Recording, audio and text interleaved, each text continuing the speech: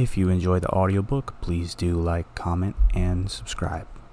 Think and Grow Rich by Napoleon Hill. Author's Preface. In every chapter of this book, mention has been made of the money-making secret, which has made fortunes for more than 500 exceedingly wealthy men whom I have carefully analyzed over a long period of years. The secret was brought to my attention by Andrew Carnegie more than a quarter of a century ago. The canny, lovable old Scotsman carelessly tossed it into my mind when I was but a boy. Then he sat back in his chair with a merry twinkle in his eyes and watched carefully to see if I had brains enough to understand the full significance of what he had said to me. When he saw that I had grasped the idea, he asked if I would be willing to spend 20 years or more preparing myself to take it to the world, to men and women who, without the secret, might go through life as failures. I said I would, and with Mr. Carnegie's cooperation, I've kept my promise. This book contains the secret, after having been put to the practical test by thousands of people in almost every walk of life. It was Mr. Carnegie's idea that the magic formula which gave him a stupendous fortune ought to be placed within reach of people who do not have time to investigate how men make money, and it was his hope that I might test and demonstrate the soundness of the formula through the experience of men and women in every calling. He believed the formula should be taught in all public schools and colleges, and expressed the opinion that if it were properly taught, it would so revolutionize the entire educational system that the time spent in school would be reduced to less than half. His experience with Charles M. Schwab and other young men of Mr. Schwab's type convinced Mr. Carnegie that much of which was taught in schools is of no value whatsoever in connection with the business of earning a living or accumulating riches. He had arrived at this decision because he had taken into his business one young man after another, many of them with but little schooling, and by coaching them in the use of this formula, developed in them rare leadership. Moreover, his coaching made fortunes for every one of them who followed his instructions. In the chapter on faith, you'll read the astounding story of the organization of the giant United States Steel Corporation, as it was conceived and carried out by one of the young men through whom Mr. Carnegie proved his formula will work for all who are ready for it. This single application of the secret by that young man, Charles M. Schwab, made him a huge fortune in both money and opportunity. Roughly speaking, this particular application of the formula was worth $600 million. These facts, and they are facts, well known to almost everyone who knew Mr. Carnegie, give you a fair idea of what the reading of this book may bring to you, provided you know what it is that you want. Even before it had undergone 20 years of practical testing, the secret was passed on to more than 100,000 men and women who have used it for their personal benefit, as Mr. Carnegie planned that they should. Some have made fortunes with it. Others have used it successfully in creating harmony in their homes. A clergyman used it so effectively that it brought him an income of upwards of $75,000 a year. Arthur Nash, a Cincinnati tailor, used his near-bankrupt business as a guinea pig on which to test the formula. The business came to life and made a fortune for its owners, and it's still thriving, though Mr. Nash is gone. The experiment was so unique that newspapers and magazines gave it more than $1 million worth of laudatory publicity. The secret was passed on to Stuart Austin Weir of Dallas, Texas. He was ready for it, so ready that he gave up his profession and studied law. Did he succeed? That story is told too. I gave the secret to Jennings Randolph the day he graduated from college, and he has used it so successfully that he is now serving his third term as a member of Congress with an excellent opportunity to keep on using it until it carries him to the White House. While serving as an advertising manager of the LaSalle Extension University, when it was little more than a name, I had the privilege of seeing J.G. Chaplin, president of the university, use the formula so effectively that he has since made the LaSalle one of the great extension schools of the country. The secret to which I refer has been mentioned no fewer than 100 times throughout this book. It has not been named directly, for it seems to work more successfully when it is merely uncovered and left in sight, where those who are ready and searching for it may pick it up. This is why Mr. Carnegie tossed it to me so quietly, without giving me its specific name. If you are ready to put it to use, You will recognize this secret at least once in every chapter. I wish I might feel privileged to tell you how you will know if you are ready, but that would deprive you of much of the benefit you will receive when you make the discovery in your own way. While this book was being written, my own son, who was then finishing the last year of his college work, picked up the manuscript of Chapter 2, read it, and discovered the secret himself. He used the information so effectively that he went directly into a responsible position at the beginning salary greater than the average man ever earns. His story has been briefly described in Chapter 2. When you read it, perhaps you'll dismiss any feeling you may have had at the beginning of the book that it promised too much. And two, if you have ever been discouraged, if you have had difficulties to surmount which took the very soul out of you, if you have tried and failed, if you were ever handicapped by illness or physical affliction, this story of my son's discovery and the use of the Carnegie formula may prove to be the oasis in the desert of lost hope for which you have been searching. This secret has extensively been used by President Woodrow Wilson during the World War. It is passed on to every soldier who fought in the war, carefully wrapped in the training received before going to the front. President Wilson told me it was a strong factor in raising the funds needed for the war. More than 20 years ago, Honorable Manuel L. Quezon, then resident commissioner of the Philippine Islands, was inspired by the secret to gain freedom for his people. He has gained freedom for the Philippines and is the first president of the Free State. A peculiar thing about the secret is that those who once acquire it and use it find themselves literally swept on to success with but little effort, and they never again submit to failure. If you doubt this, study the names of those who have used it, wherever they've been mentioned. Check their records for yourself and be convinced. There is no such thing as something for nothing. The secret to which I refer can be had without a price, although the price is far less than its value. It cannot be had at any price by those who are not intentionally searching for it. It cannot be given away. It cannot be purchased for money, for the reason that it comes in two parts. One part is already in possession of those who already are ready for it. The secret serves equally well all who are ready for it. Education has nothing to do with it. Long before I was born, the secret had found its way into the possession of Thomas Edison, and he used it so intelligently that he became the world's leading inventor, although he had but 3 months of schooling. The secret was passed on to a business associate of Mr. Edison. He used it so effectively that, although he was then making only $12,000 a year, he accumulated a great fortune and retired from active business while still a young man. You'll find his story at the beginning of the first chapter. It should convince you that riches are not beyond your reach, that you can still be what you wish to be, that money, fame, recognition, and happiness can be had by all who are ready and determined to have these blessings. How do I know these things? You should have the answer before you finish this book. You may find it in the very first chapter or on the last page. While I was performing the 20-year task of research, which I had undertaken at Mr. Carnegie's request, I analyzed hundreds of well-known men, many of whom admitted that they have accumulated their vast fortunes through the aid of the Carnegie secret. Among these men were Henry Ford, William Wrigley Jr., John Wanamaker, James J. Hill, George S. Parker, E. M. Statler, Henry L. Doherty, Cyrus H. K. Curtis, George Eastman, Theodore Roosevelt, John W. Davis, Albert Hubbard, Wilbur Wright, William Jennings Bryan, J. Ogden Armour, Charles M. Schwab, Harris F. Williams, John D. Rockefeller, Thomas Edison, F. W. Woolworth, Woodrow Wilson, W. M. Howard Taft, Dr. Alexander Graham Bell, Arthur Nash, Clarence Darrow.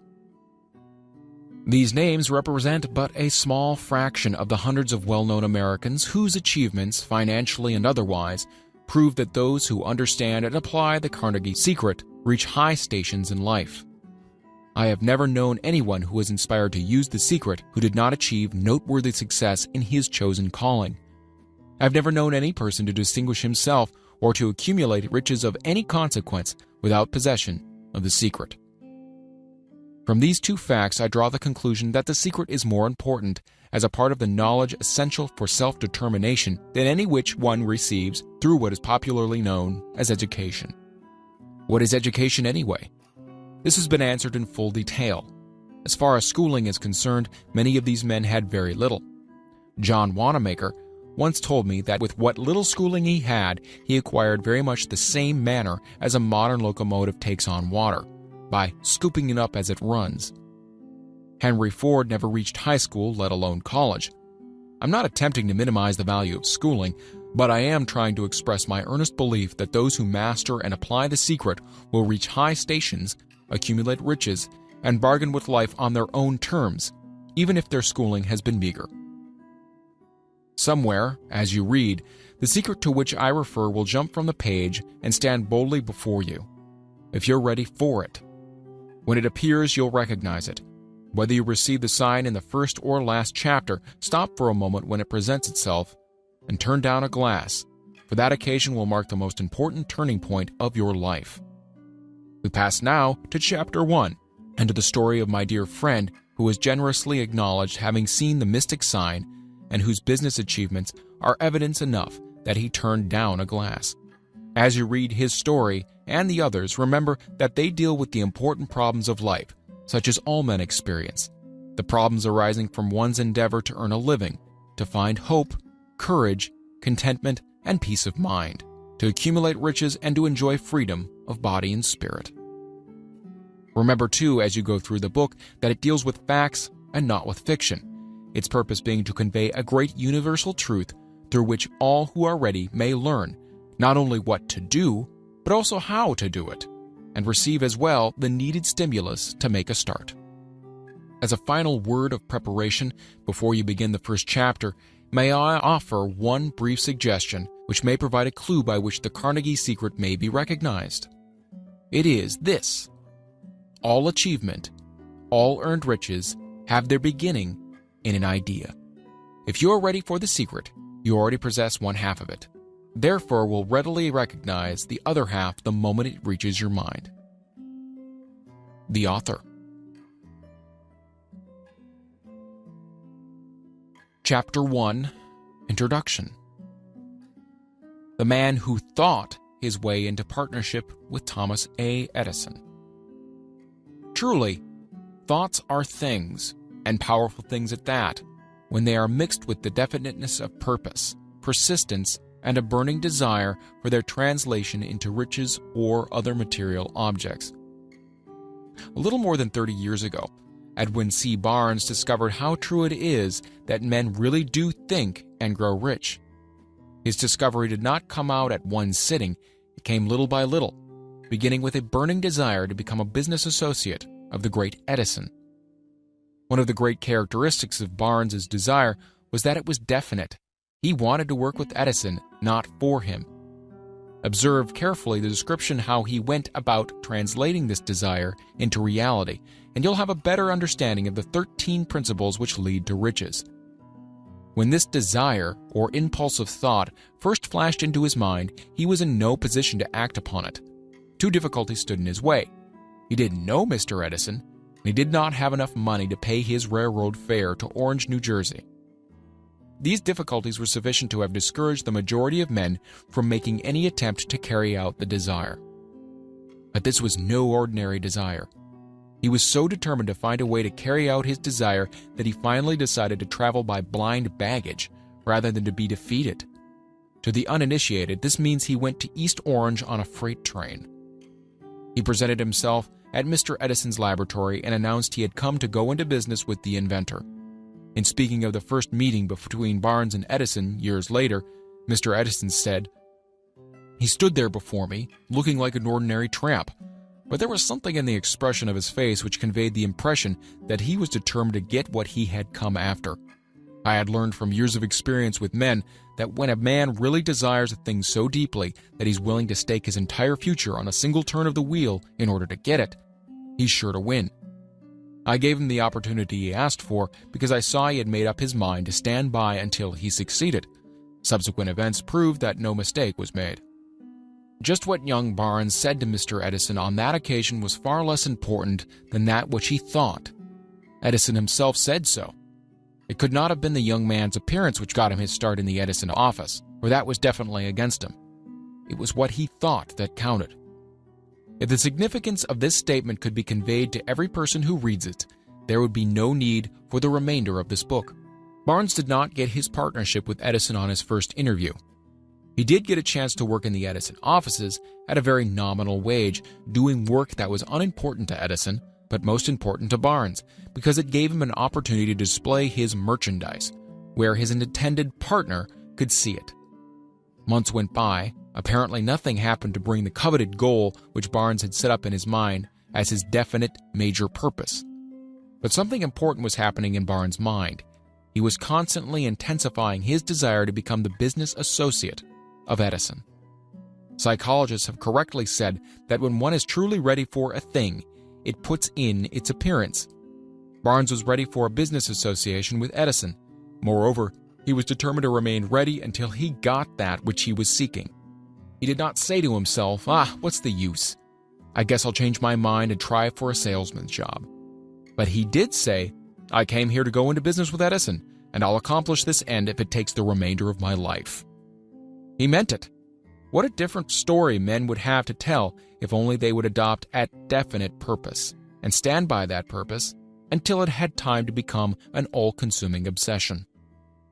Maybe young Barnes did not know it at the time, but his bulldog determination, his persistence in standing back of a single desire, was destined to mow down all opposition and bring him the opportunity he was seeking.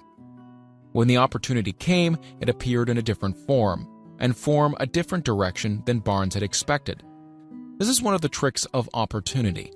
It has a sly habit of slipping in by the back door, and often it comes disguised in the form of misfortune or temporary defeat. Perhaps this is why so many fail to recognize opportunity. Mr. Edison had just perfected a new office device known at that time as the Edison dictating machine, now the Ediphone. His salesmen were not enthusiastic over the machine. They did not believe it could be sold without great effort. Barnes saw his opportunity right away. It had crawled in quietly, hidden in a queer-looking machine which interested no one but Barnes and the inventor. Barnes knew he could sell the Edison dictating machine. He suggested this to Edison and promptly got his chance.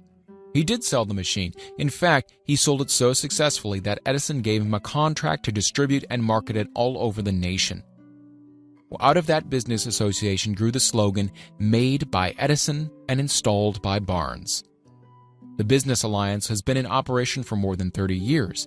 Out of it, Barnes has made himself rich in money, but he has done something infinitely greater. He has proved that one really may think and grow rich. How much actual cash and original desire of Barnes has been worth to him, I have no way of knowing. Perhaps it has brought him $2 or $3 million, but the amount, whatever it is, becomes insignificant when compared with the greater asset he acquired in the form of definite knowledge that an intangible impulse of thought can be transmuted into its physical counterpart by the application of known principles. Barnes literally thought himself into a partnership with the great Edison. He thought himself into a fortune. He had nothing to start with except the capacity to know what he wanted and the determination to stand by that desire until he realized it. He had no money to begin with. He had but little education. He had no influence. But he did have initiative, faith, and the will to win. With these intangible forces, he made himself number one man with the greatest inventor who has ever lived. Now, let us look at a different situation and study a man who had plenty of tangible evidence of riches but lost it because he stopped 3 feet short of the goal he was seeking. 3 feet from gold. One of the most common causes of failure is the habit of quitting when one is overtaken by temporary defeat. Every person is guilty of this mistake at one time or another. An uncle of R.U. Darby was caught by the gold fever in the gold rush days and went west to dig and grow rich. He had never heard that more gold had been mined from the brains of men than has ever been taken from earth. He staked a claim and went to work with pick and shovel. The going was hard, but his lust for gold was definite. After weeks of labor, he was rewarded by the discovery of the shining ore. He needed machinery to bring that ore to the surface. Quietly, he covered up the mine, retraced his footsteps to his home in Williamsburg, Maryland, told his relatives and a few neighbors of the strike, and they got together money for the needed machinery to have it shipped. The uncle and Darby went back to work the mine. The first car of ore was mined and shipped to a smelter. The returns proved they had one of the richest mines in Colorado. A few more cars of that ore would clear the debts. Then would come the big killing in profits. Down went the drills. Up went the hopes of Darby and Uncle. Then something happened. The vein of gold ore disappeared. They had come to the end of the rainbow, and the pot of gold was no longer there. They drilled on, desperately trying to pick up the vein again, all to no avail. Finally, they decided to quit. They sold the machinery to a junk man for a few $100s and took the train back home. Some junk men are dumb, but not this one. He called in a mining engineer to look at the mine and do a little calculating. The engineer advised that the project had failed because the owners were not familiar with fault lines. His calculation showed that the vein would be found just 3 feet from where the Darbys had stopped drilling. This is exactly where it was found. The junk man took millions of dollars in ore from the mine because he knew enough to seek expert counsel before giving up. Most of the money which went into the machinery was procured through the efforts of R.U. Darby, who was then a very young man.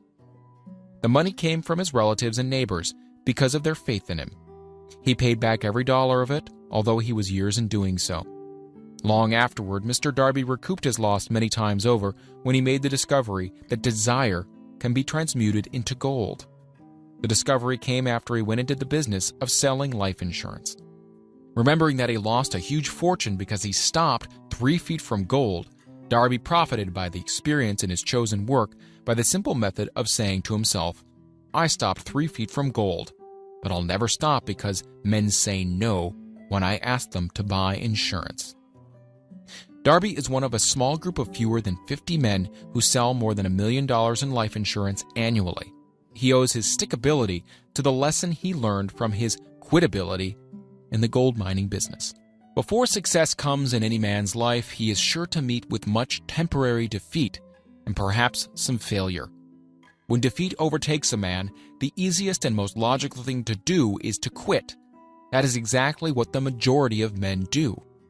More than 500 of the most successful men this country has ever known told the author their greatest success came just one step beyond the point at which defeat had overtaken them. Failure is a trickster with a keen sense of irony and cunning. It takes great delight in tripping one when success is almost within reach. A 50-cent lesson in persistence.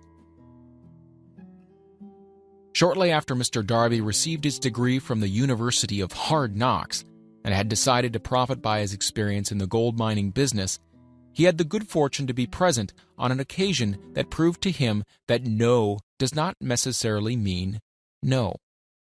One afternoon, he was helping his uncle grind wheat in an old-fashioned mill. The uncle operated a large farm on which a number of colored sharecrop farmers lived. Quietly, the door was opened, and a small colored child, the daughter of a tenant, walked in and took her place near the door. The uncle looked up, saw the child, and barked at her roughly. "What do you want?" Meekly the child replied, "My mammy said send her 50 cents. "I'll not do it," the uncle retorted. "Now you run on home." "Yes, sir," the child replied. But she did not move. The uncle went ahead with his work, so busily engaged that he did not pay enough attention to the child to observe that she did not leave. When he looked up and saw her still standing there, he yelled at her, "I told you to go home. Now go, or I'll take a switch to you." The little girl said, "Yes, sir," but she did not budge an inch. The uncle dropped a sack of grain he was about to pour into the mill hopper, picked up a barrel staff, and started toward the child with an expression on his face that indicated trouble. Darby held his breath. He was certain he was about to witness a murder. He knew his uncle had a fierce temper. He knew that colored children were not supposed to defy white people in that part of the country. When the uncle reached the spot where the child was standing, she quickly stepped forward one step, looked into his eyes, and screamed at the top of her shrill voice, My mammy's gotta have that 50 cents. The uncle stopped, looked at her for a minute, then slowly laid the barrel stave down on the floor, put his hand in his pocket, took out $50 and gave it to her. The child took the money and slowly backed towards the door, never taking her eyes off the man whom she had just conquered. After she had gone, the uncle sat down on a box and looked out the window into space for more than 10 minutes. He was pondering with awe over the whipping he had just taken. Mr. Darby, too, was doing some thinking. That was the first time in his experience that he had seen a colored child deliberately master an adult white person. How did she do it? What happened to his uncle that caused him to lose his fierceness and become as docile as a lamb? What strange power did this child use that made her master over her superior? These and other similar questions flashed into Darby's mind, but he did not find the answer until years later when he told me the story. Strangely, the story of this unusual experience was told to the author in the old mill on the very spot where the uncle took his whipping. Strangely, too, I had devoted nearly a quarter of a century to the study of the power which enabled an ignorant, illiterate colored child to conquer an intelligent man. As we stood there in that musty old mill, Mr. Darby repeated the story of the unusual conquest and finished by asking, "What can you make of it? What strange power did that child use that so completely whipped my uncle?" The answer to this question will be found in the principles described in this book. The answer is full and complete. It contains details and instructions sufficient to enable anyone to understand and apply the same force which the little girl accidentally stumbled upon. Keep your mind alert, and you'll observe exactly what strange power came to the rescue of the child. You will catch a glimpse of this power in the next chapter. Somewhere in the book, you'll find an idea that will quicken your receptive powers and place at your command, for your own benefit, the same irresistible power. The awareness of this power may come to you in the first chapter, or it may flash into your mind in some subsequent chapter. It may come in the form of a single idea, or it may come in the nature of a plan or a purpose. Again, it may cause you to go back into your past experience of failure or defeat and bring to the surface the same lesson by which you can regain all that you lost through defeat. After I had described to Mr. Darby the power unwittingly used by the colored girl, he quickly retraced his 30 years of experience as a life insurance salesman, and frankly acknowledged that his success in that field was due in no small degree to the lesson he had learned from the child. Mr. Darby pointed out, "Every time a prospect tried to bow me out without buying, I saw that child standing there in the old mill, her big eyes glaring in defiance, and I said to myself, I've got to make this sale. The better portion of all sales I have made were made after people had said no." He recalled, too, his mistake in having stopped only 3 feet from gold. But, he said, that experience was a blessing in disguise. It taught me to keep on keeping on, no matter how hard the going may be, a lesson I needed to learn before I could succeed in anything. This story of Mr. Darby and his uncle, the colored girl and the gold mine, doubtless will be read by hundreds of men who make their living by selling life insurance. And to all of these, the author wishes to offer the suggestion that Darby owes to these two experiences his ability to sell more than $1 million of life insurance every year. Life is strange and often imponderable. Both the successes and failures have their roots in simple experiences. Mr. Darby's experiences were commonplace and simple enough, yet they held the answer to his destiny in life. Therefore, they were as important to him as life itself. He profited by these two dramatic experiences because he analyzed them and found the lesson they taught. But what of the man who has neither the time nor the inclination to study failure in search of knowledge that may lead to success? Where and how is he to learn the art of converting defeat into stepping stones to opportunity? In answer to these questions, this book was written. The answer called for a description of 13 principles, but remember as you read, the answer you may be seeking to the questions which have caused you to ponder over the strangeness of life may be found in your own mind through some idea, plan, or purpose which may spring into your mind as you read. One sound idea is all one needs to achieve success. The principles described in this book contain the best and the most practical of all that is known concerning ways and means of creating useful ideas. Before we may go any further in our approach to the description of these principles, we believe you are entitled to receive this important suggestion. When riches begin to come, they come so quickly in such great abundance that one wonders where they have been hiding during all those lean years. This is an astounding statement, and all the more so when we take into consideration the popular belief that riches come only to those who work hard and long. When you begin to think and grow rich, you will observe that riches begin with a state of mind, with definiteness of purpose, with little or no hard work. You and every other person ought to be interested in knowing how to acquire that state of mind which will attract riches. I spent 25 years in research analyzing more than 25,000 people because I too wanted to know how wealthy men became that way. Without that research, this book could not have been written. Here take notice of a very significant truth, viz. The business depression started in 1929 and continued on to an all-time record of destruction until sometime after President Roosevelt entered office. Then the depression began to fade into nothingness. Just as an electrician in a theater raises the light so gradually that darkness is transmuted into light before you realize it, so did the spell of fear in the minds of the people gradually fade away and become faith. Observe very closely as soon as you master the principles of this philosophy and begin to follow the instructions for applying those principles. Your financial status will begin to improve, and everything you touch will begin to transmute itself into an asset for your benefit. Impossible? Not at all. One of the main weaknesses of mankind is the average man's familiarity with the word impossible. He knows all the rules which will not work. He knows all the things which cannot be done. This book was written for those who seek the rules which have made others successful and are willing to stake everything on those rules. A great many years ago, I purchased a fine dictionary. The first thing I did with it was to turn the word impossible and neatly clip it out of the book. That would not be an unwise thing for you to do. Success comes to those who become success conscious. Failure comes to those who indifferently allow themselves to become failure conscious. The object of this book is to help all who seek it to learn the art of changing their minds from failure consciousness to success consciousness. Another weakness found in altogether too many people is the habit of measuring everything and everyone by their own impressions and beliefs. Some who will read this will believe that no one can think and grow rich. They cannot think in terms of riches because their thought habits have been steeped in poverty, want, misery, failure, and defeat. These unfortunate people remind me of a prominent Chinese person who came to America to be educated in American ways. He attended the University of Chicago.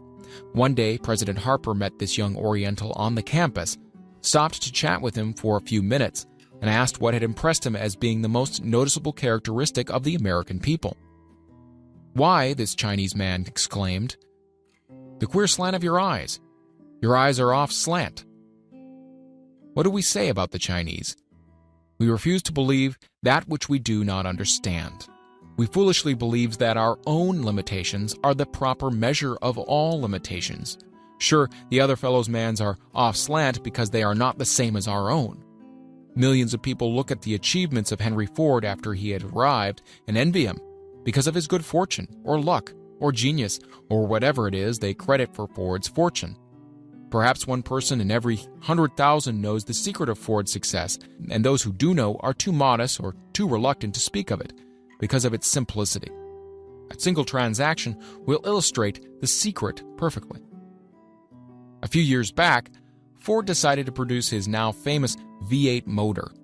He chose to build an engine with the entire 8 cylinders cast in one block and instructed his engineers to produce a design for the engine.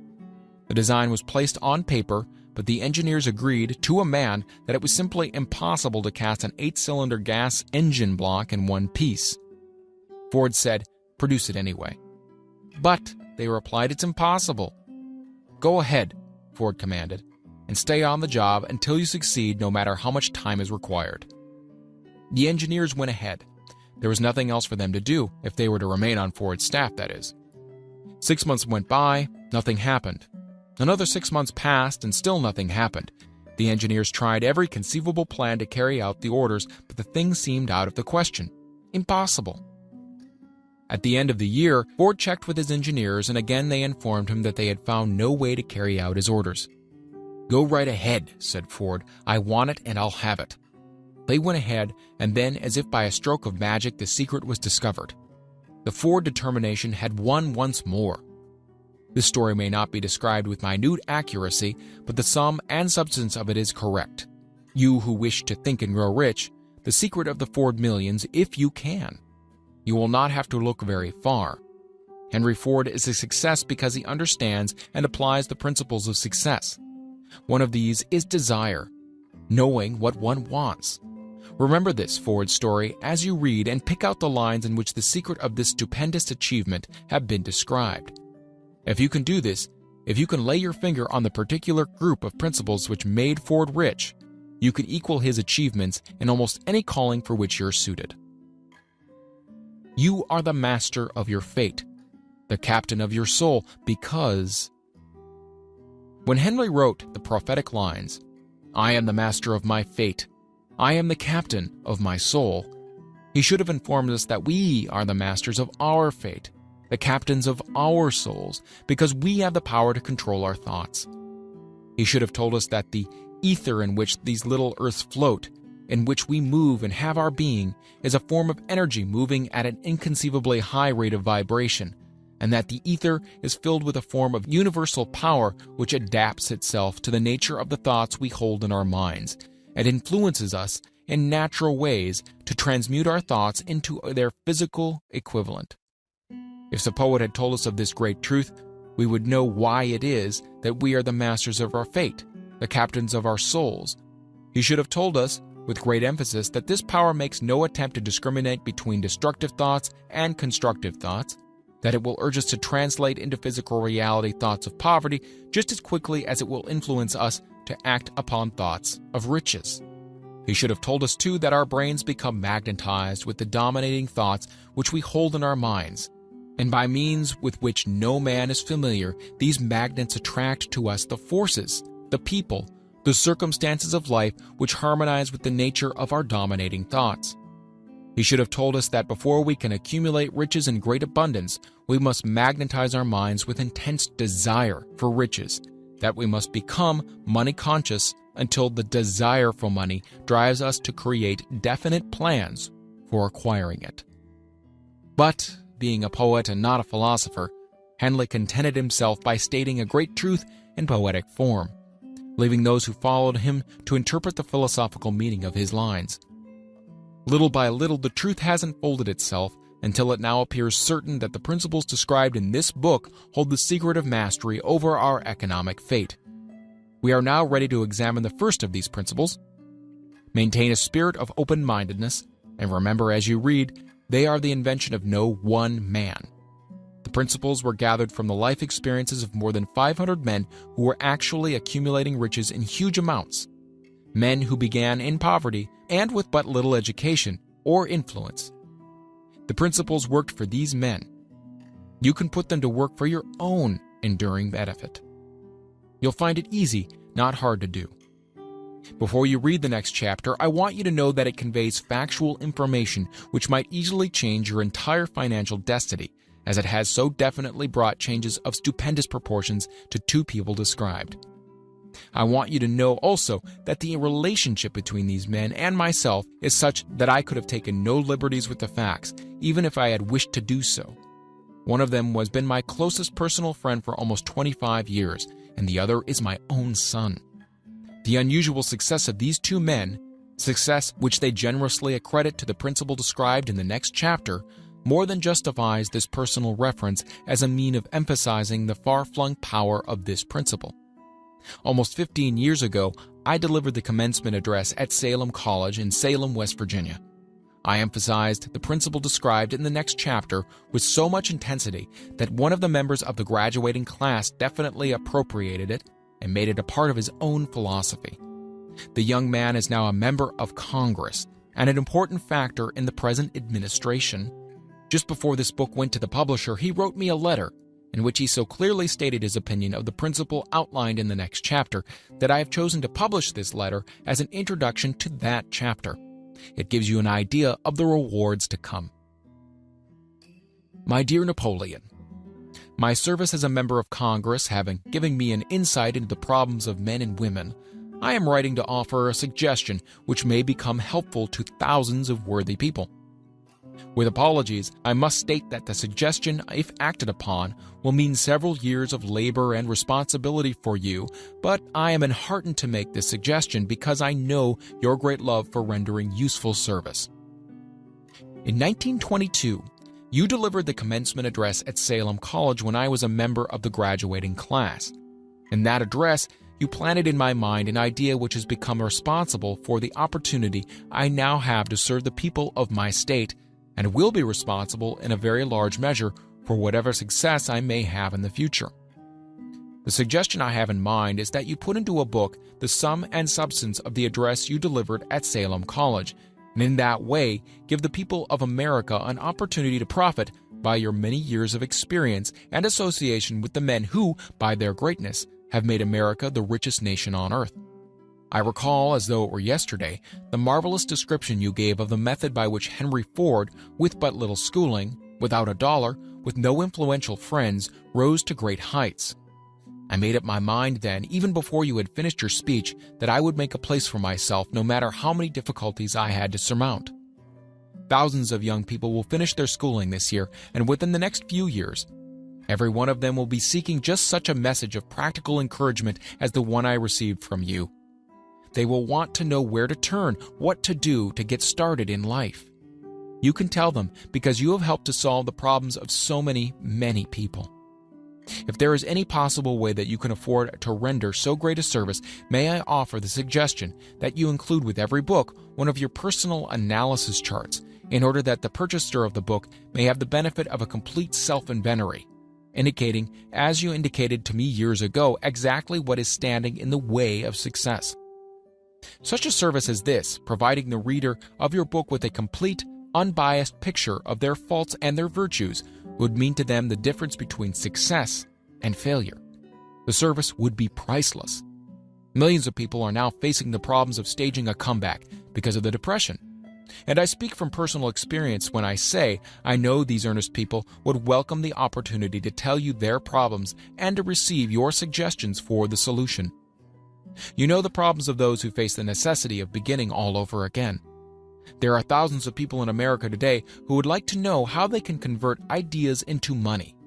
People who must start at scratch, without finances, and recoup their losses. If anyone can help them, you can. If you publish this book, I would like to own the first copy that comes from the press, personally autographed by you. With best wishes, believe me, cordially yours, Jennings Randolph.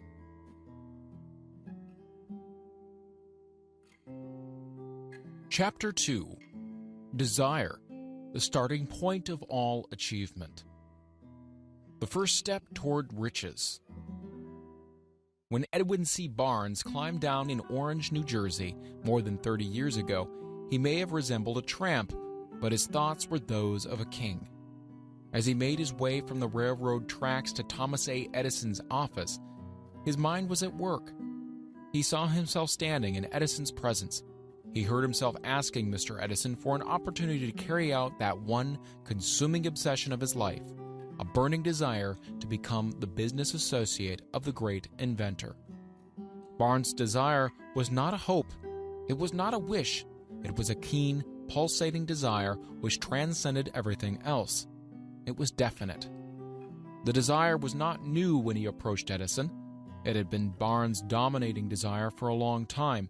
In the beginning, when the desire first appeared in his mind, it may have been, or probably was, only a wish, but it was no mere wish when he appeared before Edison with it. A few years later, Edwin C. Barnes again stood before Edison in the same office where he first met the inventor. This time his desire had been translated into a reality. He was in business with Edison. The dominating dream of his life had become a reality. Today, people who know Barnes envy him because of the break life yielded him. They see him in the days of his triumph without taking the trouble to investigate the cause of his success. Barnes succeeded because he chose a definite goal, placed all his energy, all his willpower, all his effort, everything back of that goal. He did not become the partner of Edison the day he arrived. He was content to start in the most menial work, as long as it provided an opportunity to take even one step towards his cherished goal. 5 years passed before the chance he had been seeking made its appearance. During all those years, not one ray of hope, not one promise of attainment of his desire had been held out to him. To everyone except himself, he appeared just another cog in the Edison business wheel. But in his own mind, he was the partner of Edison every minute of that time, from the very day he first went to work there. It is a remarkable illustration of the power of a definite desire. Barnes won his goal because he wanted to be a business associate of Mr. Edison more than he wanted anything else. He created a plan by which to attain that purpose, but he burned all bridges behind him. He stood by his desire until it became the dominating obsession of his life and finally a fact. When he went to Orange, he did not say to himself, "I'll try to induce Edison to give me a job of some sort." He said, "No, I will see Edison and put him on notice that I have come to do business with him." He did not say, "Oh, I'll work for a few months, and then if I get no encouragement, I'll just quit and go get a job somewhere else." He did say, "No, I will start anywhere. I will do anything Edison tells me to do, but before I'm through, I will be his associate." He did not say, "I will keep my eyes open for another opportunity in case I fail to get what I want in the Edison organization." No, he said, "There is but one thing in this world that I am determined to have, and that is a business association with Thomas Edison. I will burn all bridges behind me and stake my entire future on my ability to get what I want." He left himself no possible way of retreat. He had to win or perish. This is all there is to the Barnes story of success. A long while ago, a great warrior faced a situation which made it necessary for him to make a decision which ensured his success on the battlefield. He was about to send his armies against a powerful foe whose men outnumbered his own. He loaded his soldiers into boats, sailed to the enemy's country, unloaded soldiers and equipment, then gave the order to burn the ships that had carried them. Addressing his men before the first battle, he said, "You see the boats going up in smoke. That means that we cannot leave these shores alive unless we win. We now have no choice. We win or we perish." They won. Every person who wins in an undertaking must be willing to burn his ships and cut all sources of retreat. Only by doing so can one be sure of maintaining that state of mind known as a burning desire to win, which is essential to success. The morning after the Great Chicago Fire, a group of merchants stood on State Street, looking at the smoking remains of what had been their stores. They went into a conference to decide what if they could rebuild, or leave Chicago and start over in a more promising section of the country. They reached a decision, all except one, to leave Chicago. The merchant who decided to stay and rebuild pointed a finger at the remains of his store and said, "Gentlemen, on that very spot, I'm going to build the world's greatest store, no matter how many times it may burn down." This was more than 50 years ago. The store was built. It stands there today, a towering monument to the power of that state of mind known as a burning desire. The easy thing for Marshall Field to have done would have been exactly what his fellow merchants did. When the going was hard and the future looked dismal, they pulled up and went where the going seemed easier. Mark well this difference between Marshall Field and the other merchants, because it is the same difference which distinguishes Edwin C. Barnes from thousands of other young men who have worked in the Edison organization. It is the same difference which distinguishes practically all who succeed from those who fail. Every human being who reaches the age of understanding of the purpose of money wishes for it. Wishing will not bring riches, but desiring riches with a state of mind that becomes an obsession, then planning definite ways and means to acquire riches, and backing those plans with persistence, which does not recognize failure, will bring riches. The method by which desire for riches can be transmuted into its financial equivalent consists of 6 definite practical steps. These: first, fix in your mind the exact amount of money you desire. It is not sufficient merely to say, "I want plenty of money." First, be definite as to the amount. There is a psychological reason for definiteness, which will be described in a subsequent chapter. Second, determine exactly what you intend to give in return for the money you desire. There is no such reality as something for nothing. Third, establish a definite date when you intend to possess the money you desire. Fourth, create a definite plan for carrying out your desire and begin at once, whether you are ready or not, to put this plan into action. Fifth, write out a clear, concise statement of the amount of money you intend to acquire. Name the time limit for its acquisition, state what you intend to give in return for the money, and describe clearly the plan through which you intend to accumulate it. Sixth, read your written statement aloud twice daily, once just before retiring at night and once after arising in the morning. As you read, see and feel and believe yourself already in possession of the money. It is important that you follow the instructions described in these 6 steps. It is especially important that you observe and follow the instructions in the 6th paragraph. You may complain that it is impossible for you to see yourself in possession of money before you actually have it. Here is where a burning desire will come to your aid. If you truly desire money so keenly that your desire is an obsession, you will have no difficulty in convincing yourself that you will acquire it. The object is to want money and to become so determined to have it that you convince yourself you will have it. Only those who become money conscious ever accumulate great riches. Money consciousness means that the mind has become so thoroughly saturated with the desire for money that one can see one's self already in possession of it. To the uninitiated, who has not been schooled on the working principles of the human mind, these instructions may appear impractical. It may be helpful to all who fail to recognize the soundness of the 6 steps to know that the information they convey was received from Andrew Carnegie, who began as an ordinary laborer in the steel mills, but managed, despite his humble beginning, to make these principles yield him a fortune of considerably more than $100 million. It may be of further help to know that the 6 steps here recommended were carefully scrutinized by the late Thomas Edison, who placed his stamp of approval upon them as being not only the steps essential for the accumulation of money, but necessary for the attainment of any definite goal. The steps call for no hard labor. They call for no sacrifice. They do not require one to become ridiculous or credulous. To apply them calls for no great amount of education. But the successful application of these 6 steps does call for sufficient imagination to enable one to see and to understand that accumulation of money cannot be left to chance, good fortune, and luck. One must realize that all who have accumulated great fortunes first did a certain amount of dreaming, hoping, wishing, desiring, and planning before they acquired money. You may as well know right here that you can never have riches in great quantities unless you can work yourself into a white heat of desire for money and actually believe you will possess it.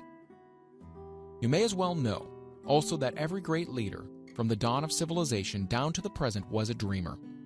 Christianity is the greatest potential power in the world today because its founder was an intense dreamer who had the vision and the imagination to see realities in their mental and spiritual form before they had been transmuted into physical form.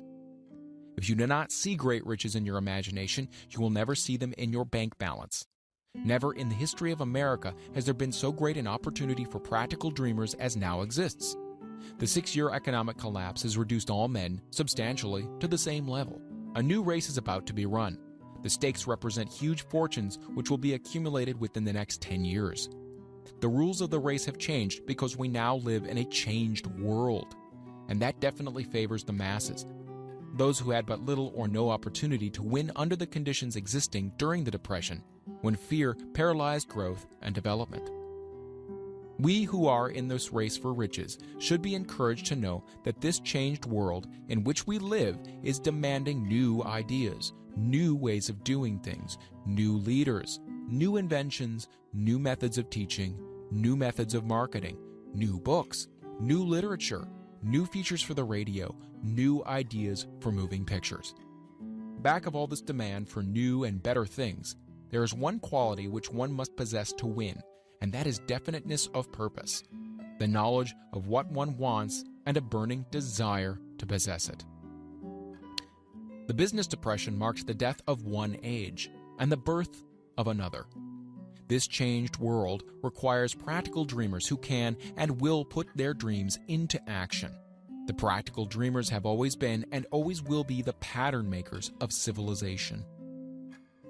We who desire to accumulate riches should remember the real leaders of the world always have been men who harnessed and put into practical use the intangible, unseen forces of unborn opportunity, and have converted those forces, or impulses of thought, into skyscrapers, cities, factories, airplanes, automobiles, and every form of convenience that makes life more pleasant. Tolerance and an open mind are practical necessities of the dreamer of today. Those who are afraid of new ideas are doomed before they start. Never has there been a time more favorable to pioneers than the present. True, there is no wild and woolly West to be conquered, as in the days of covered wagon. But there is a vast business, financial, and industrial world to be remolded and redirected along new and better lines. In planning to acquire your share of the riches, let no one influence you to scorn the dreamer. To win the big stakes in this changed world, you must catch the spirit of the great pioneers of the past, whose dreams have given to civilization all that it has of value.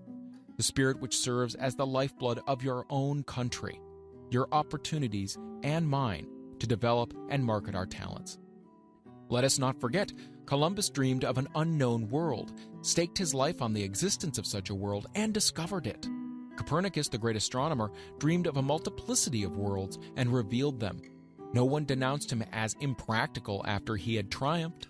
Instead, the world worshipped at his shrine, thus proving once more that success requires no apologies. Failure permits no alibis. If the thing you wish to do is right, go ahead and do it. Put your dream across and never mind what they say if you meet with temporary defeat, or they perhaps do not know that every failure brings with it the seeds of an equivalent success. Henry Ford, poor and uneducated, dreamed of a horseless carriage, went to work with what tools he possessed without waiting for opportunity to favor him, and now evidence of his dream belts the entire earth. He has put more wheels into operation than any man who ever lived because he was not afraid to back his dreams. Thomas Edison dreamed of a lamp that could be operated by electricity, began where he stood to put his dream into action. Despite more than 10,000 failures, he stood by that dream until he made it a physical reality. Practical dreamers do not quit. Whelan dreamed of a chain of cigar stores, transformed his dream into action, and now the United Cigar Stores occupy the best corners in America. Lincoln dreamed of freedom for the black slaves, put his dream into action, and barely missed living to see a united North and South translate his dream into reality. The Wright brothers dreamed of a machine that would fly through the air. Now one may see evidence all over the world that they dreamed soundly. Marconi dreamed of a system for harnessing the intangible forces of the ether. Evidence that he did not dream in vain may be found in every wireless and radio in the world. Moreover, Marconi's dream brought the humblest cabin and the most stately manor house side by side. It made the people of every nation on earth backdoor neighbors. It gave the President of the United States a medium by which he may talk to all the people of America at one time and on short notice. It may interest you to know that Marconi's friends had him taken into custody and examined in a psychopathic hospital when he announced he had discovered a principle through which he could send messages through the air without the aid of wires or other direct physical means of communication. The dreamers of today fare better. The world has become accustomed to new discoveries. Nay, it has shown a willingness to reward the dreamer who gives the world a new idea. Quote, "The greatest achievement was at first, and for a time, but a dream." The oak sleeps in the acorn. The bird waits in the egg, and in the highest vision of the soul, a waking angel stirs. Dreams are the seedlings of reality. Awake, arise, and assert yourself, you dreamers of the world. Your star is now in the ascendancy. The world of the Depression brought the opportunity you have been waiting for. It taught people humility, tolerance, and open-mindedness. The world is filled with an abundance of opportunity which the dreamers of the past never knew. A burning desire to be and to do is the starting point from which the dreamer must take off. Dreams are not born of indifference, laziness, or lack of ambition. The world no longer scoffs at the dreamer, nor calls him impractical. If you think it does, take a trip to Tennessee and witness what a dreamer president has done in the way of harnessing and using the great water power of America. A score of years ago, such a dream would have seemed like madness. You have been disappointed. You have undergone defeat during the Depression. You have felt the great heart within you crushed until it bled. Take courage, for these experiences have tempered the spiritual metal of which you are made. They are assets of incomparable value. Remember, too, that all who succeed in life get off to a bad start and pass through many heartbreaking struggles before they, quote-unquote, arrive. The turning point in the lives of those who succeed usually comes at a moment of some crisis, through which they are introduced to their other selves. John Bunyan wrote The Pilgrim's Progress, which is among the finest of all English literature, after he had been confined in prison and sorely punished because of his views on the subject of religion. O. Henry discovered the genius which slept within his brain after he had met with great misfortune and was confined in a prison cell in Columbus, Ohio. Forced, through misfortune, to become acquainted with his other self and to use his imagination, he discovered himself to be a great author instead of a miserable criminal and outcast. Strange and varied are the ways of life, and stranger still are the ways of infinite intelligence, through which men are sometimes forced to undergo all sorts of punishment before discovering their own brains and their own capacity to create useful ideas through imagination. Edison, the world's greatest inventor and scientist, was a quote-unquote tramp telegraph operator. He failed innumerable times before he was driven finally to the discovery of the genius which slept within his brain. Charles Dickens began by pasting labels on blacking pots. The tragedy of his first love penetrated the depths of his soul and converted him into one of the world's truly great authors. That tragedy produced first David Copperfield, then a succession of other works that made this a richer and better world for all who read his books. Disappointment over love affairs generally has the effect of driving men to drink and women to ruin, and this because most people never learn the art of transmuting their strongest emotions into dreams of a constructive nature. Helen Keller became deaf, dumb, and blind shortly after birth. Despite her greatest misfortune, she has written her name indelibly in the pages of the history of the great. Her entire life has served as evidence that no one ever is defeated until defeat has been accepted as a reality. Robert Burns was an illiterate country lad. He was cursed by poverty and grew up to be a drunkard in the bargain. The world was made better for his having lived because he clothed beautiful thoughts in poetry and thereby plucked a thorn and planted a rose in its place. Booker T. Washington was born into slavery, handicapped by race and color. Because he was tolerant, had an open mind at all times on all subjects, and was a dreamer, he left his impress for good on an entire race. Beethoven was deaf. Milton was blind, but their names will last as long as time endures because they dreamed and translated their dreams into organized thought. Before passing to the next chapter, kindle anew in your mind the fire of hope, faith, courage, and tolerance. If you have these states of mind and a working knowledge of the principles described, all else you need will come to you when you're ready for it. Let Emerson state the thought in these words: every proverb, every book, every byword that belongs to thee for aid and comfort shall surely come through open or winding passages. Every friend whom not thy fantastic will, but the great and tender soul in thee craveth, shall lock thee in his embrace. There is no difference between wishing for a thing and being ready to receive it. No one is ready for a thing until he believes he can acquire it. The state of mind must be belief, not mere hope or wish.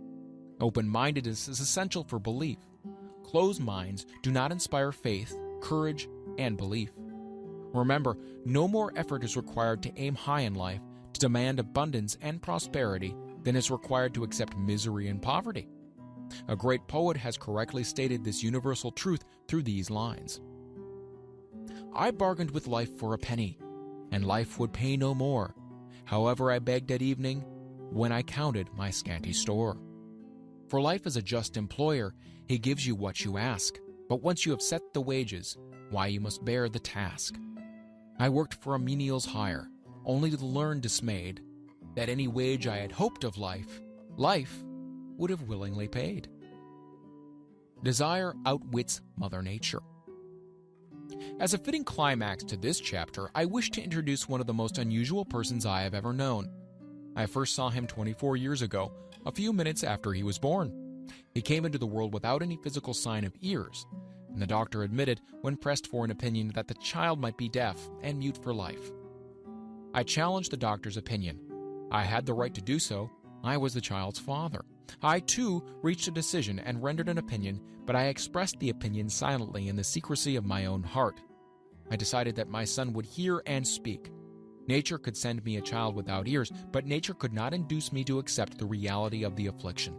In my own mind, I knew that my son would hear and speak. How? I was sure there must be a way, and I knew I would find it. I thought of the words of the immortal Emerson. The whole course of things goes to teach us faith. We need only obey. There is guidance for each of us, and by lowly listening, we shall hear the right word. The right word? Desire. More than anything else, I desired that my son should not be deaf-mute. From that desire, I never receded, not for a second. Many years previously, I had written, "Our only limitations are those we set up in our own minds." For the first time, I wondered if that statement were true. Lying on the bed in front of me was a newly born child without the natural equipment of hearing. Even though he might hear and speak, he was obviously disfigured for life.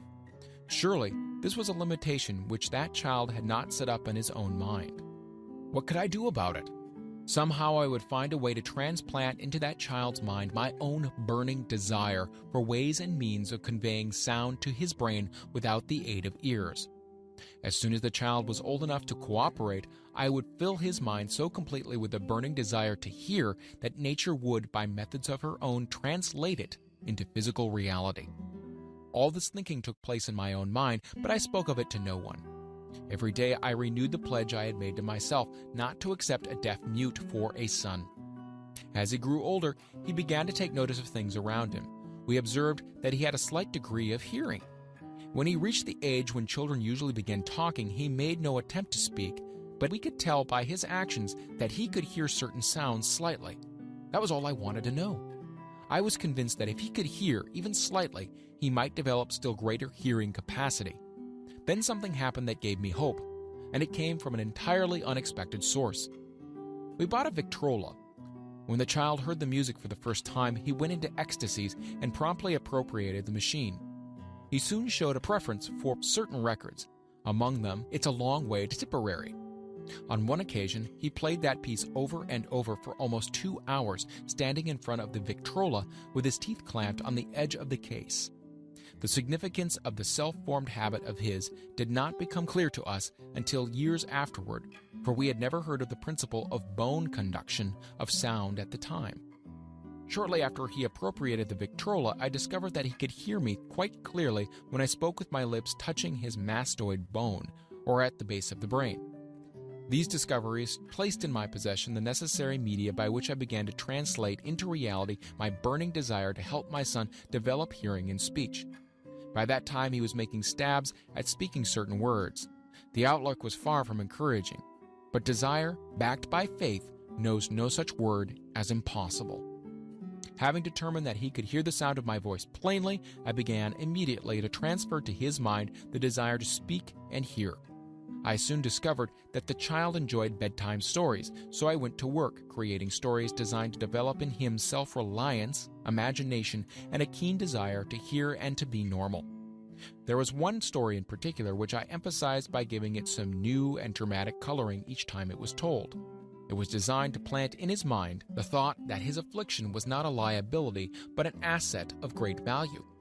Despite the fact that all the philosophy I had examined clearly indicated that every adversity brings with it the seed of an equivalent advantage, I must confess that I had not the slightest idea how this affliction could ever become an asset. However, I continued my practice of wrapping that philosophy in bedtime stories, hoping the time would come when he would find some plan by which his handicap could be made to serve some useful purpose. Reason told me plainly that there was no adequate compensation for the lack of ears and natural hearing equipment. Desire, backed by faith, pushed reason aside and inspired me to carry on. As I analyze the experience in retrospect, I can see now that my son's faith in me had much to do with the astounding results. He did not question anything I told him. I sold him the idea that he had a distinct advantage over his older brother and that his advantage would reflect itself in many ways. For example, the teachers in school would observe that he had no ears, and because of this, they would show him special attention and treat him with extraordinary kindness. They always did. His mother saw to that by visiting the teachers and arranging with them to give the child the extra attention necessary. I sold him the idea, too, that when he became old enough to sell newspapers, his older brother had already become a newspaper merchant, he would have a big advantage over his brother for the reason that people would pay him extra money for his wares because they could see that he was a bright, industrious boy, despite the fact that he had no ears. We could notice that, gradually, the child's hearing was improving. Moreover, he had not the slightest tendency to become self-conscious because of his affliction. When he was about 7, he showed the first evidence that our method of servicing his mind was bearing fruit. For several months he begged for the privilege of selling newspapers, but his mother would not give her consent. She was afraid that his deafness might make it unsafe for him to go on the street alone. Finally, he took matters into his own hands.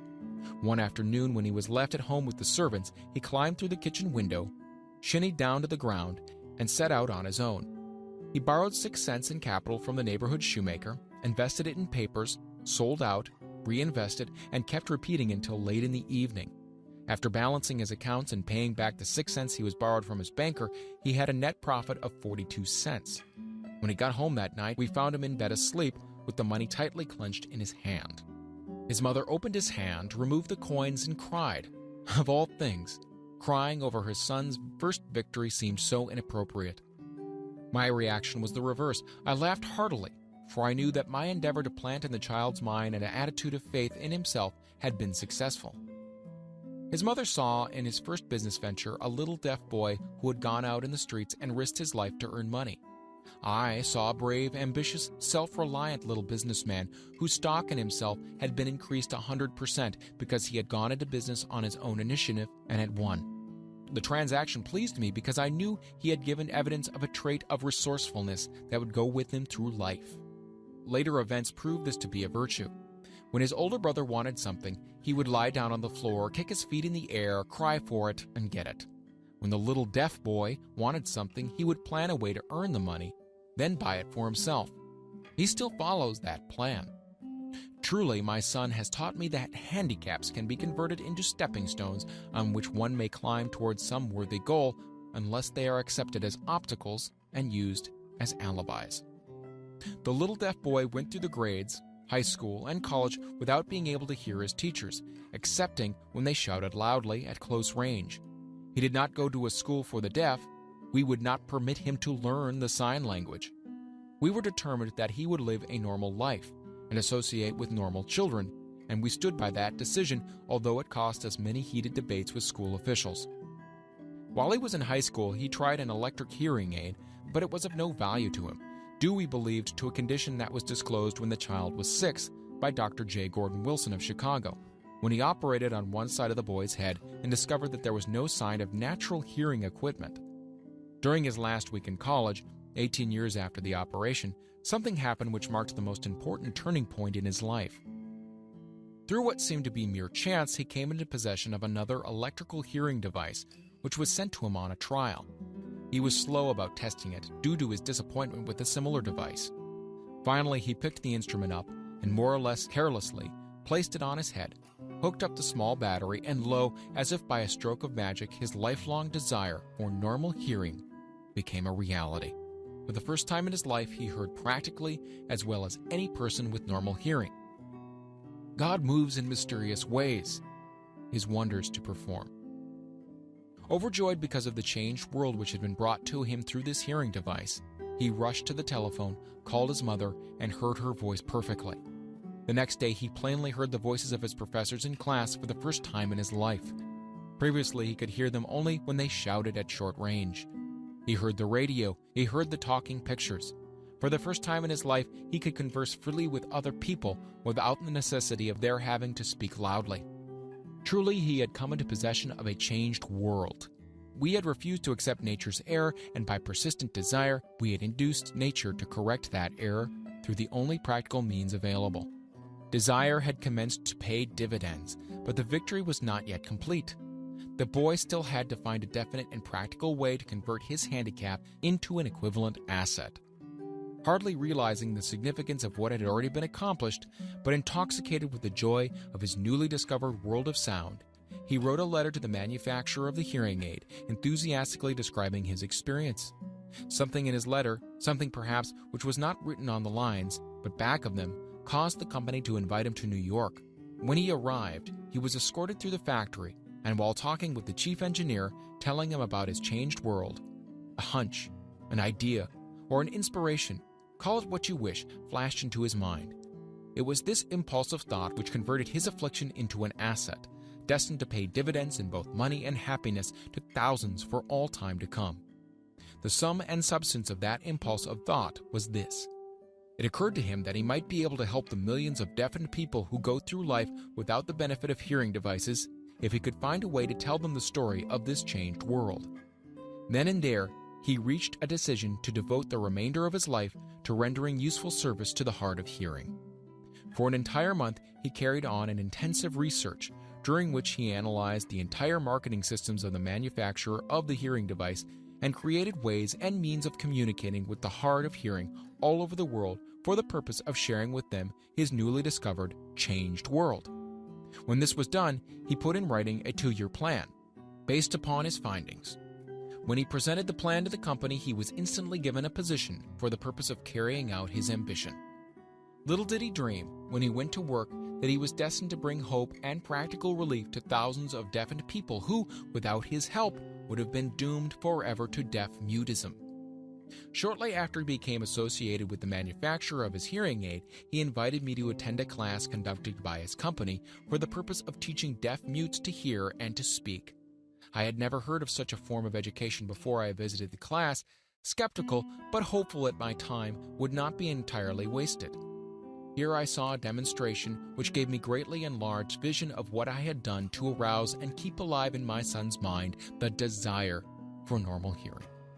I saw deaf mutes actually being taught to hear and to speak through application of the self-same principle I had used more than 20 years previously in saving my son from deaf-mutism. Thus, through some strange turn of the wheel of fate, my son Blair and I have been destined to aid in correcting deaf-mutism for those yet unborn, because we are the only living human beings, as far as I know, who have established definitely the fact that deaf-mutism can be corrected to the extent of restoring to normal life those who suffer with this affliction. It has been done for one, it'll be done for others. There is no doubt in my mind that Blair would have been a deaf-mute all his life if his mother and I had not managed to shape his mind as we did. The doctor who attended at his birth told us confidentially the child might never hear or speak. A few weeks ago, Dr. Irving Voorhees, a noted specialist on such cases, examined Blair very thoroughly. He was astounded when he learned how well my son now hears and speaks, and said his examination indicated that theoretically the boy should not be able to hear at all. But the lad does hear, despite the fact that X-ray pictures show there is no opening in the skull whatsoever from where his ears should be to the brain. When I planted in his mind the desire to hear and talk and live as a normal person, there went with the impulse some strange influence which caused nature to become a bridge builder and span the gulf of silence between his brain and the outer world by some means which the keenest medical specialists have not been able to interpret. It would be sacrilege for me to even conjecture as to how nature performed this miracle. It would be unforgivable if I neglected to tell the world as much as I know of the humble part I assumed in the strange experience. It is my duty and a privilege to say I believe, and not without reason, that nothing is impossible to the person who backs desire with enduring faith. Verily, a burning desire has devious ways of transmuting itself into its physical equivalent. Blair desired normal hearing. Now he has it. He was born with a handicap which might easily have sent one with less defined desire to a street with a bundle of pencils and a tin cup. That handicap now promises to serve as the medium by which he will render useful service to many millions of hard of hearing, also to give him useful employment at adequate financial compensation for the remainder of his life. The little white lies I planted in his mind when he was a child by leading him to believe his affliction would become a great asset which he could capitalize has justified itself. Verily, there is nothing, right or wrong, which belief plus burning desire cannot make real. These qualities are free to everyone, In all my experience in dealing with men and women who had personal problems, I never handled a single case which more definitely demonstrates the power of desire. Authors sometimes make the mistake of writing of subjects of which they have not but superficial or very elementary knowledge. It has been my good fortune to have had the privilege of testing the soundness of the power of desire through the affliction of my own son. Perhaps it was providential that the experience came as it did, for surely no one is better prepared than he to serve as an example of what happens when desire is put to the test. If Mother Nature bends to the will of desire, is it logical that mere men can defeat a burning desire? Strange and imponderable is the power of the human mind. We do not understand the method for which it uses every circumstances, every individual, every physical thing within its reach as a mean of transmuting desire into its physical counterpart. Perhaps science will uncover this secret.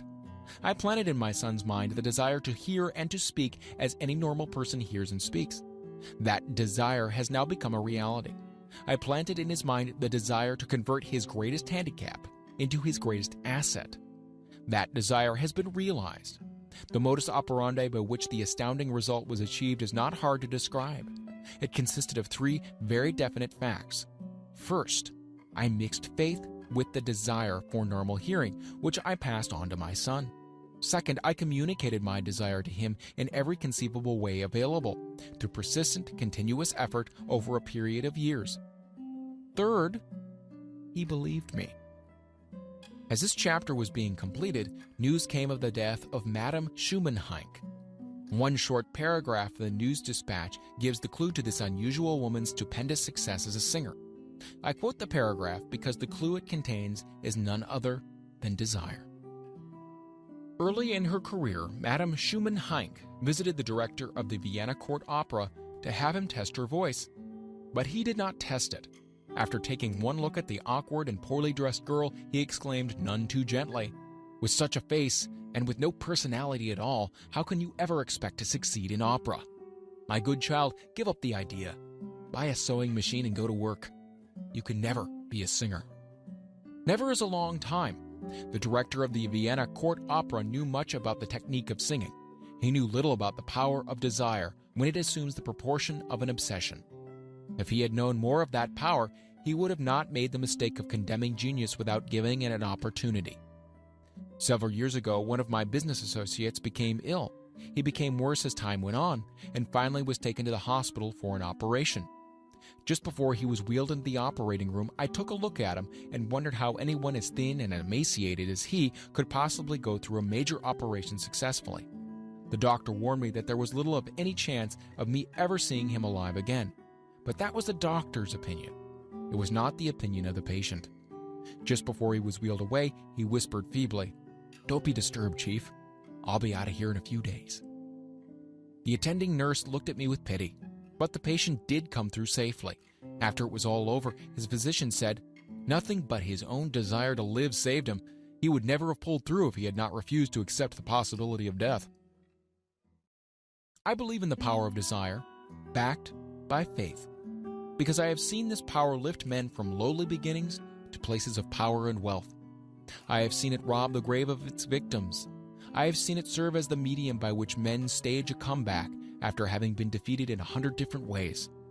I have seen it provide my own son with a normal, happy, successful life, despite nature's having sent him into a world without ears. How can one harness and use the power of desire? This has been answered through this and the subsequent chapters of this book. This message is going out to the world at the end of the longest and perhaps the most devastating depression America has ever known. It is reasonable to presume that the message may come to the attention of many who have been wounded by the depression, those who have lost their fortunes, others who have lost their positions, and great numbers who must recognize their plans and stage a comeback. To all these, I wish to convey the thought that all achievement, no matter what may be its nature or its purpose, must begin with an intense, burning desire for something definite. Through some strange and powerful principle of mental chemistry, which she has never divulged, nature wraps up in the impulse of strong desire that something, quote-unquote, which recognizes no such word as impossible and accepts no such reality as failure. Chapter 3. Faith Visualization of and Belief in Attainment of Desire. The second step toward riches. Faith is the head chemist of the mind. When faith is blended with the vibration of thought, the subconscious mind instantly picks up the vibration, translates it into spiritual equivalents, and transmits it to the infinite intelligence, as in the case of prayer. The emotions of faith, love, and sex are the most powerful of all the major positive emotions. When the three are blended, they have the effect of coloring the vibration of thought in such a way that it instantly reaches the subconscious mind, where it is changed into its spiritual equivalent, the only form that induces a response from the infinite intelligence. Love and faith are psychic, related to the spiritual side of man. Sex is purely biological and related only to the physical. The mixing or blending of these three emotions has the effect of opening a direct line of communication between the finite, thinking mind of man and infinite intelligence. How to develop faith. There comes now a statement which will give a bigger or better understanding of the importance the principle of autosuggestion assumes in the transmutation of desire into its physical or monetary equivalent.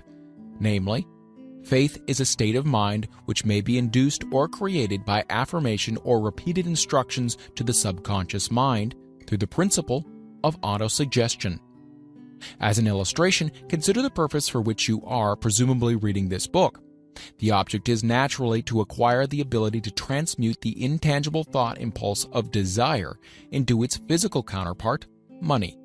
By following the instructions laid down in the chapters on autosuggestion and the subconscious mind, as summarized in the chapter on autosuggestion, you may convince the subconscious mind that you believe you will receive that for which you ask, and it will act upon that belief, which your subconscious mind passes back to you in the form of faith, followed by definite plans for procuring that which you desire. The method by which one develops faith where it does not already exist is extremely difficult to describe, almost as difficult, in fact, as it would be to describe the color of red to a blind man who has never seen color and has nothing with which to compare what you describe to him.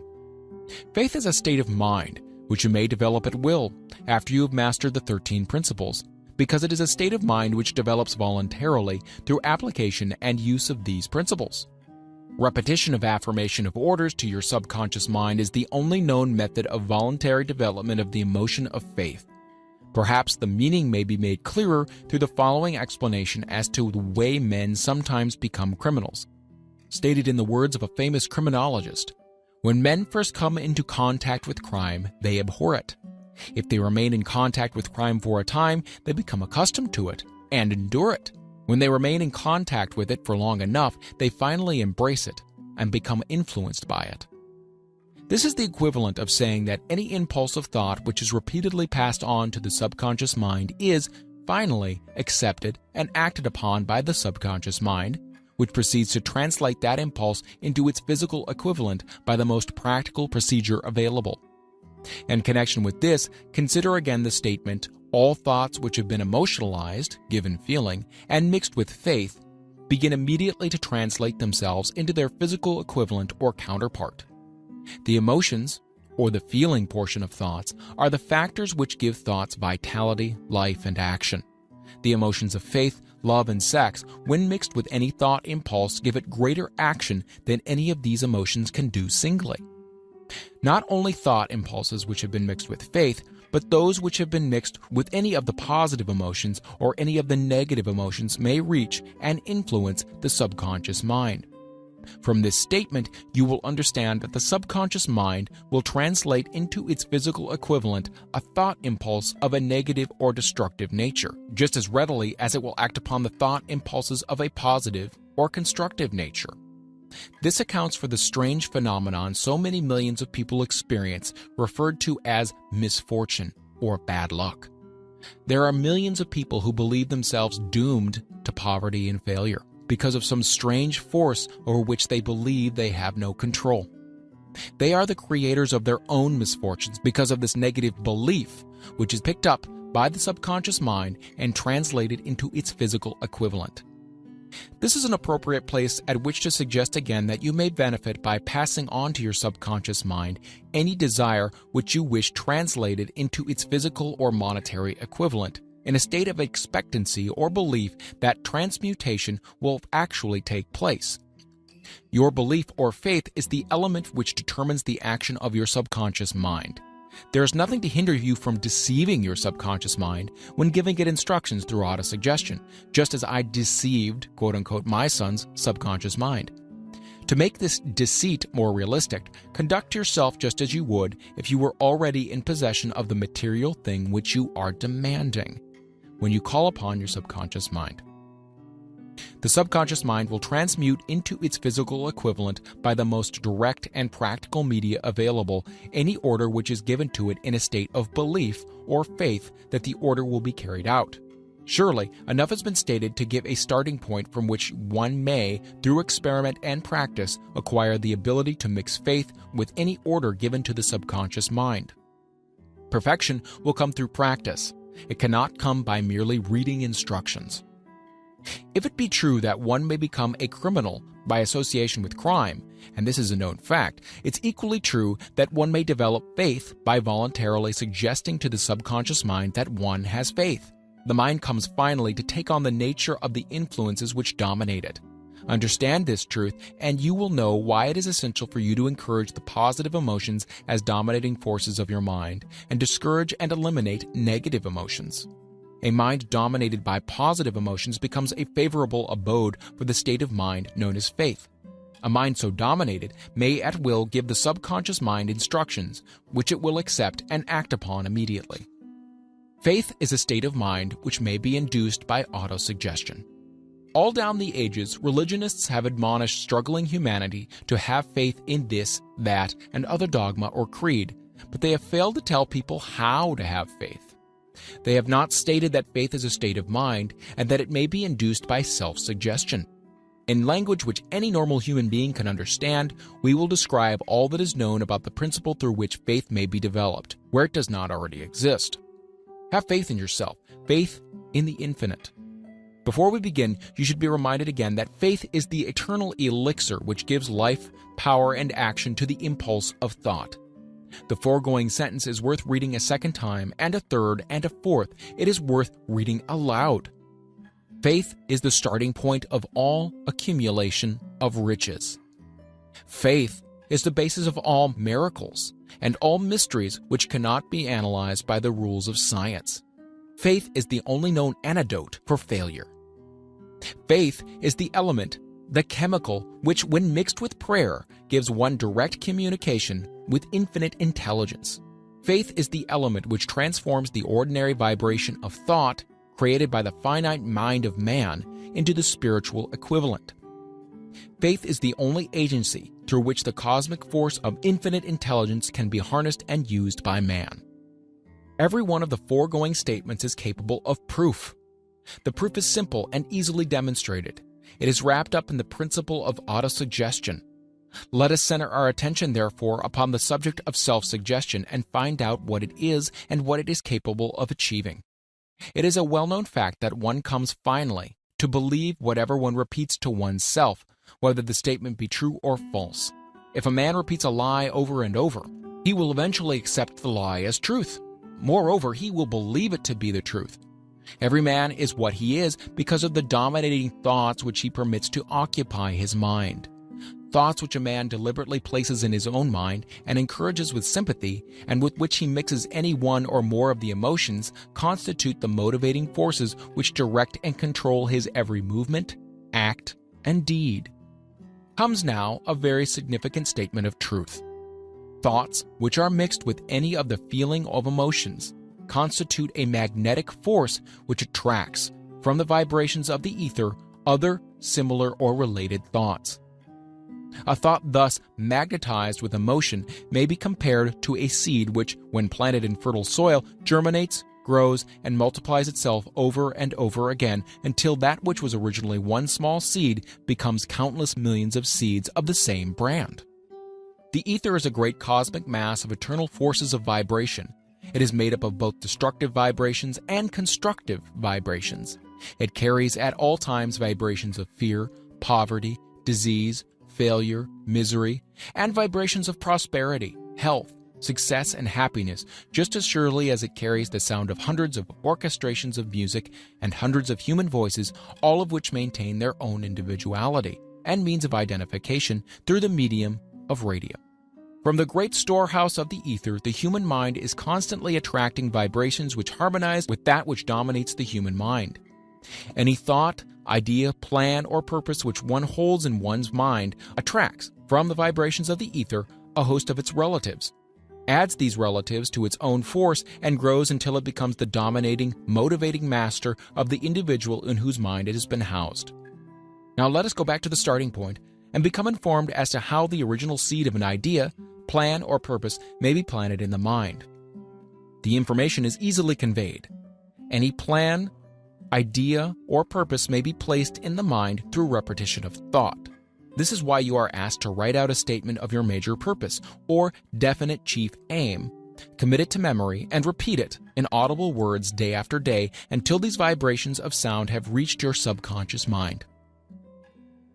We are what we are because of the vibrations of thought which we pick up and register through the stimuli of our daily environment. Resolve to throw off the influences of any unfortunate environment and to build your own life to order. Taking inventory of mental assets and liabilities, you will discover that your greatest weakness is a lack of self-confidence. This handicap can be surmounted and timidity translated into courage through the aid of the principle of autosuggestion. The application of this principle may be made through a simple arrangement of positive thought impulses stated in writing, memorized and repeated until they become a part of the working equipment of the subconscious faculty of your mind. Self-confidence formula. First, I know that I have the ability to achieve the object of my definite purpose in life. Therefore, I demand of myself persistent, continuous action towards its attainment, and I here and now promise to render such action. Second, I realize that the dominating thoughts of my mind will eventually reproduce themselves in outward physical action and gradually transform themselves into physical reality. Therefore, I will concentrate my thoughts for 30 minutes daily upon the task of thinking of the person I intend to become, thereby creating in my mind a clear mental picture of that person. Third, I know through the principle of autosuggestion, any desire that I persistently hold in my mind will eventually seek expression through some practical means of attaining the object back of it. Therefore, I will devote 10 minutes a day to demanding of myself the development of self-confidence. Fourth, I have clearly written down a description of my definite chief aim in life, and I will never stop trying until I have developed sufficient self-confidence for its attainment. Fifth, I fully realize that no wealth or position can long endure unless built upon truth and justice. Therefore, I will engage in no transaction which does not benefit all whom it affects. I will succeed by attracting to myself the forces I wish to use and the cooperation of other people. I will induce others to serve me because of my willingness to serve others. I will eliminate hatred, envy, jealousy, selfishness, and cynicism by developing love for all humanity, because I know that a negative attitude towards others can never bring me success. I will cause others to believe in me because I will believe in them and in myself. I will sign my name to this formula, commit it to memory, and repeat it aloud once a day with full faith that it will gradually influence my thoughts and actions so that I will become a self-reliant and successful person. Because this formula is a law of nature which no man has yet been able to explain, it has baffled the scientists of all ages. The psychologists have named this law autosuggestion and let it go at that.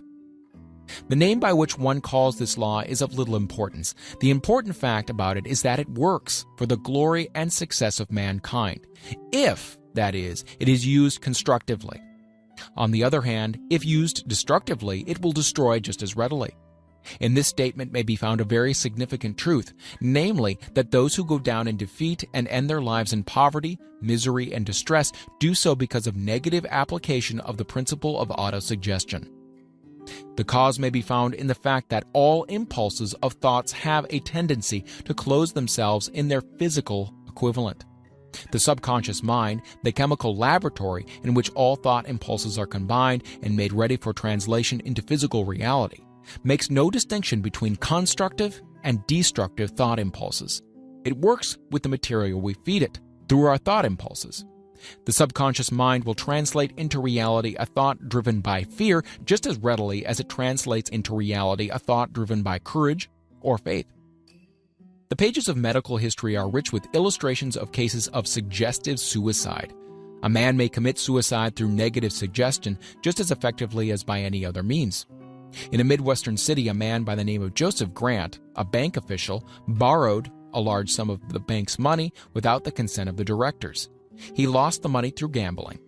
One afternoon, the bank examiner came and began to check the accounts. Grant left the bank, took a room in a hotel, and when they found him 3 days later, he was lying in bed, wailing and moaning, repeating over and over again these words, "My God, this'll kill me. I cannot stand the disgrace." In a short time, he was dead. The doctors pronounced the case one of mental suicide. Just as electricity will turn the wheels of industry and render useful service if used constructively, or snuff out life if wrongly used, so will the law of autosuggestion lead you to peace and prosperity, or down into the valley of misery, failure, death, according, that is, to your degree of understanding and application of it. If you fill your mind with fear, doubt, and unbelief in your ability to connect with and use the forces of infinite intelligence, the law of autosuggestion will take the spirit of unbelief and use it as a pattern by which your subconscious mind will translate it into its physical equivalent. This statement is as true as the statement that 2 and 2 are 4. Like the wind which carries one ship east and another west, the law of autosuggestion will lift you up or pull you down according to the way you set your sails of thought. The law of autosuggestion, through which any person may rise to the altitudes of achievement which stagger the imagination, is well described in the following verse. If you think you are beaten, you are. If you dare not, you don't. If you like to win but think you can't, it is almost certain you won't. If you think you'll lose, you're lost. For out of the world we find, success begins with a fellow's will. It's all in the state of mind. If you think you are outclassed, you are. You've got to think high to rise. You've got to be sure of yourself before you can ever win a prize. Life's battles don't always go to the stronger or faster man, but soon or late the man who wins is the man who thinks he can. Observe the words which have been emphasized, and you will catch the deep meaning which this poet had in mind. Somewhere in your makeup, perhaps in the cells of your brain, there lies sleeping the seed of achievement which, if aroused and put into action, would carry you to heights such as you may never have hoped to attain. Just as a master musician may cause the most beautiful strains of music to pour forth from the strings of a violin, so you may arouse the genius which lies asleep in your brain and cause it to drive you upward to whatever goal you wish to achieve. Abraham Lincoln was a failure at everything he tried until he was well past the age of 40. He was a Mr. Nobody from nowhere until a great experience came into his life, aroused the sleeping genius within his heart and brain, and gave the world one of its really great men. That experience was mixed with the emotions of sorrow and love. It came to him through Anne Rutledge, the only woman whom he ever truly loved. It is a known fact that the emotion of love is closely akin to the state of mind known as faith. And it's for this reason that love comes very near to translating one's thought impulses into their spiritual equivalent. During his work of research, the author discovered, from the analysis of life work and achievements of hundreds of men of outstanding accomplishment, that there was the influence of a woman's love back of nearly every one of them. The emotion of love in the human heart and brain creates a favorable field of magnetic attraction which causes an influx of the higher and finer vibrations which are afloat in the ether. If you wish evidence of the power of faith, study the achievements of men and women who have employed it. At the head of the list comes the Nazarene. Christianity is the greatest single force which influences the minds of men. The basis of Christianity is faith. No matter how many people may have perverted or misinterpreted the meaning of this great force, and no matter how many dogmas and creeds have been created in its name which do not reflect its tenets. The sum and substance of the teachings and achievements of Christ, which may have been interpreted as miracles, were nothing more nor less than faith. If there are any such phenomena as miracles, they are produced only through the state of mind known as faith.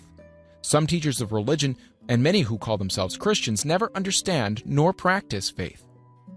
Let us consider the power of faith as it is now being demonstrated by a man who is well known to all of civilization, Mahatma Gandhi of India. In this man, the world has one of the most astounding examples known to civilization of the possibilities of faith. Gandhi wields more potential power than any man living at his time, and this despite the fact that he has none of the orthodox tools of power, such as money, battleships, soldiers, and materials of warfare. Gandhi has no power, he has no home, he does not own a suit of clothes, but he does have power.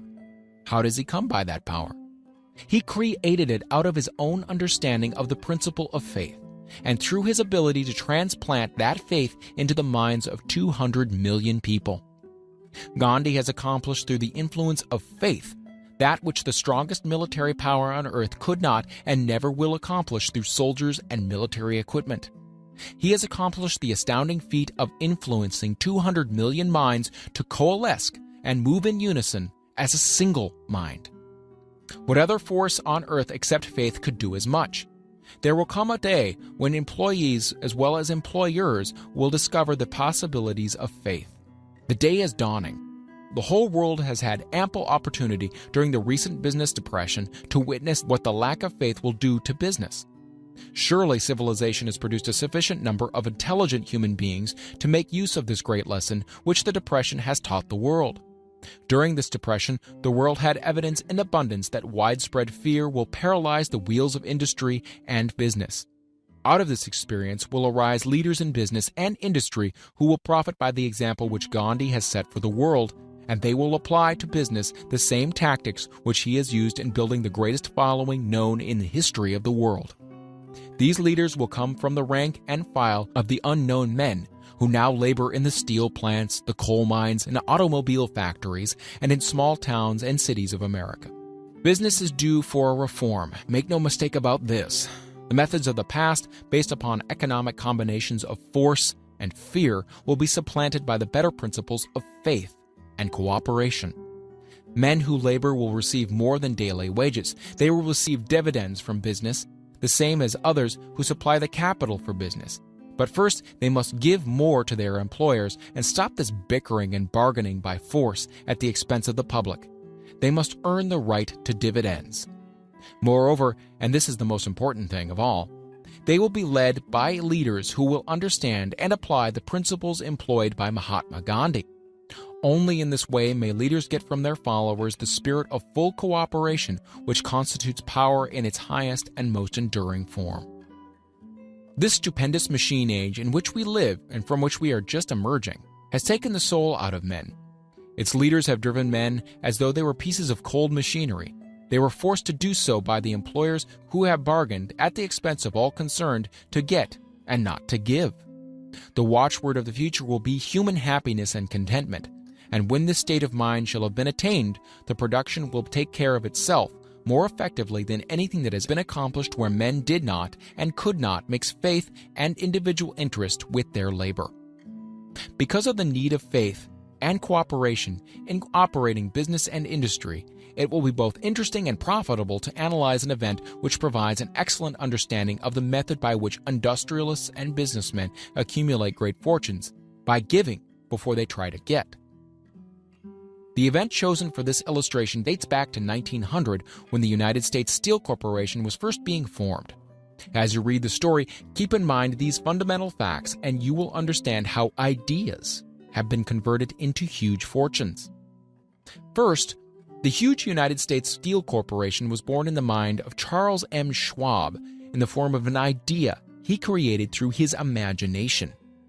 Second, he mixed faith with this idea. Third, he formulated a plan for the transformation of his idea into physical and financial reality. Fourth, he put his plan into action with his famous speech at the University Club.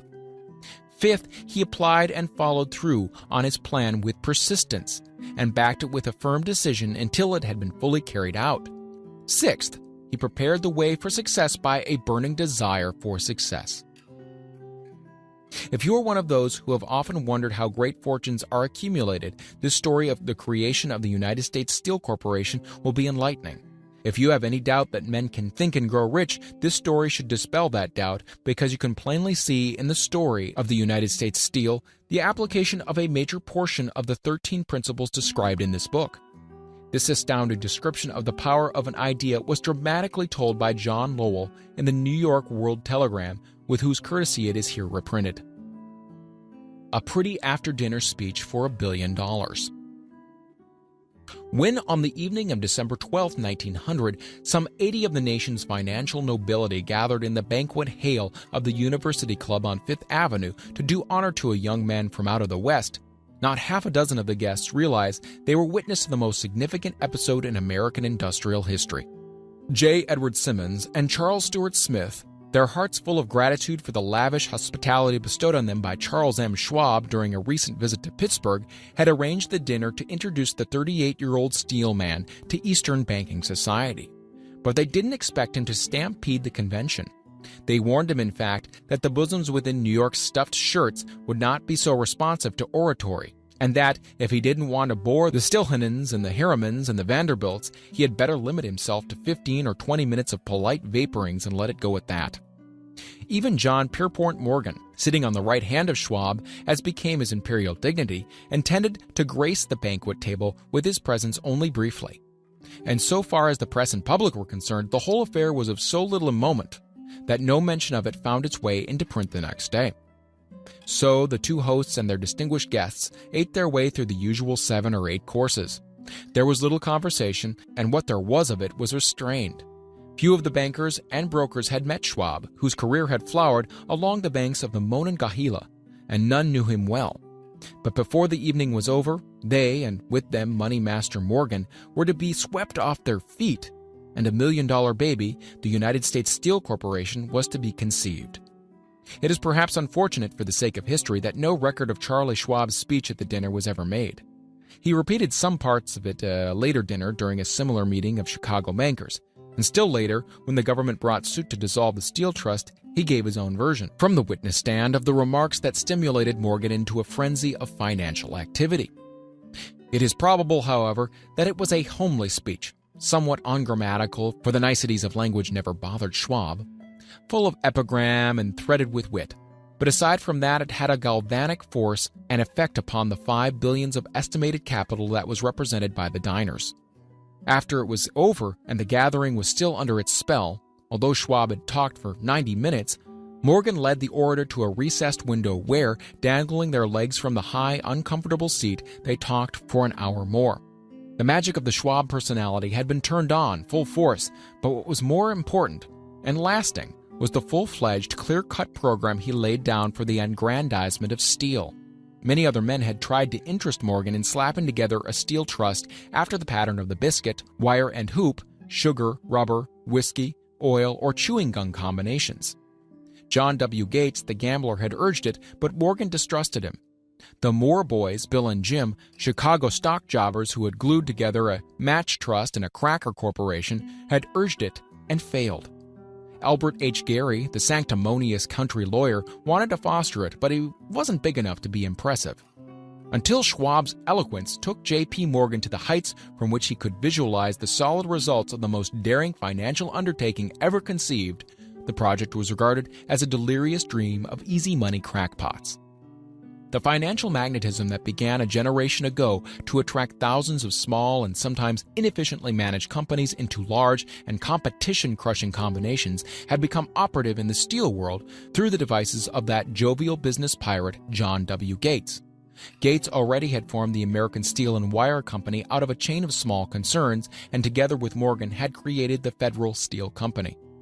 The National Tube and American Bridge Companies were two more Morgan concerns, and the Moore brothers had forsaken the match and cookie business to form the American Group: Tin Plate, Steel Hoop, Sheet Steel, and National Steel Company.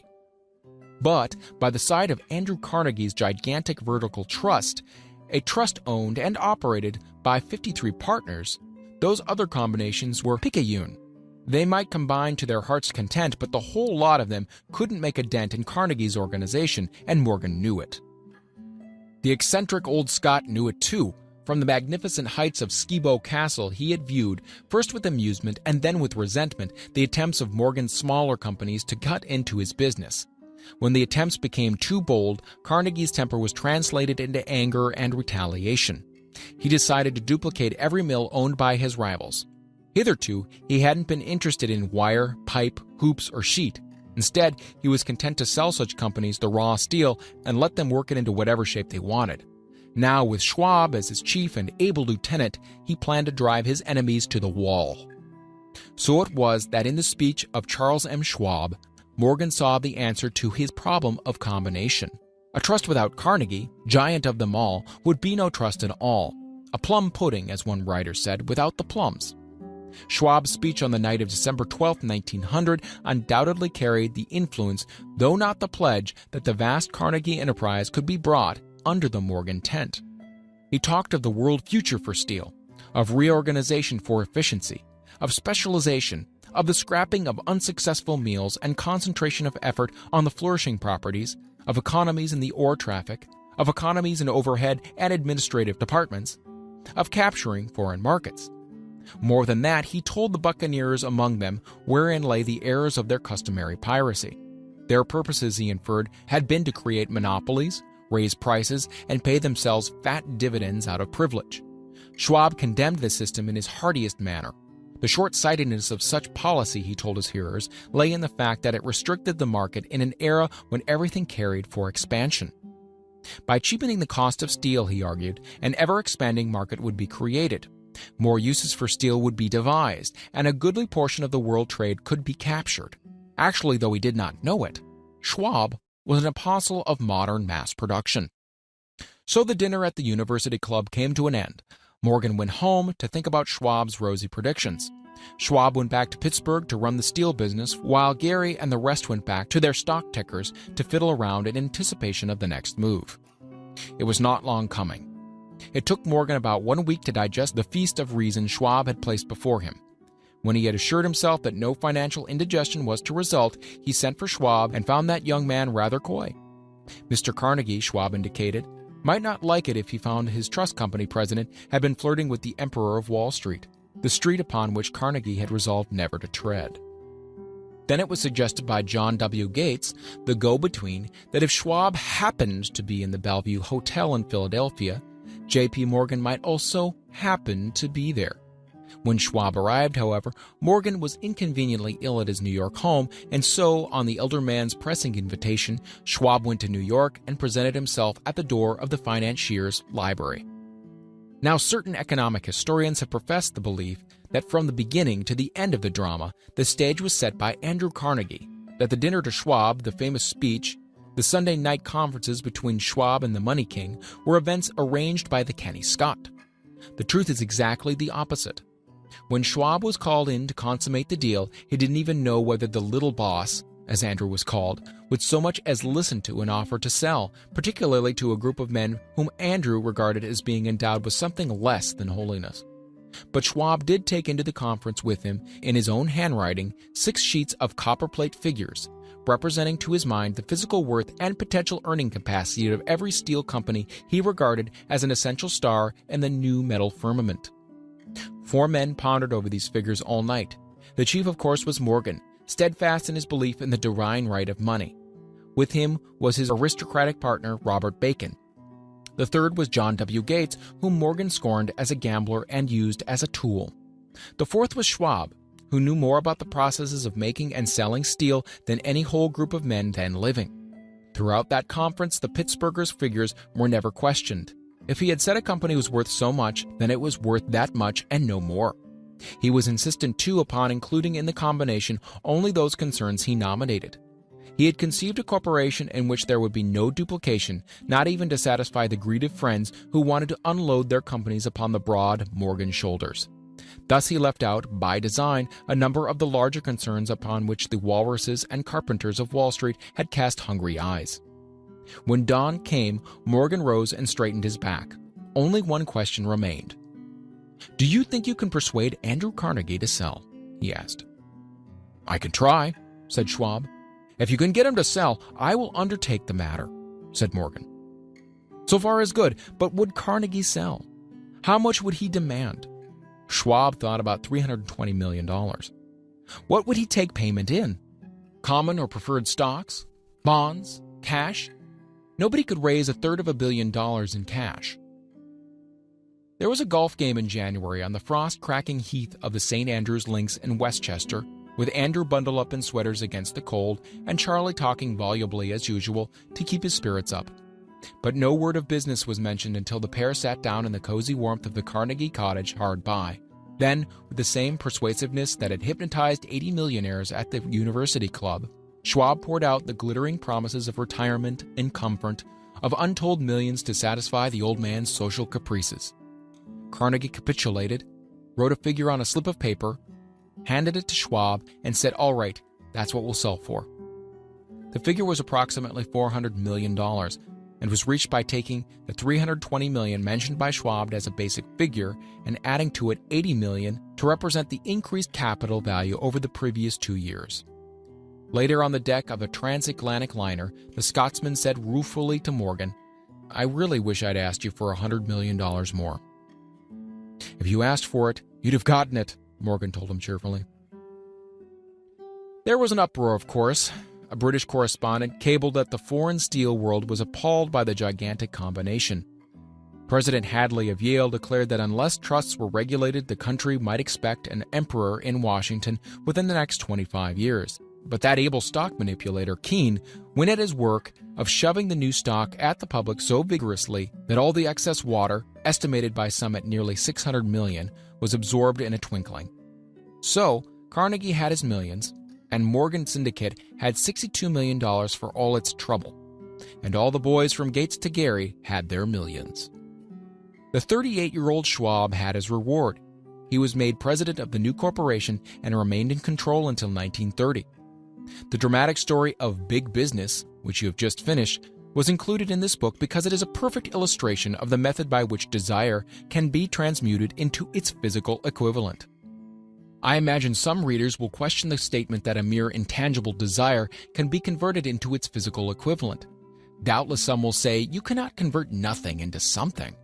The answer is in the story of United States Steel. That giant organization was created in the mind of one man. The plan by which the organization was provided with the steel mills that gave it financial stability was created in the mind of the same man. His faith, his desire, his imagination, his persistence were the real ingredients that went into United States Steel. The steel mills and mechanical equipment acquired by the corporation after it had been brought into legal existence were incidental, but careful analysis will disclose the fact that the appraised value of the properties acquired by the corporation increased in value by an estimated $600 million, just by the mere transaction which consolidated them into one management. In other words, Charles M. Schwab's idea, plus the faith with which he conveyed it in the minds of J.P. Morgan and the others, was marketed for a profit of approximately $600 million. That is not an insignificant sum for a single idea. What happened to some of the men who took their share of the millions of dollars of profit made by this transaction is a matter with which we are not now concerned. The important feature of the astounding achievement is that it serves as unquestionable evidence of the soundness of the philosophy described in this book, because this philosophy was the warp and the woof of the entire transaction. Moreover, the practicability of the philosophy has been established by the fact that the United States Steel Corporation prospered and became one of the richest and most powerful corporations in America, employing thousands of people, developing new uses for steel, and opening new markets, thus proving that the $600 million in profit which the Schwab idea produced was earned. Riches begin in the form of thought. The amount is limited only by the persons in whose mind the thought is put into motion. Faith removes limitations. Remember this when you are ready to bargain with life for whatever it is that you ask as your price for having passed this way. Remember also that the man who created the United States Steel Corporation was practically unknown at the time. He was merely Andrew Carnegie's Man Friday until he gave birth to his famous idea. After that, he quickly rose to a position of power, fame, and riches. There are no limitations to the mind except those we acknowledge. Both poverty and riches are the offspring of thought. Chapter 4. autosuggestion, the medium for influencing the subconscious mind. The third step towards riches. Autosuggestion is a term which applies to all suggestions and all self-administered stimuli which reach one's mind through the five senses. Stated in another way, autosuggestion is self-suggestion. It is the agency of communication between that part of the mind where conscious thought takes place and that which serves as the seat of action for the subconscious mind. Through the dominating thoughts which one permits to remain in the conscious mind, whether these thoughts be negative or positive is immaterial, the principle of autosuggestion voluntarily reaches the subconscious mind and influences it with these thoughts. No thought, whether it be negative or positive, can enter the subconscious mind without the aid of the principle of autosuggestion, with the exception of thoughts picked up from the ether. Stated differently, all sense impressions, which are perceived through the five senses, are stopped by the conscious thinking mind, and may be either passed on to the subconscious mind or rejected at will. The conscious faculty serves, therefore, as an outer guard to the approach of the subconscious. Nature has so built man that he has absolute control over the material which reaches his subconscious mind through his five senses, although this is not meant to be construed as a statement that man always exercises this control. In the great majority of instances, he does not exercise it, which explains why so many people go through life in poverty. Recall what has been said about the subconscious mind resembling a fertile garden spot, in which weeds will grow in abundance if the seeds of more desirable crops are not sown therein.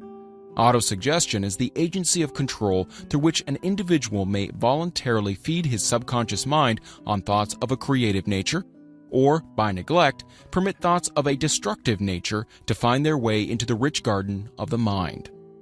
You were instructed in the last of the 6 steps described in the chapter on desire to read aloud twice daily the written statement of your desire for money, and to see and feel yourself already in possession of the money. By following these instructions, you communicate the object of your desire directly to your subconscious mind in a spirit of absolute faith. Through repetition of this procedure, you voluntarily create thought habits which are favorable to your efforts to transmute desire into its monetary equivalent. Go back to these 6 steps described in Chapter 2 and read them again very carefully before you proceed further. Then, when you come to it, read very carefully the 4 instructions for the organization of your mastermind group, described in the chapter on organized planning. By comparing these 2 sets of instructions with that which has been stated on autosuggestion, you, of course, will see that the instructions involve the application of the principle of autosuggestion. Remember, therefore, when reading aloud the statement of your desire, through which you are endeavoring to develop a money consciousness, that the mere reading of the words is of no consequence unless you mix emotion or feeling with your words. If you repeat 1,000,000 times the famous Emile Coué formula, day by day and every way I'm getting better and better, without mixing emotion and faith with your words, you will experience no desirable results. Your subconscious mind recognizes and acts upon only thoughts which have been well mixed with the emotion or feeling. This is a fact of such importance as to warrant repetition in practically every chapter, because the lack of understanding of this is the main reason the majority of people who try to apply the principle of autosuggestion get no desirable results. Plain, unemotional words do not influence the subconscious mind. You will get no appreciable results until you learn to reach your subconscious mind with thoughts or spoken words which have been well emblazoned with belief. Do not be discouraged if you cannot control and direct your emotions the first time you try to do so. Remember, there is no such possibility as something for nothing. Ability to reach and influence your subconscious mind has its price, and you must pay that price. You cannot cheat, even if you desire to do so. The price of ability to influence your subconscious mind is everlasting persistence in applying the principles described here. You cannot develop the desired ability for a lower price. You and you alone must decide whether or not the reward for which you are striving, the money consciousness, is worth the price you must pay for it in effort. Wisdom and cleverness alone will not attract and retain money except in very rare instances where the law of averages favors the attraction of money through these sources. The method of attracting money described here does not depend upon the law of averages. Moreover, the method plays no favorites. It will work for one person as effectively as it will for another. Where failure is experienced, it is the individual, not the method, which has failed. If you try and fail, make another effort and still another until you succeed. Your ability to use the principle of autosuggestion will depend very largely upon your capacity to concentrate upon a given desire until the desire becomes a burning obsession. When you begin to carry out the instructions in connection with the 6 steps described in the 2nd chapter, it will be necessary for you to make use of the principle of concentration. Let us here offer suggestions for the effective use of concentration. When you begin to carry out the first of the 6 steps, which instructs you to fix in your mind the exact amount of money you desire, hold your thoughts on that amount of money by concentration, or fixation of attention, with your eyes closed until you can actually see the physical appearance of the money. Do this at least once each day. As you go through these exercises, follow the instructions given in the chapter on faith, and see yourself actually in possession of the money. Here is the most significant fact. The subconscious mind takes any orders given it in a spirit of absolute faith, and acts upon those orders, although the orders often have to be presented over and over again through repetition before they are interpreted by the subconscious mind. Following the preceding statement, consider the possibility of playing a perfectly legitimate trick on your subconscious mind by making it believe, because you believe it, that you must have the amount of money you are visualizing, that this money is already awaiting your claim, that the subconscious mind must hand over to you practical plans for acquiring the money which is yours. Hand over the thought suggested in the preceding paragraph to your imagination and see what your imagination can or will do to create practical plans for the accumulation of money through transmutation of your desire. Do not wait for a definite plan through which you intend to exchange services or merchandise in return for the money you are visualizing, but begin at once to see yourself in possession of the money, demanding and expecting, meanwhile, that your subconscious mind will hand over the plan or plans you need. Be on the alert for these plans, and when they appear, put them into action immediately.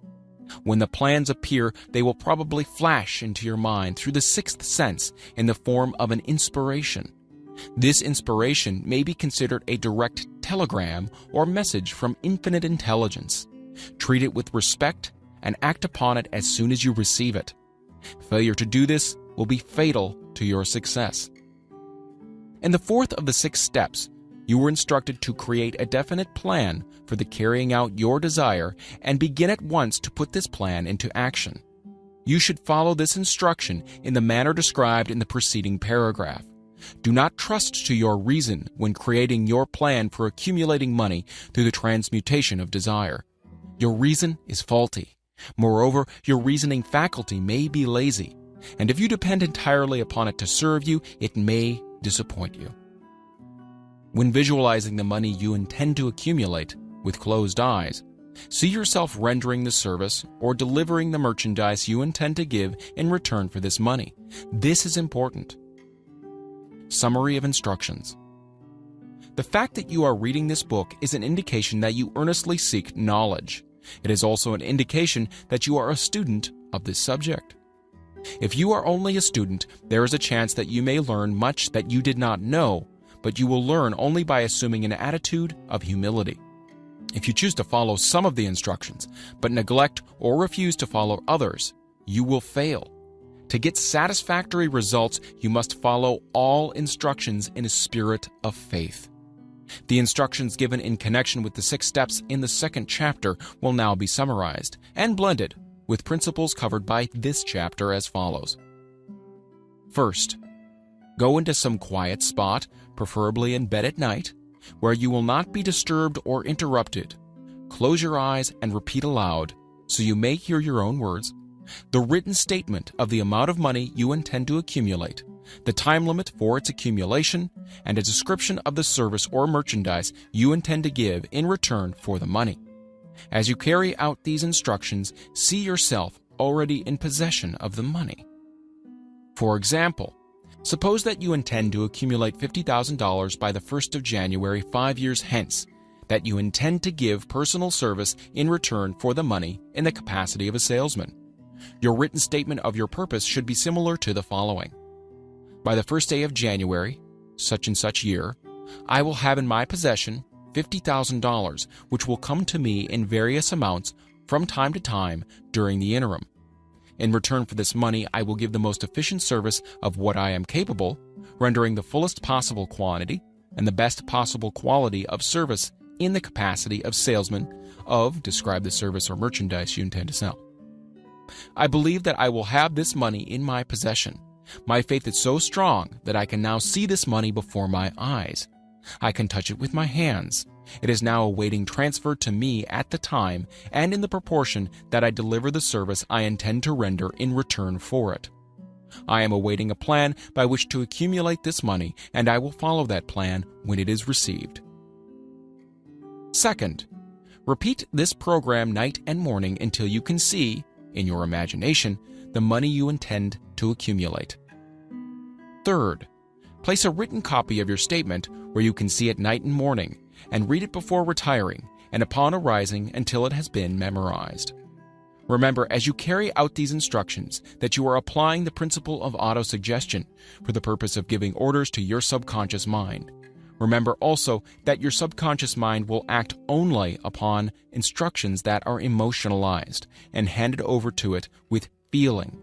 Faith is the strongest and most productive of the emotions. Follow the instructions given in the chapter on faith. These instructions may at first seem abstract. Do not let this disturb you. Follow the instructions no matter how abstract or how impractical they may at first appear to be. The time will soon come, if you do as you've been instructed, in spirit as well in act, when a whole new universe of power will enfold to you. Skepticism in connection with all new ideas is characteristic of all human beings. But if you follow the instructions outlined, your skepticism will soon be replaced by belief, and this in turn will soon become crystallized into absolute faith. Then you will have arrived at the point where you may truly say, I am the master of my fate. I am the captain of my soul. Many philosophers have made the statement that man is the master of his own earthly destiny, but most of them have failed to say why he is the master. The reason that man may be the master of his own earthly status, and especially his financial status, is thoroughly explained in this chapter. Man may become the master of himself and of his environment because he has the power to influence his own subconscious mind, and through it, gain the cooperation of infinite intelligence. You are now reading the chapter which represents the keystone to the arc of this philosophy. The instructions contained in this chapter must be understood and applied with persistence if you are to succeed in transmuting desire into money. The actual performance of transmuting desire into money involves the use of autosuggestion as an agency by which one may reach and influence the subconscious mind. The other principles are simply tools with which to apply autosuggestion. Keep this thought in mind, and you will at all times be conscious of the important part the principle of autosuggestion is to play in your efforts to accumulate money through the methods described in this book. Carry out these instructions as though you were a small child. Inject into your efforts something of the faith of a child. The author has been most careful to see that no impractical instructions were included because of his sincere desire to be helpful. After you have read the entire book, come back to this chapter and follow in spirit and in action this instruction. Read the entire chapter aloud once every night until you become thoroughly convinced that the principle of autosuggestion is sound, that it will accomplish for you all that has been claimed for it. As you read, underscore with a pencil every sentence which impresses you favorably. Follow the foregoing instruction to the letter, and it will open the way for complete understanding and mastery of the principles of success. Chapter 5. Specialized knowledge, personal experience or observations. The fourth step toward riches. There are two kinds of knowledge. One is general, the other specialized. General knowledge, no matter how great in quantity or variety it may be, is of but little use in the accumulation of money. The faculties of the great universities possess, in aggregate, practically every form of general knowledge known to civilization. Most of the professors have but little or no money. They specialize on teaching knowledge, but they do not specialize on the organization or the use of knowledge. Knowledge will not attract money unless it is organized and intelligently directed through practical plans of action to the definite end of accumulation of money. Lack of understanding of this fact has been the source of confusion to millions of people who falsely believe that knowledge is power. It is nothing of the sort. Knowledge is only potential power. It becomes power only when and if it is organized into definite plans of action and directed to a definite end. This missing link in all systems of education known to civilization today may be found in the failure of educational institutions to teach their students how to organize and use knowledge after they acquire it. Many people make the mistake of assuming that because Henry Ford had but little schooling, he is not a man of education. Those who make this mistake do not know Henry Ford, nor do they understand the real meaning of the word educate. That word is derived from the Latin word educo, meaning to educe, to draw out, to develop from within. An educated man is not necessarily one who has an abundance of general or specialized knowledge. An educated man is one who has so developed the faculties of his mind that he may acquire anything he wants, or its equivalent, without violating the rights of others. Henry Ford comes well within the meaning of this definition. During the World War, a Chicago newspaper published certain editorials in which, among other statements, Henry Ford was called an ignorant pacifist. Mr. Ford objected to the statements and brought suit against the paper for libeling him. When the suit was tried in the courts, the attorneys for the paper pleaded justification and placed Mr. Ford himself on the witness stand for the purpose of proving to the jury that he was ignorant. The attorneys asked Mr. Ford a great variety of questions, all of them intended to prove by his own evidence that, while he might possess considerable specialized knowledge pertaining to the manufacture of automobiles, he was in the main ignorant. Mr. Ford was plied with such questions as the following: Who was Benedict Arnold? And how many soldiers did the British send over to America to put down the rebellion of 1776? In answer to the last question, Mr. Ford replied, I do not know the exact number of soldiers the British sent over, but I have heard that it was a considerably larger number than ever went back. Finally, Mr. Ford became tired of this line of questioning, and in reply to a particularly offensive question, he leaned over, pointed his finger at the lawyer who asked the question, and said, If I should really want to answer the foolish question you have just asked, or any of the other questions you have just been asking me, let me remind you that I have a row of electric push buttons on my desk, and by pushing the right button, I can summon to my aid men who can answer any question I desire to ask concerning the business to which I am devoting most of my efforts. Now, will you kindly tell me, why should I clutter up my mind with general knowledge for the purpose of being able to answer questions when I have men around me who can supply any knowledge I require? There certainly was good logic to that reply. That answer floored the lawyer. Every person in the courtroom realized it was the answer, not of an ignorant man, but of a man of education. Any man is educated who knows where to get knowledge when he needs it, and how to organize that knowledge into definite plans of action. Through the assistance of his mastermind group, Henry Ford had at his command all the specialized knowledge he needed to enable him to become one of the wealthiest men in America. It was not essential that he have this knowledge in his own mind. Surely no person who has sufficient inclination and intelligence to read a book of this nature can possibly miss the significance of this illustration. Before you can be sure of your ability to transmute desire into its monetary equivalent, you will require specialized knowledge of the service, merchandise, or profession which you intend to offer in return for fortune. Perhaps you may need more specialized knowledge than you have the ability or the inclination to acquire, and if this should be true, you may bridge your weakness through the aid of your mastermind group. Andrew Carnegie stated that he personally knew nothing about the technical end of the steel business. Moreover, he did not particularly care to know anything about it. The specialized knowledge which he required for the manufacture and marketing of steel he found available through the individual units of his mastermind group. The accumulation of great fortunes calls for power, and power is acquired through highly organized and intelligently directed specialized knowledge, but that knowledge does not necessarily have to be in the possession of the man who accumulates the fortune. The preceding paragraph should give hope and encouragement to the man with ambition to accumulate a fortune who has not possessed himself of the necessary education to supply such specialized knowledge as he may require. Men sometimes go through life suffering from inferiority complexes because they are not men of education.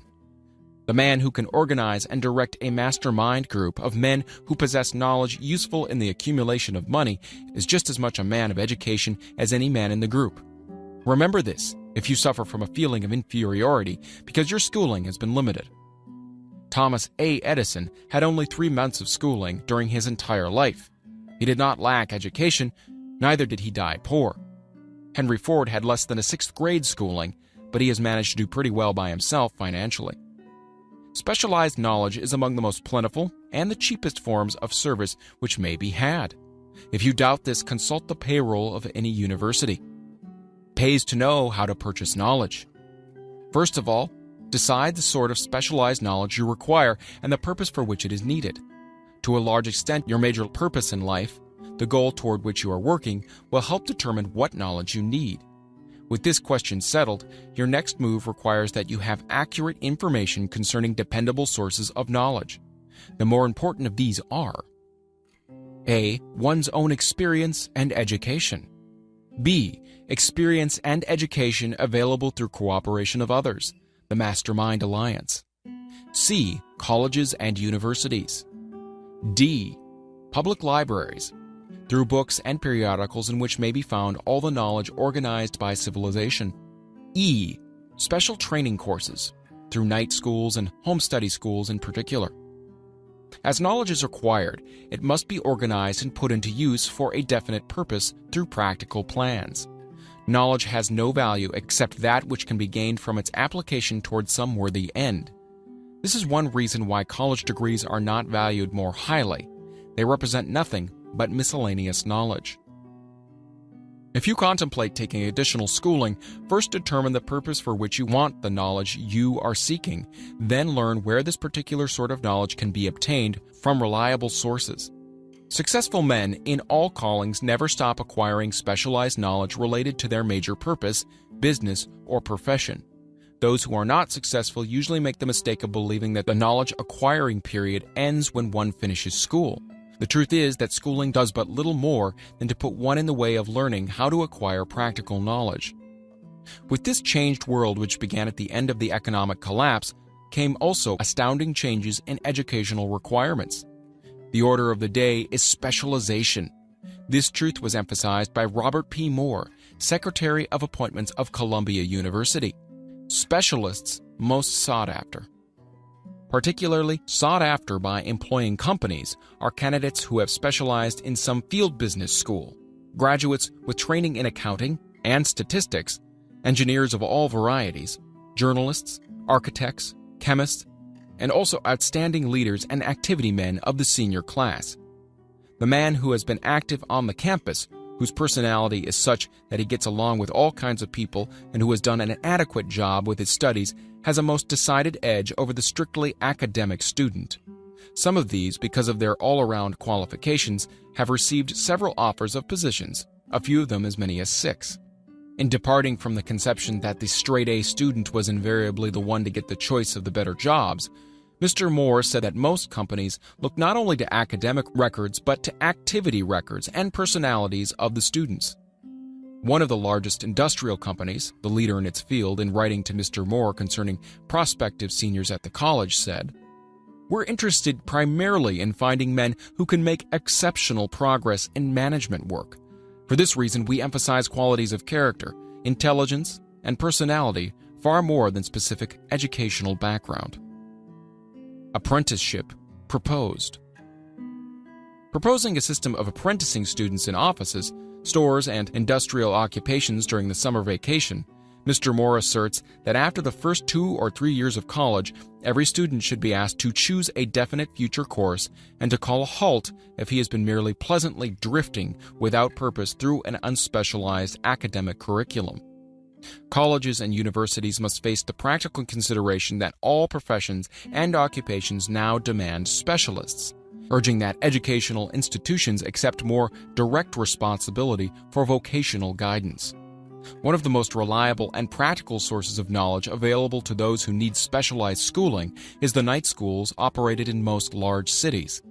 The correspondence schools give specialized training anywhere the U.S. mails go, on all subjects that can be taught by the extension method. One advantage of home study training is the flexibility of the study program, which permits one to study during spare time. Another stupendous advantage of home study training, if the school is carefully chosen, is the fact that most courses afforded by home study schools carry with them generous privileges of consultation, which can be of priceless value to those needing specialized knowledge. No matter where you live, you can share the benefits. Anything acquired without effort and without cost is generally unappreciated, often discredited. Perhaps this is why we get so little from our marvelous opportunity in public schools. The self-discipline one receives from a definite program of specialized study makes up to some extent for the wasted opportunity when knowledge has been available without cost. Correspondence schools are highly organized business institutions. Their tuition fees are so low that they are forced to insist upon prompt payments. Being asked to pay, whether the student makes good grades or poor, has the effect of causing one to follow through with the course when he would otherwise drop it. The correspondence schools have not stressed this point sufficiently, for the truth is that their collection departments constitute the very finest sort of training on decision, promptness, action, and the habit of finishing that which one begins. I learned this from experience more than 25 years ago. I enrolled for a home study course in advertising. After completing 8 or 10 lessons, I stopped studying, but the school did not stop sending me bills. Moreover, it insisted upon payment, whether I kept up my studies or not. I decided that if I had to pay for the course, which I had legally obligated myself to do, I should complete the lessons and get my money's worth. I felt at first at the time that the collection system of the school was somewhat too well organized, but I learned later in life that it was a valuable part of my training for which no charge had been made. Being forced to pay, I went ahead and completed the course. Later in life, I discovered that the efficient collection system of that school had been worth much in the form of money earned because of the training in advertising I had so reluctantly taken. We have in this country what is said to be the greatest public school system in the world. We have invested fabulous sums for fine buildings. We have provided convenient transportation for children living in rural districts so they may attend the best schools. But there is one astounding weakness to this marvelous system. It is free. One of the strange things about human beings is that they value only that which has a price. The free schools of America and the free public libraries do not impress people because they are free. This is the major reason why so many people find it necessary to acquire additional training after they quit school and go to work. It is also one of the major reasons why employers give greater consideration to employees who take home study courses. They have learned from experience that any person who has the ambition to give up a part of his spare time to studying at home has in him those qualities which make for leadership. This recognition is not a charitable gesture, it is a sound business judgment upon the part of the employers. There is one weakness in people for which there is no remedy. It is the universal weakness of lack of ambition. Persons, especially salaried people, who schedule their spare time to provide for home study seldom remain at the bottom very long. Their action opens the way for the upward climb, removes many obstacles from their path, and gains the friendly interest of those who have the power to put them in the way of opportunity. The home study method of training is especially suited to the needs of employed people who find after leaving school that they must acquire additional specialized knowledge but cannot spare the time to go back to school. The changed economic conditions prevailing since the Depression have made it necessary for thousands of people to find additional or new sources of income. For the majority of these, the solution to their problem may be found only by acquiring specialized knowledge. Many will be forced to change their occupations entirely. When a merchant finds that a certain line of merchandising is not selling, he usually supplants it with another that is in demand. The person whose business is that of marketing personal services must also be an efficient merchant. If his service does not bring adequate returns in one occupation, he must change to another where broader opportunities are available.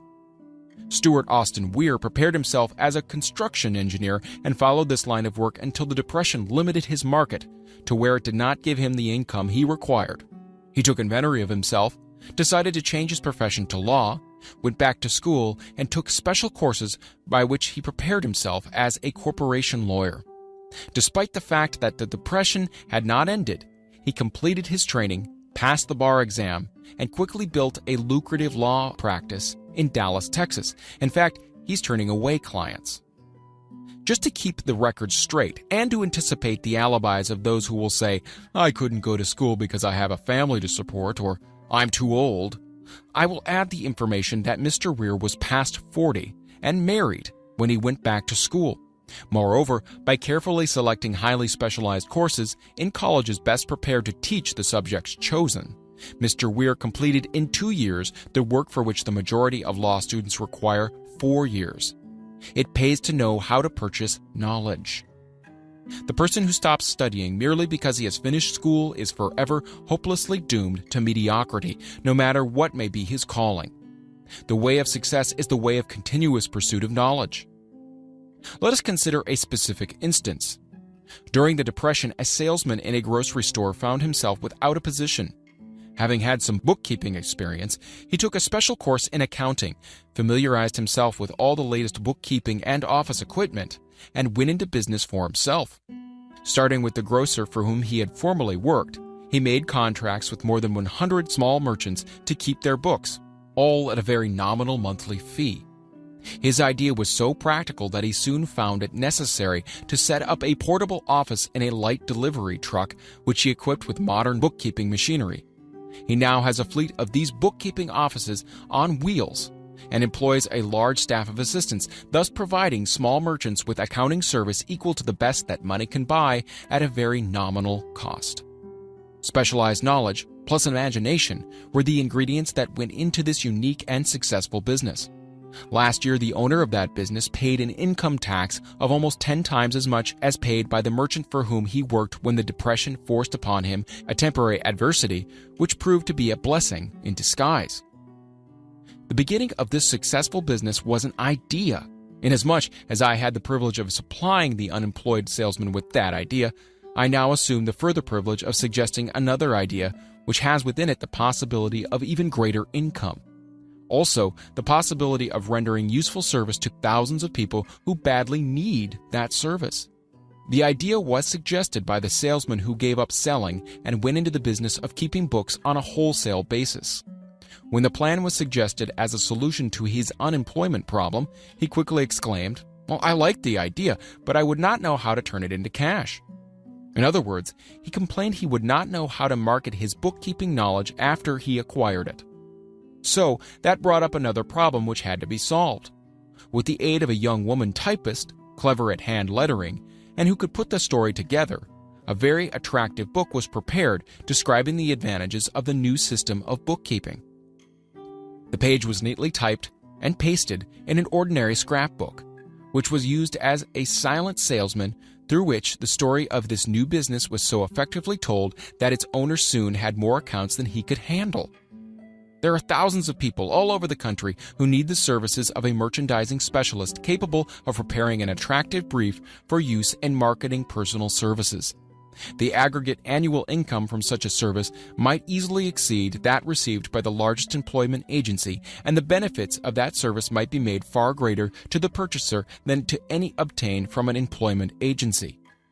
The idea here described was born of necessity, to bridge an emergency which had to be covered. But it did not stop by merely serving one person. The woman who created the idea has a keen imagination. She saw in her newly born brainchild the making of a new profession, one that is destined to render valuable services to thousands of people who need practical guidance in marketing personal services. Spurred to action by the instantaneous success of her first prepared plan to market personal services, This energetic woman turned next to the solution of a similar problem for her son, who had just finished college, but had been totally unable to find a market for his services. The plan she originated for his use was the finest specimen of merchandising of personal services I have ever seen. When the plan book had been completed, it contained nearly 50 pages of beautifully typed, properly organized information telling the story of her son's native ability, schooling, personal experiences, and a great variety of other information too extensive for description. The plan book also contained a complete description of the position her son desired, together with a marvelous word picture of the exact plan he would use in filling the position. The preparation of the plan book required several weeks' labor, during which time its creator sent her son to the public library almost every day to procure data needed in selling his services to best advantage. She sent him also to all the competitors of his prospective employer and gathered from them vital information concerning their business methods, which was of great value in the formation of the plan he intended to use in filling the position he sought.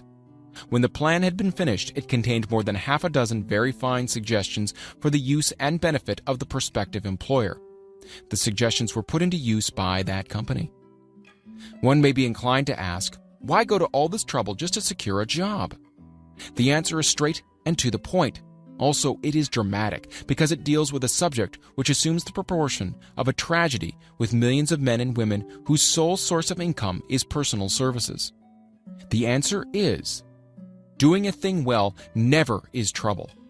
The plan prepared by this woman for the benefit of her son helped him get the job for which he applied at the first interview, at a salary fixed by himself. Moreover, and this too is important, the position did not require the young man to start at the bottom. He began as a junior executive, at an executive's salary. Why go to all this trouble, do you ask? Well, for one thing, the planned presentation of this young man's application for a position clipped off no less than 10 years of time he would have required to get where he began had he started at the bottom and worked his way up. This idea of starting at the bottom and working one's way up may appear to be sound, but the major objection to it is this. Too many of those who begin at the bottom never manage to lift their heads high enough to be seen by opportunity, so they remain at the bottom. It should be remembered also that the outlook from the bottom is not so very bright or encouraging. It has a tendency to kill off ambition. We call it getting into a rut, which means that we accept our fate because we form the habit of daily routine, a habit that finally becomes so strong we cease to throw it off. And that is another reason why it pays to start 1 or 2 steps above the bottom. By so doing, one forms the habit of looking around, of observing how others get ahead, of seeing opportunity, and of embracing it without hesitation. Dan Halpin is a splendid example of what I mean. During his college days, he was the manager of a famous 1930 national championship Notre Dame football team, when it was under the direction of the late Knute Rockne. Perhaps he was inspired by the great football coach to aim high, and not mistake temporary defeat for failure, just as Andrew Carnegie, the great industrial leader, inspired his young business lieutenants to set high goals for themselves.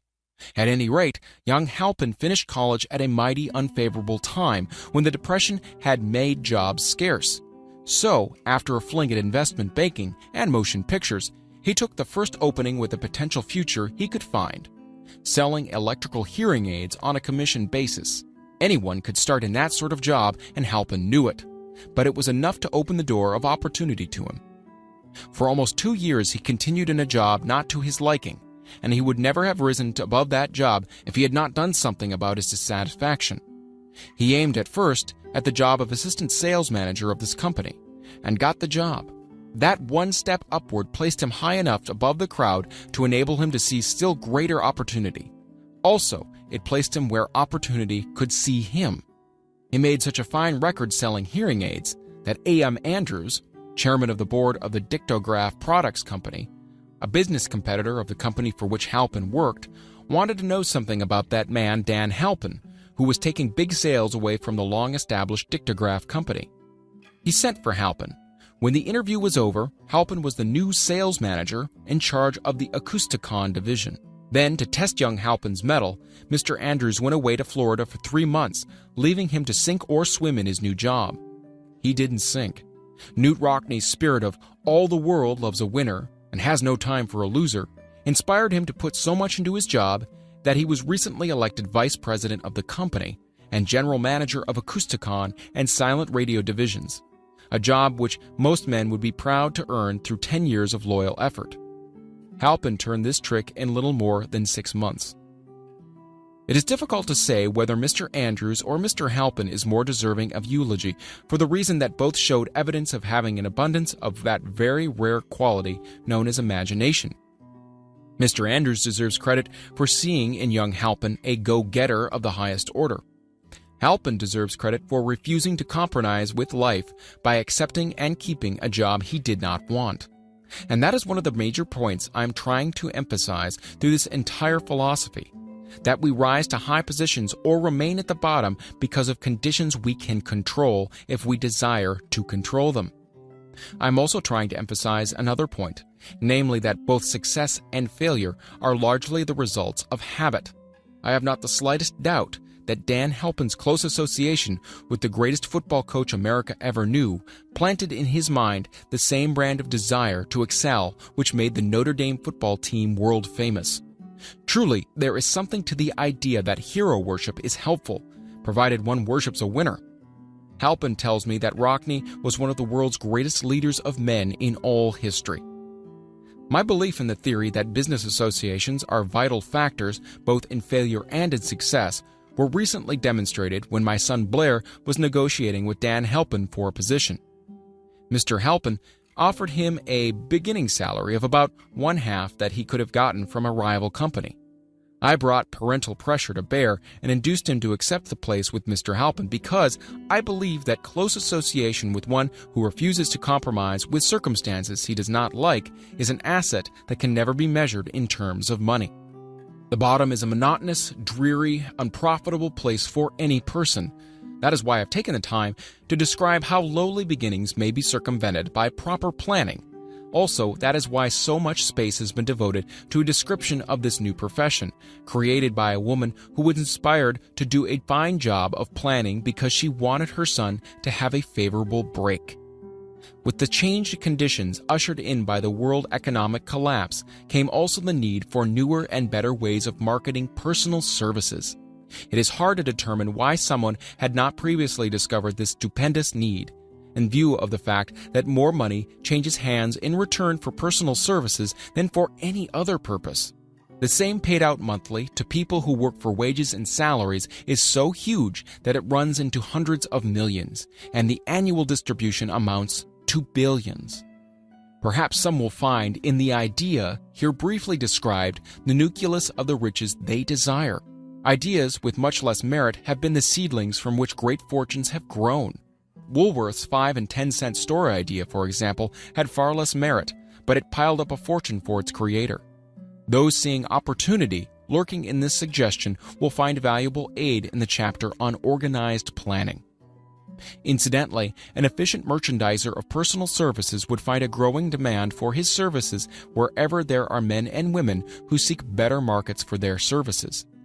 By applying the mastermind principle, a few people with a suitable talent could form an alliance and have a paying business very quickly.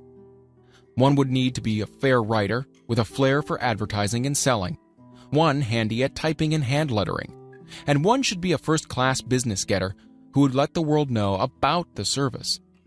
If one person possessed all these abilities, he might carry on the business alone until it outgrew him. The woman who prepared the personal service sales plan for her son now receives requests from all parts of the country for her cooperation in preparing similar plans for others who desire to market their personal services for more money. She has a staff of expert typists, artists, and writers who have the ability to dramatize the case history so effectively that one's personal services can be marketed for much more money than the prevailing wages for similar services. She is so confident of her ability that she accepts as the major portion of her fee a percentage of the increased pay she helps her clients to earn. It must not be supposed that her plan merely consists of clever salesmanship. by which she helps men and women to demand and receive more money for the same services they formerly sold for less pay. No, she looks after the interests of the purchaser as well as the seller of personal services, and so prepares her plans that the employer receives full value for the additional money he pays. The method by which she accomplishes this astonishing result is a professional secret which she discloses to no one excepting her own clients. If you have the imagination and seek a more profitable outlet for your personal services, this suggestion may be the stimulus for which you have been searching. The idea is capable of yielding an income far greater than that of the average doctor, lawyer, or engineer whose education required several years in college. The idea is saleable to those seeking new positions, in practically all positions calling for managerial or executive ability, and those desiring rearrangement of incomes in their present positions. There is no fixed price for sound ideas. Back of all ideas is specialized knowledge.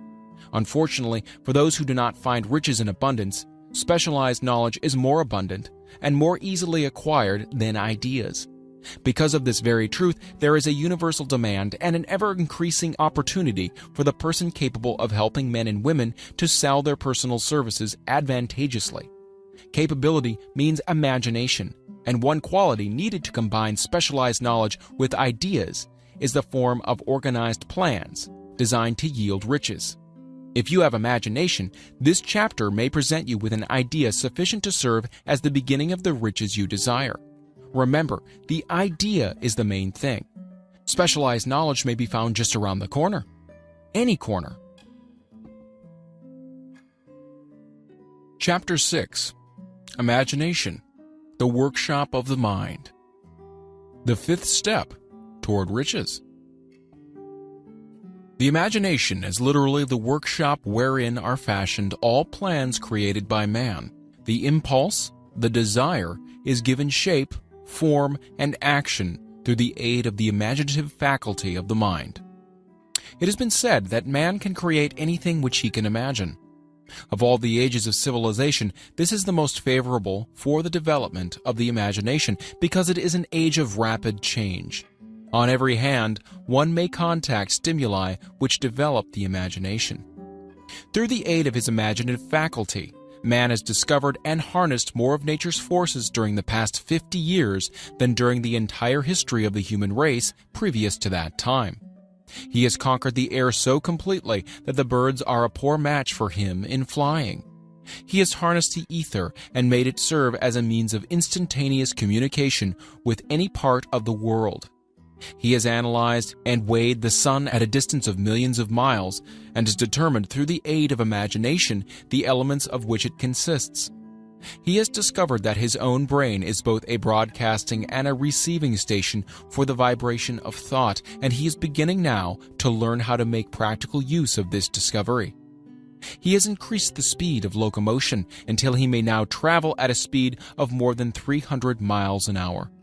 The time will soon come when a man may breakfast in New York and lunch in San Francisco. Man's only limitation, within reason, lies in his development and use of his imagination. He has not yet reached the apex of development in the use of his imaginative faculty. He has merely discovered that he has an imagination and has commenced to use it in a very elementary way. Two forms of imagination. The imaginative faculty functions in two forms. One is known as synthetic imagination and the other as creative imagination. Synthetic imagination. Through this faculty, one may arrange old concepts, ideas, or plans into new combinations. The faculty creates nothing. It merely works with the material of experience, education, and observation with which it is fed. It is the faculty used most by the inventor, with the exception of those who draw upon the creative imagination when he cannot solve his problem through synthetic imagination. Creative imagination. Through the faculty of creative imagination, the finite mind of man has direct communication with infinite intelligence. It is the faculty through which hunches and inspirations are received. It is by this faculty that all basic or new ideas are handed over to man. It is through this faculty that thought vibrations from the minds of others are received. It is through this faculty that one individual may tune in or communicate with the subconscious mind of other men. The creative imagination works automatically in the manner described in subsequent pages. This faculty functions only when the conscious mind is vibrating at an exceedingly rapid rate, as for example, when the conscious mind is stimulated through the emotion of a strong desire. The creative faculty becomes more alert, more receptive to vibrations from the sources mentioned in proportion to its development through use. This statement is significant. Ponder over it before passing on. Keep in mind as you follow these principles that the entire story of how one may convert desire into money cannot be told in one statement. The story will be complete only when one has mastered, assimilated, and begun to make use of all the principles. The great leaders of business, industry, finance, and the great artists, musicians, poets, and writers became great because they developed the faculty of creative imagination. Both the synthetic and creative faculties of imagination become more alert with use, just as any muscle or organ of the body develops through use. Desire is only a thought, an impulse. It is nebulous and ephemeral. It is abstract and of no value until it has been transformed into its physical counterpart.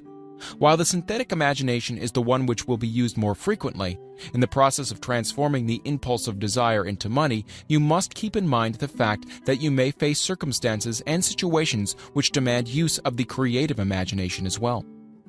Your imaginative quality may have become weak through inaction. It can be revived and made alert through use. This faculty does not die, though it may become quiescent through lack of use. Center your attention for the time being on the development of the synthetic imagination because this is the faculty which you will use more often in the process of converting desire into money. Transformation of the intangible impulse of desire into the tangible reality of money calls for the use of a plan or plans. These plans must be formed with the aid of the imagination and mainly with the synthetic faculty. Read the entire book through, then come back to this chapter and begin at once to put your imagination to work on the building of a plan or plans for the transformation of your desire into money. Detailed instructions for the building of plans has been given in almost every chapter. Carry out the instructions best suited to your needs. Reduce your plan to writing if you have not already done so. The moment you complete this, you will have definitely given concrete form to the intangible desire. Read the preceding sentence once more. Read it aloud, very slowly, as you do so. Remember that the moment you reduce the statement of your power and a plan for its realization to writing, you have actually taken the first of a series of steps which will enable you to convert the thought into its physical counterpart. The earth on which you live, you yourself, and every other material thing are the result of evolutionary change, through which microscopic bits of matter have been organized and arranged in an orderly fashion. Moreover, and this statement is of stupendous importance, this earth, every one of the billions of individual cells of your bodies, and every atom of matter began as an intangible form of energy. Desire is thought impulse. Thought impulses are forms of energy. When you begin with the thought impulse, desire, to accumulate money, you are drafting into your service the same stuff that nature used in creating this earth and in every material form in the universe, including the body and brain in which the thought impulses function. As far as science has been able to determine, the entire universe consists of but two elements, matter and energy. Through the combination of energy and matter has been created everything perceptible to man, from the largest star which floats in the heavens down to and including himself. You are now engaged in the task of trying to profit by nature's method. You are sincerely and earnestly, we hope, trying to adapt yourself to nature's laws by endeavoring to convert desire into its physical or monetary equivalent. You can do it. It has been done before.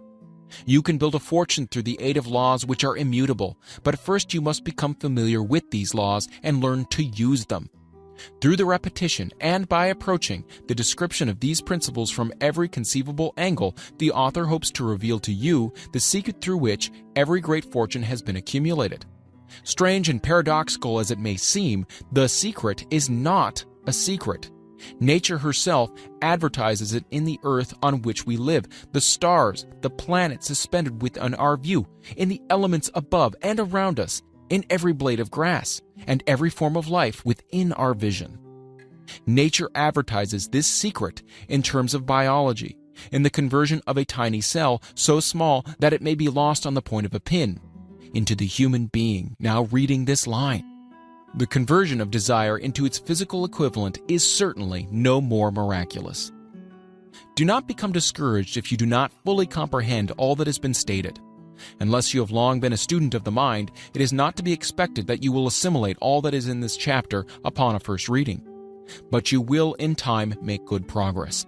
The principles which follow will open the way for understanding of imagination. Assimilate that which you understand as you read this philosophy for the first time. Then, when you reread and study it, you will discover that something has happened to clarify it and give you a broader understanding of the whole. Above all, do not stop, nor hesitate in your study of these principles until you have read the book at least 3 times, for then you'll not want to stop. How to make practical use of imagination. Ideas are the beginning points of all fortunes. Ideas are products of the imagination. Let us examine a few well-known ideas which have yielded huge fortunes, with the hope that these illustrations will convey definite information concerning the method by which imagination may be used in accumulating riches. The enchanted kettle. 50 years ago, an old country doctor drove to town, hitched his horse, quietly slipped into a drugstore by the back door, and began dickering with the young drug clerk. His mission was destined to yield great wealth to many people. It was destined to bring the South the most far-flung benefits since the Civil War. For more than an hour, behind the prescription counter, the old doctor and the clerk talked in low tones. Then the doctor left. He went out to the buggy and brought back a large, old-fashioned kettle, a big wooden paddle, used for stirring the contents of the kettle, and deposited them in the back of the store. The clerk inspected the kettle, reached into his inside pocket, took out a roll of bills, and handed it over to the doctor. The roll contained exactly $500, the clerk's entire savings. The doctor handed over a small slip of paper on which was written a secret formula. The words on that small slip of paper were worth a king's ransom, but not to the doctor. Those magic words were needed to start the kettle to boiling, but neither the kettle nor the young clerk knew what fabulous fortunes were destined to flow from that kettle. The old doctor was glad to sell the outfit for $500. The money would pay off his debts and give him freedom of mind. The clerk was taking a big chance by staking his entire life savings on a mere scrap of paper and an old kettle. He never dreamed his investment would start a kettle to overflowing with gold that would surpass the miraculous performance of Aladdin's lamp. What the clerk really purchased was an idea. The old kettle and the wooden paddle and the secret message on a slip of paper were incidental. The strange performance of the kettle began to take place after the new owner mixed with the secret instructions an ingredient of which the doctor knew nothing. Read this story carefully. Give your imagination a test. See if you can discover what it was the young man added to the secret message which caused the kettle to overflow with gold. Remember as you read that this is not a story from Arabian Nights. Here you have a story of facts, stranger than fiction, facts which began in the form of an idea. Let us take a look at the vast fortunes of gold this idea has produced. It has paid and still pays huge fortunes to men and women all over the world who distribute the contents of the kettle to millions of people. The old kettle is now one of the world's largest consumers of sugar, thus providing jobs of a permanent nature to thousands of men and women engaged in growing sugarcane and in refining and marketing sugar. The old kettle consumes annually millions of glass bottles, providing jobs to huge numbers of glass workers. The old kettle gives employment to an army of clerks, stenographers, copywriters, and advertising experts through the nation. It has brought fame and fortune to scores of artists who have created magnificent pictures describing the product. The old kettle has converted a small southern city into the business capital of the South, where it now benefits, directly or indirectly, every business and practically every resident of the city. The influence of this idea now benefits every civilized country in the world, pouring out a continuous stream of gold to all who touch it. Gold from the kettle built and maintains one of the most prominent colleges of the South, where thousands of young people receive the training essential for success. The old kettle has done other marvelous things. All through the World Depression, when factories, banks, and business houses were folding up and quitting by the thousands, the owner of this enchanted kettle went marching on, giving continuous employment to an army of men and women all over the world, and paying out extra portions of gold to those who, long ago, had faith in the idea. If the product of that old brass kettle could talk, it would tell thrilling tales of romance in every language. Romances of love, romances of business, romances of professional men and women who are daily being stimulated by it. The author is sure of at least one such romance, for he was a part of it, and it all began not far from the very spot on which the drug clerk purchased the kettle. It was here that the author met his wife, and it was she who first told him of the enchanted kettle. It was the product of that kettle they were drinking when he asked her to accept him, for better or worse. Now that you know the content of the enchanted kettle is a world-famous drink, it is fitting that the author confesses that the home city of that drink supplied him with a wife. Also, that the drink itself provides him with the stimulation of thought without intoxication, and thereby it gives to serve refreshment of mind, which an author must have to do his best work. Whoever you are, wherever you may live, whatever occupation you may be engaged in, just remember in the future, every time you see the words Coca-Cola, that its vast empire of wealth and influence grew out of a single idea, and that the mysterious ingredient the drug clerk Asa Chandler mixed with the secret formula was imagination. Stop and think of that for a moment. Remember also that the 13 steps to riches described in this book were the media through which the influence of Coca-Cola has been extended to every city, town, village, and crossroads of the world, and that any idea you may create, as good and meritorious as Coca-Cola, has a possibility of duplicating the stupendous record of this worldwide thirst killer. Truly, thoughts are things, and the scope of operation is the world itself. What I would do if I had $1 million. This story proves the truth of the old saying, where there's a will, there's a way. It was told to me by that beloved educator and clergyman, the late Frank Gonzalez, who began his preaching career in the Stockyards region of South Chicago. While Dr. Gonzalez was going through college, he observed many defects in our educational system, defects which he believed he could correct if he were the head of a college. His deepest desire was to become the directing head of an educational institution in which young men and women would be taught to learn by doing. He made up his mind to organize a new college in which he could carry out his ideas without being handicapped by orthodox methods of education. He needed $1 million to put the project across. Where was he to lay his hands on so large a sum of money? That was the question that absorbed most of his ambitious young preacher's thought. But he couldn't seem to make any progress. Every night he took that thought to bed with him. He got up with it in the morning. He took it with him everywhere he went. He turned it over and over in his mind until it became a consuming obsession with him. $1 million is a lot of money. He recognized that fact, but he also recognized the truth that the only limitation is that which one sets up in one's own mind. Being a philosopher as well as a preacher, Dr. Gonzalez recognized, as do all who succeed in life, that definiteness of purpose is the starting point from which one must begin. He recognized, too, that definiteness of purpose takes on animation, life, and power when backed by a burning desire to translate that purpose into its material equivalent. He knew all these great truths, yet he did not know where or how to lay his hands on $1 million. The natural procedure would have been to give up and quit. By saying, well, my idea is a good one, but I just can't do anything about it because I could never procure the necessary $1 million. This is exactly what the majority of people would have said, but it is not what Dr. Gonzalez said. What he said and what he did are so important that I now introduce him and let him speak for himself. One Saturday afternoon, I sat in my room thinking of ways and means of raising the money to carry out my plans.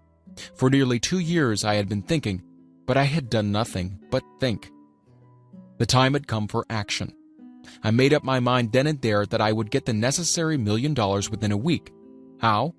I wasn't concerned about that. The main thing of importance was the decision to get the money within a specified time, And I want to tell you that the moment I reached a definite decision to get the money within a specified time, a strange feeling of assurance came over me, such as I had never before experienced. Something inside me seemed to say, "Why didn't you reach that decision a long time ago? The money was waiting for you all that time." Things began to happen in a hurry. I called the newspapers and announced that I would preach a sermon that following morning entitled, "What I Would Do If I Had $1 Million." I went to work on the sermon immediately, but I must tell you frankly, the task was not difficult because I had been preparing that sermon for almost 2 years. The spirit back of it was a part of me. Long before midnight, I had finished writing the sermon. I went to bed and slept with a feeling of confidence, for I could already see myself already in possession of the $1 million. Next morning, I arose early, went into the bathroom, read the sermon, then knelt on my knees and asked that my sermon might come to the attention of someone who could supply the needed money. While I was praying, I again had that feeling of assurance that the money would be forthcoming. In my excitement, I walked out without my sermon and did not discover the oversight until I was in my pulpit and about ready to begin delivering it. It was too late to go back for my notes, and what a blessing that I couldn't go back. Instead, my own subconscious mind yielded the material I needed. When I arose to begin my sermon, I closed my eyes and spoke with all my heart and soul of my dreams. I had not only talked to my audience, but I fancy I also talked to God. I told what I would do with $1 million if that amount were placed in my hands. I described the plan I had in mind for organizing a great educational institution where young people could learn to do practical things and at the same time develop their minds. When I had finished and sat down, a man slowly arose from his seat, about 3 rows from the rear, and made his way towards the pulpit. I wondered what he was going to do. He came into the pulpit, extended his hand, and said, "Reverend, I liked your sermon. I believe you can do everything you said you would if you had $1 million. To prove that I believe in you and your sermon, if you will come to my office tomorrow morning, I will give you the $1 million. My name is Philip D. Armour." Young Gonzalez went to Mr. Armour's office, and the $1 million was presented to him. With the money, he founded the Armour Institute of Technology. That is more money than the majority of preachers ever see in an entire lifetime, yet the thought impulse back of the money was created in the young preacher's mind in a fraction of a minute. The necessary $1 million came as a result of an idea. Back of the idea was a desire which young Gonzalez had been nursing in his mind almost 2 years. Observe this important fact. He got the money within the 36 hours after he reached a definite decision in his mind to get it, and decided upon a definite plan for getting it. There was nothing new or unique about Gonzalez's vague thinking about $1 million and weakly hoping for it. Others before him, and many since his time, have had similar thoughts. But there was something very unique and different about the decision he reached on that memorable Saturday when he put vagueness into the background and definitely said, "I will get that money within a week." God seems to throw himself on the side of the man who knows exactly what he wants, if he is determined to get just that. Moreover, the principle through which Mr. Gonzalez got his $1 million is still alive. It is available to you. This universal law is as workable today as it was when the young preacher made use of it so successfully. This book describes, step by step, the 13 elements of this great law and suggests how they can be put to use. Observe that Asa Chandler and Dr. Frank Gonzalez had one characteristic in common. Both knew the astounding truth that ideas can be transmuted into cash through the power of definite purpose, plus definite plans. If you are one of those who believe that hard work and honesty alone will bring riches, perish the thought. It is not true. Riches, when they come in huge quantities, are never the result of hard work. Riches come, if they come at all, in response to definite plans, based upon the application of definite principles, and not by chance or luck. Generally speaking, an idea is an impulse of thought that impels action, by an appeal to the imagination. All master salesmen know that ideas can be sold where merchandise cannot. Ordinary salesmen do not know this. That is why they're ordinary. A publisher of books, which sell for a nickel, made a discovery that should be worth much to publishers generally. He learned that many people buy titles and not contents of books. By merely changing the name of one book that was not moving, his sales on the book jumped upward more than 1 million copies. The inside of the book was not changed in any way. He merely ripped off the cover bearing the title that did not sell and put on a new cover with a title that had box office value. That, as simple as it may seem, was an idea. It was imagination. There is no standard price on ideas. The creator of ideas makes his own price, and if he is smart, gets it. The moving picture industry created a whole flock of millionaires. Most of them were men who couldn't create ideas, but they had the imagination to recognize ideas when they saw them. The next flock of millionaires will probably grow out of the radio business, which is new and not overburdened with men of keen imagination. The money will be made by those who discover or create new and more meritorious radio programs and have the imagination to recognize merit and to give the radio listeners a chance to profit by it. The sponsor, that unfortunate victim who now pays the cost of all radio entertainment, soon will become idea conscious and demand something for his money. The man who beats the sponsor to the draw and supplies programs that render useful service is the man who will become rich in this new industry. Crooners and light chatter artists who now pollute the air with wisecracks and silly giggles will go the way of light timbers, and their places will be taken by real artists who interpret carefully planned programs which have been designed to service the minds of men as well as provide entertainment. Here is a wide-open field of opportunity screaming its protest at the way it is being butchered because of lack of imagination and begging for rescue at any price. Above all, the thing that radio needs is new ideas. If this new field of opportunity intrigues you, perhaps you might profit by the suggestion that the successful radio programs of the future will give more attention to creating buyer audiences and less attention to listener audiences. Stated more plainly, the builder of radio programs who succeeds in the future must find practical ways to convert listeners into buyers. Moreover, the successful producer of radio programs in the future must key his features so that he can definitely show its effect upon the audience. Sponsors are becoming a bit wary of buying glib, selling talks based upon statements grabbed out of thin air. They want, and in the future will demand, indisputable proof that the Who's It program not only gives millions of people the silliest giggle ever, but that the silly giggler can sell merchandise. Another thing that might as well be understood by those who contemplate entering this new field of opportunity, radio advertising is going to be handled by an entirely new group of advertising experts, separate and distinct from the old-time newspaper and magazine advertising agency men.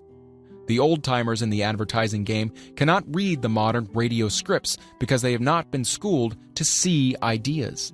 The new radio technique demands men who can interpret ideas from a written manuscript in terms of sound. It cost the author a year of hard labor and many thousands of dollars to learn this. Radio right now is about where the moving pictures were when Mary Pickford and her curls first appeared on the screen. There is plenty of room in radio for those who can produce or recognize ideas. If the foregoing comment on the opportunity of radio has not started your idea factory to work, you had better forget it. Your opportunity is in some other field. If the comment intrigued you in the slightest degree, then go further into it, and you may find the one idea you need to round out your career. Never let it discourage you if you have no experience in radio. Andrew Carnegie knew very little about making steel. I have Carnegie's own word for this. But he made practical use of two of the principles described in this book and made the steel business yield him a fortune. The story of practically every great fortune starts with the day when a creator of ideas and a seller of ideas got together and worked in harmony. Carnegie surrounded himself with men who could do all that he could not do.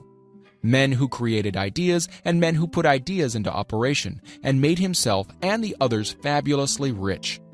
Millions of people go through life hoping for favorable breaks. Perhaps a favorable break can get one opportunity, but the safest plan is not to depend upon luck. It was a favorable break that gave me the biggest opportunity of my life, but 25 years of determined effort had to be devoted to that opportunity before it became an asset. The break consisted of my good fortune in meeting and gaining the cooperation of Andrew Carnegie. On that occasion, Carnegie planted in my mind the idea of organizing the principles of achievement into a philosophy of success. Thousands of people have profited by the discoveries made in the 25 years of research, and several fortunes have been accumulated through the application of this philosophy.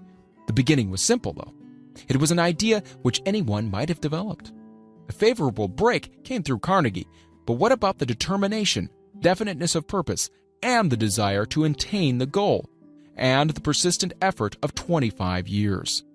It was no ordinary desire that survived disappointment, discouragement, temporary defeat, criticism, and the constant reminding of waste of time. It was a burning desire. It was an obsession. When the idea was first planted in my mind by Mr. Carnegie, it was coaxed, nursed, and enticed to remain alive. Gradually, the idea became a giant under its own power, and it coaxed, nursed, and drove me. Ideas are like that. First you give life and action and guidance to ideas, then they take on power of their own and sweep aside all opposition. Ideas are intangible forces, but they have more power than the physical brains that give birth to them. They have the power to live on after the brain that created them are returned to dust. For example, take the power of Christianity. That began with a simple idea born in the brain of Christ. Its chief tenet was, "Do unto others as you would have others do unto you." Christ has gone back to the source from whence he came, but his idea goes marching on. Someday it may grow up and come into its own. Then it will have fulfilled Christ's deepest desire. The idea has been developing only 2,000 years. Give it time. Success requires no explanations. Failure permits no alibis. Chapter 7. Organized Planning, the Crystallization of Desire into Action. The sixth step toward riches. You have learned that everything man creates or acquires begins in the form of desire. That desire is taken on the first lap of its journey from the abstract to the concrete into the workshop of the imagination, where plans for its transition are created and organized. In Chapter 2, you are instructed to take 6 definite practical steps as your first move in translating the desire for money into its monetary equivalent. One of these steps is the formation of a definite, practical plan or plans through which this transformation may be made. You will now be instructed how to build plans which will be practical. These: A. Ally yourself with a group of as many people as you may need for the creation and carrying out of your plan or plans for the accumulation of money-making use of the mastermind principle described in a later chapter. Compliance with this instruction is absolutely essential. Do not neglect it. B. Before forming your mastermind alliance, decide what advantages and benefits you may offer the individual members of your group in return for their cooperation. No one will work indefinitely without some form of compensation. No intelligent person will either request or expect another to work without an adequate compensation, though this may not always be in the form of money. C. Arrange to meet with the members of your mastermind group at least twice a week, and more often if possible, until you have jointly perfected the necessary plan or plans for the accumulation of money. D. Maintain perfect harmony between yourself and every member of your mastermind group. If you fail to carry out this instruction to the letter, you may expect to meet with failure. The mastermind principle cannot obtain where perfect harmony does not prevail. Keep in mind these facts.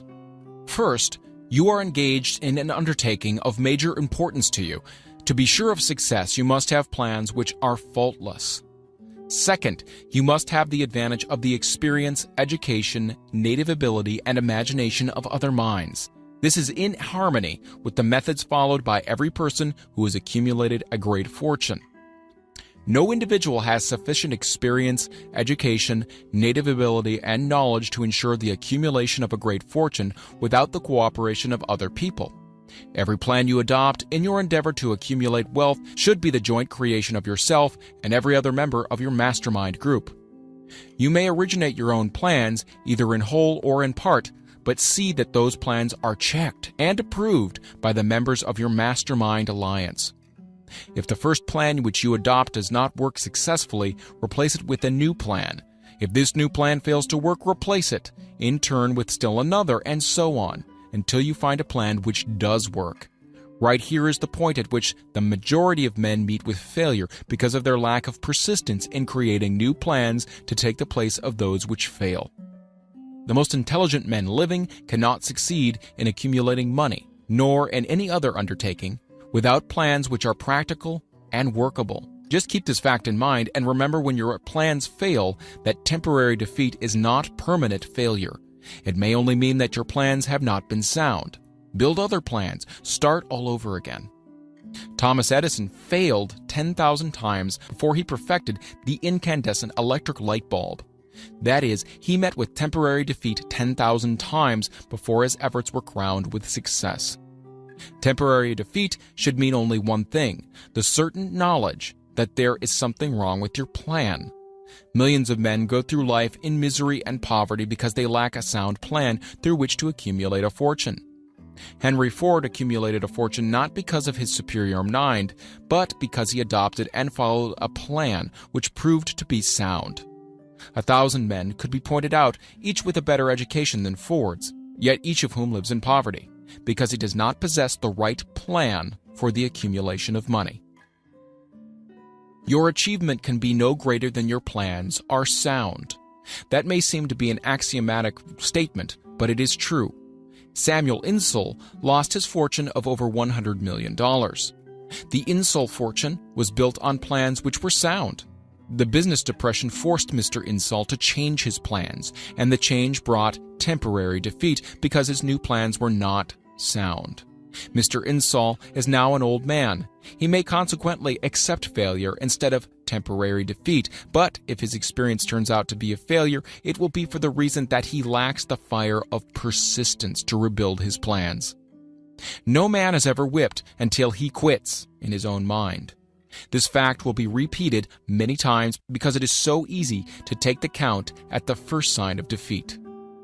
James J. Hill met with temporary defeat when he first endeavored to raise the necessary capital to build a railroad from east to west, but he too turned defeat into victory through new plans.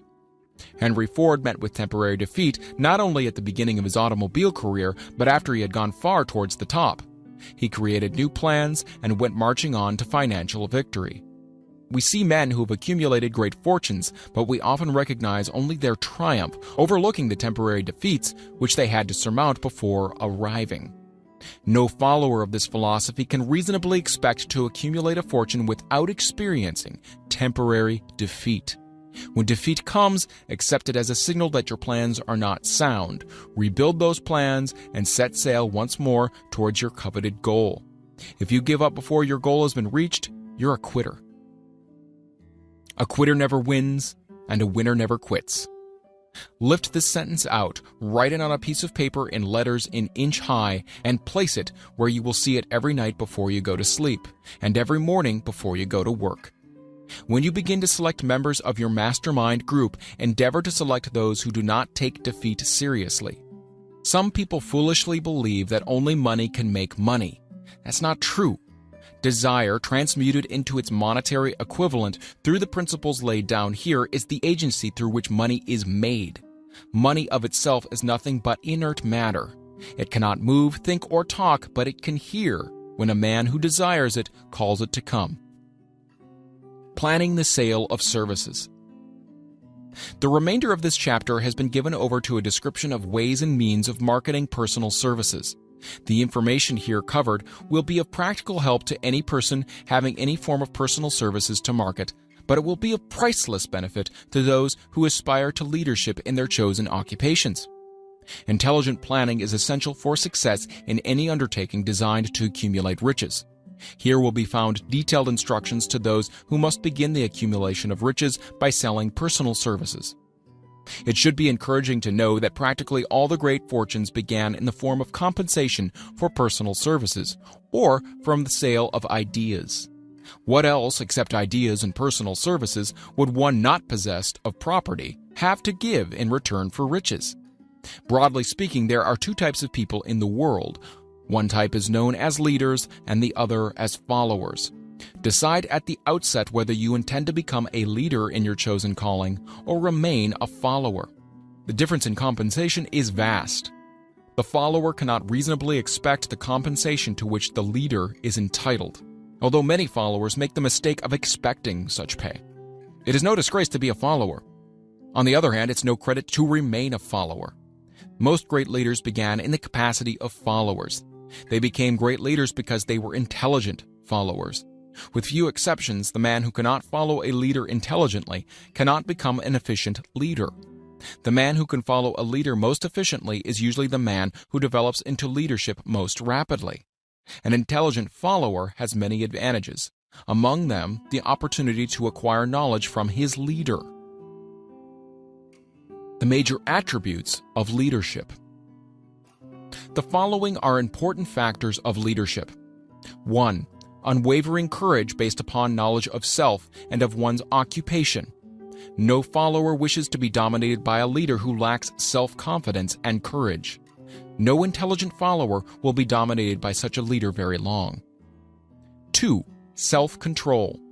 The man who cannot control himself can never control others. Self-control sets a mighty example for one's followers, which the more intelligent will emulate. 3. A keen sense of justice.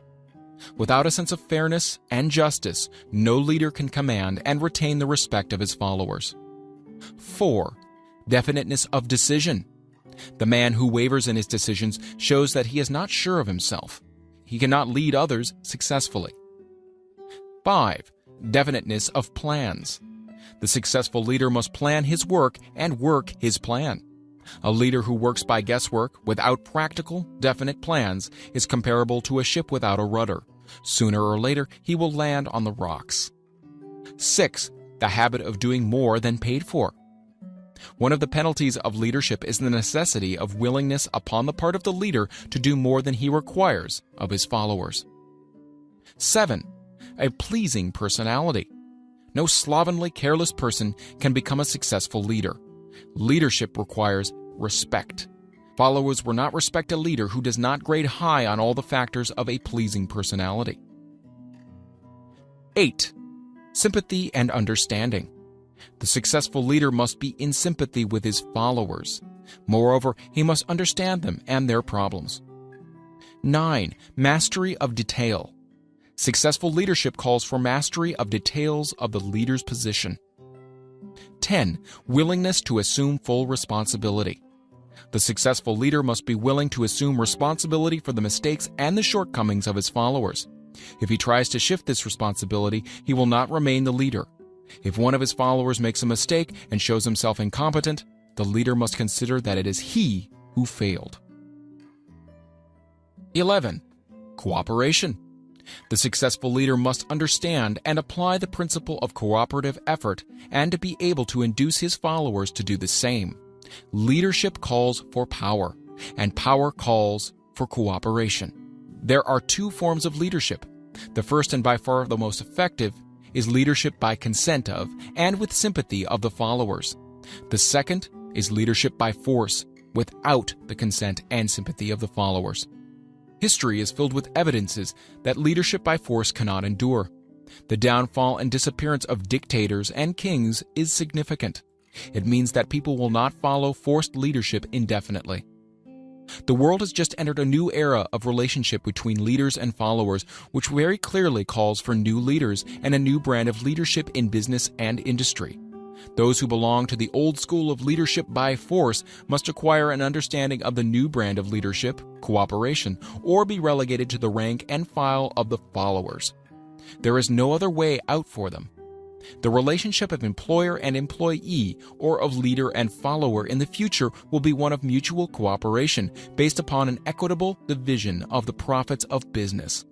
In the future, the relationship of employer and employee will be more like a partnership than it has been in the past. Napoleon, Kaiser Wilhelm of Germany, the Tsar of Russia, and the King of Spain were examples of leadership by force. Their leadership passed. Without much difficulty, one might point to the prototypes of these ex-leaders among the business, financial, and labor leaders of America who have been dethroned or slated to go. Leadership by consent of the followers is the only brand which can endure. Men may follow the forced leadership temporarily, but they will not do so willingly. The new brand of leadership will embrace the 11 factors of leadership described in this chapter, as well as some other factors. The man who makes these the basis of his leadership will find abundant opportunity to lead in any walk of life. The Depression has prolonged largely because the world lacked leadership of the new brand. At the end of the Depression, the demand for leaders who are competent to apply the new methods of leadership has greatly exceeded the supply. Some of the old type of leaders will reform and adapt themselves to the new brand of leadership, but generally speaking, the world will have to look for a new timber for its leadership. This necessity may be your opportunity. The 10 major causes of failure in leadership.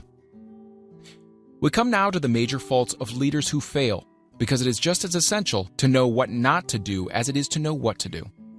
1. Inability to organize details. Efficient leadership calls for ability to organize and master details. No genuine leader is ever too busy to do anything which may be required of him in his capacity as leader. When a man, whether he is a leader or a follower, admits that he is too busy to change his plans or to give attention to any emergency, he admits his inefficiency. The successful leader must be the master of all details connected with his position. That means, of course, that he must acquire the habit of relegating details to capable lieutenants. 2. Unwillingness to render humble service. Truly great leaders are willing, when occasion demands, to perform any sort of labor which they would ask another to perform. The greatest among ye shall be the servant of all, is a truth which all able leaders observe and respect. 3. Expectation of pay for what they know instead of what they do with that which they know. The world does not pay men for that which they know. It pays them for what they do or induce others to do. 4. Fear of competition from followers. The leader who fears that one of his followers may take his position is practically sure to realize that fear sooner or later. The able leader trains understudies to whom he may delegate at will any of the details of his position. Only in this way may a leader multiply himself and prepare himself to be at many places and give attention to many things at one time. It is an eternal truth that men receive more money for their ability to get others to perform than they could possibly earn by their own efforts. An efficient leader may, through his knowledge of his job and the magnetism of his personality, greatly increase the efficiency of others and induce them to render more service and better service than they could render without his aid. 5. Lack of imagination. Without imagination, the leader is incapable of meeting emergencies and of creating plans by which to guide his followers efficiently. 6. Selfishness. The leader who claims all the honor for the work of his followers is sure to be met by resentment. The really great leader claims none of the honors. He is contented to see the honors, when there are any, to go to his followers, because he knows that most men will work harder for commendation and recognition than they will for money alone. 7. Intemperance. Followers do not respect an intemperate leader. Moreover, intemperance in any of its various forms destroys the endurance and the vitality of all who indulge in it. 8. Disloyalty. Perhaps this should have come at the head of the list. The leader who is not loyal to his trust and to his associates, those above him, and those below him, cannot long maintain his leadership. Disloyalty marks one as being less than the dust of the earth, and brings down on one's head the contempt he deserves. Lack of loyalty is one of the major causes of failure in every walk of life. 9. Emphasis of the authority of leadership. The efficient leader leads by encouraging and not by trying to instill fear in the hearts of his followers. The leader who tries to impress his followers with his authority comes within the category of leadership through force. If a leader is a real leader, he will have no need to advertise that fact except by his conduct, his sympathy, understanding, fairness, and a demonstration that he knows his job. 10. Emphasis of title. The competent leader requires no title to give him the respect of his followers. The man who makes too much over his title generally has little else to emphasize. The doors to the office of the real leader are open to all who wish to enter, and his working quarters are free from formality or ostentation. These are among the more common of the causes of failure in leadership. Any one of these faults is sufficient to induce failure. Study the list carefully if you aspire to leadership and make sure that you are free of these faults. Some fertile fields in which new leadership will be required. Before leaving this chapter, your attention is called to a few of the fertile fields in which there have been a decline of leadership and in which the new type of leader may find an abundance of opportunity. First, in the field of politics, there is a most insistent demand for new leaders, a demand which indicates nothing less than an emergency. The majority of politicians have seemingly become high-grade, legalized racketeers. They have increased taxes and debauched the machinery of industry and business until the people can no longer stand the burden. Second, the banking business is undergoing a reform. The leaders in this field have almost entirely lost the confidence of the public. Already the bankers have sensed the need of reform, and they have begun it. Third, industry calls for new leaders. The old type of leaders thought and moved in terms of dividends instead of thinking and moving in terms of human equations. The future leader in industry, to endure, must regard himself as a quasi-public official whose duty it is to manage his trust in such a way that it will work hardship on no individual or group of individuals. Exploitation of working men is a thing of the past. Let the man who aspires to leadership in the field of business, industry, and labor remember this. Fourth, the religious leader of the future will be forced to give more attention to the temporary needs of his followers in the solution of their economic and personal problems of the present, and less attention to the dead past and yet unborn future. Fifth, in the professions of law, medicine, and education, a new brand of leadership, and to some extent, new leaders will become a necessity. This is especially true in the field of education. The leader in that field must, in the future, find ways and means of teaching people how to apply the knowledge they receive in school. He must deal more with practice and less with theory. Sixth, new leaders will be required in the field of journalism. Newspapers of the future, to be conducted successfully, must be divorced from special privilege and relieved from the subsidy of advertising. They must cease to be organs of propaganda for the interests which patronize their advertising columns. The type of newspaper which publishes scandal and lewd pictures will eventually go the way of all forces which debauch the human mind. These are but a few of the fields in which opportunities for new leaders and new brands of leadership are now available. The world is undergoing a rapid change. This means that the media through which the changes in human habits are promoted must be adapted to the changes.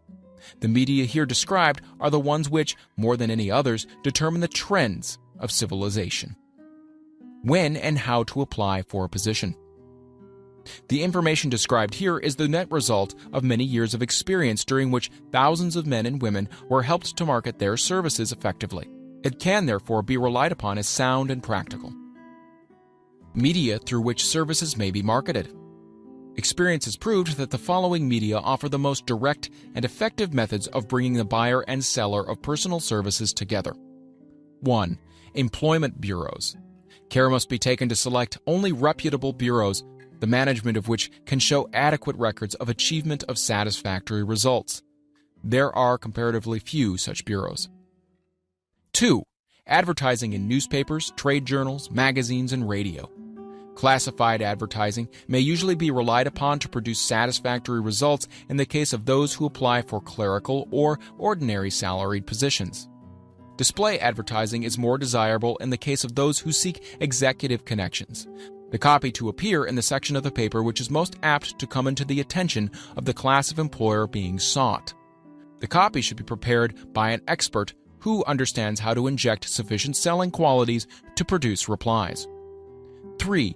Personal letters of application. Directed to particular forms or individuals most apt to need such services as being offered.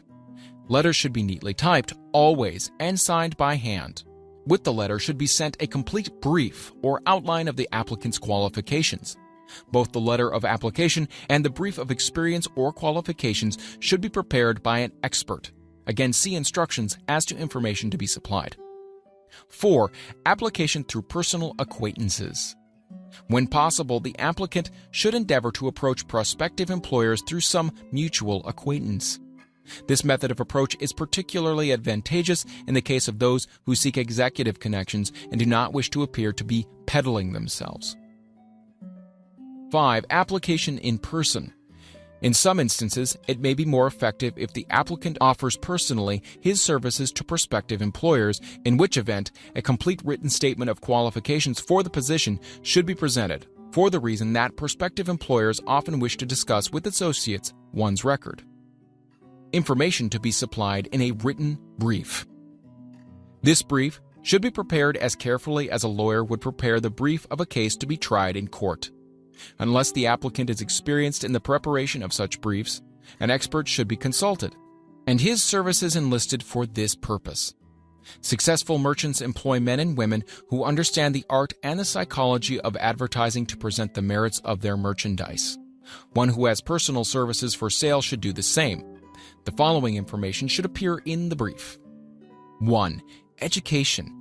State briefly but definitely what schooling you've had and in what subjects you specialized in school, giving the reasons for that specialization. 2. Experience. If you have had experience in connection with positions similar to the one you seek, describe it fully. State names and addresses of former employers. Be sure to bring out clearly any special experience you may have had which would equip you to fill the position you seek. 3. References. Practically every business firm desires to know all about the previous records, antecedents, etc. of prospective employees who seek positions of responsibility. Attach to your brief photostatic copies of letters from A. Former employers. B. Teachers under whom you've studied. C. Prominent people whose judgment may be relied upon. 4. Photograph of self. Attach to your brief a recent, unmounted photograph of yourself. 5. Apply for a specific position. Avoid application for a position without describing exactly what particular position you seek. Never apply for just a position. That indicates you lack specialized qualifications. 6. State your qualifications for the particular position for which you apply. Give full details as to the reasons you believe you are qualified for the particular position you seek. This is the application. It will determine more than anything else what consideration you receive. 7. Offer to go to work on probation. In the majority of instances, if you are determined to have the position for which you apply, it will be most effective if you offer to work for a week or a month, or for sufficient length of time to enable your prospective employer to judge your value without pay. This may appear to be a radical suggestion, but experience has proved that it seldom fails to win at least a trial. If you are sure of your qualifications, a trial is all you need. Incidentally, such an offer indicates that you have confidence in your ability to fill the position you seek. It is most convincing. If your offer is accepted and you make good, more than likely you'll be paid for your probation period.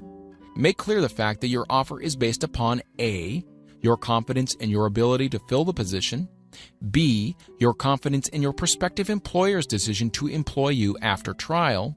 C. Your determination to have the position you seek. 8. Knowledge of your prospective employer's business. Before applying for a position, do sufficient research in connection with the business to familiarize yourself thoroughly with that business, and indicate in your brief the knowledge you have acquired in this field. This will be impressive, as it will indicate that you have imagination and a real interest in the position you seek. Remember that it is not the lawyer who knows the most law, but the one who best prepares his case who wins. If your case is properly prepared and presented, your victory will have been more than half won at the outset. Do not be afraid of making your brief too long.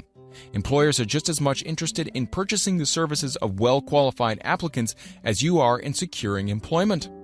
In fact, the success of most successful employers is due, in the main, to their ability to select well-qualified lieutenants.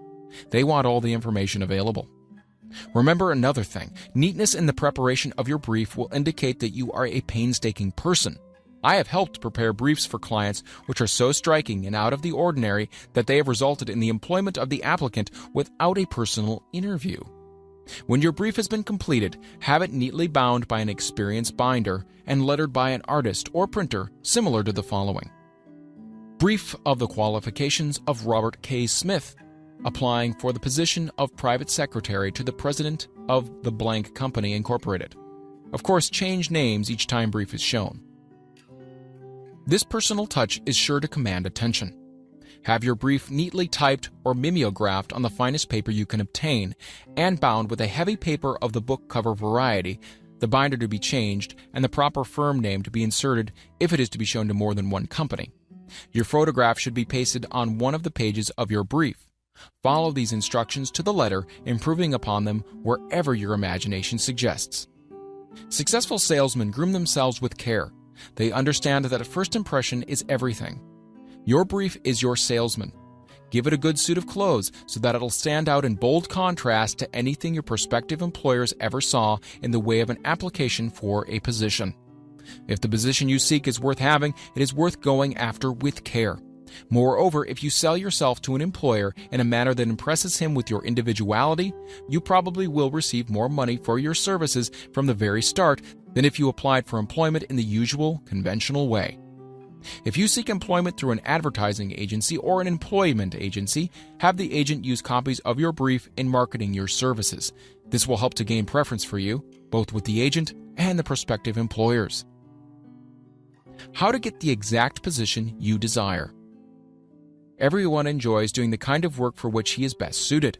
An artist loves to work with paints, a craftsman with his hands. A writer loves to write.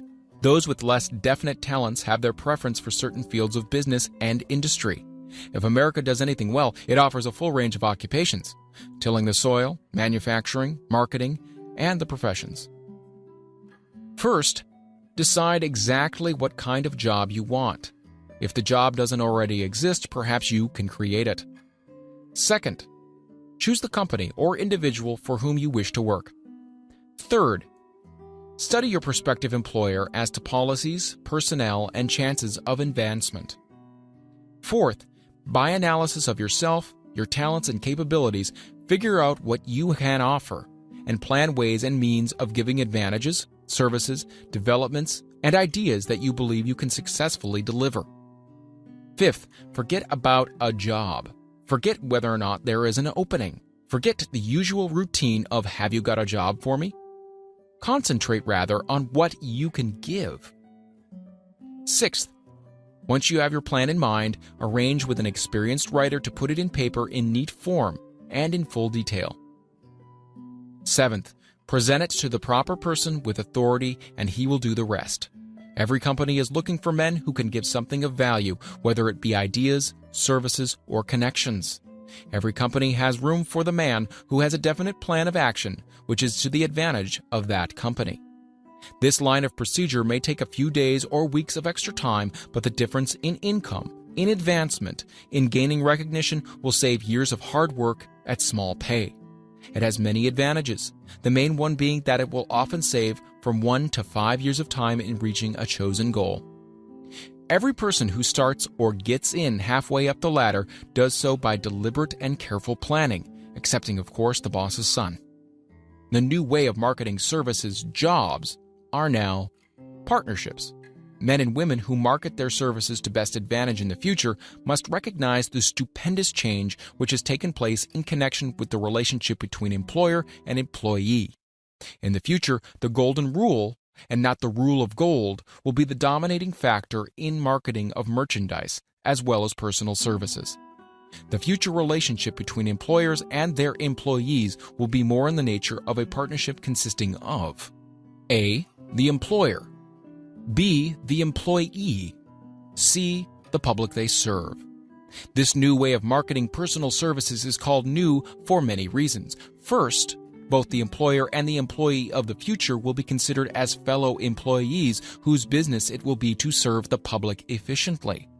In times past, employers and employees have bartered among themselves, driving the best bargains they could with one another, not considering that in the final analysis they were in reality bargaining at the expense of the third party, the public they served. The Depression served as a mighty protest from an injured public whose rights have been trampled upon in every direction by those who are clamoring for individual advantages and profits. When the debris of the Depression shall have cleared away and business shall have been once again restored to balance, both employers and employees will recognize that they are no longer privileged to drive bargains at the expense of those whom they serve. The real employer of the future will be the public. This should be kept uppermost in mind by every person seeking to market personal services effectively. Nearly every railroad in America is in financial difficulty. Who does not remember the day when, if a citizen inquired at the ticket office the time of departure of a train, he was abruptly referred to the bulletin board instead of being politely given the information? The streetcar companies have experienced a change of times also. There was a time not so long ago when streetcar conductors took pride in giving argument to passengers. Many of the streetcar tracks have been removed and passengers ride on a bus, whose driver is the last word in politeness. All over the country, streetcar tracks are rusting from abandonment or have been taken up. Wherever streetcars are still in operation, passengers may now ride without argument, and one may even hail the car in the middle of the block, and the motorman will obligingly pick him up. How times have changed. That is just the point I am trying to emphasize. Times have changed. Moreover, the change is reflected not merely in railroad offices and on streetcars, but in other walks of life as well. The public be damned policy is now passé. It has been supplanted by the "we are obligingly at your service, sir" policy. The bankers have learned a thing or two during this rapid change which has taken place during the past few years. Impoliteness on the part of a bank official or bank employee today is as rare as it was conspicuous a dozen years ago. In the years past, some bankers, not all of them of course, carried an atmosphere of austerity which gave every would-be borrower a chill when he even thought of approaching his banker for a loan. The thousands of bank failures during the Depression had the effect of removing the mahogany doors behind which bankers formerly barricaded themselves. They now sit at desks in the open, where they may be seen and approached at will by any depositor or by anyone who wishes to see them, and the whole atmosphere of the bank is one of courtesy and understanding. It used to be customary for customers to have to stand and wait at the corner grocery until the clerks were through passing the time of day with friends and the proprietor had finished making up his bank deposit before being waited upon. Chain stores, managed by courteous men who do everything in the way of service, short of shining the customer's shoes, have pushed the old-time merchants into the background. Time marches on. Courtesy and service are the watchwords of merchandising today and apply to the person who is marketing personal services even more directly than to the employer whom he serves, because, in the final analysis, both the employer and his employee are employed by the public they serve. If they fail to serve well, they pay by the loss of their privilege of serving. We can all remember the time when the gas meter reader pounded on the door hard enough to break the panels. When the door was open, he pushed his way in, uninvited, with a scowl on his face which plainly said, "What the hell did you keep me waiting for?" All that has undergone a change. The meter man now conducts himself as a gentleman who is delighted to be at your service, sir. Before the gas companies learned that their scowling meter men were accumulating liabilities never to be cleared away, the polite salesman of oil burners came along and did a land office business. During the Depression, I spent several months in the anthracite coal region of Pennsylvania, studying conditions which all but destroyed the coal industry. Among several very significant discoveries was the fact that greed on the part of operators and their employers was the chief cause of the loss of business for the operators and loss of jobs for the miners. Through the pressure of a group of overzealous labor leaders representing the employees and the greed for profits on the part of the operators, the anthracite business suddenly dwindled.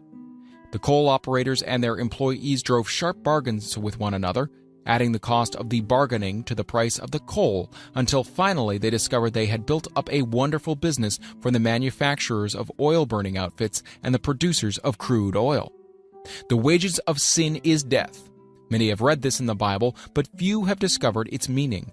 Now and for several years, the entire world has been listening by force to a sermon which might well be called, "Whatsoever a man soweth, that shall he also reap." Nothing as widespread and effective as the Depression could possibly be just a coincidence. Behind the Depression was a cause. Nothing ever happens without a cause. In the main, the cause of the Depression is traceable directly to the worldwide habit of trying to reap without sowing. This should not be mistaken to mean that the depression represents a crop which the world is being forced to reap without having sown. The trouble is that the world sowed the wrong sort of seed. Any farmer knows he cannot sow the seed of thistles and reap a harvest of grain. Beginning at the outbreak of the World War, the people of the world began to sow the seed of service inadequate in both quality and quantity. Nearly everyone was engaged in the pastime of trying to get without giving. These illustrations are brought to the attention of those who have personal services to market, to show that we are where we are and what we are because of our own conduct. If there is a principle of cause and effect which controls business, finance, and transportation, this same principle controls individuals and determines their economic status. What is your QQS rating? The cause of success in marketing services effectively and permanently have been clearly described. Unless those causes are studied, analyzed, understood, and applied, no man can market his services effectively and permanently. Every person must be his own salesman of personal services. The quality and the quantity of services rendered, and the spirit in which it is rendered, determine to a large extent the price and the duration of employment. To market personal services effectively, which means a permanent market at a satisfactory price under pleasant conditions, one must adopt and follow the QQS formula, which means the quality plus quantity plus the proper spirit of cooperation, which equals perfect salesmanship of service. Remember the QQS formula, but do more. Apply it as a habit. Let us analyze the formula to make sure we understand exactly what it means. 1. Quality of service shall be construed to mean the performance of every detail in connection with your position in the most efficient manner possible, with the object of greater efficiency always in mind. 2. Quantity of service shall be understood to mean the habit of rendering all the service of which you are capable at all times with the purpose of increasing the amount of service rendered as greater skill is developed through practice and experience. Emphasis is again placed on the word habit. Spirit of service shall be construed to mean the habit of agreeable, harmonious conduct, which will induce cooperation from associates and fellow employees. Adequacy of quality and quantity of service is not sufficient to maintain a permanent market for your services. The conduct or the spirit in which you deliver service is a strong determining factor in connection with both the price you receive and the duration of employment. Andrew Carnegie stressed this point more than others in connection with his description of the factors which lead to success in the marketing of personal services. He emphasized again and again the necessity for harmonious conduct. He stressed the fact that he would not retain any man, no matter how great a quantity or how efficient the quality of his work, unless he worked in a spirit of harmony. Mr. Carnegie insisted upon men being agreeable. To prove that he placed a high value upon this quality, he permitted many men who conformed to his standards to become very wealthy. Those who did not conform had to make room for others. The importance of pleasing personality has been stressed because it is a factor which enables one to render service in the proper spirit. If one has a personality which pleases and renders service in a spirit of harmony, these assets often make up for deficiencies in both the quality and the quantity of services one renders. Nothing, however, can be successfully substituted for pleasing conduct. The capital value of your services. The person whose income is derived entirely from the sale of personal services is no less a merchant than the man who sells commodities. And it might well be added, such a person is subject to exactly the same rules of conduct as the merchant who sells merchandise. This has been emphasized because the majority of people who live by the sale of personal services make the mistake of considering themselves free from the rules of conduct and the responsibilities attached to those who are engaged in marketing commodities. The new way of marketing services has practically forced both employer and employee into partnership alliances, through which both take into consideration the rights of the third party, the public they serve. The day of the go-getter has passed.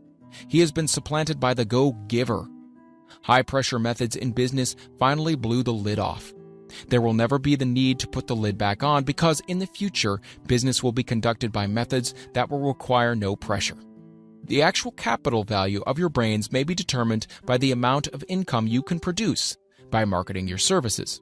A fair estimate of the capital value of your services may be made by multiplying your annual income by 16 2/3, as it is reasonable to estimate that your annual income represents 6% of your capital value. Money rents for 6% per annum. Money is worth no more than brains. It is often worth much less. Competent brains, if effectively marketed, represent a much more desirable form of capital than that which is required to conduct a business dealing in commodities, because brains are a form of capital which cannot be permanently depreciated through depressions, nor can this form of capital be stolen or spent.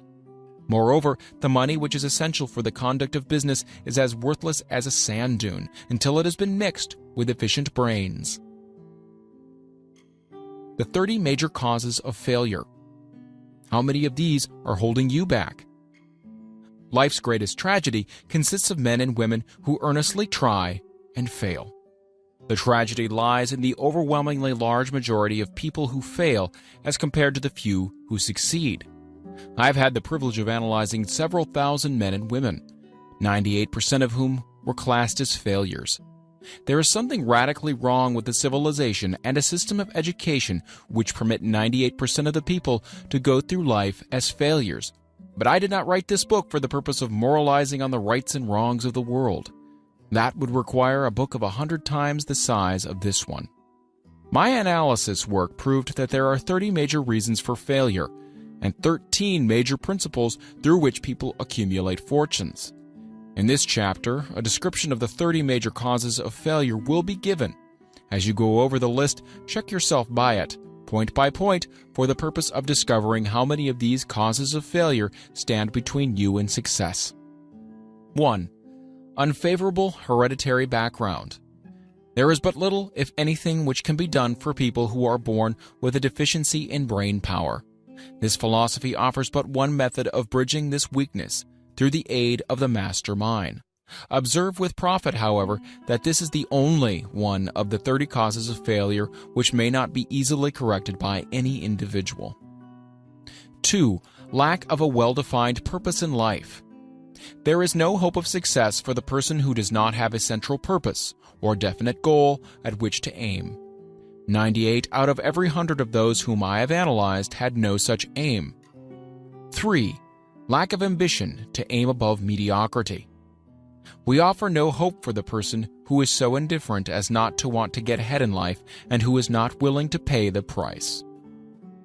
4. Insufficient education. This is a handicap which may be overcome with comparative ease. Experience has proven that the best educated people are often those who are known as self-made or self-educated. It takes more than a college degree to make one a person of education. Any person who is educated is one who has learned to get whatever he wants in life without violating the rights of others. Education consists not so much of knowledge, but of knowledge effectively and persistently applied. Men are paid not merely for what they know, but more particularly for what they do with that which they know. 5. Lack of self-discipline. Discipline comes through self-control. This means that one must control all negative qualities. Before you can control conditions, you must control yourself first. Self-mastery is the hardest job you will ever tackle. If you do not conquer self, you will be conquered by self. You may see at one and the same time both your best friend and your greatest enemy by stepping in front of the mirror. 6. Ill health. No person may enjoy outstanding success without good health. Many of the causes of ill health are subject to mastery and control. These in the main are A. Overeating of foods not conducive to health. B. Wrong habits of thought giving expression to negatives. C. Wrong use of and overindulgence in sex. D. Lack of proper physical exercise. E. An inadequate supply of fresh air due to improper breathing. 7. Unfavorable environmental influences during childhood. As the twig is bent, so shall the tree grow. Most people who have criminal tendencies acquire them as a result of a bad environment and improper associates during childhood. 8. Procrastination. This is one of the most common causes of failure. Old man procrastination stands within the shadow of every human being, waiting his opportunity to spoil one's chances of success. Most of us go through life as failures because we are waiting for the time to be right, to start doing something worthwhile. Don't wait. The time will never be just right. Start where you stand and work with whatever tools you may have at your command, and better tools will be found as you go along. 9. Lack of persistence. Most of us are good starters but poor finishers of everything we begin. Moreover, people are prone to give up at the first signs of defeat. There is no substitute for persistence. The person who makes persistence his watchword discovers that old man failure finally becomes tired and makes his departure. Failure cannot cope with persistence. 10. Negative personality. There is no hope of success for the person who repels power through a negative personality. Success comes through the application of power, and power is attained through the cooperative efforts of other people. A negative personality will not indulge cooperation. 11. Lack of controlled sexual urge. Sex energy is the most powerful of all the stimuli which move people into action. Because it is the most powerful of the emotions, it must be controlled through transmutation and converted into other channels. 12. Uncontrolled desire for something for nothing. The gambling instinct drives millions of people to failure.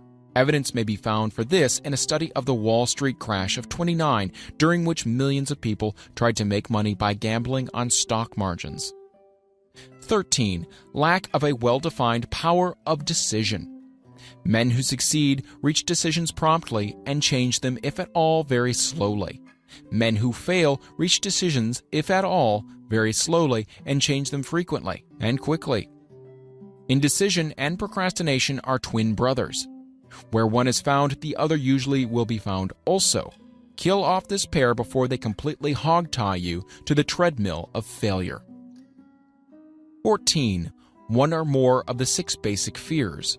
These fears have been analyzed for you in a later chapter. They must be mastered before you can market your services effectively. 15. Wrong selection of a mate in marriage. This is a most common cause of failure. The relationship of marriage brings people intimately into contact. Unless this relationship is harmonious, failure is likely to follow. Moreover, it will be a form of failure that is marked by misery and unhappiness, destroying all signs of ambition. 16. Overcaution. The person who takes no chances generally has to take whatever is left when others are through choosing. Overcaution is as bad as undercaution. Both are extremes to be guarded against. Life itself is filled with the element of chance. 17. Wrong selection of associates in business. This is one of the most common causes of failure in business. In marketing personal services, one should use great care to select an employer who will be an inspiration and who is himself intelligent and successful. We emulate those with whom we associate most closely. Pick an employer who is worth emulating. 18. Superstition and prejudice. Superstition is a form of fear. It is also a sign of ignorance. Men who succeed keep open minds and are afraid of nothing. 19. Wrong selection of a vocation. No man can succeed in a line of endeavor which he does not like. The most essential step in the marketing of personal services is that of selecting an occupation into which you can throw yourself in wholeheartedly. 20. Lack of concentration of effort. The jack of all trades seldom is good at any. Concentrate all of your efforts on the definite chief aim. 21. The habit of indiscriminate spending. The spendthrift cannot succeed mainly because he stands eternally in fear of poverty. Form the habit of systematic saving by putting aside a definite percentage of your income. Money in the bank gives one a very safe foundation of courage when bargaining for the sale of personal services. Without money, one must take what one is offered and be glad to get it. 22. Lack of enthusiasm. Without enthusiasm, one cannot be convincing. Moreover, enthusiasm is contagious, and the person who has it under control is generally welcome in any group of people. 23. Intolerance. The person with a closed mind on any subject seldom gets ahead. Intolerance means that one has stopped acquiring knowledge. The most damaging forms of intolerance are those connected with religious, racial, and political differences of opinion. 24. Intemperance. The most damaging forms of intemperance are connected with eating, strong drink, and sexual activities. Overindulgence in any of these is fatal to success. 25. Inability to cooperate with others. Most people lose their positions and their big opportunities in life because of this fault than for all other reasons combined. It is a fault which no well-formed businessman or leader will tolerate. 26. Possession of power that was not acquired through self-effort. Sons and daughters of wealthy men and others who inherit money which they did not earn. Power in the hands of one who did not acquire it gradually is often fatal to success. Quick riches are more dangerous than poverty. 27. Intentional dishonesty. There is no substitute for honesty. One may be temporarily dishonest by force of circumstances over which one has no control without permanent knowledge. But there is no hope for the person who is dishonest by choice. Sooner or later, his deed will catch up with him, and he will pay by loss of reputation, and perhaps even loss of liberty. 28. Egotism and vanity. These qualities serve as red lights which warn others to keep away. They are fatal to success. 29. Guessing instead of thinking.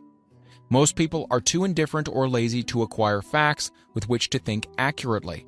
They prefer to act on opinions created by guesswork or snap judgments. 30. Lack of capital. This is a common cause of failure among those who start out in business for the first time, without sufficient reserve of capital to absorb the shock of their mistakes and to carry them over until they have established a reputation. 31.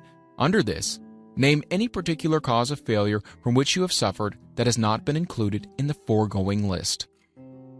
In these 30 major causes of failure is found a description of the tragedy of life, which obtains for practically every person who tries and fails. It will be helpful if you can induce someone who knows you well to go over this list with you and help to analyze you by the 30 causes of failure. It may be beneficial if you try this alone. Most people cannot see themselves as others see them. You may be one who can't. The oldest of admonition is man, know thyself. If you market merchandise successfully, you must know the merchandise. The same is true in marketing personal services. You should know all of your weaknesses in order that you may either bridge them or eliminate them entirely. You should know your strength in order that you may call attention to it when selling your services. You can know yourself only through accurate analysis. The folly of ignorance in connection with self was displayed by a young man who applied to the manager of a well-known business for a position. He made a very good impression until the manager asked him what salary he expected. He replied that he had no fixed sum in mind, which is a lack of a definite aim. The manager then said, "We'll pay you all you're worth after we try you out for a week." "I will not accept it," the applicant replied, "because I'm getting more than that where I am now employed." Before you even start to negotiate for a readjustment of your salary in your present position or to seek employment elsewhere, be sure that you are worth more than you now receive. It is one thing to want money. Everyone wants more, but it is something entirely different to be worth more. Many people mistake their wants for their just dues. Your financial requirements or wants have nothing whatever to do with your worth. Your value is established entirely by your ability to render useful service or your capacity to induce others to render such service. Take inventory of yourself. 28 questions you should answer. Annual self-analysis is an essential in the effective marketing of personal services, as is annual inventory in merchandising. Moreover, the yearly analysis should disclose a decrease in faults and an increase in virtues. One goes ahead, stands still, or goes backward in life. One's subject should be, of course, to go ahead. Annual self-analysis will disclose whether advancement has been made, and if so, how much. It will also disclose any backward steps one may have made. The effective marketing of personal services requires one to move forward even if the progress is slow. Your annual self-analysis should be made at the end of each year, so you can include in your New Year's resolution any improvements which the analysis indicates should be made. Take this inventory by asking yourself the following questions and by checking your answers with the aid of someone who will not permit you to deceive yourself as to their accuracy. Self-analysis questionnaire for personal inventory. 1. Have I attained the goal which I established as my objective for this year? You should work with a definite yearly objective to be attained as a part of your major life objective. 2. Have I delivered a service of the best possible quality of which I was capable, or could I have improved any part of this service? 3. Have I delivered service in the greatest possible quantity of which I was capable? 4. Has the spirit of my conduct been harmonious and cooperative at all times?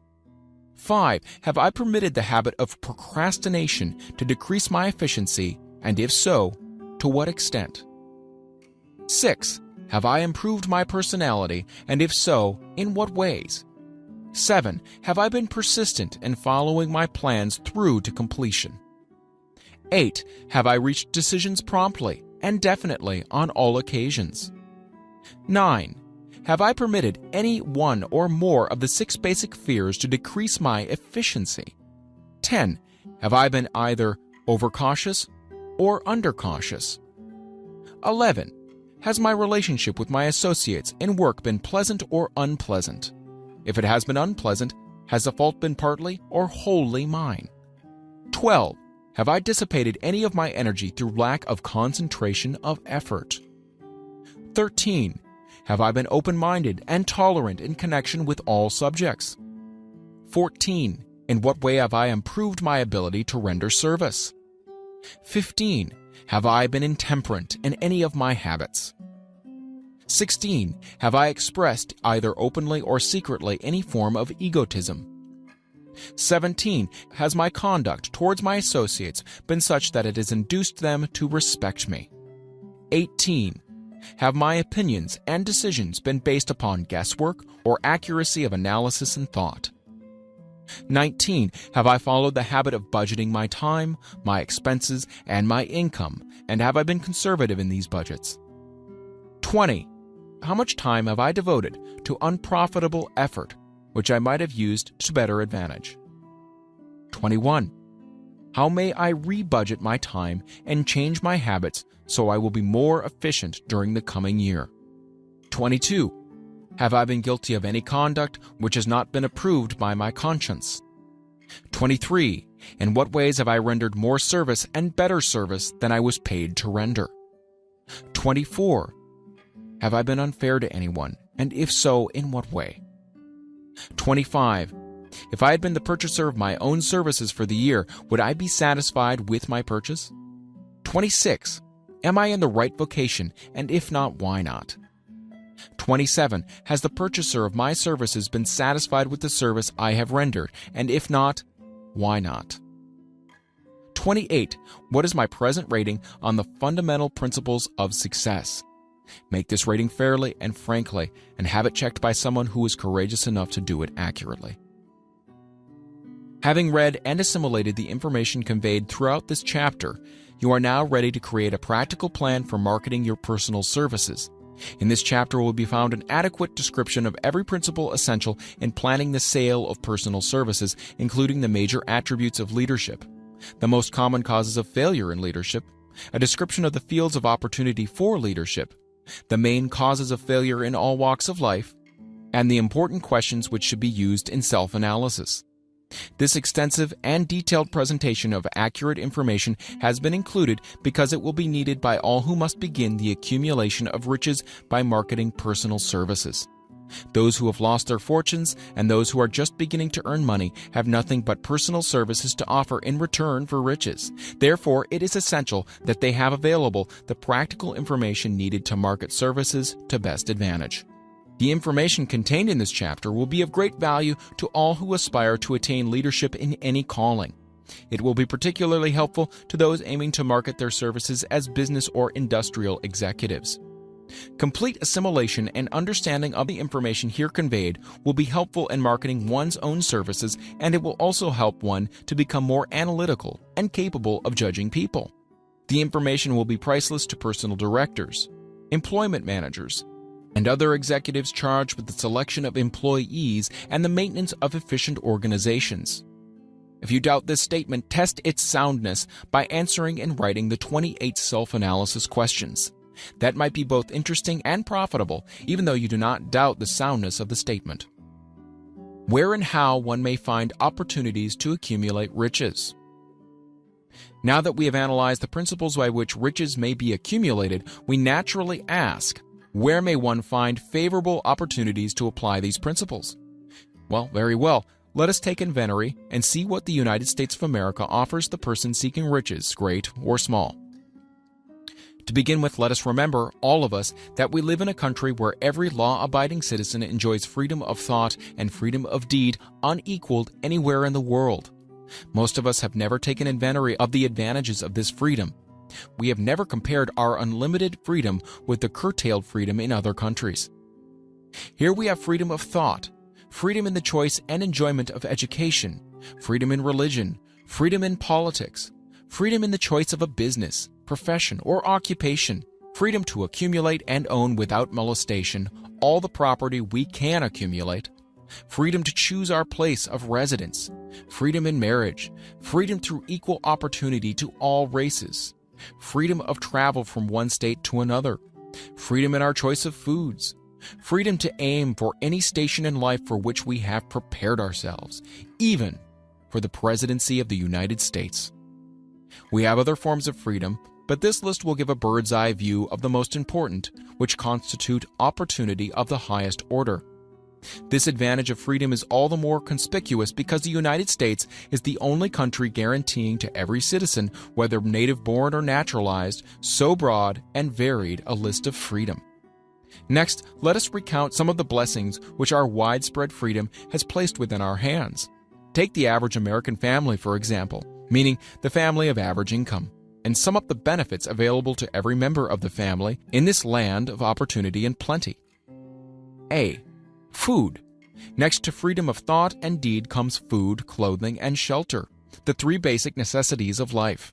Because of our universal freedom, the average American family has available at its very door the choicest selection of food to be found anywhere in the world, and at prices within its financial range.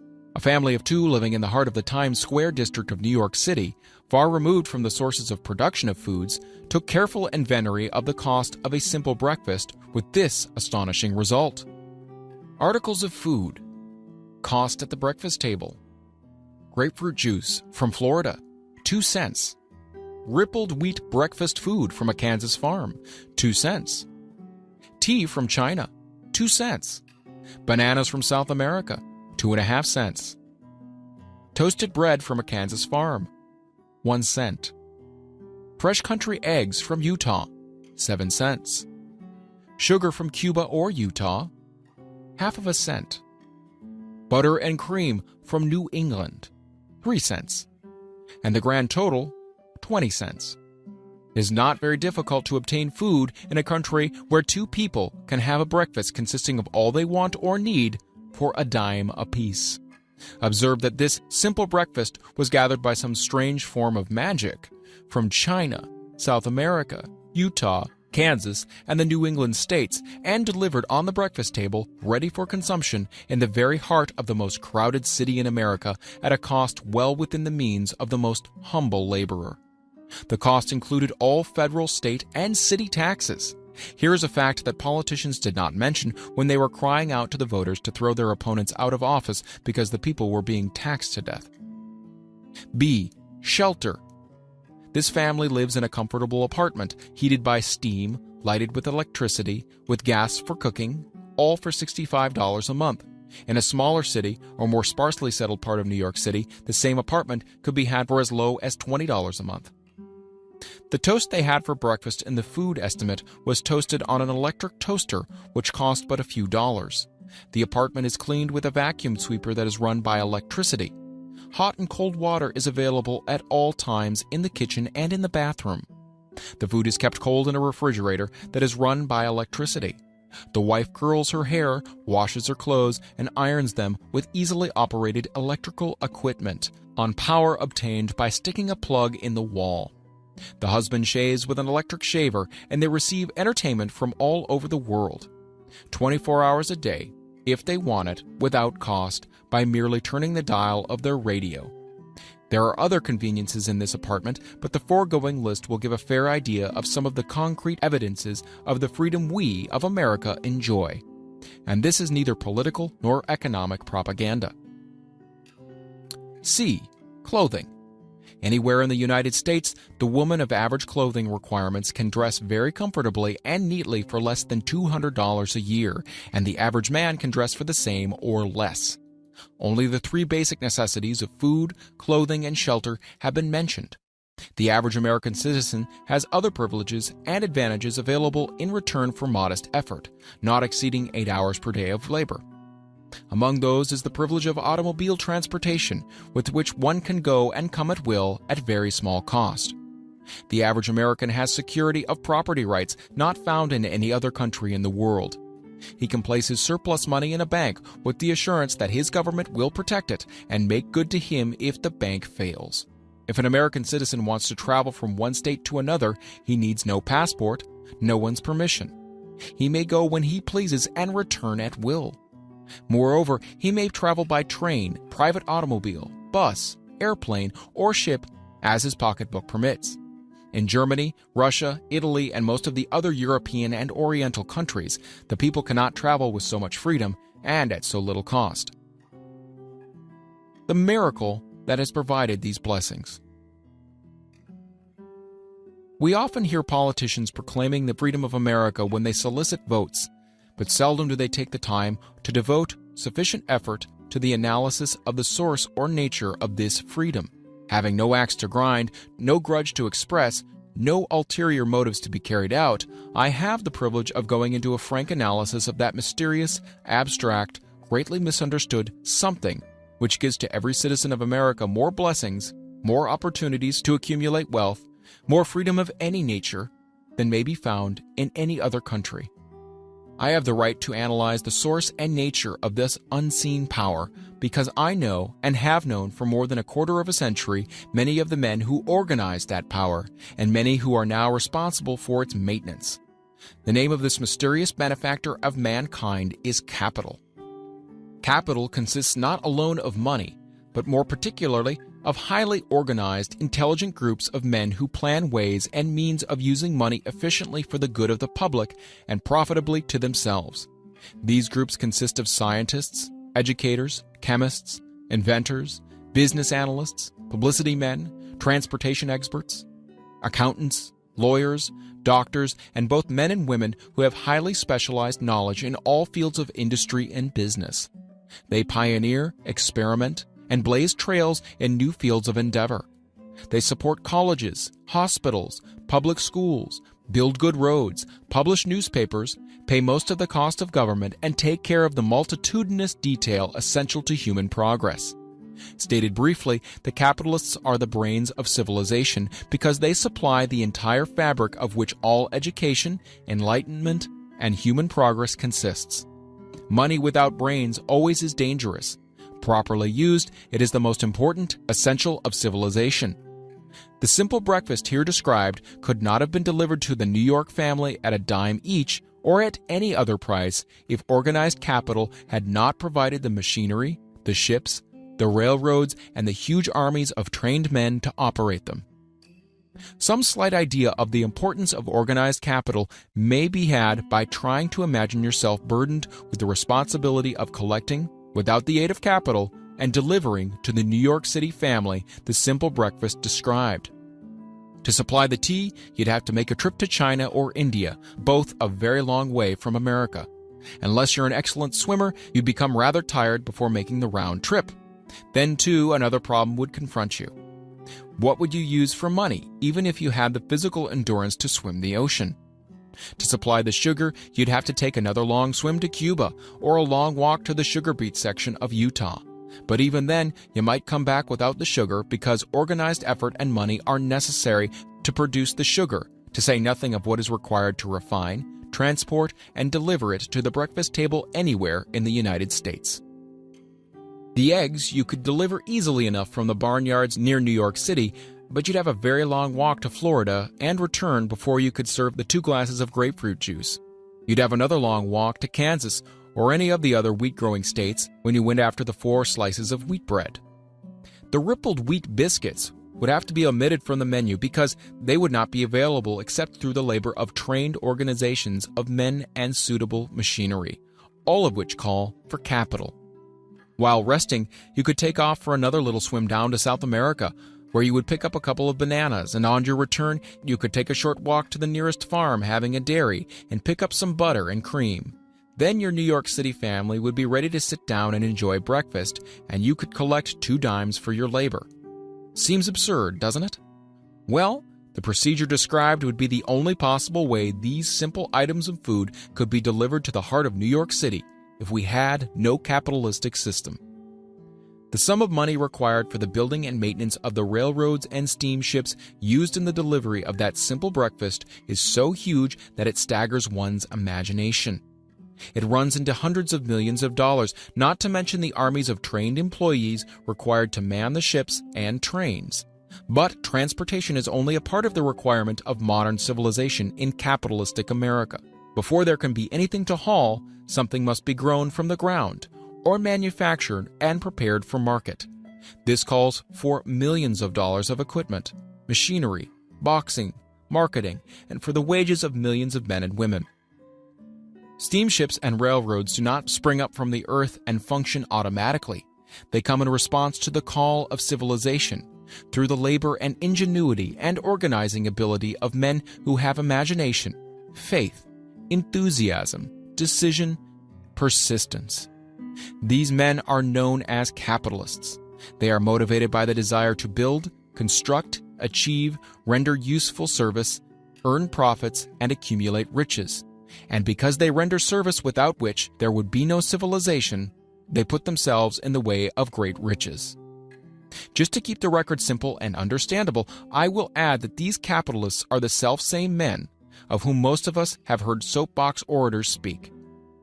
They are the same men to whom radicals, racketeers, dishonest politicians, and grafting labor leaders refer to as predatory interests, or Wall Street.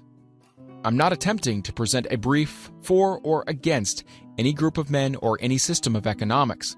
I'm not attempting to condemn the collective bargaining when I refer to the grafting labor leaders, nor do I aim to give a clean bill of health to all individuals known as capitalists. The purpose of this book, a purpose to which I have faithfully devoted over a quarter of a century, is to present to all who want the knowledge the most dependable philosophy through which individuals may accumulate riches in whatever amounts they desire.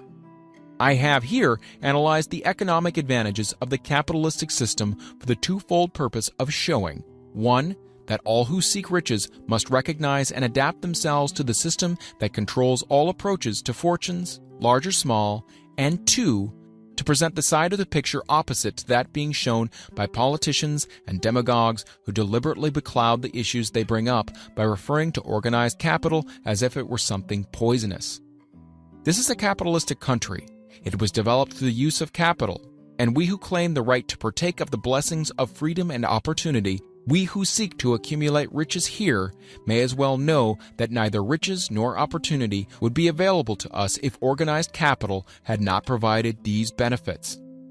For more than 20 years, it has been a somewhat popular and growing pastime for radicals, self-seeking politicians, racketeers, crooked labor leaders, and on occasion religious leaders to take potshots at Wall Street, the money changers, and big business. The practice became so general that we witnessed during the business depression the unbelievable sight of high government officials lining up with the cheap politicians and labor leaders with the openly avowed purpose of throttling the system which had made industrial America the richest country on earth. The lineup was so general and so well organized that it prolonged the worst depression America has ever known.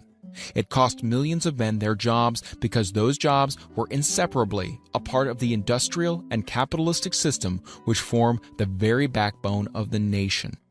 During this unusual alliance of government officials and self-seeking individuals who were endeavoring to profit by declaring open season on the American system of industry, a certain type of labor leader joined forces with the politicians and offered to deliver voters in return for legislation designed to permit men to take riches away from industry by organized force of numbers, instead of the better method of giving a fair day's work for a fair day's pay. Millions of men and women throughout the nation are still engaged in this popular pastime of trying to get without giving.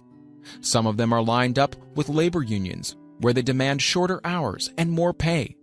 Others do not take the trouble to work at all. They demand government relief and are getting it. Their idea of their rights of freedom was demonstrated in New York City, where a violent complaint was registered with the postmaster by a group of relief beneficiaries, so-called, because the postman awakened them at 7:30 a.m. to deliver government relief checks. They demanded that the time of delivery be set up to 10 o'clock.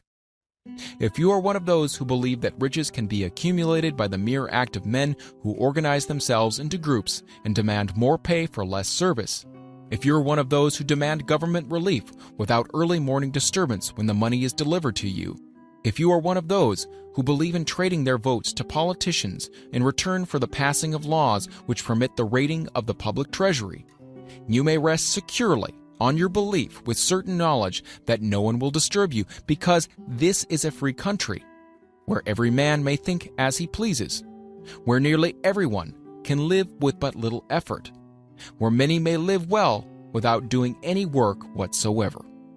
However, you should know the full truth concerning this freedom, of which so many people boast and so few understand. As great as it is, as far as it reaches, as many privileges as it provides, it does not and cannot bring riches without effort. There is but one dependable method of accumulating and legally holding riches, and that is by rendering useful service.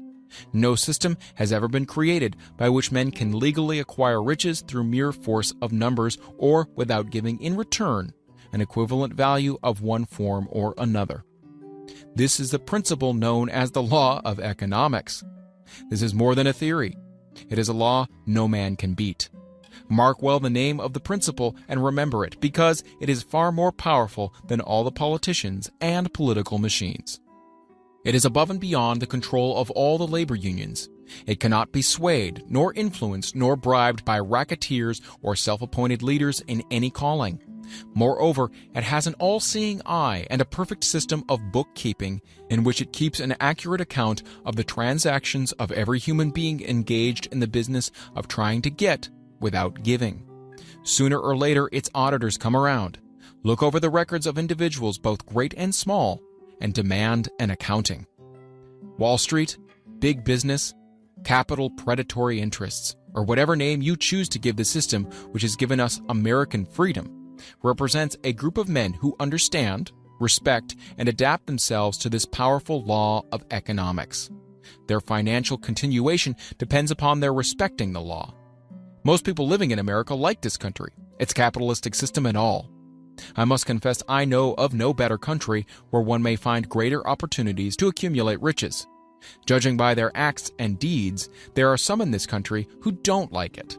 That, of course, is their privilege. If they don't like this country, its capitalistic system, its boundless opportunities, they have the privilege of clearing out. Always there are other countries such as Germany, Russia, and Italy where one may try one's hand at enjoying freedom and accumulating riches, providing one is not too particular. America provides all the freedom and all the opportunity to accumulate riches that any honest person may require. When one goes hunting for game, one selects hunting grounds where game is plentiful. When seeking riches, the same rules would naturally obtain. If it is riches you're seeking, do not overlook the possibilities of a country whose citizens are so rich that women alone spend over $200 million annually for lipsticks, rouge, and cosmetics. Think twice, you who are seeking riches, before trying to destroy the capitalistic system of a country whose citizens spend over $50 million a year for greeting cards, with which to express their appreciation of their freedom. If it is money you are seeking, consider carefully a country that spends hundreds of millions of dollars annually for cigarettes, the bulk of the income from which goes to only 4 major companies engaged in supplying this national builder of nonchalance and quiet nerves. By all means, give plenty of consideration to a country whose people spend annually more than $15 million for the privilege of seeing moving pictures, and toss in a few additional millions for liquor, narcotics, and other less potent soft drinks and giggle waters. Do not be in too big a hurry to get away from a country whose people willingly, even eagerly, hand over millions of dollars annually for football, baseball, and prize fights, And by all means, stick by a country whose inhabitants give up more than $1 million a year for chewing gum and another $1 million for safety razor blades. Remember also that this is but the beginning of the available resources for the accumulation of wealth. Only a few of the luxuries and non-essentials have been mentioned, but remember that the business of producing, transporting, and marketing these few items of merchandise gives regular employment to many millions of men and women, who receive for their services many millions of dollars monthly, and spend it freely for both the luxuries and the necessities. Especially remember that back of all this exchange of merchandise and personal services may be found an abundance of opportunity to accumulate riches. Here, our American freedom comes to one's aid. There is nothing to stop you or anyone from engaging in any portion of the effort necessary to carry on these businesses. If one has superior talent, training, experience, one may accumulate riches in large amounts. Those not so fortunate may accumulate smaller amounts. Anyone may earn a living in return for a very nominal amount of labor. So there you are. Opportunity has spread its wares before you. Step up to the front, select what you want, create your plan, put the plan into action, and follow through with persistence. Capitalistic America will do the rest. You can depend upon this much.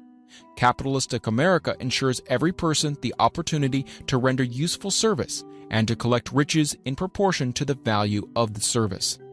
The system denies no one this right, but it does not and cannot promise something for nothing, because the system itself is irrevocably controlled by the law of economics, which neither recognizes nor tolerates for long getting without giving. The law of economics was passed by nature. There is no Supreme Court to which violators of this law may appeal. The law hands out both penalties for its violation and appropriate rewards for its observance, without interference or the possibility of interference by any human being. The law cannot be repealed.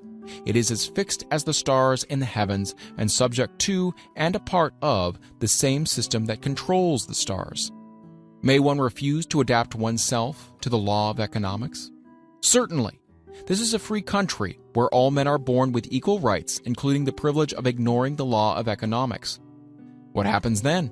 Well, nothing happens until large numbers of men join forces for the avowed purpose of ignoring the law and taking what they want by force. Then comes the dictator, with well-organized firing squads and machine guns. We have not yet reached that stage in America, but we have heard all we want to know about how that system works. Perhaps we'll be fortunate enough not to demand personal freedom of so gruesome a reality. Doubtless, we shall prefer to continue with our freedom of speech, freedom of deed, and freedom to render useful service in return for riches. The practice by government officials of extending to men and women the privilege of raiding the public treasury in return for votes sometimes results in election. But as night follows day, the final payoff comes, when every penny wrongfully used must be repaid with compound interest on compound interest. If those who make the grab are not forced to repay, the burden falls on their children and their children's children, even unto the third and fourth generations. There is no way to avoid the debt. Men can, and sometimes do, form themselves into groups for the purpose of crowding wages up and working hours down. There is a point beyond which they cannot go. It is the point at which the law of economics steps in, and the sheriff gets both the employer and the employees. For 6 years, from 1929 to 1935, the people of America, both rich and poor, barely missed seeing the old man economics hand over to the sheriff all the businesses and industries and banks. It was not a pretty sight. It did not increase our respect for mob psychology, through which men cast reason to the winds and start trying to get without giving. We who went through those 6 discouraging years, when fear was in the saddle and faith was on the ground, cannot forget how ruthlessly the law of economics exacted its toll from both rich and poor, weak and strong, old and young. We shall not wish to go through another such experience. These observations are not found upon short-time experience. They are the result of 25 years of careful analysis of the methods of both the most successful and the most unsuccessful men America has known. Chapter 8. Decision: The Mastery of Procrastination. The seventh step toward riches. Accurate analysis of over 25,000 men and women who had experienced failure disclosed the fact that lack of decision was near the head of the list of the 30 major causes of failure. This is no mere statement of theory, it is a fact.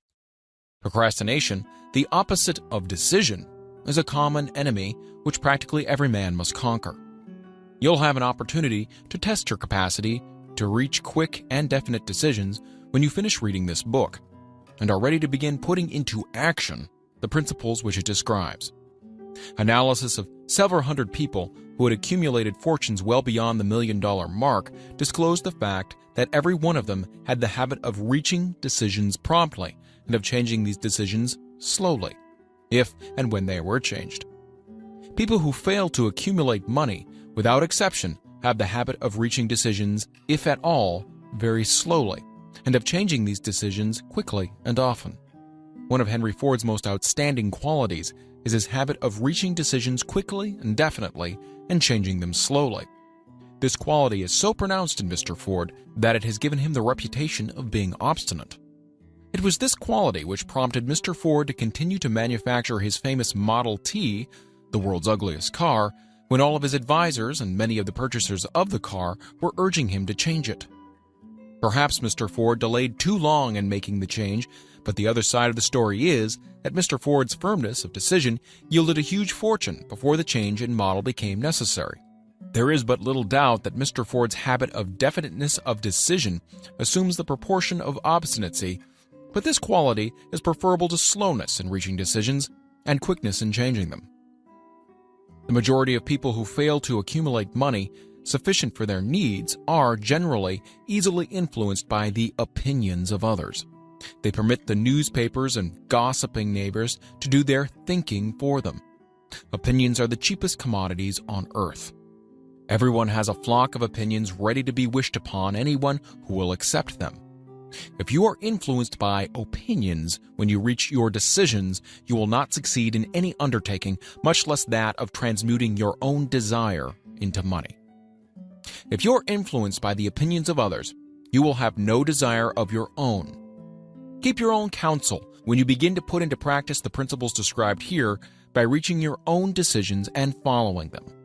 Take no one into your confidence except the members of your mastermind group, and be very sure in your selection of this group that you choose only those who will be in complete sympathy and harmony with your purpose. Close friends and relatives, while not meaning to do so, often handicap one through opinions and sometimes through ridicule, which is meant to be humorous. Thousands of men and women carry inferiority complexes with them all through life because some well-meaning but ignorant person destroyed their confidence through opinions or ridicule. You have a brain and mind of your own. Use it and reach your own decisions. If you need facts or information from other people to enable you to reach decisions, as you probably will in many instances, acquire these facts or secure the information you need quietly without disclosing your purpose. It is characteristic of people who have but a smattering or a veneer of knowledge to try to give the impression that they have much knowledge. Such people generally do too much talking and too little listening. Keep your eyes and ears wide open and your mouth closed if you wish to acquire the habit of prompt decision. Those who talk too much do little else. If you talk more than you listen, you not only deprive yourself of many opportunities to accumulate useful knowledge, but you also disclose your plans and purposes to people who will take great delight in defeating you because they envy you. Remember also that every time you open your mouth in the presence of a person who has an abundance of knowledge, you display to that person your exact stock of knowledge or your lack of it. Genuine wisdom is usually conspicuous through modesty and silence. Keep in mind the fact that every person with whom you associate is like yourself seeking the opportunity to accumulate money. If you talk about your plans too freely, you may be surprised when you learn that some other person has beaten you to your goal by putting into action ahead of you the plans of which you talked unwisely. Let one of your first decisions be to keep a closed mouth and open ears and eyes. As a reminder to yourself, follow this advice. It will be helpful if you copy the following epigram in large letters and place it where you will see it daily. Tell the world what you intend to do, but first show it. This is the equivalent of saying that deeds and not words are what count most. Freedom or death on a decision. The value of decisions depends upon the courage required to render them. The great decisions, which served as the foundation of civilization, were reached by assuming great risks, which often meant the possibility of death. Lincoln's decision to issue his famous Proclamation of Emancipation, which gave freedom to the colored people of America, was rendered with full understanding that this act would turn thousands of friends and political supporters against him. He knew, too, that the carrying out of this proclamation would mean death to thousands of men on the battlefield. In the end, it cost Lincoln his life. That required courage. Socrates' decision to drink the cup of poison rather than compromise in his personal belief was a decision of courage. It turned time ahead 1,000 years and gave to people then unborn the right to freedom of thought and of speech. The decision of General Robert E. Lee when it came to the parting of the way with the Union and took up the cause of the South was a decision of courage, for he well knew that it might cost him his own life, that it would surely cost the lives of others. But the greatest decision of all time, as far as any American citizen is concerned, was reached in Philadelphia on July 4, 1776, when 56 men signed their names to a document which they well knew would bring freedom to all Americans or leave every one of those 56 hanging from the gallows. You've heard of this famous document, but you may not have drawn from it the great lesson in personal achievement it so plainly taught. We all remember the date of this momentous decision, but few of us realize what courage that decision required. We remember our history as it was taught. We remember dates and the names of the men who fought. We remember Valley Forge and Yorktown. We remember George Washington and Lord Cornwallis. But we know little of the real forces back of these names, dates, and places. We know still less of the intangible power which ensured us freedom long before Washington's armies reached Yorktown. We read the history of the Revolution and falsely imagine that George Washington was the father of our country, that it was he who won our freedom, while the truth is, Washington was only an accessory after the fact, because victory for his armies had been ensured long before Lord Cornwallis surrendered. This is not intended to rob Washington of any of the glory he so richly merited. Its purpose, rather, is to give greater attention to the astounding power that was the real cause of his victory.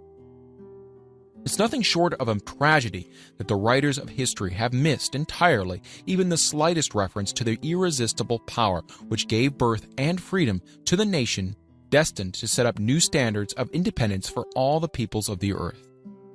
I say it is a tragedy because it is the self-same power which must be used by every individual who surmounts the difficulties of life and forces life to pay the price asked.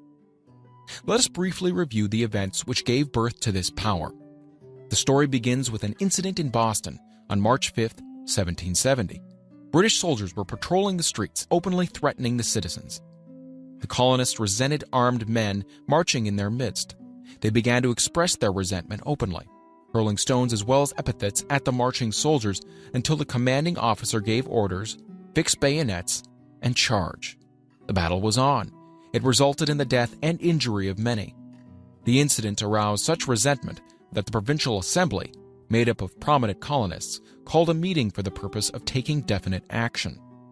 Two of the members of this assembly were John Hancock and Samuel Adams. Long live their names. They spoke up courageously and declared that a move must be made to eject all British soldiers from Boston. Remember this: a decision in the minds of two men might properly be called the beginning of the freedom which we of the United States now enjoy.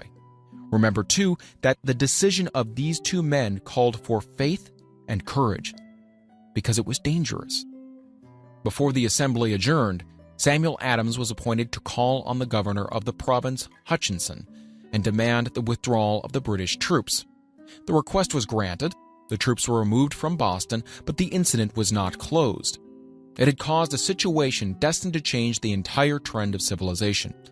Strange, is it not, how the great changes, such as the American Revolution and the World War, often have their beginnings in circumstances which seem unimportant. It is interesting also to observe that these important changes usually begin in the form of a definite decision in the minds of a relatively small number of people. Few of us know the history of our country well enough to realize that John Hancock, Samuel Adams, and Richard Henry Lee of the province of Virginia were the real fathers of our country. Richard Henry Lee became an important factor in this story by reason of the fact that he and Samuel Adams communicated frequently by correspondence, sharing freely their fears and their hopes concerning the welfare of the people of their provinces. From this practice, Adams conceived the idea that a mutual exchange of letters between the 13 colonies might help to bring about the coordination of efforts so badly needed in connection with the solution of their problems. 2 years after the clash with the soldiers in Boston of March of '72, Adams presented the idea to the Assembly in the form of a motion that a correspondence committee be established among the colonies, with definitely appointed correspondents in each colony, for the purpose, quote, of friendly cooperation for the betterment of the colonies of British America. Mark well this incident. It was the beginning of the organization of the far-flung power destined to give freedom to you and me. The mastermind had already been organized. It consisted of Adams, Lee, and Hancock. Quote, I tell you further that if 2 of you agree upon the earth concerning anything for which you ask, it will come to you from my Father, who is in heaven. The Committee of Correspondence was organized. Observe that this move provided the way for increasing the power of the mastermind by adding to it men from all the colonies. Take notice that this procedure constituted the first organized planning of the disgruntled colonists. In union, there is strength.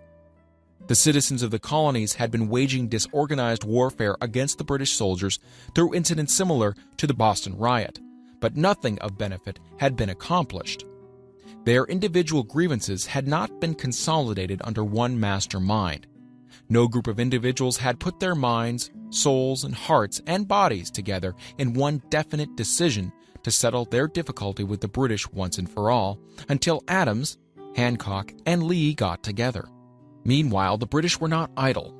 They too were doing some planning and masterminding on their own account, with the advantage of having back of them money and organized soldiery. The Crown appointed Gage to supplant Hutchinson as the governor of Massachusetts. One of the new governor's first acts was to send a messenger to call on Samuel Adams for the purpose of endeavoring to stop his opposition by fear. We can best understand the spirit of what happened by quoting the conversation between Colonel Fenton, the messenger sent by Gage, and Adams. Colonel Fenton: I have been authorized by Governor Gage to assure you, Mr. Adams, that the governor has been empowered to confer upon you such benefits as would be satisfactory, endeavoring to win Adams by a promise of a bribe, upon the condition that you engage to cease in your opposition to the measures of the government. It is the governor's advice to you, sir, not to incur the further displeasure of His Majesty. Your conduct has been such as makes you liable to penalties of an amount of Henry VIII, by which persons can be sent to England for trial for treason or misprision of treason, at the discretion of a governor of a province. But by changing your political course, you will not only receive great personal advantages, but you'll also make your peace with the king. Samuel Adams had the choice of 2 decisions here. He could cease his opposition and receive personal bribes, or he could continue and run the risk of being hanged. Clearly, the time had come when Adams was forced to reach instantly a decision which could have cost him his life. The majority of men would have found it difficult to reach such a decision. The majority would have sent back an evasive reply, but not Adams.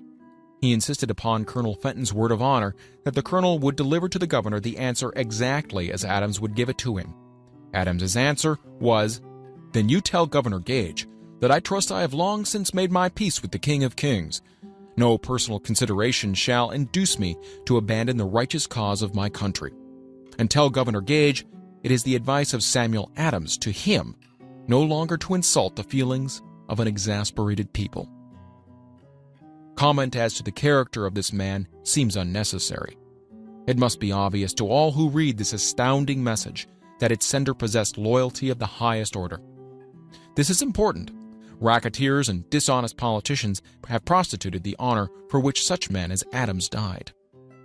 When Governor Gage received Adams's caustic reply, he flew into a rage and issued a proclamation which read, "I do hereby, in His Majesty's name, offer and promise His most gracious pardon to all persons who shall forthwith lay down their arms and return to the duties of peaceful subjects, accepting only the benefit of such pardon.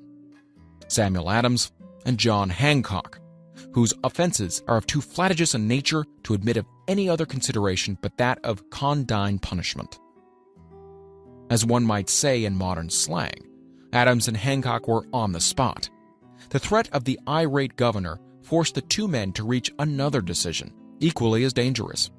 They hurriedly called a secret meeting of their staunchest followers. Here the mastermind began to take on a momentum. After the meeting had been called to order, Adams locked the door, placed the key in his pocket, and informed all present that it was imperative that a Congress of the colonists be organized, and that no man should leave the room until the decision for such a Congress had been reached.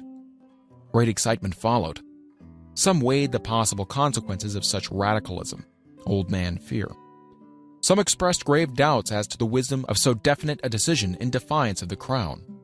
Locked in that room were two men immune to fear, blind to the possibility of failure: Hancock and Adams. Through the influence of their minds, the others were induced to agree that, through the Correspondence Committee, arrangements should be made for a meeting of the First Continental Congress to be held in Philadelphia on September 5, 1774. Remember this date. It is more important than July 4, 76. If there had been no decision to hold a Continental Congress, there could have been no signing of the Declaration of Independence. Before the first meeting of the new Congress, another leader in a different section of the country was deep in the throes of publishing a summary view of the rights of British America. He was Thomas Jefferson of the province of Virginia, whose relationship to Lord Dunmore, representative of the Crown in Virginia, was as strained as that of Hancock and Adams with their governor. Shortly after his famous Summary of Rights was published, Jefferson was informed that he was subject to prosecution for high treason against His Majesty's government. Inspired by the threat, one of Jefferson's colleagues, Patrick Henry, boldly spoke his mind, concluding his remarks with a sentence which shall remain forever a classic: "If this be treason, then make the most of it." It was such men as these who, without power, without authority, without military strength, without money, sat in solemn consideration of the destiny of the colonies. Beginning at the opening of the First Continental Congress and continuing at intervals for 2 years until on July 7, 1776, Richard Henry Lee arose, addressed the chair, and to the startled assembly made this motion: "Gentlemen, I make the motion that these united colonies are, and of right, ought to be free and independent states, that they be absolved from all allegiance to the British Crown, and that all political connection between them and the state of Great Britain is, and ought to be, totally dissolved." Lee's astounding motion was discussed fervently and at such length that he began to lose patience. Finally, after days of argument, he again took the floor and declared in a clear, firm voice, "Mr. President, we have discussed this issue for days. It is the only course for us to follow. Why then, sir, do we longer delay? Why still deliberate? Let this happy day give birth to an American republic. Let her arise not to devastate and to conquer, but to reestablish the reign of peace and of law. The eyes of Europe are fixed on us. She demands of us a living example of freedom that may exhibit a contrast in the felicity of the citizen to the ever-increasing tyranny." Before his motion was finally voted upon, Lee was called back to Virginia because of serious family illness.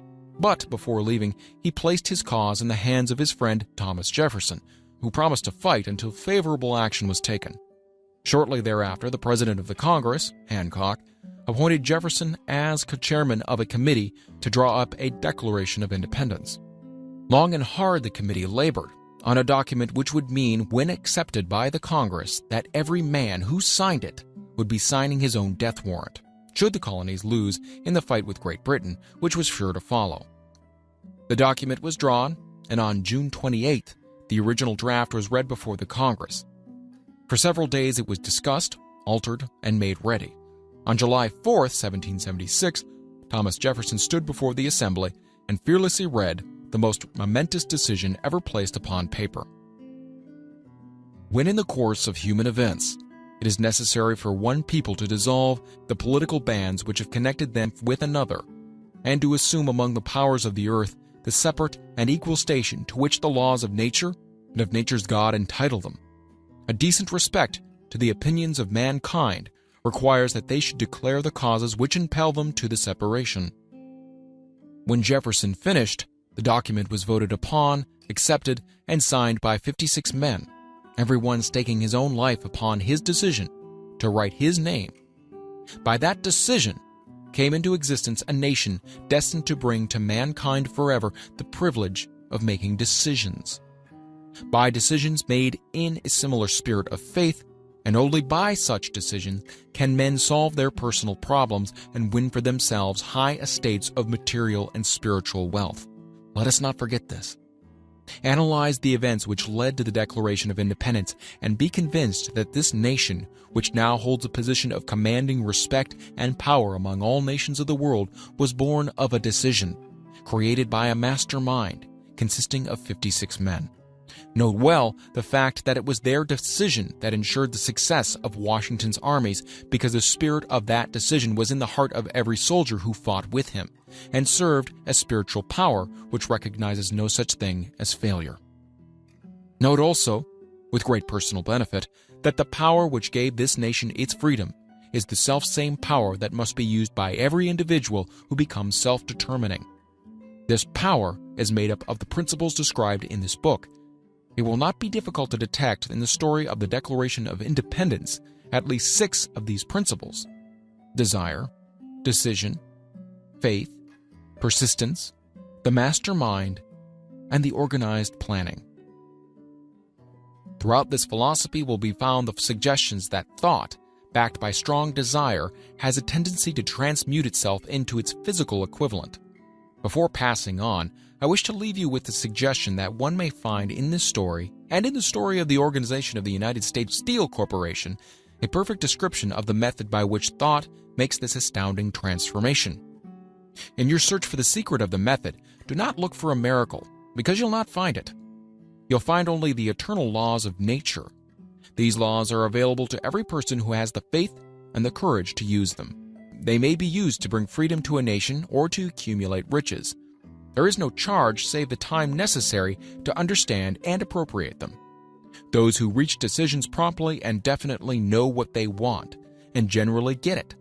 The leaders in every walk of life decide quickly and firmly.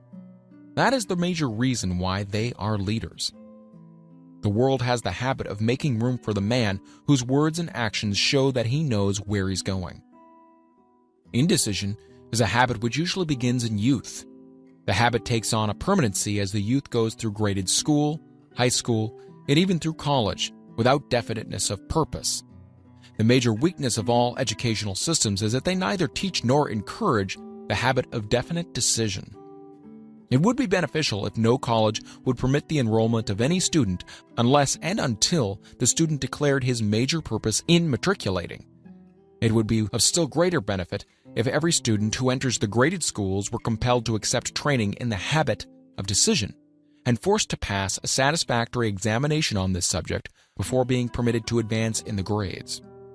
The habit of indecision acquired because of the deficiencies of our school system goes with the student into the occupation he chooses, if, in fact, he chooses an occupation. Generally, the youth just out of school seeks any job that can be found. He takes the first place he finds because he has fallen into the habit of indecision. 98 out of every 100 people working for wages today are in the positions they hold because they lacked the definiteness of decision to plan a definite position and the knowledge of how to choose an employer. Definiteness of decision always requires courage, sometimes very great courage. The 56 men who signed the Declaration of Independence staked their lives on the decision to affix their signatures to that document. The person who reaches a definite decision to procure the particular job and make life pay the price he asks does not stake his life on that decision. He stakes his economic freedom. Financial independence, riches, desirable business, and professional positions are not within reach of the person who neglects or refuses to expect, plan, and demand these things. The person who desires riches in the same spirit that Samuel Adams desired freedom for the colonies is sure to accumulate wealth. In the chapter on organized planning, you'll find complete instructions for marketing every type of personal service. You'll also find detailed information on how to choose the employer you prefer and the particular job you desire. These instructions will be of no value to you unless you definitely decide to organize them into a plan of action.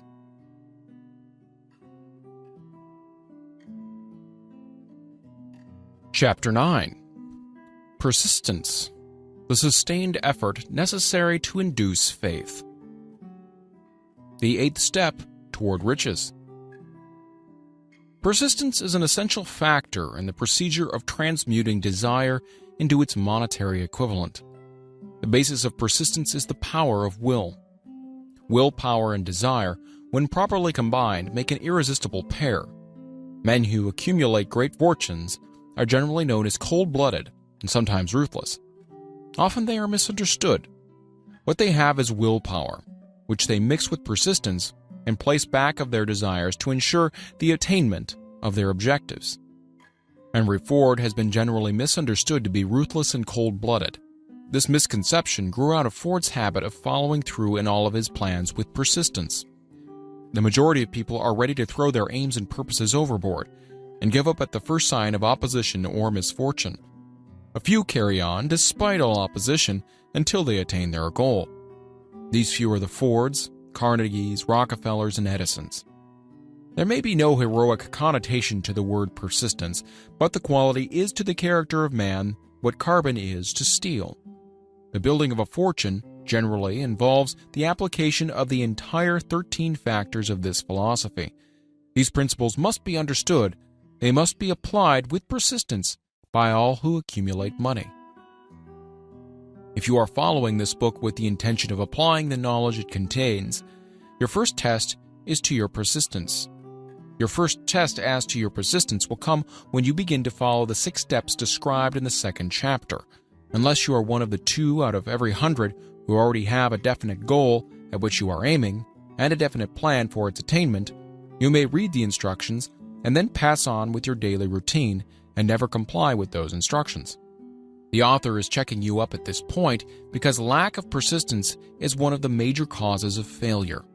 Moreover, experience with thousands of people has proved that lack of persistence is a weakness common to the majority of men. It is a weakness which may be overcome by effort.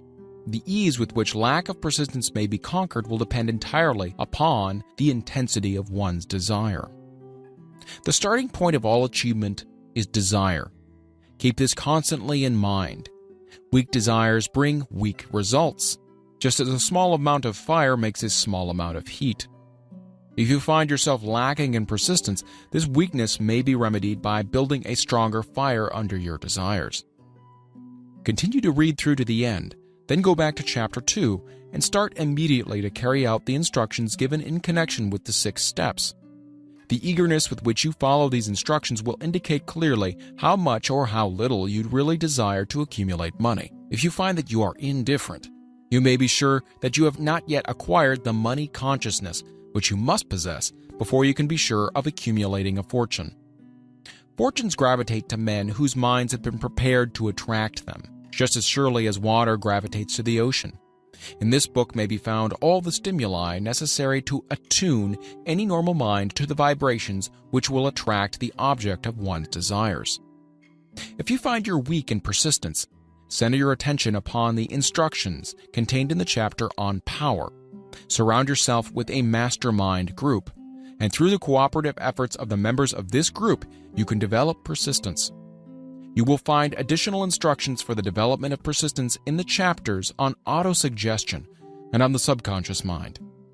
Follow the instructions outlined in these chapters until your habit nature hands over to your subconscious mind a clear picture of the object of your desire. From that point on, you will not be handicapped by a lack of persistence. Your subconscious mind works continuously while you're awake and while you're asleep. Spasmodic or occasional effort to apply the rules will be of no value to you. To get results, you must apply all of the rules until their application becomes a fixed habit with you. In no other way can you develop the necessary money consciousness. Poverty is attracted to the one whose mind is favorable to it, as money is attracted to him whose mind has been deliberately prepared to attract it, and through the same laws. Poverty consciousness will voluntarily seize the mind which is not occupied with the money consciousness. A poverty consciousness develops without conscious application of habits favorable to it. The money consciousness must be created to order, unless one is born with such a consciousness. Catch the full significance of the statements in the preceding paragraph, and you will understand the importance of persistence in the accumulation of a fortune. Without persistence, you will be defeated, even before you start. With persistence, you will win. If you have ever experienced a nightmare, you'll realize the value of persistence. You're lying in bed, half awake, with a feeling that you're about to smother. You're unable to turn over or to move a muscle. You realize that you must begin to regain control over your muscles. Through persistent effort of willpower, you finally manage to move the fingers of one hand. By continuing to move your fingers, you extend your control to the muscles of one arm until you can lift it. Then you gain control of the other arm in the same manner. You finally gain control over the muscles of one leg and then extend it to the other leg. Then, with one supreme effort of will, you regain complete control over your muscular system and snap out of your nightmare. The trick has been turned step by step. You may find it necessary to snap out of your mental inertia through a similar procedure, moving slowly at first, then increasing your speed until you gain complete control over your will. Be persistent no matter how slowly you may at first have to move. With persistence will come success. If you select your mastermind group with care, you'll have in it at least one person who will aid you in the development of persistence. Some men who have accumulated great fortunes did so because of necessity. They developed the habit of persistence because they were so closely driven by circumstances that they had to become persistent. There's no substitute for persistence. It cannot be supplanted by any other quality. Remember this, and it will hearten you in the beginning when the going may seem difficult and slow. Those who have cultivated the habit of persistence seem to enjoy insurance against failure. No matter how many times they're defeated, they finally arrive up toward the top of the ladder. Sometimes it appears that there is a hidden guide whose duty is to test men through all sorts of discouraging experiences. Those who pick themselves up after defeat and keep on trying arrive, and the world cries, "Bravo, I knew you could do it." The hidden guide lets no one enjoy great achievement without passing the persistence test. Those who can't take it simply can't make the grade. Those who can take it are bountifully rewarded for their persistence. They receive as their compensation whatever goal they're pursuing. This is not all. They receive something infinitely more important than material compensation, the knowledge that every failure brings with it the seed of an equivalent advantage. There are exceptions to this rule. A few people know from experience the soundness of persistence. They are the ones who have not accepted defeat as being anything more than temporary. They are the ones whose desires are so persistently applied that defeat is finally changed into victory. We who stand on the sidelines of life see the overwhelmingly large number who go down in defeat, never to rise again. We see the few who take the punishment of defeat as an urge to greater effort. These fortunately never learn to accept life's reverse gear. But what we do not see, what most of us never suspect of existing, is the silent but irresistible power which comes to the rescue of those who fight on in the face of discouragement. If we speak of this power at all, we call it persistence, and let it go at that. One thing we all know, if one does not possess persistence, one does not achieve noteworthy success in any calling. As these lines are being written, I look up from my work and see before me, less than a block away, the great mysterious Broadway, the graveyard of dead hopes, and the front porch of opportunity. From all over the world, people have come to Broadway, seeking fame, fortune, power, love, or whatever it is that human beings call success. Once in a great while, someone steps out from the long procession of seekers, and the world hears that another person has mastered Broadway. But Broadway is not easily nor quickly conquered. She acknowledges talent, recognizes genius, pays off in money only after one has refused to quit. Then we know he has discovered the secret of how to conquer Broadway. The secret is always inseparably attached to one word: persistence. The secret is told in the struggle of Fannie Hurst, whose persistence conquered the Great White Way. She came to New York in 1915 to convert writing into riches. The conversion did not happen quickly, but it came. For 4 years, Miss Hurst learned about the, quote, sidewalks of New York from first-hand experience. She spent her days laboring and her nights hoping. When hope grew dim, she did not say, "All right, Broadway, you win." She said, "Very well, Broadway, you may whip some, but not for me. I'm going to force you to give up." One publisher, the Saturday Evening Post, sent her 36 rejection slips before she broke the ice and got a story across.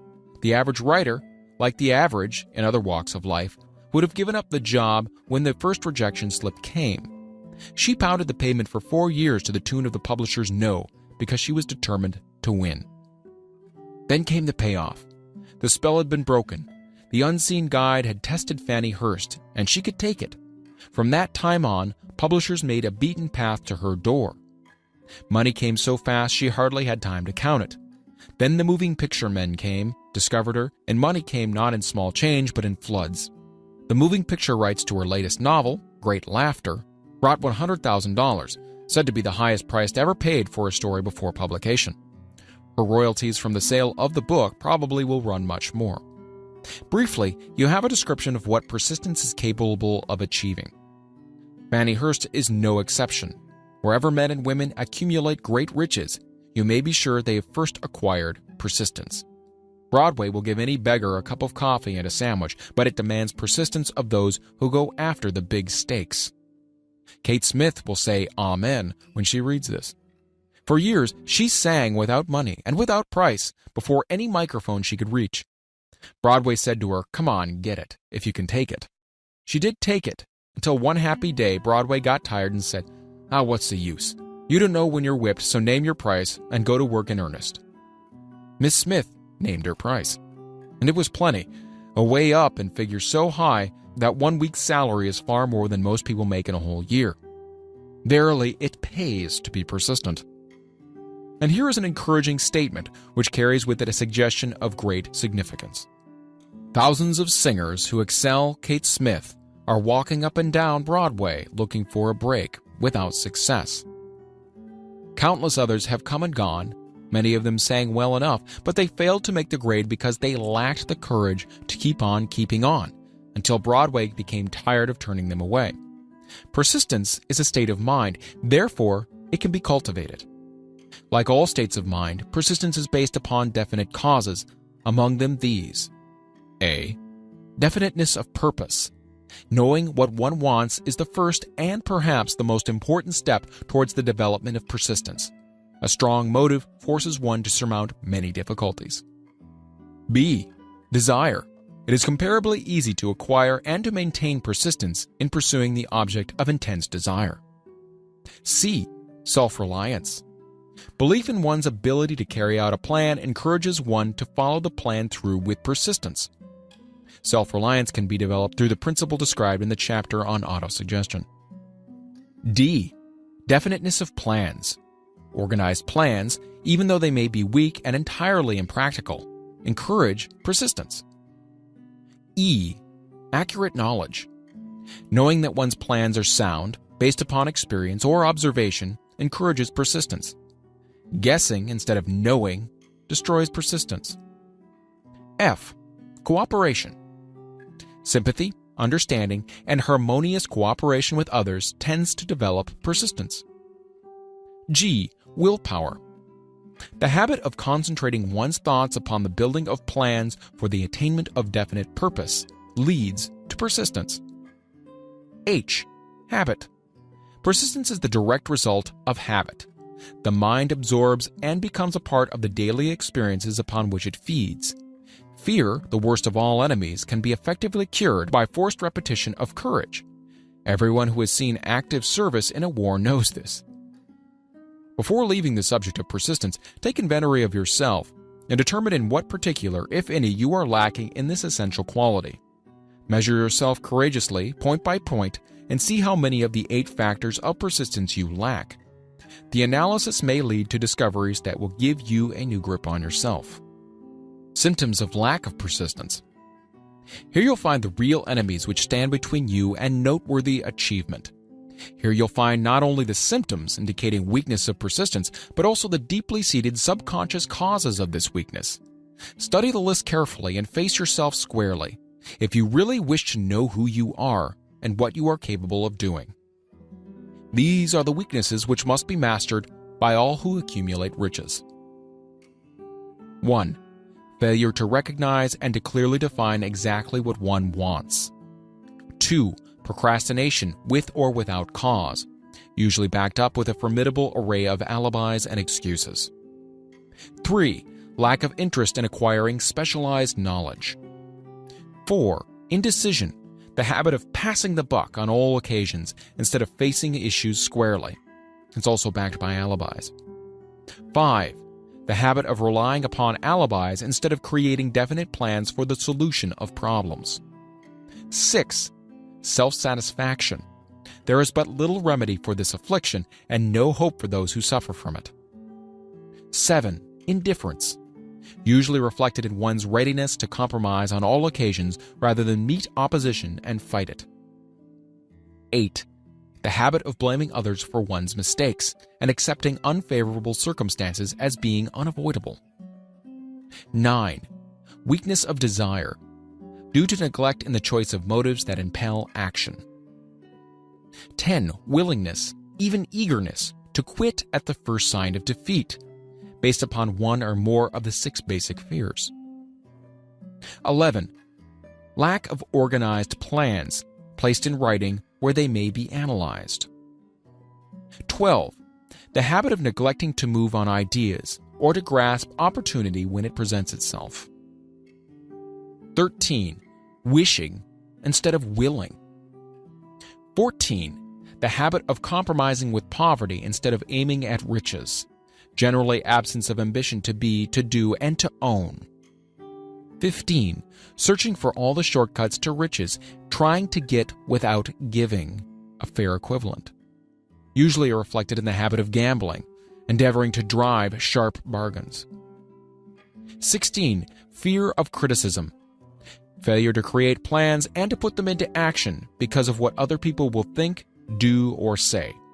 This enemy belongs at the head of the list because it generally exists in one's subconscious mind, where its presence is not easily recognized. See the 6 basic fears in a later chapter. Let us examine some of the symptoms of the fear of criticism. The majority of people permit relatives, friends, and the public at large to so influence them that they cannot live their own lives because they fear criticism. Huge numbers of people make mistakes in marriage, stand by the bargain, and go through life miserable and unhappy because they fear criticism, which may follow if they correct the mistake. Anyone who has submitted to this form of fear knows the irreparable damage it does by destroying ambition, self-reliance, and the desire to achieve. Millions of people neglect to acquire belated educations after having left school because they fear criticism. Countless numbers of men and women, both young and old, permit relatives to wreck their lives in the name of duty because they fear criticism. Duty does not require any person to submit to the destruction of his personal ambitions and the right to live his own life in his own way. People refuse to take chances in business because they fear the criticism which may follow if they fail. The fear of criticism in such cases is stronger than the desire for success. Too many people refuse to set high goals for themselves or even neglect selecting a career because they fear the criticism of relatives and friends, quote-unquote, who may say, "Don't aim so high. People think you're crazy." When Andrew Carnegie suggested that I devote 20 years to the organization of a philosophy of individual achievement, my first impulse of thought was fear of what people might say. The suggestion set up a goal for me, far out of proportion to any I had ever conceived. As quick as a flash, my mind began to create alibis and excuses, all of them traceable to the inherent fear of criticism. Something inside of me said, "You can't do it. The job is too big and requires too much time. What will your relatives think of you? How you will earn a living? No one has ever organized a philosophy of success. What right have you to believe you can do it? Who are you anyway to aim so high?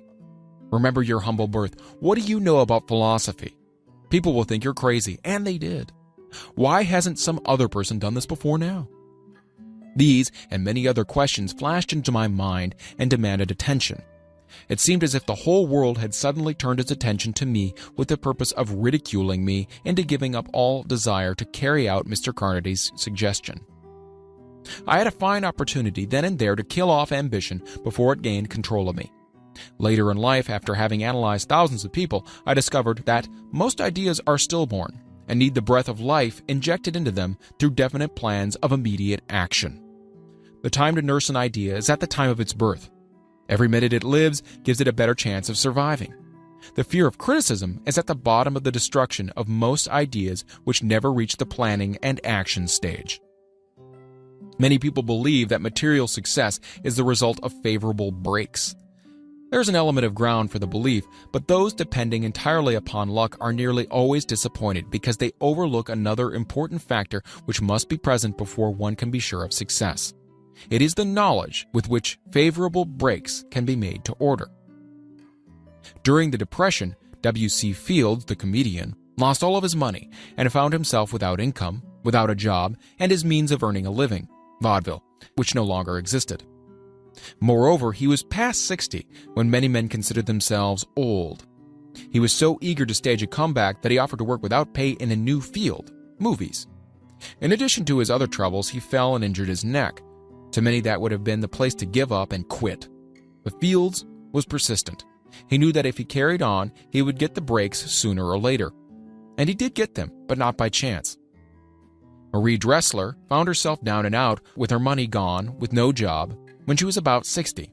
She too went after the breaks and got them. Her persistence brought on astounding triumph late in life, long beyond the age when most men and women are done with ambition to achieve. Eddie Cantor lost his money in the 1921 stock crash, but he still had his persistence and his courage. With these plus 2 prominent eyes, he exploited himself back into the income of $10,000 a week.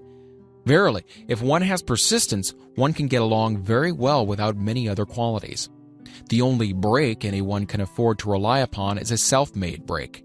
These come through the application of persistence. The starting point is definiteness of purpose. Examine the first 100 people you meet. Ask them what they want most in life, and 98 of them will not be able to tell you. If you press them for an answer, some will say security. Many will say money. A few will say happiness, others will say fame and power, and still others will say social recognition, ease in living, ability to sing, dance, or write.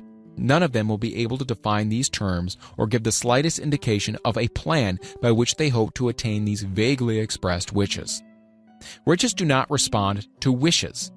They respond only to definite plans, backed by definite desires through constant persistence. How to develop persistence? There are 4 simple steps which lead to the habit of persistence.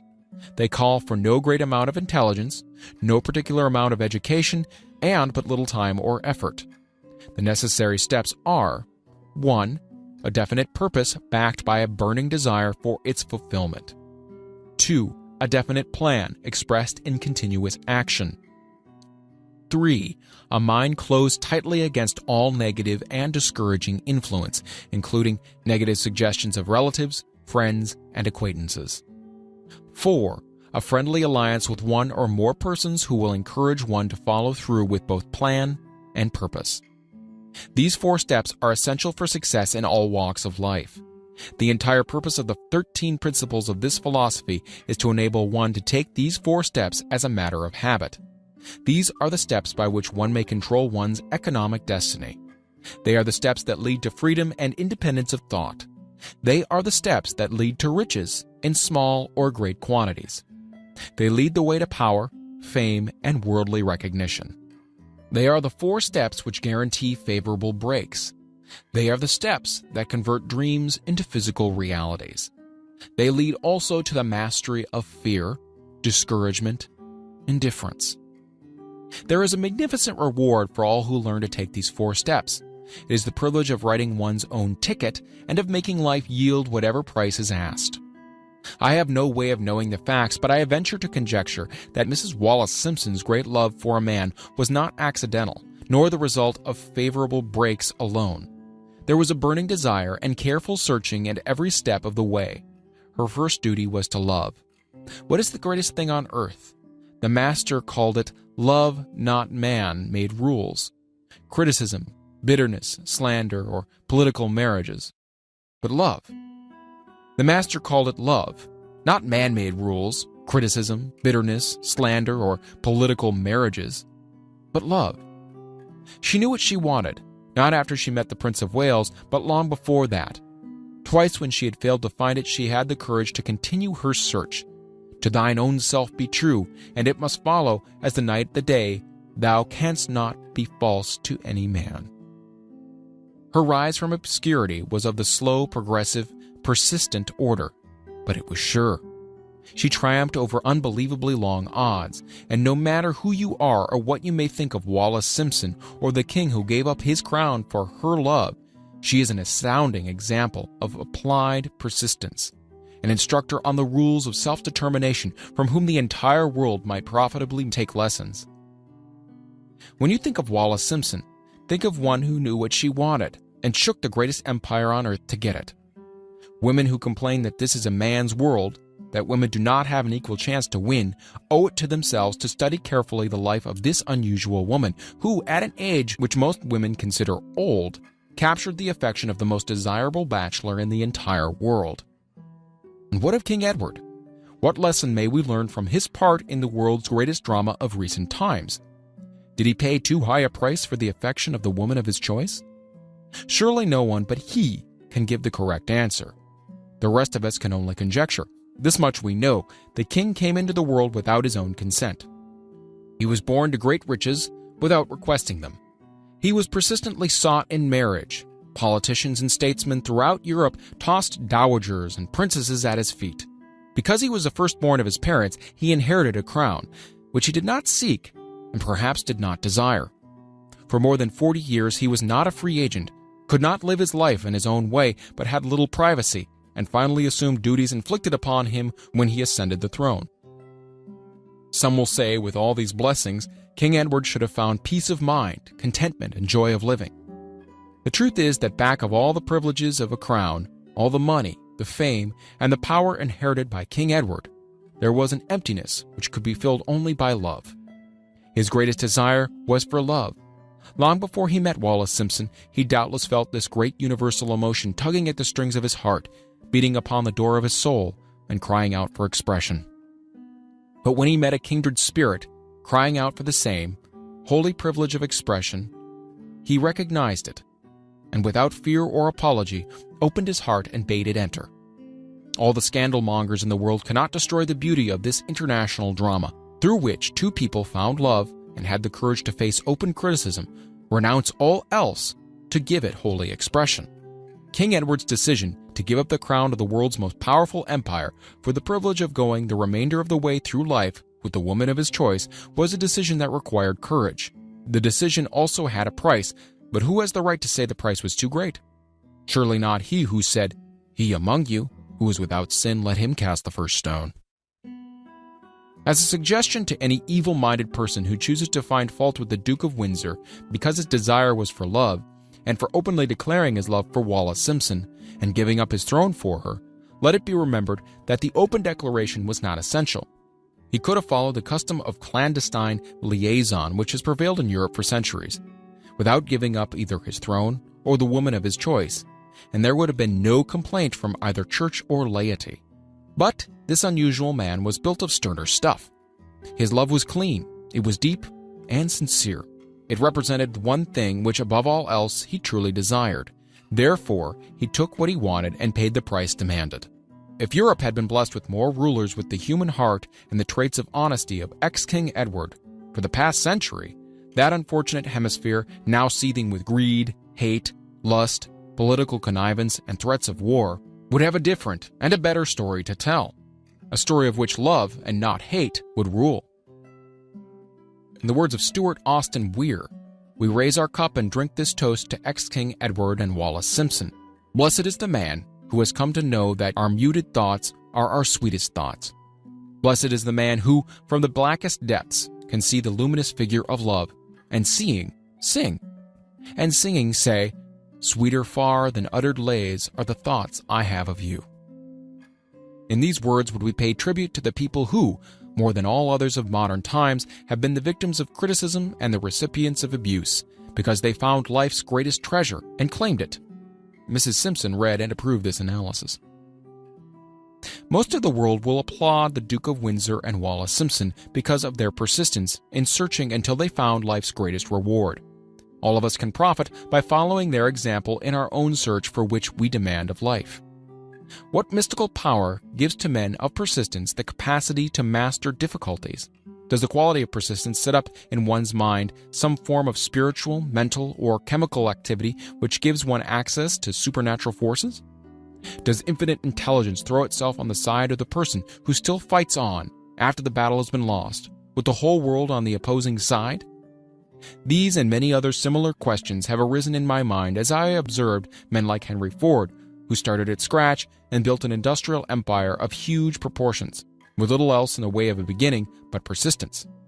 Or Thomas Edison, who, with less than 3 months of schooling, became the world's leading inventor and converted persistence into the talking machine, the moving picture machine, and the incandescent light, to say nothing of 100 or other useful inventions. I had the happy privilege of analyzing both Mr. Edison and Mr. Ford year by year over a long period of years, and therefore the opportunity to study them at close range. So I speak from actual knowledge when I say I find no quality save persistence in either of them that even remotely suggested the major source of their stupendous achievements. As one makes an impartial study of the prophets, philosophers, miracle men, and religious leaders of the past, one is drawn to the inevitable conclusion that persistence, concentration of effort, and definiteness of purpose were the major sources of their achievements.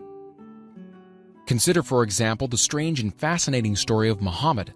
Analyze his life, compare him with the men of achievement in his modern age of industry and finance, and observe how they have one outstanding trait in common: persistence. If you are keenly interested in studying the strange power which gives potency to persistence, read a biography of Muhammad, especially the one by Asad Bey. This brief review of that book by Thomas Sugro in the Herald Tribune will provide a preview of the rare treat in store for those who take the time to read the entire story of one of the most astounding examples of the power of persistence known to civilization.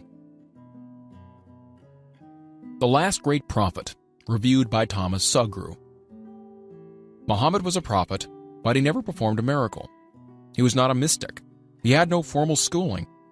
He did not begin his mission until he was 40. When he announced that he was the messenger of God bringing word of the true religion, he was ridiculed and labeled a lunatic. Children tripped him and women threw filth upon him.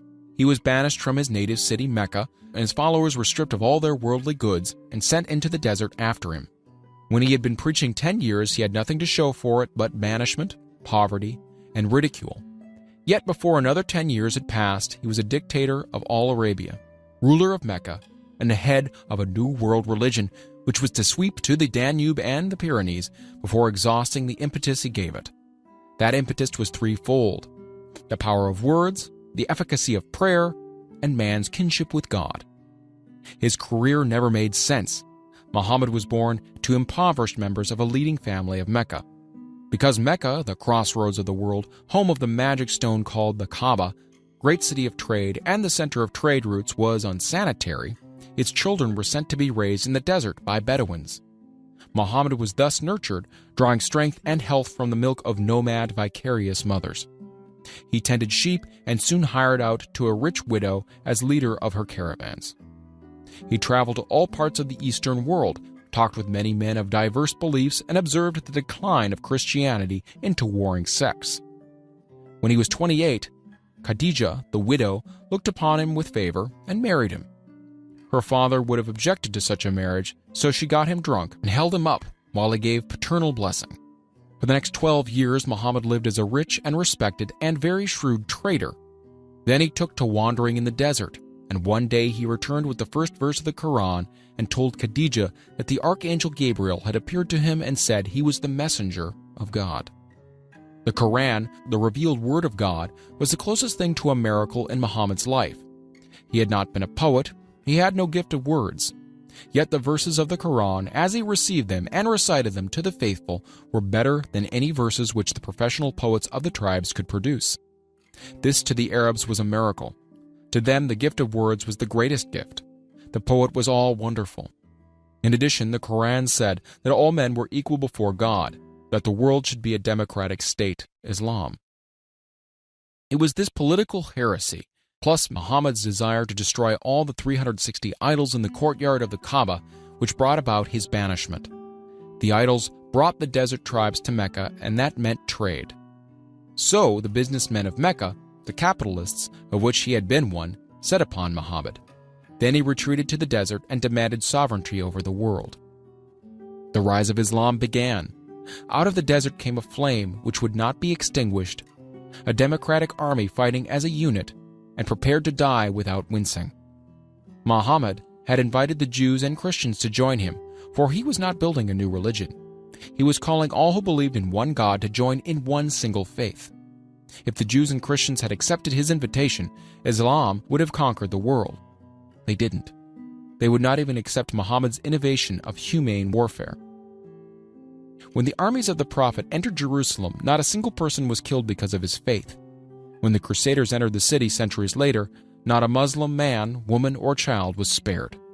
But the Christians did accept one Muslim idea, the place of learning, the university. Chapter 10. Power of the Mastermind, the Driving Force. The ninth step toward riches. Power is essential for success in the accumulation of money. Plans are inert and useless without sufficient power to translate them into action. This chapter will describe the method by which an individual may attain and apply power. Power may be defined as organized and intelligently directed knowledge. Power, as the term is here used, refers to organized effort, sufficient to enable an individual to transmute desire into its monetary equivalent. Organized effort is produced through the coordination of effort of two people or more who work toward a definite end in the spirit of harmony. Power is required for the accumulation of money. Power is necessary for the retention of money after it has been accumulated. Let us ascertain how power may be acquired. If power is organized knowledge, let us examine the sources of knowledge. A. Infinite intelligence. This source of knowledge may be contacted through the procedure described in another chapter with the aid of creative imagination. B. Accumulated experience. The accumulated experience of man, or that portion of which it has been organized and recorded, may be found in any well-equipped public library. An important part of this accumulated experience is taught in public schools and colleges where it has been classified and organized. C. Experiment and research. In the field of science, and in practically every other walk of life, men are gathering, classifying, and organizing new facts daily. This is the source of which one must turn when knowledge is not available through accumulated experience.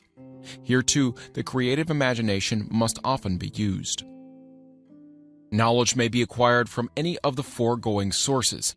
It may be converted into power by organizing it into definite plans and by expressing those plans in terms of action.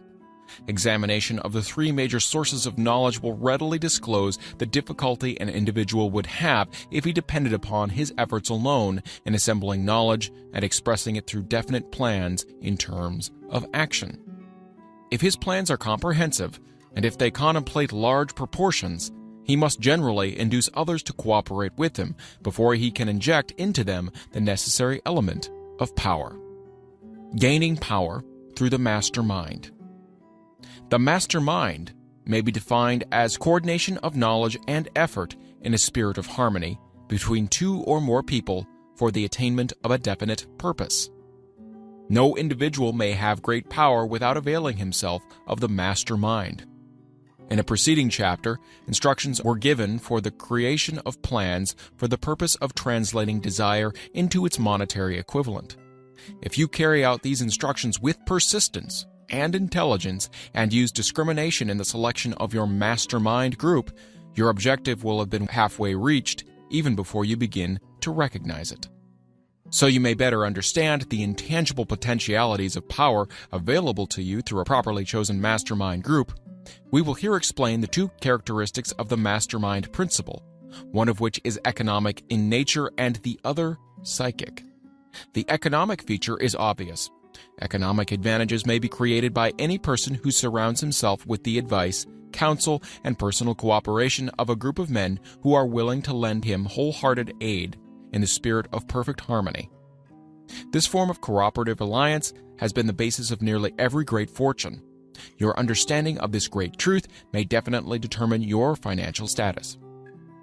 The psychic phase of the mastermind principle is much more abstract, much more difficult to comprehend, because it has reference to the spiritual forces with which the human race as a whole is not well acquainted. You may catch a significant suggestion from the statement, "No two minds ever come together without thereby creating a third, invisible, intangible force which may be likened to a third mind." Keep in mind the fact that there are only two known elements in the whole universe, energy and matter.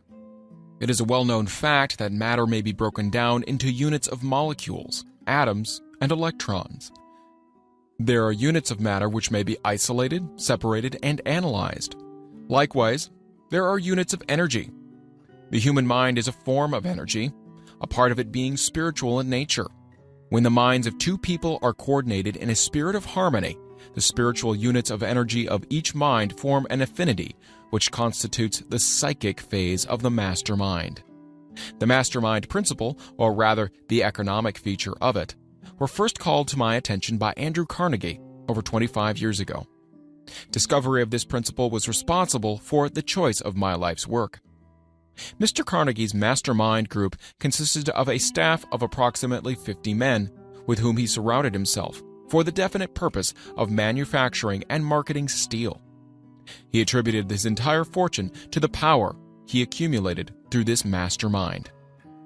Analyze the record of any man who has accumulated a great fortune and many of those who have accumulated modest fortunes, and you will find that they have either consciously or unconsciously employed the mastermind principle. Great power can be accumulated through no other principle. Energy is nature's universal set of building blocks out of which she constructs every material thing in the universe, including man and every form of animal and vegetable life. Through a process which only nature completely understands, she translates energy into matter. Nature's building blocks are available to man in the energy involved in thinking. Man's brain may be compared to an electric battery. It absorbs energy from the ether, which permeates every atom of matter and fills the entire universe. It's a well-known fact that a group of electric batteries will provide more energy than a single battery.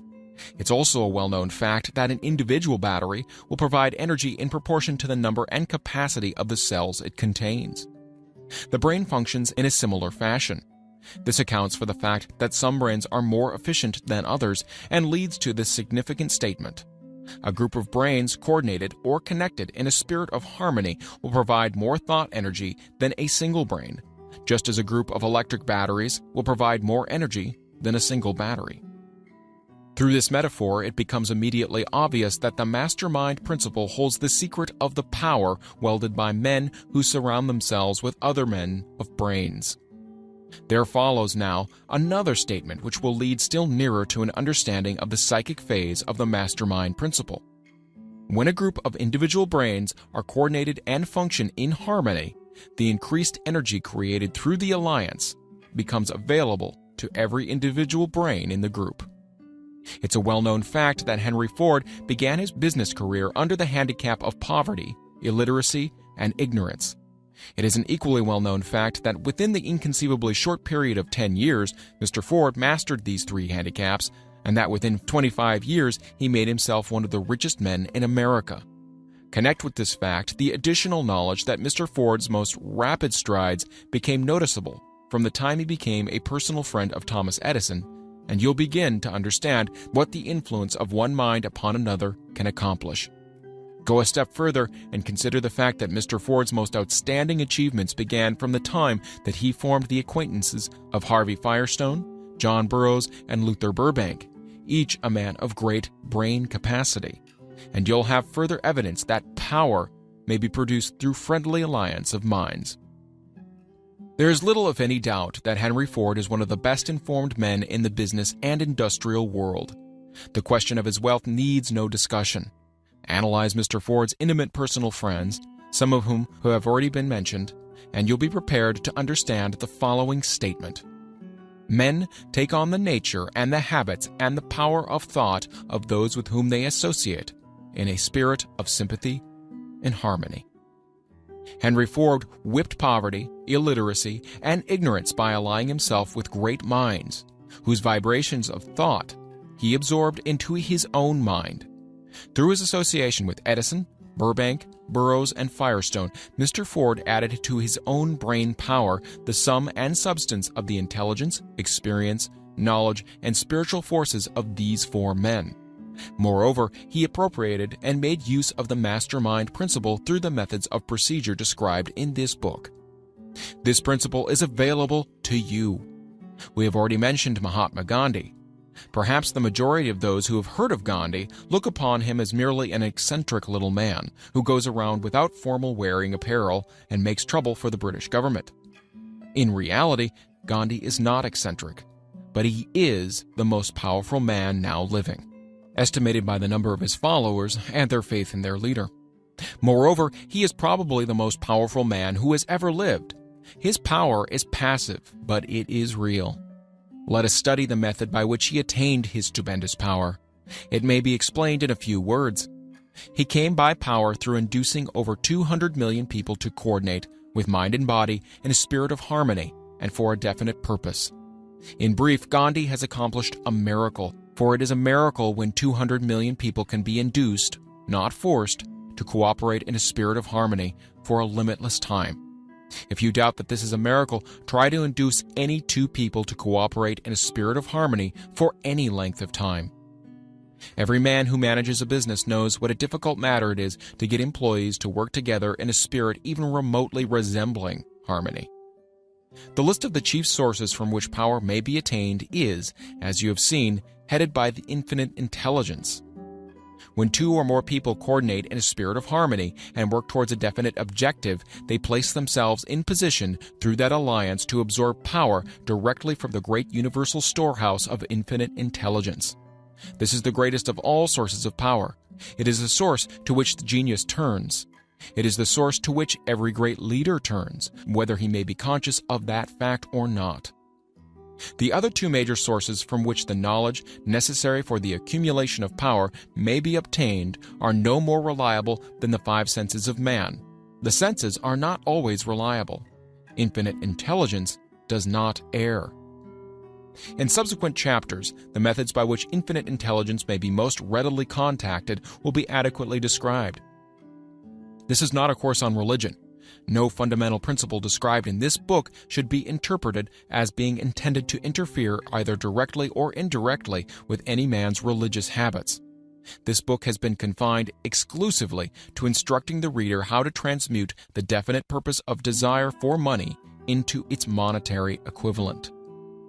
Read, think, and meditate as you read. Soon, the entire subject will unfold, and you will see it in perspective. You are now seeing the detail of the individual chapters. Money is as shy and elusive as the old-time maiden.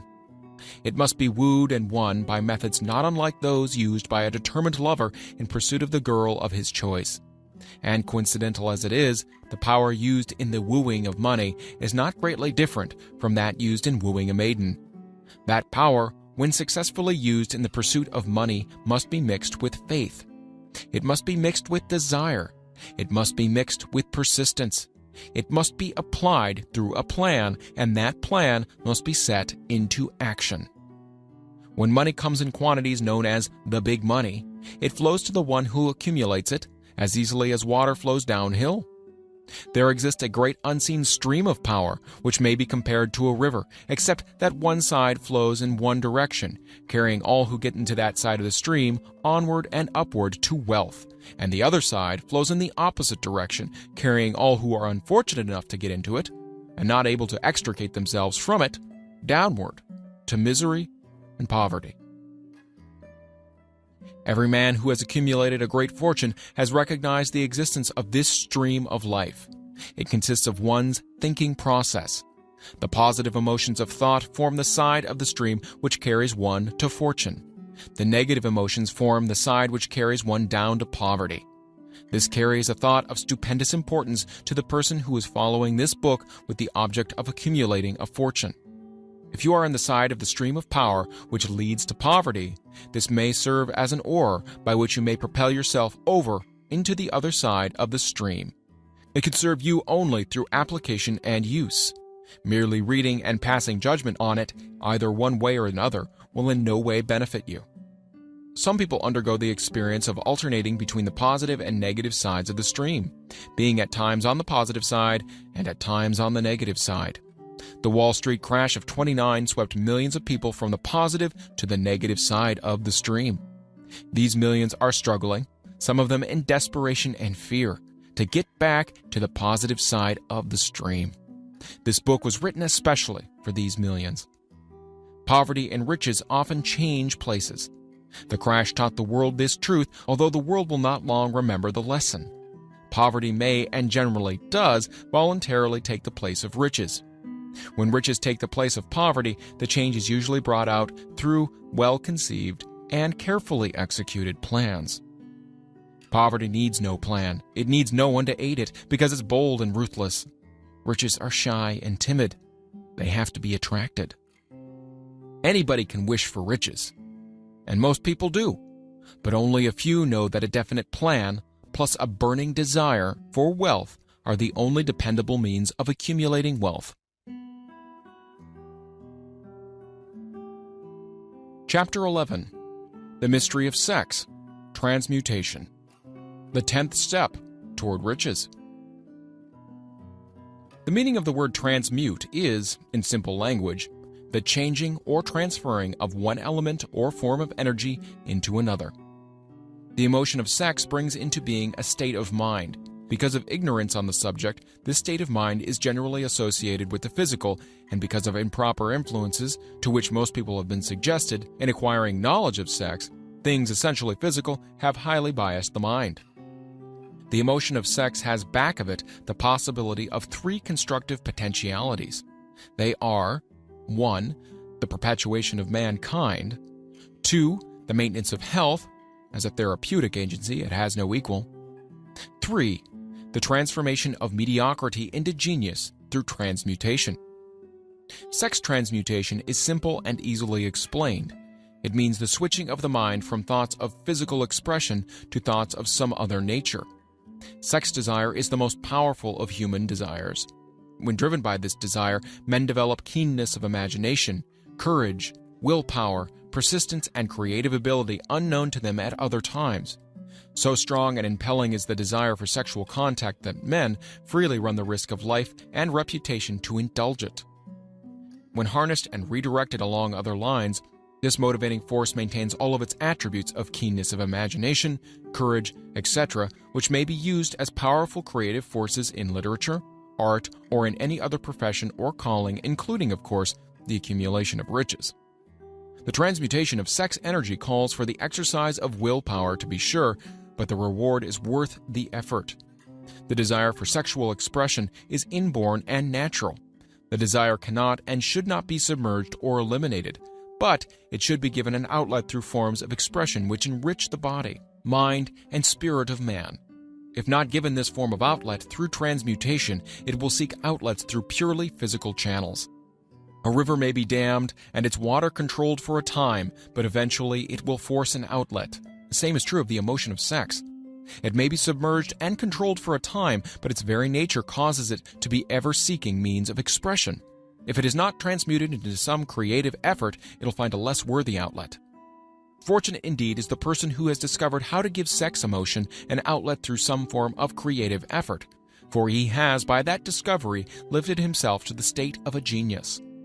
Scientific research has disclosed these significant facts.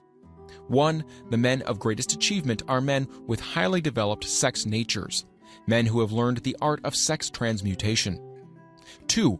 The men who have accumulated great fortunes and achieved outstanding recognition in literature, art, industry, architecture, and the professions were motivated by the influence of a woman. The research from which these astounding discoveries were made went back through the pages of biography and history for more than 2,000 years. Wherever there was evidence available in connection with the lives of men and women of great achievement, it indicated most convincingly that they had possessed highly developed sex natures. The emotion of sex is an irresistible force against which there can be no such opposition as an immovable body. When driven by this emotion, men become gifted with a superpower for action. Understand this truth, and you will catch the significance of the statement that sex transmutation will lift one to the status of a genius. The emotion of sex contains the secret of creative ability. Destroy the sex glands, whether in man or beast, and you have removed the major source of action. For proof of this, observe what happens in any animal after it has been castrated. A bull becomes as docile as a cow after it has been altered sexually. Sex alteration takes out of the male, whether man or beast, all the fight that he has in him. Sex alteration of the female has the same effect. The 10 mind stimuli. The human mind responds to stimuli through which it may be keyed up to high rates of vibration, known as enthusiasm, creative imagination, intense desire, etc. The stimuli to which the mind responds most freely are: 1. The desire for sex expression. 2. Love. 3. A burning desire for fame, power, or financial gain. Money. 4. Music. 5. Friendship between either those of the same sex or those of the opposite sex. 6. A mastermind alliance based upon the harmony of 2 or more people who ally themselves for spiritual or temporal advancement. 7. Mutual suffering such as that experienced by people who are persecuted.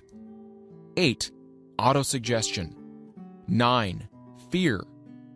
10. Narcotics and alcohol. The desire for sex expression comes at the head of the list of stimuli, which most effectively step up the vibrations of the mind and start the wheels of physical action. 8 of these stimuli are natural and constructive. 2 are destructive. The list is here presented for the purpose of enabling you to make a comparative study of the major sources of mind stimulation. From this study, it will be readily seen that the emotion of sex is, by great odds, the most intense and powerful of all mind stimuli. This comparison is necessary as a foundation for proof of the statement that transmutation of sex energy may lift one to the status of a genius. Let us find out what constitutes a genius.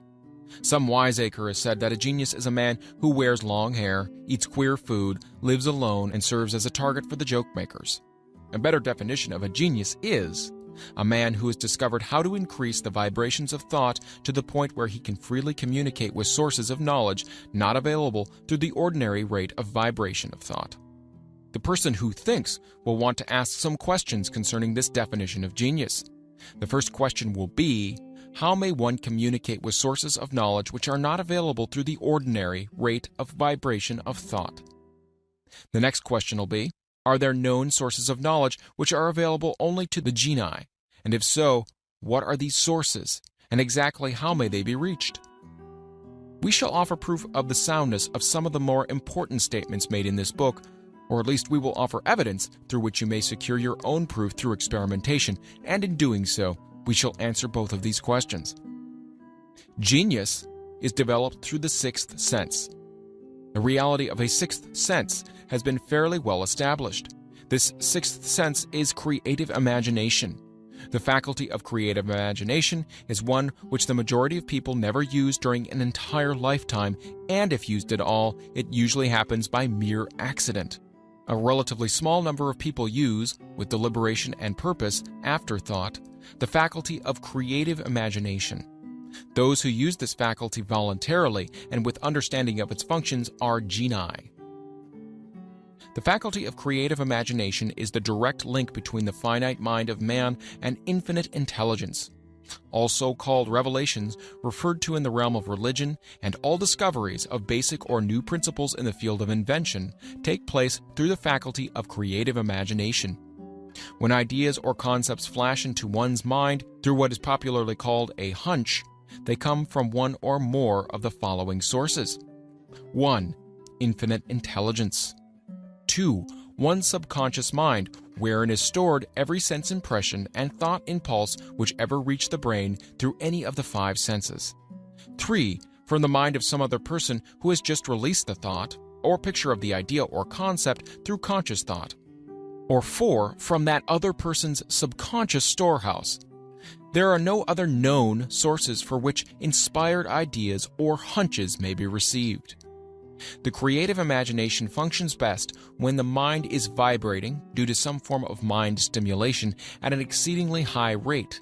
That is, when the mind is functioning at a rate of vibration higher than that of ordinary, normal thought. When brain action has been stimulated through one or more of the 10 mind stimulants, it has the effect of lifting the individual far above the horizon of ordinary thought and permits him to envision distance, scope, and quality of thoughts not available on the lower plane, such as that occupied while one is engaged in the solution of the problems of business and professional routine. When lifted to this higher level of thought, through any form of mind stimulation, an individual occupies, relatively, the same position as one who has ascended in an airplane to a height from which he may see over and beyond the horizon line which limits his vision while on the ground. Moreover, while on higher levels of thought, the individual is not hampered or bound by any of the stimuli which circumscribe and limit his vision while wrestling with the problems of gaining the 3 basic necessities of food, clothing, and shelter. He is in a world of thought in which the ordinary, workaday thoughts have been as effectively removed as are the hills and valleys and other limitations of physical vision when he rises in an airplane. While on this exalted plane of thought, the creative faculty of the mind is given freedom for action. The way has been cleared for the 6th sense to function. It becomes receptive to ideas which would not reach the individual under any other circumstances. This 6th sense is the faculty which marks the difference between a genius and an ordinary individual. The creative faculty becomes more alert and receptive to vibrations originating outside the individual's subconscious mind, and the more the individual relies upon it and makes demands upon it for thought impulses. This faculty can be cultivated and developed only through use. That which is known as one's conscience operates entirely through the faculty of the 6th sense. The great artists, writers, musicians, and poets became great because they acquire the habit of relying upon the still small voice which speaks from within, through the faculty of creative imagination. It is a fact well known to people who have keen imaginations that their best ideas come through so-called hunches. There is a great orator who does not attain to greatness until he closes his eyes and begins to rely entirely upon the faculty of creative imagination. When asked why he closed his eyes just before the climaxes of his oratory, he replied, "I do it because then I speak through ideas which come to me from within." One of America's most successful and best-known financiers followed the habit of closing his eyes for 2 or 3 minutes before making a decision. When asked why he did this, he replied, "With my eyes closed, I am able to draw upon a source of superior intelligence." The late Dr. Elmer R. Gates of Chevy Chase, Maryland, created more than 200 useful patents, many of them basic, through the process of cultivating and using the creative faculty. His method is both significant and interesting to one interested in attaining the status of genius, in which category Dr. Gates unquestionably belonged. Dr. Gates was one of the really great, though less publicized, scientists of the world. In his laboratory, he had what he called his personal communication room. It was practically soundproof and so arranged that all light could be shut out. It was equipped with a small table on which he kept a pad of writing paper. In front of the table on the wall was an electric push button which controlled the lights. When Dr. Gates desired to draw upon the forces available to him through his creative imagination, he would go into this room, seat himself at the table, shut off the lights, and concentrate upon the known factors of the invention on which he was working, remaining in that position until ideas began to flash into his mind in connection with the unknown factors of the invention. On one occasion, ideas came through so fast he was forced to write for almost 3 hours. When the thoughts stopped flowing and he examined his notes, he found they contained a minute description of principles which had no parallel among the known data of the scientific world. Moreover, the answer to his problem was intelligently presented in these notes. In this manner, Dr. Gates completed over 200 patents, which had been begun but not completed by half-baked brains. Evidence of the truth of this statement is in the United States Patent Office. Dr. Gates earned his living by sitting for ideas for individuals and corporations. Some of the largest corporations in America paid him substantial fees by the hour for sitting for ideas. The reasoning faculty is often faulty because it is largely guided by one's accumulated experience. Not all knowledge which one accumulates through experience is accurate. Ideas received through the creative faculty are much more reliable for the reason that they come from sources more reliable than any which are available to the reasoning faculty of the mind.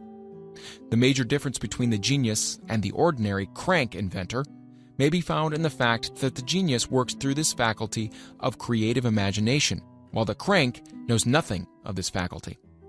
The scientific inventor, such as Mr. Edison or Dr. Gates, makes use of both the synthetic and the creative faculties of imagination. For example, the scientific inventor or genius begins an invention by organizing and combining the known ideas or principles accumulated through experience through the synthetic faculty, the reasoning faculty. If he finds this accumulated knowledge to be insufficient for the completion of his invention, he then draws upon the sources of knowledge available to him through his creative faculty.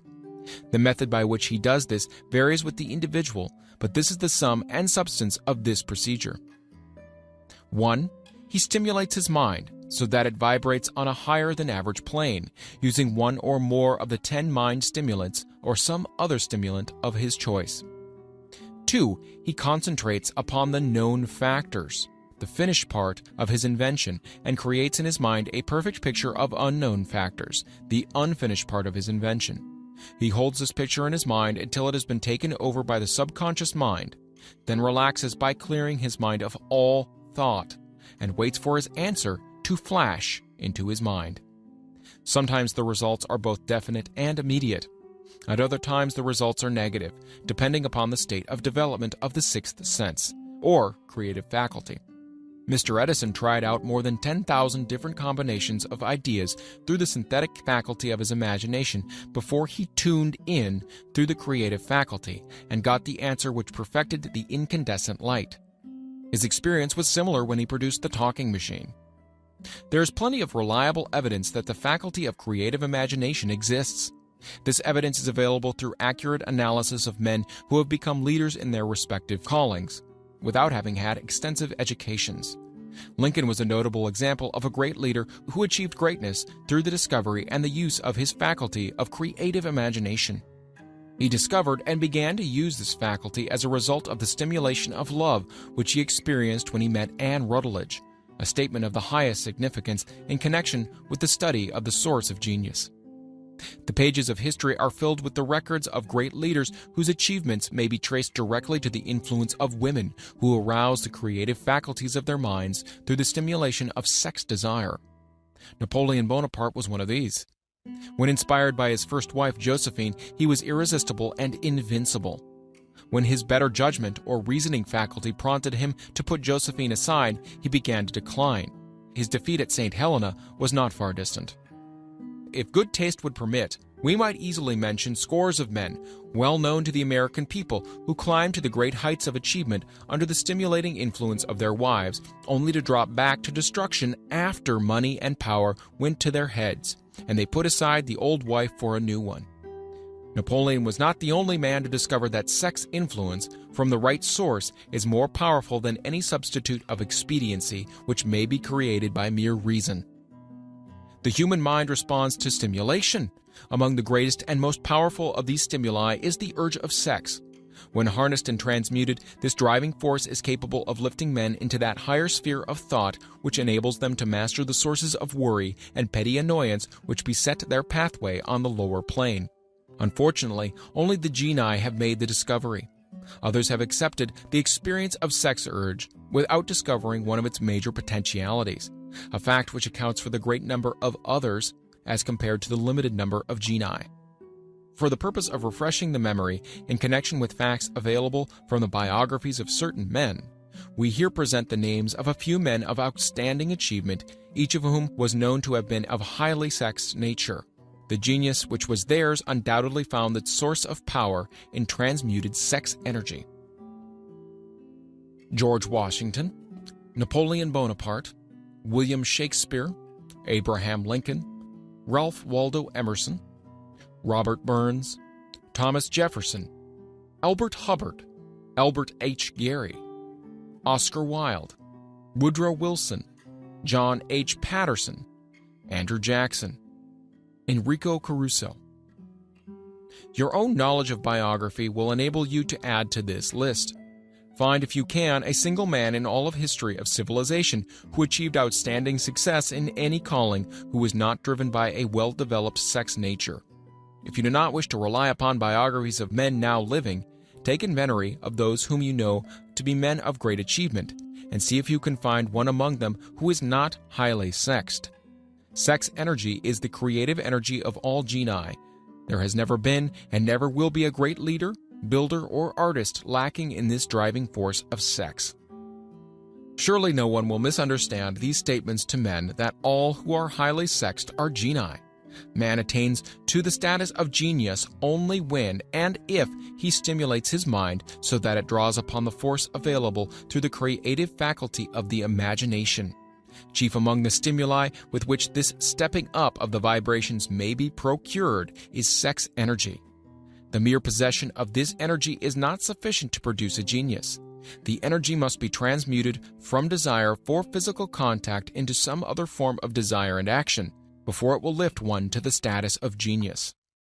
Far from becoming genii because of the great sex desires, the majority of men lower themselves through the misunderstanding and misuse of this great force to the status of the lower animals. Why men seldom succeed before 40.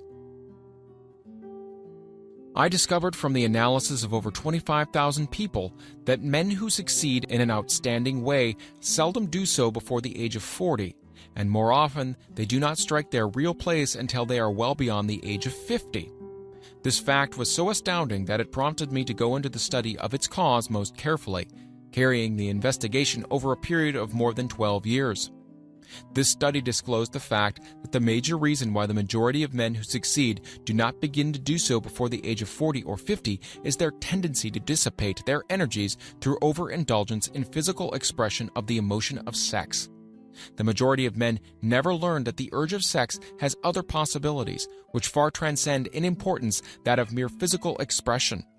The majority of those who make this discovery do so after having wasted many years at a period when the sex energy is at its height, prior to the age of 45 to 50. This usually is followed by noteworthy achievement. The lives of many men up to and sometimes well past the age of 40 reflect continued dissipation of energies which could have been more profitably turned into better channels. Their finer and more powerful emotions are sown wildly to the four winds. Out of this habit of the male grew the term sowing his wild oats. The desire for sexual expression is by far the strongest and most impelling of all the human emotions, and for this very reason, this desire, when harnessed and transmuted into action other than that of physical expression, may raise one to the status of genius. One of America's most able businessmen frankly admitted that his attractive secretary was responsible for most of the plans he created. He admitted that her presence lifted him to the heights of creative imagination, such as he could experience under no other stimulus. One of the most successful men in America owes most of his success to the influence of a very charming young woman who has served as his source of inspiration for more than 12 years. Everyone knows that man to whom this reference is made, but not everyone knows the real source of his achievements. History is not lacking in examples of men who attained the status of genii as a result of the use of artificial mind stimulus in the form of alcohol and narcotics. Edgar Allan Poe wrote The Raven while under the influence of liquor, dreaming dreams that mortal never dared to dream before. James Whitcomb Riley did his best writing while under the influence of alcohol. Perhaps it was thus he saw the ordered intermingling of the real and the dream, the mill above the river and the mist above the stream.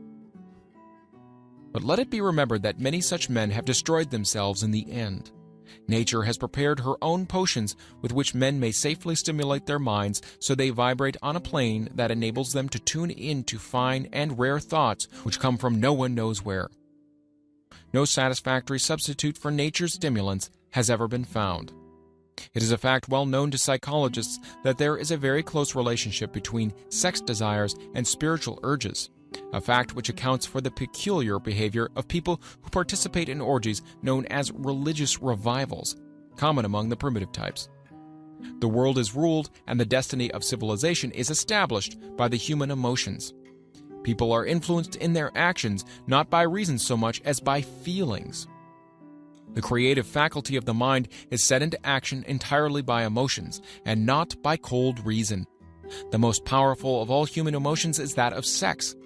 There are other mind stimulants, some of which have been listed, but no one of them, nor all of them combined, can equal the driving power of sex. A mind stimulant is any influence which will either temporarily or permanently increase the vibrations of thought. The 10 major stimulants described are those most commonly resorted to. Through these sources, one may commune with infinite intelligence or enter, at will, the storehouse of the subconscious mind, either one's own or that of another person, a procedure which is all there is of genius. A teacher who has trained and directed the efforts of more than 30,000 salespeople made the astounding discovery that highly sexed men are the most efficient salesmen. The explanation is that the factor of personality, known as personal magnetism, is nothing more or less than sex energy. Highly sexed people always have a plentiful supply of magnetism. Through cultivation and understanding, this vital force may be drawn upon and used to great advantage in the relationships between people. This energy may be communicated to others through the following media. 1. The handshake. The touch of the hand indicates instantly the presence of magnetism or lack of it. 2. The tone of voice. Magnetism or sex energy is the factor with which the voice may be colored or made musical and charming. 3. Posture and carriage of body. Highly sexed people move briskly and with grace and ease. 4. The vibrations of thought. Highly sexed people mix the emotion of sex with their thoughts, or may do so at will, and in that way may influence those around them. 5. Body adornment.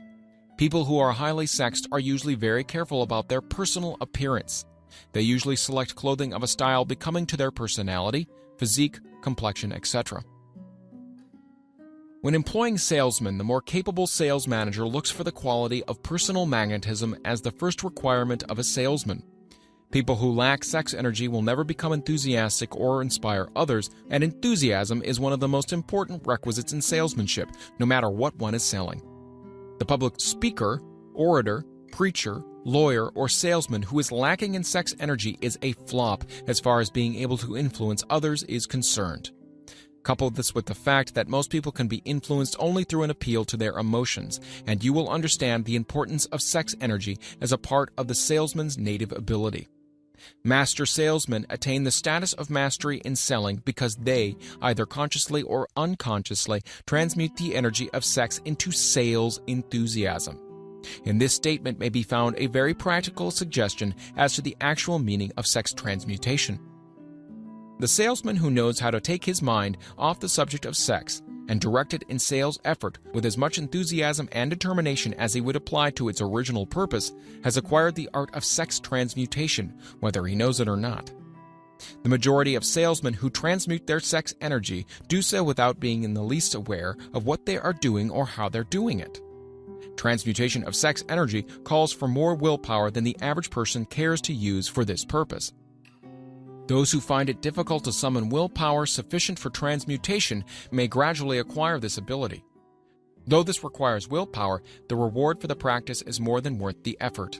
The entire subject of sex is one with which the majority of people appear to be unpardonably ignorant.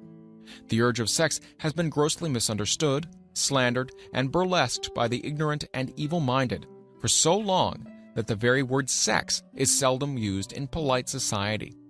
Men and women who are now known to be blessed, yes blessed, with highly sexed natures are usually looked upon as being people who will bear watching. Instead of being called blessed, they're usually called cursed. Millions of people, even in this age of enlightenment, have inferiority complexes which they developed because of this false belief that a highly sexed nature is a curse. These statements of the virtue of sex energy should not be construed as justification for the libertine. The emotion of sex is a virtue only when used intelligently and with discrimination. It may be misused, and often is, to such an extent that it debases instead of enriches both body and mind. The better use of this power is the burden of this chapter. It seemed quite significant to the author when he made the discovery that practically every great leader whom he had the privilege of analyzing was a man whose achievements were largely inspired by a woman. In many instances, the woman in the case was a modest, self-denying wife of whom the public had heard but little or nothing. In a few instances, the source of inspiration has been traced to the other woman. Perhaps such cases may not be entirely unknown to you. Intemperance in sex habits is just as detrimental as intemperance in habits of drinking and eating. In this age in which we live, an age which began with the World War, intemperance in habits of sex is common. This orgy of indulgence may account for the shortage of great leaders. No man can avail himself of the forces of his creative imagination while dissipating them. Man is the only creature on earth which violates nature's purpose in this connection. Every other animal indulges its sex nature in moderation and with purpose which harmonizes with the laws of nature. Every other animal responds to the call of sex only in season. Man's inclination is to declare open season. Every intelligent person knows that stimulation in excess through alcoholic, drink, and narcotics is a form of intemperance which destroys the vital organs of the body, including the brain. Not every person knows, however, that overindulgence in sex expression may become a habit as destructive and as detrimental to creative effort as narcotics or liquor. A sex-mad man is not essentially different than a dope-mad man. Both have lost control over their faculties of reason and willpower. Sexual overindulgence may not only destroy reason and willpower, but it may also lead to either temporary or permanent insanity. Many cases of hypochondria, imaginary illness, grow out of habits developed in ignorance of the true function of sex. From these brief references to the subject, it may be readily seen that ignorance on the subject of sex transmutation forces stupendous penalties upon the ignorant on the one hand and withholds from them equally stupendous benefits on the other. Widespread ignorance on the subject of sex is due to the fact that the subject has been surrounded with mystery and beclouded by dark silence. The conspiracy of the mystery and silence has had the same effect upon the minds of young people that the psychology of prohibition had. The result has been increased curiosity and desire to acquire more knowledge on this verboten subject, and to the shame of all lawmakers and most physicians, by training best qualified to educate youth on the subject, information has not been made easily available. Seldom does an individual enter upon highly creative efforts in any field of endeavor before the age of 40. The average man reaches the period of his greatest capacity to create between 40 and 60. These statements are based upon analysis of thousands of men and women who have been carefully observed. They should be encouraging to those who fail to arrive before the age of 40, and to those who become frightened at the encroachment of old age around the 40-year mark. The years between 40 and 50 are, as a rule, the most fruitful. Men should approach this age not with fear and trembling, but with hope and eager anticipation. If you want evidence that most men do not begin to do their best work before the age of 40, study the records of the most successful men known to the American people, and you'll find it. Henry Ford did not hit his pace of achievement until he had passed the age of 40. Andrew Carnegie was well past 40 before he began to reap the reward of his efforts. James J. Hill was still running a telegraph key at the age of 40. His stupendous achievements took place after that age. Biographies of American industrialists and financiers are filled with evidence that the period from 40 to 60 is the most productive age of man. Between the ages of 30 and 40, man begins to learn, if he ever learns, the art of sex transmutation. This discovery is generally accidental, and more often than otherwise, the man who makes it is totally unconscious of this discovery. He may observe that his powers of achievement have increased around the age of 35 to 40, but in most cases he isn't familiar with the cause of this change. That nature begins to harmonize the emotions of love and sex in the individual between the ages of 30 and 40, so that he may draw upon these great forces and apply them jointly as stimuli to action. Sex alone is a mighty urge to action, but its forces are like cyclones. They are often uncontrollable. When the emotion of love begins to mix itself with the emotion of sex, the result is calmness of purpose, poise, accuracy of judgment, and balance. What person who has attained the age of 40 is so unfortunate as to be unable to analyze these statements and to corroborate them by his own experience? When driven by his desire to please a woman based solely upon the emotion of sex, a man may be, and usually is, capable of great achievement, but his actions may be disorganized, distorted, and totally destructive. When driven by his desire to please a woman based upon the motive of sex alone, a man may steal, cheat, and even commit murder. But when the emotion of love is mixed with the emotion of sex, that same man will guide his actions with more sanity, balance, and reason. Criminologists have discovered that the most hardened criminals can be reformed through the influence of a woman's love. There is no record of a criminal having been reformed solely through the sex influence. These facts are well known, but their cause is not. Reformation comes, if at all, through the heart, or the emotional side of man, not through his head or reasoning side. Reformation means a change of heart. It does not mean a change of head. A man may, because of reason, make certain changes in his personal conduct to avoid the consequences of undesirable effects. But genuine reformation comes only through a change of heart, through a desire to change. Love, romance, and sex are all emotions capable of driving men to heights of superachievement. Love is the emotion which serves as a safety valve and ensures balance, poise, and constructive effort. When combined, these three emotions may lift one to an altitude of a genius. Those are genii, however, who know but little of the emotion of love. Most of them may be found engaged in some form of action which is destructive, or at least not based upon justice and fairness towards others. If good taste would permit, a dozen genii could be named in the field of industry and finance who ride ruthlessly over the rights of their fellow men. They seem totally lacking in conscience. The reader can easily supply his own list of such men. The emotions are states of mind. Nature has provided man with a chemistry of the mind which operates in a manner similar to the principles of chemistry of matter. It is a well-known fact that, through the aid of chemistry of matter, a chemist may create a deadly poison by mixing certain elements, none of which are in themselves harmful in the right proportions. This emotion may likewise be combined so as to create a deadly poison. The emotions of sex and jealousy, when mixed, may turn a person into an insane beast. The presence of any one or more of the destructive emotions in the human mind, through the chemistry of the mind, sets up a poison which may destroy one's sense of justice and fairness.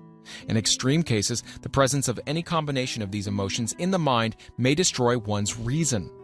The road to genius consists of the development, control, and use of sex, love, and romance. Briefly, the process may be stated as follows. Encourage the presence of these emotions as the dominating thoughts in one's mind, and discourage the presence of all the destructive emotions. The mind is a creature of habit. It thrives upon the dominating thoughts fed it. Through the faculty of willpower, one may discourage the presence of any emotion and encourage the presence of any other. Control of the mind through the power of will is not difficult. Control comes from persistence and habit. The secret of control lies in understanding the process of transmutation. When any negative emotion presents itself in one's mind, it can be transmuted into a positive or constructive emotion by the simple procedure of changing one's thoughts. There is no other road to genius than through voluntary self-effort.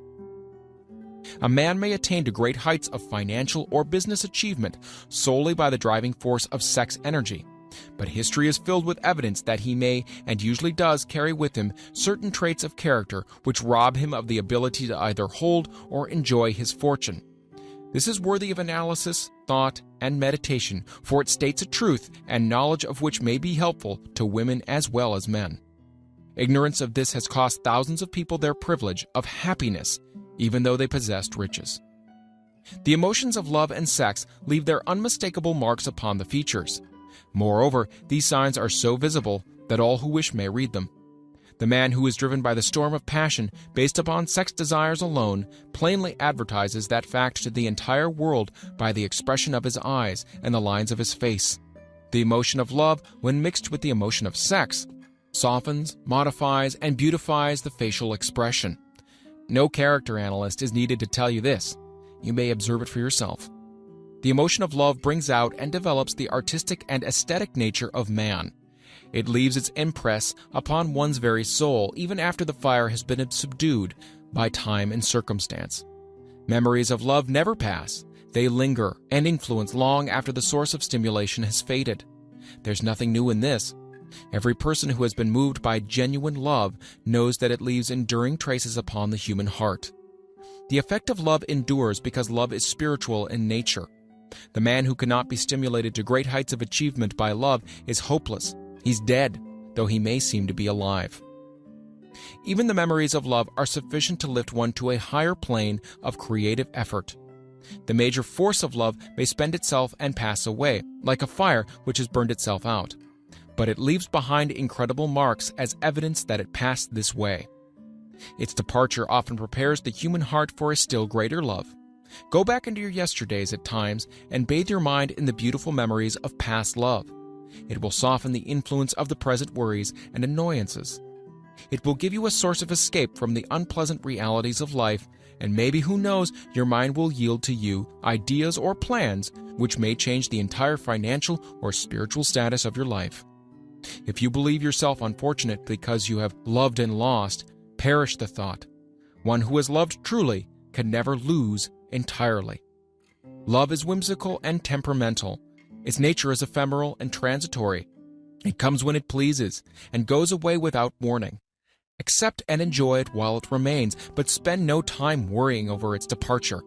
Worry will never bring it back. Dismiss also the thought that love never comes but once. Love may come and go, times without number, but there are no two love experiences which affect one in just the same way. There may be, and there usually is, one love experience which leaves a deeper imprint on the heart than all the others. But all love experiences are beneficial except to the person who becomes resentful and cynical when love makes its departure. There should be no disappointment over love, and there should be none if people understood the difference between the emotions of love and sex. The major difference is that love is spiritual, while sex is biological.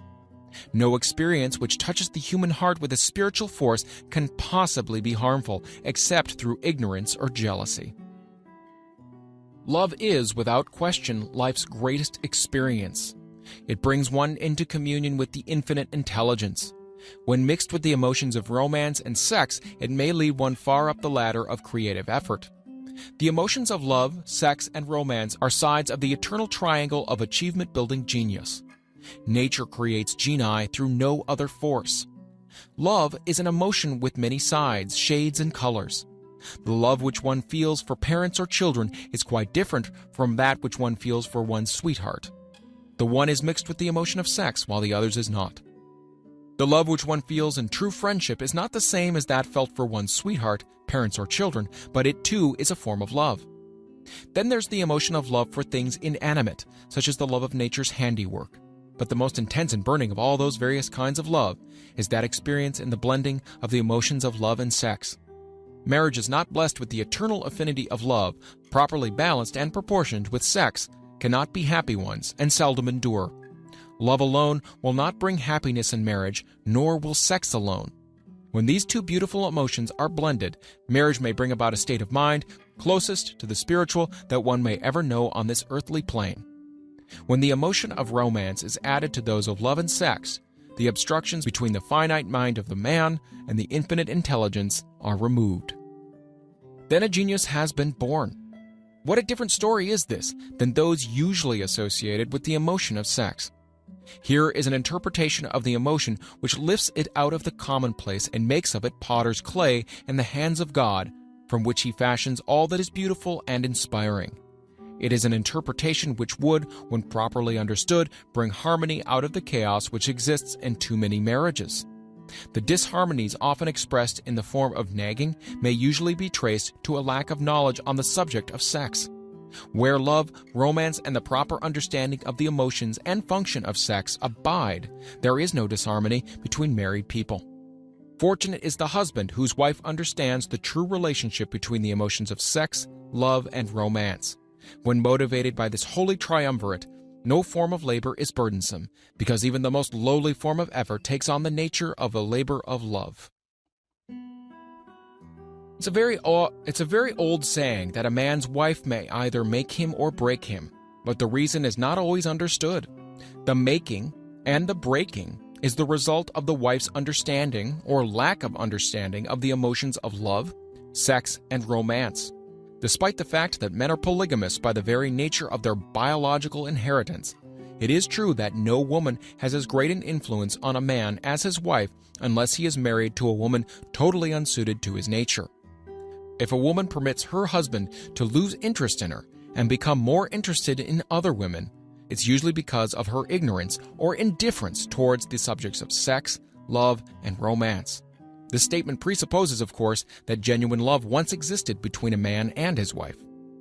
The facts are equally applicable to a man who permits his wife's interests in him to die. Married people often bicker over a multitude of trivialities. If these are analyzed accurately, the real question of the trouble will often be found to be indifference or ignorance on these subjects. Man's greatest motivating force is his desire to please woman. The hunter who excelled during prehistoric days before the dawn of civilization did so because of his desire to appear great in the eyes of a woman. Man's nature has not changed in this respect. The hunter of today brings home no skins of wild animals, but he indicates his desire for her favor by supplying fine clothes, motor cars, and wealth. Man has the same desire to please woman that he had before the dawn of civilization. The only thing that has changed is his method of pleasing. Men who accumulate large fortunes and attain to great heights of power and fame do so mainly to satisfy their desire to please women. Take women out of their lives, and great wealth would be useless to most men. It is the inherent desire of man to please woman which gives woman the power to make or break a man. The woman who understands man's nature and tactfully caters to it need no fear of competition from other women. Men may be giants with indomitable willpower when dealing with other men, but they are easily managed by the woman of their choice.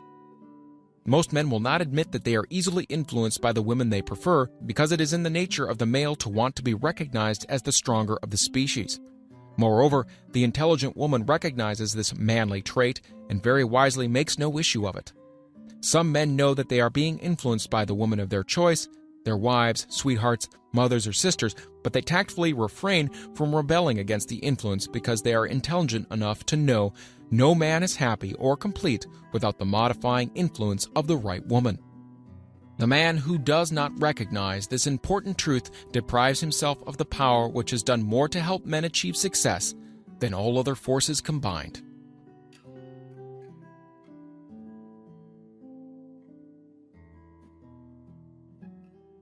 Chapter 12. The Subconscious Mind. The Connecting Link. The 11th Step Toward Riches. The subconscious mind consists of a field of consciousness in which every impulse of thought that reaches the objective mind through any of the five senses is classified and recorded, and from which thoughts may be recalled or withdrawn as letters may be taken from a filing cabinet. It receives and files sense impressions or thoughts regardless of their nature. You may voluntarily plant into your subconscious mind any plan, thought, or purpose which you desire to translate into its physical or monetary equivalent. The subconscious acts first on the dominating desires which have been mixed with emotional feeling, such as faith. Consider this in connection with the instructions given in the chapter on desire for taking the 6 steps there outlined, and the instructions given in the chapter on the building and execution of plans, and you will understand the importance of the thought conveyed. The subconscious mind works day and night. Through a method of procedure unknown to man, the subconscious mind draws upon the forces of infinite intelligence for the power with which it voluntarily transmutes one's desires into their physical equivalent, making use always of the most practical media by which this end may be accomplished. You cannot entirely control your subconscious mind, but you can voluntarily hand over to it any plan, desire, or purpose which you wish transformed into concrete form.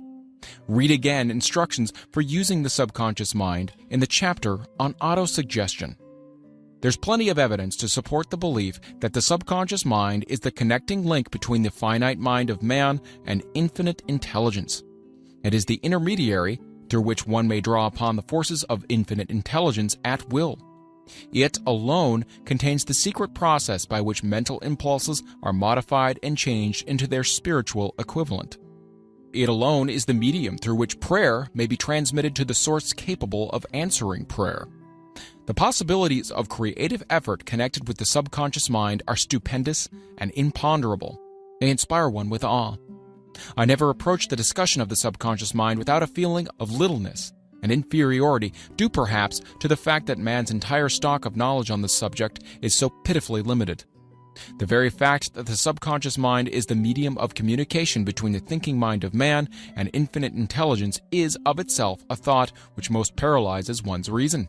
After you have accepted as a reality the existence of the subconscious mind and understand its possibilities as a medium for transmuting your desires into their physical or monetary equivalent, you will comprehend the full significance of the instructions given in the chapter on desire. You'll also understand why you have been repeatedly admonished to make your desires clear and to reduce them to writing.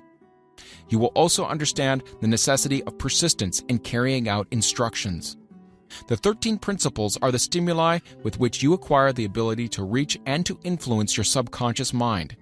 Do not become discouraged if you cannot do this upon the first attempt. Remember that the subconscious mind may be voluntarily directed only through habit under the directions given in the chapter on faith.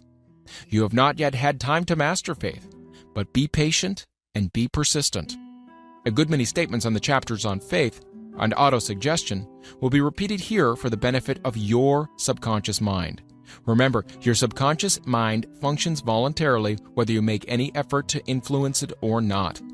This naturally suggests to you that thoughts of fear and poverty and all native thoughts serve as stimuli to your subconscious mind unless you master these impulses and give it more desirable food upon which it may feed.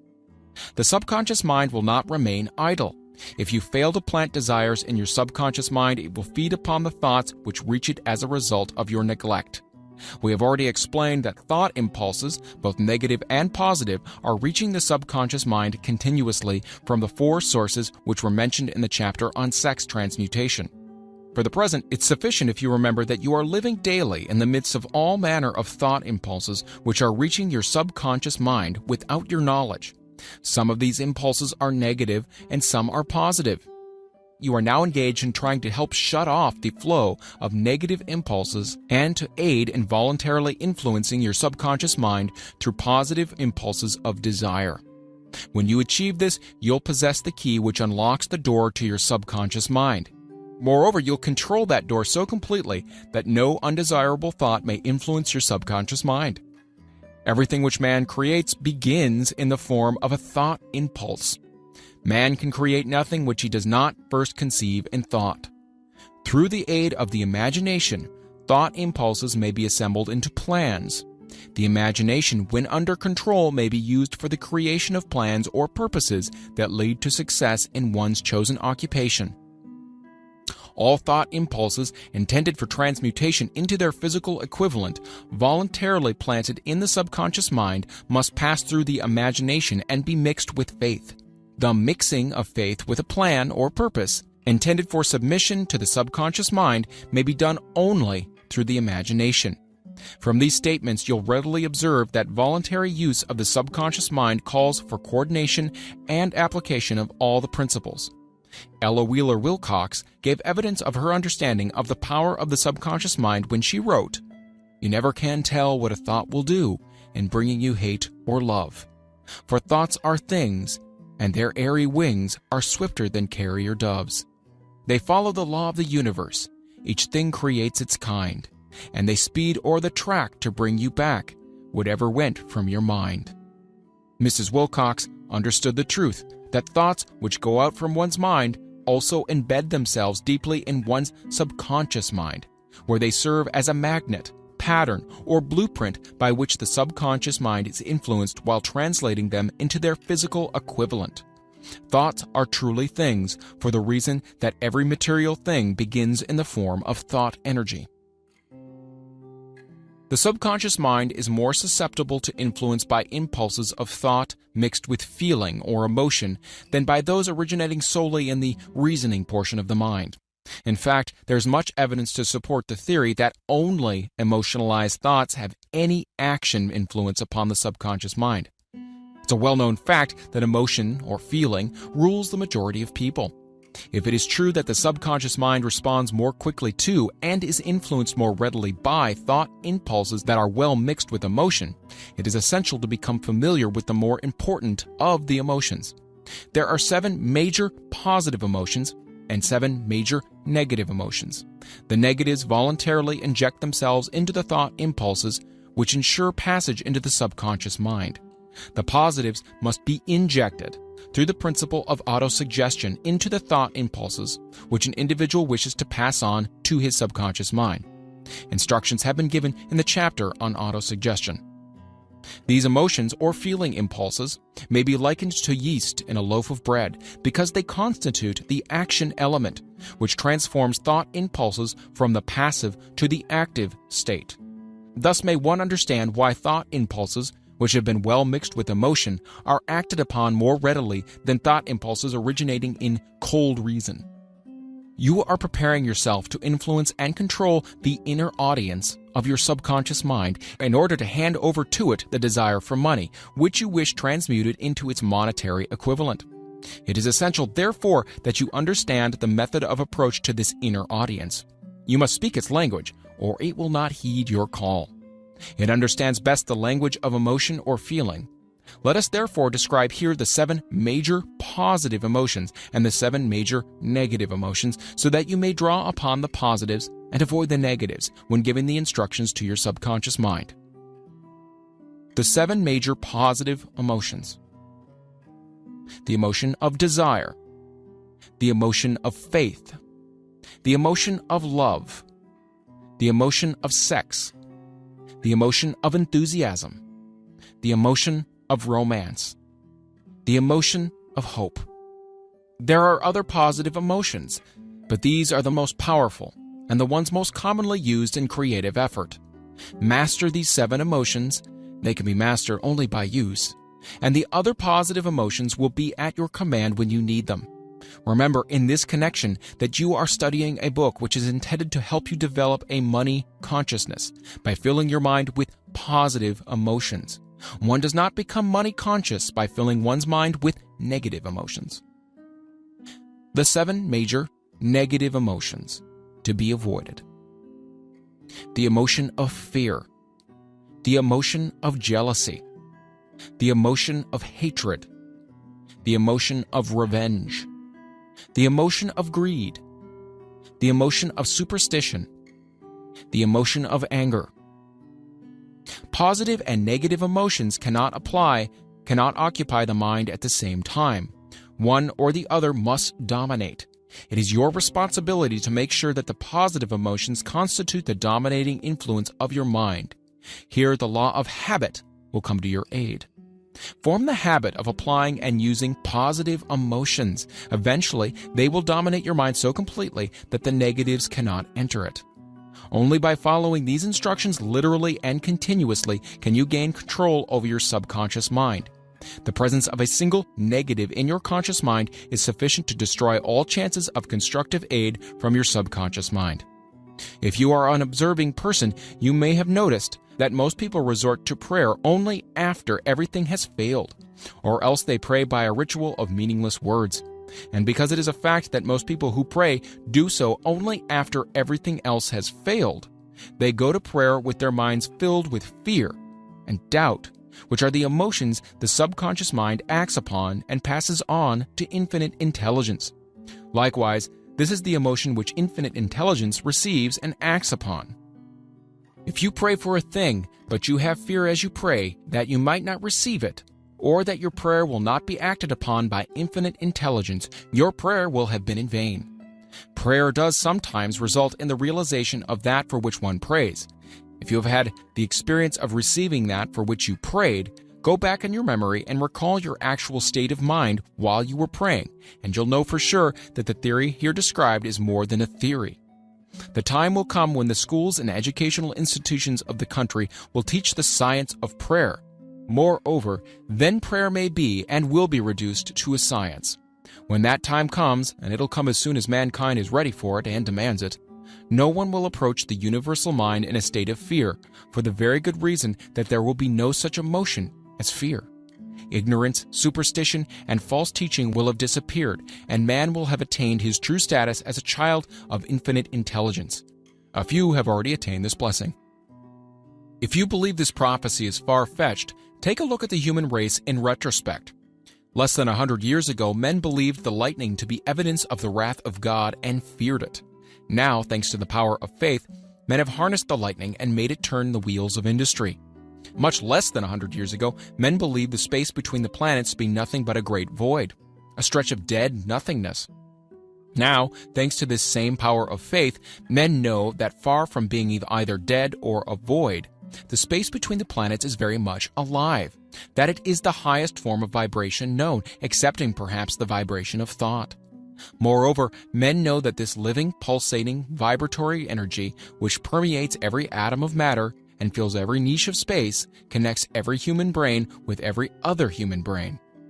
What reason have men to believe that this same energy does not connect every human brain with infinite intelligence? There are no toll gates between the finite mind of man and infinite intelligence. The communication costs nothing except patience, faith, persistence, understanding, and a sincere desire to communicate. Moreover, the approach can be made only by the individual himself. Paid prayers are worthless. Infinite intelligence does no business by proxy. You either go direct or you do not communicate. You may buy prayer books and repeat them until the day of your doom without avail. Thoughts which you wish to communicate to infinite intelligence must undergo transformation, such as can be given only through your own subconscious mind. The method by which you may communicate with infinite intelligence is very similar to that through which the vibration of sound is communicated by radio. If you understand the working principles of radio, you of course know that sound cannot be communicated through the ether until it has been stepped up or changed into a rate of vibration which the human ear cannot detect.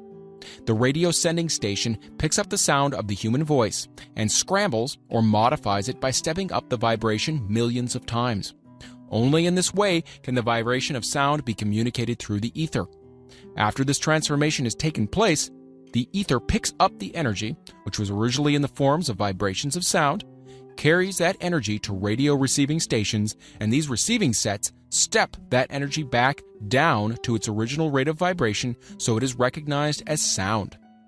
The subconscious mind is the intermediary, which translates one's prayers into terms which infinite intelligence can recognize, presents the message, and brings back the answer in the form of a definite plan or idea for procuring the object of the prayer. Understand this principle, and you will know why mere words read from a prayer book cannot and will never serve as an agency of communication between the mind of man and infinite intelligence.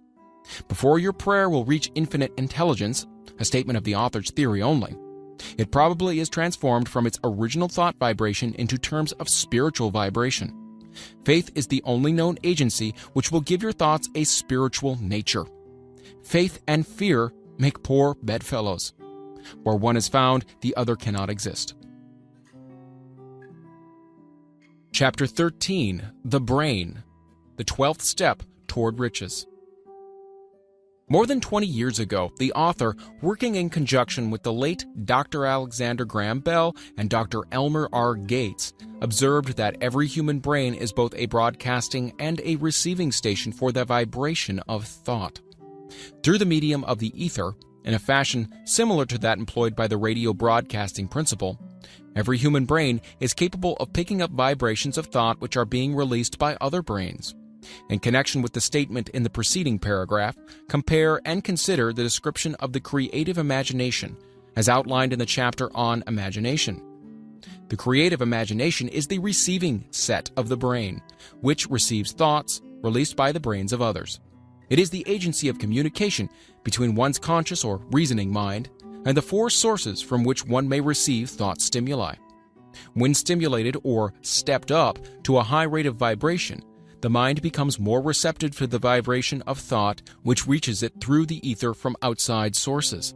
This stepping up process takes place through the positive or negative emotions. Through the emotions, the vibrations of thought may be increased.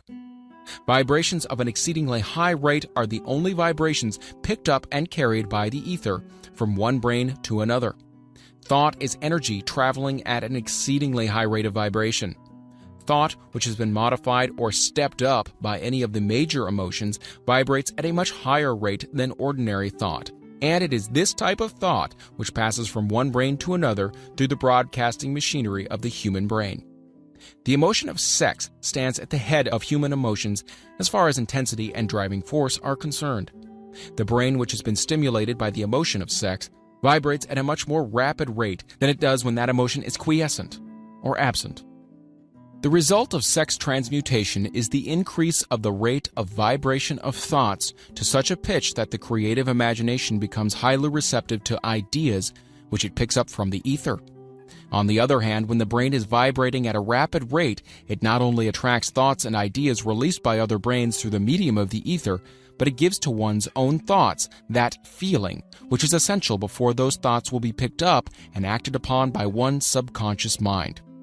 Thus you'll see that the broadcasting principle is the factor through which you mix feeling or emotion with your thoughts and pass them on to your subconscious mind. The subconscious mind is the sending station of the brain, through which vibrations of thought are broadcast. The creative imagination is the receiving set, through which the vibrations of thought are picked up from the ether. Along with the important factors of the subconscious mind and the faculty of the creative imagination, which constitutes the sending and receiving sets of your mental broadcasting machinery, consider now the principle of autosuggestion, which is the medium by which you may put into operation your broadcasting station.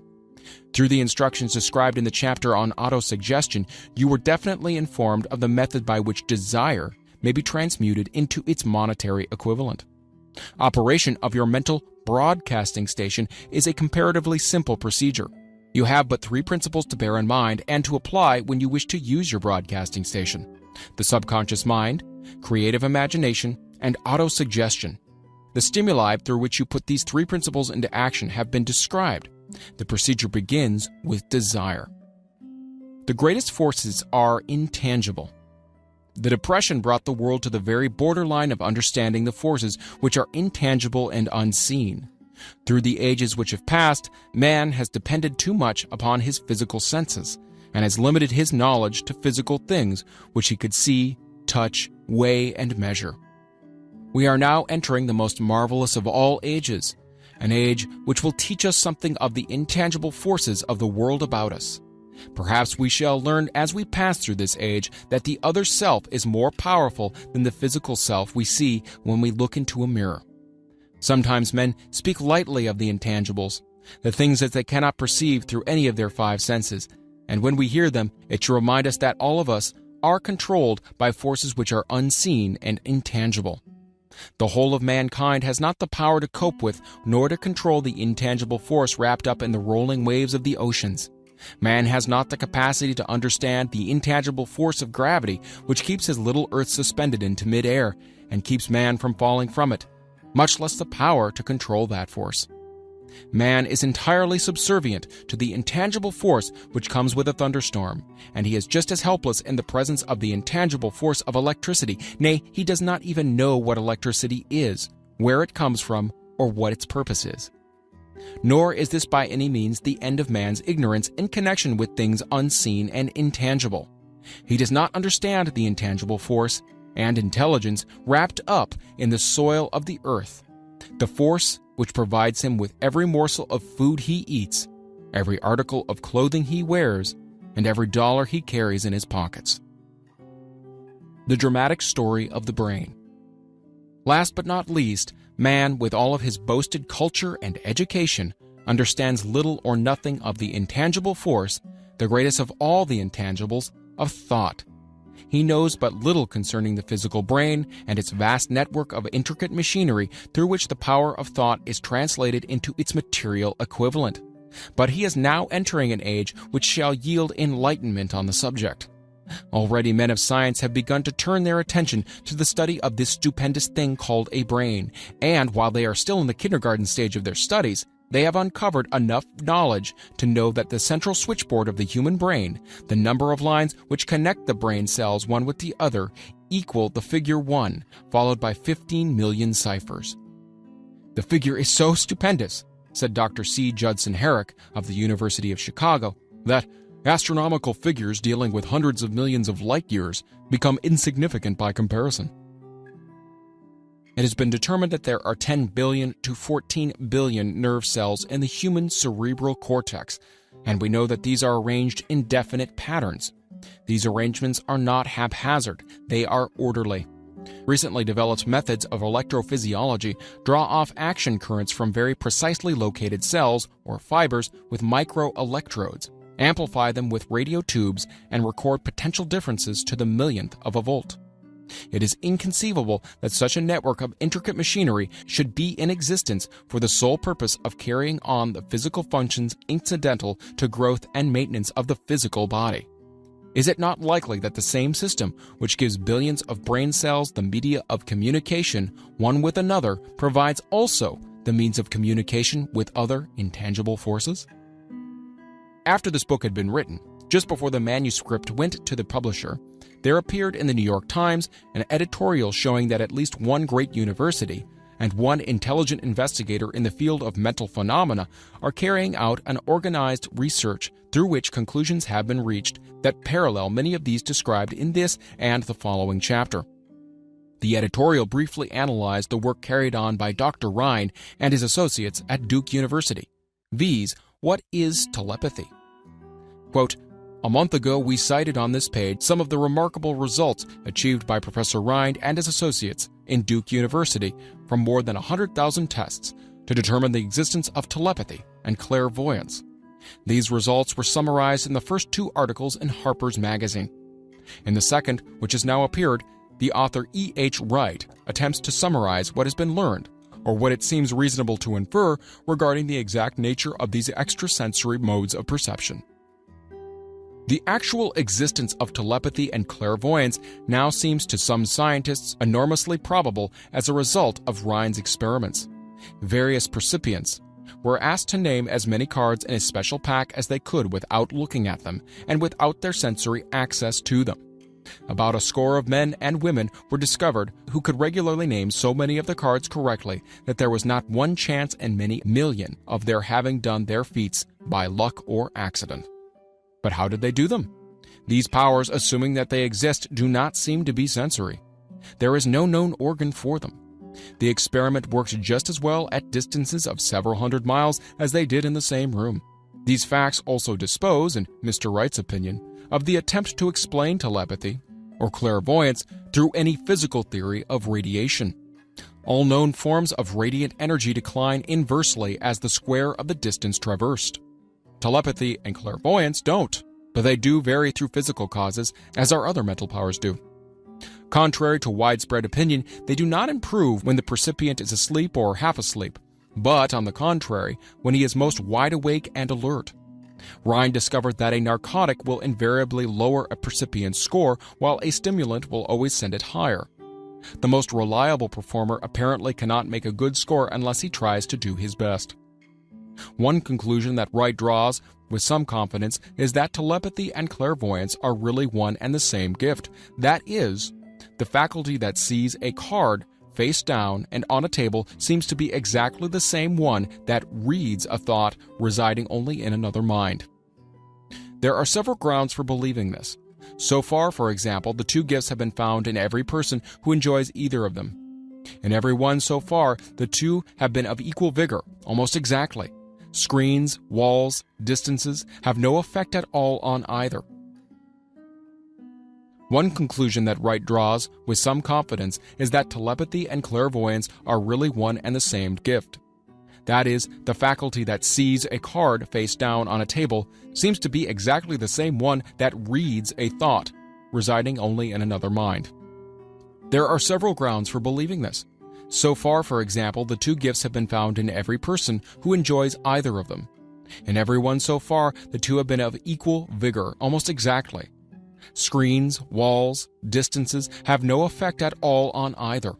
Wright advances from this conclusion to express that he puts forward as no more than the mere hunch that other extrasensory experiences, such as prophetic dreams, premonitions of disaster, and the like, may also prove to be part of the same faculty.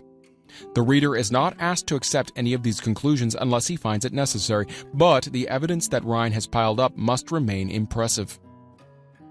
In view of Dr. Rhine's announcement in connection with the conditions under which the mind responds to what he terms extrasensory modes of perception, I now feel privileged to add to this testimony by stating that my associates and I have discovered what we believe to be the ideal conditions under which the mind can be stimulated so that the sixth sense described in the next chapter can be made to function in a practical way.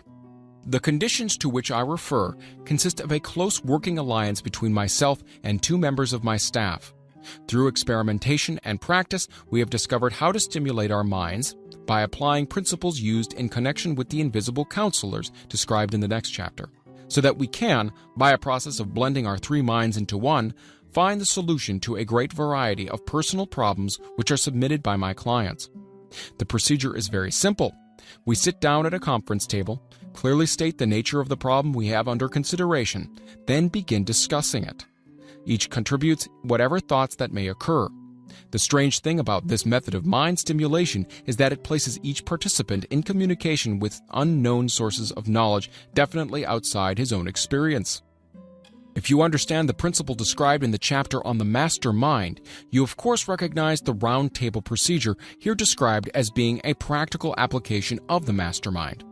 This method of mind stimulation, through harmonious discussion of definite subjects between three people, illustrates the simplest and most practical use of the mastermind. By adopting and following a similar plan, any student of this philosophy may come into possession of the famous Carnegie formula briefly described in the introduction. If it means nothing to you at this time, mark this page and read it again after you have finished the last chapter. The Depression was a blessing in disguise. It reduced the whole world to a new starting point that gives everyone a new opportunity. Chapter 14. The Sixth Sense, the Door to the Temple of Wisdom, the 13th Step Toward Riches. The 13th principle is known as the sixth sense, through which infinite intelligence may and will communicate voluntarily without any effort from or demands by the individual. This principle is the apex of the philosophy. It can be assimilated, understood, and applied only by first mastering the other 12 principles. The sixth sense is that portion of the subconscious mind which has been referred to as the creative imagination. It has also been referred to as the receiving set through which ideas, plans, and thoughts flash into the mind. The flashes are sometimes called hunches or inspirations. The sixth sense defies description. It cannot be described to a man who has not mastered the other principles of this philosophy because such a person has no knowledge and no experience with which the sixth sense may be compared. Understanding of the sixth sense comes only by meditation through mind development from within. The sixth sense probably is the medium of contact between the finite mind of man and infinite intelligence, and for this reason it is a mixture of both the mental and the spiritual. It is believed to be the point at which the mind of man contacts the universal mind. After you've mastered the principle described in this book, you will be prepared to accept as truth a statement which may otherwise be incredible to you. Namely, through the aid of the sixth sense, you'll be warned of impending dangers in time to avoid them, and notified of opportunities in time to embrace them. There comes to your aid, and to do your bidding with the development of the sixth sense, a guardian angel who will open to you at all times the door to the temple of wisdom. Whether or not this is a statement of truth, you will never know except by following the instructions described in the pages of this book or some similar method of procedure. The author is not a believer in nor an advocate of miracles, for the reason that he has enough knowledge of nature to understand that nature never deviates from her established laws. Some of her laws are so incomprehensible that they produce what appear to be miracles.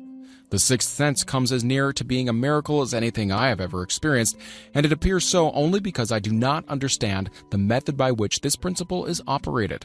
This much the author does know, that there is a power or a first cause, or an intelligence which permeates every atom of matter, and embraces every unit of energy perceptible to man.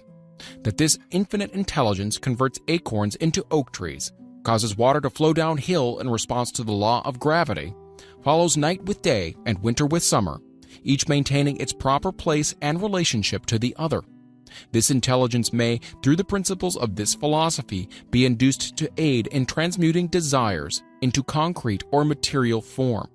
The author has this knowledge because he has experimented with it and has experienced it. Step by step, through the preceding chapters, you have been led to this, the first principle. If you have mastered each of the preceding principles, you are now prepared to accept, without being skeptical, the stupendous claims made here. If you have not mastered the other principles, you must do so before you may determine definitely whether or not the claims made in this chapter are fact or fiction. While I was passing through the age of hero worship, I found myself trying to imitate with those whom I admired.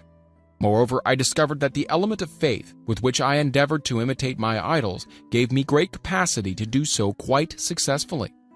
I have never entirely divested myself of this habit of hero worship, although I have passed the age commonly given over to such. My experience has taught me that the next best thing to being truly great is to emulate the great, by feeling and action as nearly as possible. Long before I had ever written a line for publication, or endeavored to deliver a speech in public, I followed the habit of reshaping my own character by trying to imitate the 9 men whose lives and life works have been most important to me.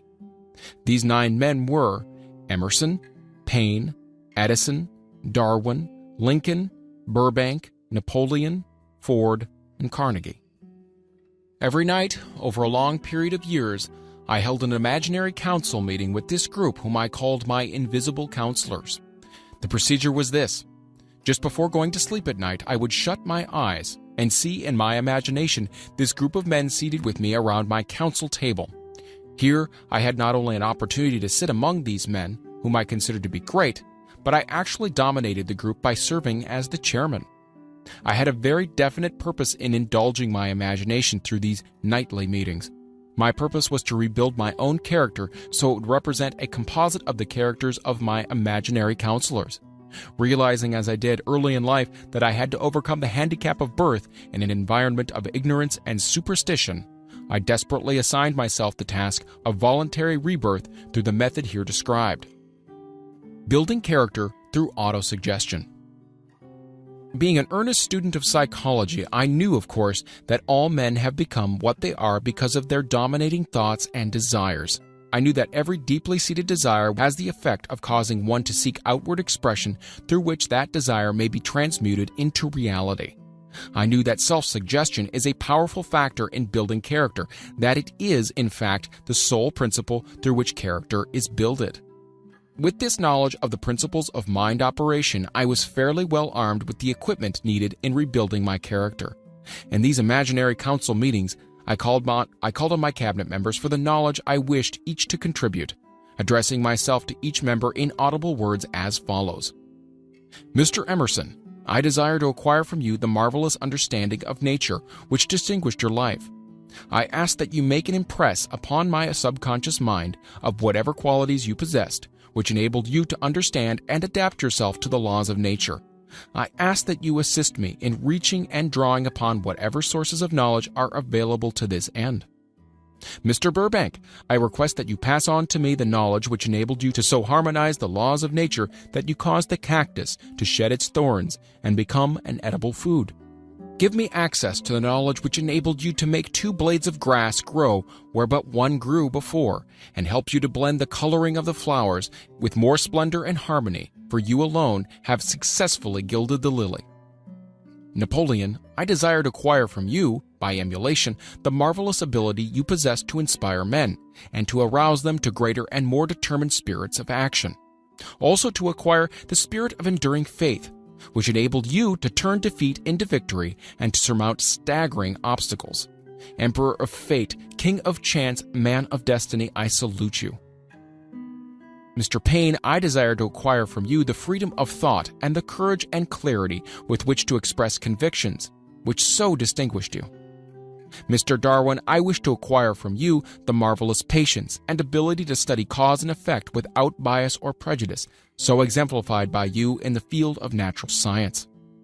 Mr. Lincoln, I desire to build into my own character the keen sense of justice and untiring spirit of patience, the sense of humor, the human understanding, and the tolerance which were your distinguishing characteristics.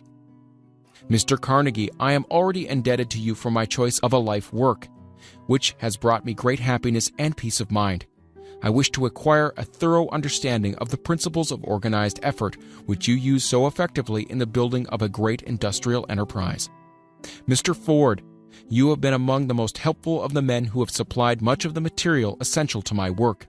I wish to acquire your spirit of persistence, the determination, poise, and self-confidence which has enabled you to master poverty, organize, unify, and simplify human effort so I may help others to follow in your footsteps. Mr. Edison, I've seated you nearest to me at my right because of the personal cooperation you've given me during my research into the causes of success and failure. I wish to acquire from you the marvelous spirit of faith, with which you have uncovered so many of nature's secrets, the spirit of unremitting toil, with which you have so often wrested victory from defeat. My method of addressing the members of the imaginary cabinet would vary according to the traits of character in which I was for the moment most interested in acquiring. I studied the records of their lives with painstaking care. After some months of this nightly procedure, I was astounded by the discovery that these imaginary figures became apparently real. Each of these 9 men developed individual characteristics which surprised me. For example, Lincoln developed the habit of always being late when walking around in solemn parade. When he came, he walked very slowly with his hands clasped behind him, and once in a while he would stop as he passed and rest his hand momentarily upon my shoulder. He always wore an expression of seriousness upon his face. Rarely did I see him smile. The cares of a sundered nation made him grave. That was not true of the others. Burbank and Payne often indulged in witty repartee which seemed at times to shock the other members of the cabinet. One night Payne suggested that I prepare a lecture on the age of reason and deliver it from the pulpit of a church which I formerly attended. Many around the table laughed heartily at the suggestion, but not Napoleon. He drew his mouth down at the corners and groaned so loudly that all turned and looked at him with amazement. To him the church was but a pawn of the state, not to be reformed, but to be used as a convenient inciter to mass activity by the people. On one occasion Burbank was late. When he came, he was excited with enthusiasm and explained that he had been late because of an experiment he was making, through which he hoped to be able to grow apples on any sort of tree. Payne chided him by reminding him that it was an apple which started all the trouble between man and woman. Darwin chuckled heartily as he suggested that Payne should watch out for little serpents when he went into the forest to gather apples, as they had the habit of growing into big snakes. Emerson observed, "No serpents, no apples," and Napoleon remarked, "No apples, no state." Lincoln developed the habit of always being the last one to leave the table after each meeting. On one occasion, he leaned across the end of the table, his arms folded, and remained in that position for many minutes. I made no attempt to disturb him. Finally, he lifted his head slowly, got up and walked to the door, then turned around, came back, and laid his hand on my shoulder and said, "My boy, you will need much courage if you remain steadfast in carrying out your purpose in life. But remember, when difficulties overtake you, the common people have common sense. Adversity will develop it." One evening, Edison arrived ahead of all the others. He walked over and seated himself at my left, where Emerson was accustomed to sit, and said, "You are destined to witness the discovery of the secret of life. When the time comes, you will observe that life consists of great swarms of energy, or entities, each as intelligent as human beings think themselves to be. These units have differences of opinion, the same as human beings, and often fight among themselves. These meetings which you are conducting will be very helpful to you. They will bring to your rescue some of the same units of life which serve the members of your cabinet during their lives. These units are eternal. They never die. Your own thoughts and desires serve as the magnet which attracts units of life from the great ocean of life that is out there. Only the friendly units are attracted, the ones which harmonize with the nature of your desires." The other members of the cabinet began to enter the room. Edison got up and slowly walked around to his own seat. Edison was still living when this happened. It impressed me so greatly that I went to see him and told him about the experience. He smiled broadly and said, "Your dream has more a reality than you may have imagined it to have been." He added no further explanation to this statement. These meetings became so realistic that I became fearful of their consequences and discontinued them for several months. The experiences were so uncanny, I was afraid if I continued them, I would lose sight of the fact that the meetings were purely experiences of my imagination. Some 6 months after I had discontinued the practice, I was awakened one night, or thought I was, when I saw Lincoln standing at my bedside. He said, "The world will soon need your services. It's about to undergo a period of chaos which will cause men and women to lose faith and become panic-stricken. Go ahead with your work and complete your philosophy. That is your mission in life. If you neglect it for any cause whatsoever, you will be reduced to a primal state and be compelled to retrace the cycles through which you have passed during thousands of years." I was unable to tell the following morning whether I had dreamed this or had actually been awake, and I have never found out which it was, but I do know that the dream, if it was a dream, was so vivid in my mind the next day that I resumed my meetings the following night. At our next meeting, the members of my cabinet all filed into the room together and stood at their accustomed places at the council table, while Lincoln raised a glass and said, "Gentlemen, let us drink a toast to a friend who has returned to the fold."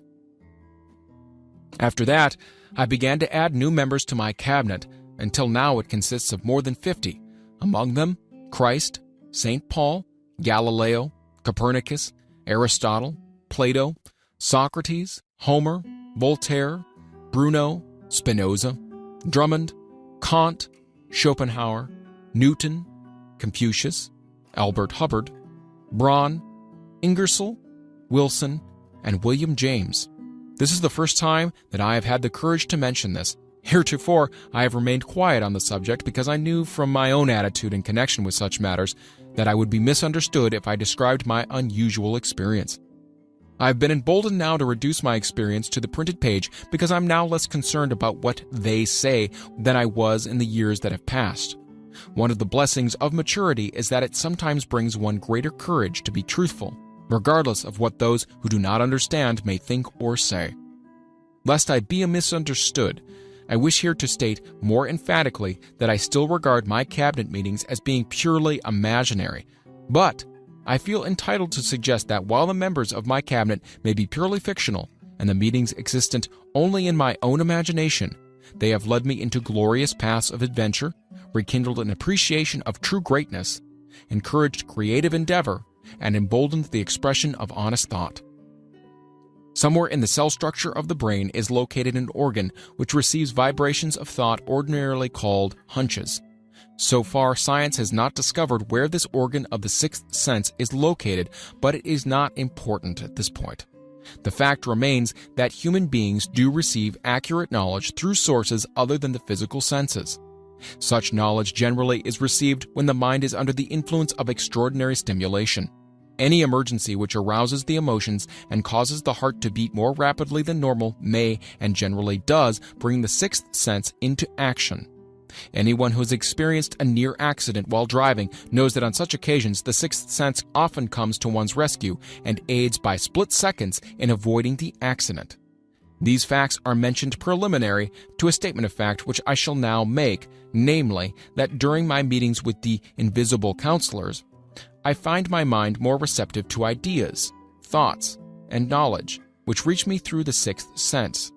I can truthfully say that I owe entirely to my invisible counselors full credit for such ideas, facts, or knowledge as I received through inspiration. On scores of occasions, when I have faced emergencies, some of them so grave that my life was in jeopardy, I've been miraculously guided past these difficulties through the influence of my invisible counselors. My original purpose in conducting council meetings with imaginary beings was solely that of impressing my own subconscious mind through the principle of autosuggestion with certain characteristics which I desired to acquire.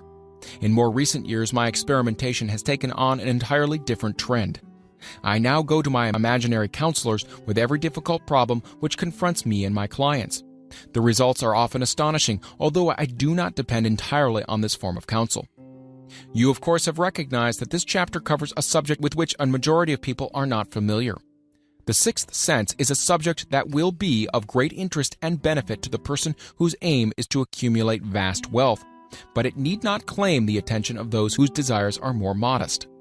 Henry Ford undoubtedly understands and makes practical use of the sixth sense. His vast business and financial operations make it necessary for him to understand and use this principle. The late Thomas Edison understood and used the sixth sense in connection with the development of inventions, especially those involving basic patents, in connection with which he had no human experience and no accumulated knowledge to guide him, as was the case while he was working on the talking machine and the moving picture machine. Nearly all great leaders, such as Napoleon, Bismarck, Joan of Arc, Christ, Buddha, Confucius, and Muhammad, understood and probably made use of the sixth sense almost continuously. The major portion of their greatness consisted of their knowledge of this principle. The sixth sense is not something that one can take off and put on at will. Ability to use this power comes slowly through application of the other principles outlined in this book. Seldom does any individual come into workable knowledge of the sixth sense before the age of 40. More often, the knowledge is not available until one is well past 50, and this for the reason that the spiritual forces, with which the sixth sense is so closely related, do not mature and become usable except through years of meditation, self-examination, and serious thought. No matter who you are or what may have been your purpose in reading this book, you can profit by it without understanding the principle described in this chapter. This is especially true if your major purpose is that of accumulation of money or other material things. The chapter on the sixth sense was included because the book is designed for the purpose of presenting a complete philosophy by which individuals may unerringly guide themselves in attaining whatever they ask of life. The starting point of all achievement is desire. The finishing point is that brand of knowledge which leads to understanding. Understanding of self, understanding of others, understanding of the laws of nature, recognition, and understanding of happiness. This sort of understanding comes in its fullness only through familiarity with and the use of the principle of the sixth sense. Hence, that principle had to be included as a part of this philosophy for the benefit of those who demand more than money. Having read the chapter, you must have observed that while reading it, you were lifted to a high level of mental stimulation. Well, that's splendid. Come back to this again a month from now, read it once more, and observe that your mind will soar to a still higher level of stimulation. Repeat this experience from time to time, giving no concern as to how much or how little you learn at the time, and eventually you'll find yourself in possession of a power that will enable you to throw off discouragement, master fear, overcome procrastination, and draw freely upon your imagination. Then you will have felt the touch of that unknown something, which has been the moving spirit of every truly great thinker, leader, artist, musician, writer, and statesman. Then you'll be in a position to transmute your desires into their physical or financial counterpart as easily as you may lie down and quit at the first sign of opposition. Faith versus fear. Previous chapters have described how to develop faith through autosuggestion, desire, and the subconscious. The next chapter presents detailed instructions for the mastery of fear. Here will be found a full description of the 6 fears which are the cause of all discouragement, timidity, procrastination, indifference, indecision, and the lack of ambition, self-reliance, initiative, self-control, and enthusiasm. Search yourself carefully as you study these 6 enemies, as they may exist only in your subconscious mind, where their presence will be hard to detect. Remember, too, as you analyze the 6 ghosts of fear, that they are nothing but ghosts, because they exist only in one's mind. Remember also that ghost creations of uncontrolled imagination have caused most of the damage people have done to their own minds. Therefore, ghosts can be as dangerous as if they lived and walked on the earth in physical bodies. The ghost of the fear of poverty, which seized the minds of millions of people in 1929, was so real that it caused the worst business depression this country has ever known. Moreover, this particular ghost still frightens some of us out of our wits. Chapter 15. How to Outwit the 6 Ghosts of Fear. Take inventory of yourself as you read this closing chapter and find out how many of the ghosts are standing in your way. Before you can put any portion of this philosophy into successful use, your mind must be prepared to receive it. The preparation is not difficult. It begins with study, analysis, and understanding of 3 enemies which you shall have to clear out. These are indecision, doubt, and fear. The sixth sense will never function while these three negatives, or any of them, remain in your mind. The members of this unholy trio are closely related. Where one is found, the other two are close at hand. Indecision is the seedling of fear. Remember this as you read. Indecision crystallizes into doubt. The two blend and become fear. The blending process is often slow. This is one reason why these three enemies are so dangerous. They germinate and grow without their presence being observed. The remainder of this chapter describes an end which must be attained before the philosophy as a whole can be put into practical use. It also analyzes a condition which has but lately reduced huge numbers of people to poverty, and it states a truth which must be understood by all who accumulate riches, whether measured in terms of money or a state of mind of far greater value than money. The purpose of this chapter is to turn the spotlight of attention upon the cause and the cure and of the 6 basic fears. Before we can master an enemy, we must know its name, its habits, and its place of abode. As you read, analyze yourself carefully and determine which, if any, of the 6 common fears have attached themselves to you. Do not be deceived by the habits of these subtle enemies. Sometimes they remain hidden in the subconscious mind where they are difficult to locate and still more difficult to eliminate. The 6 basic fears.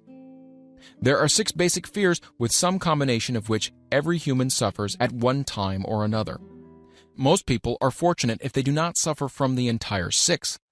Named in the order of the most common appearance, they are the fear of poverty, the fear of criticism, the fear of ill health. These last 2, most people worry about most of all. The fear of the loss of love of someone. The fear of old age.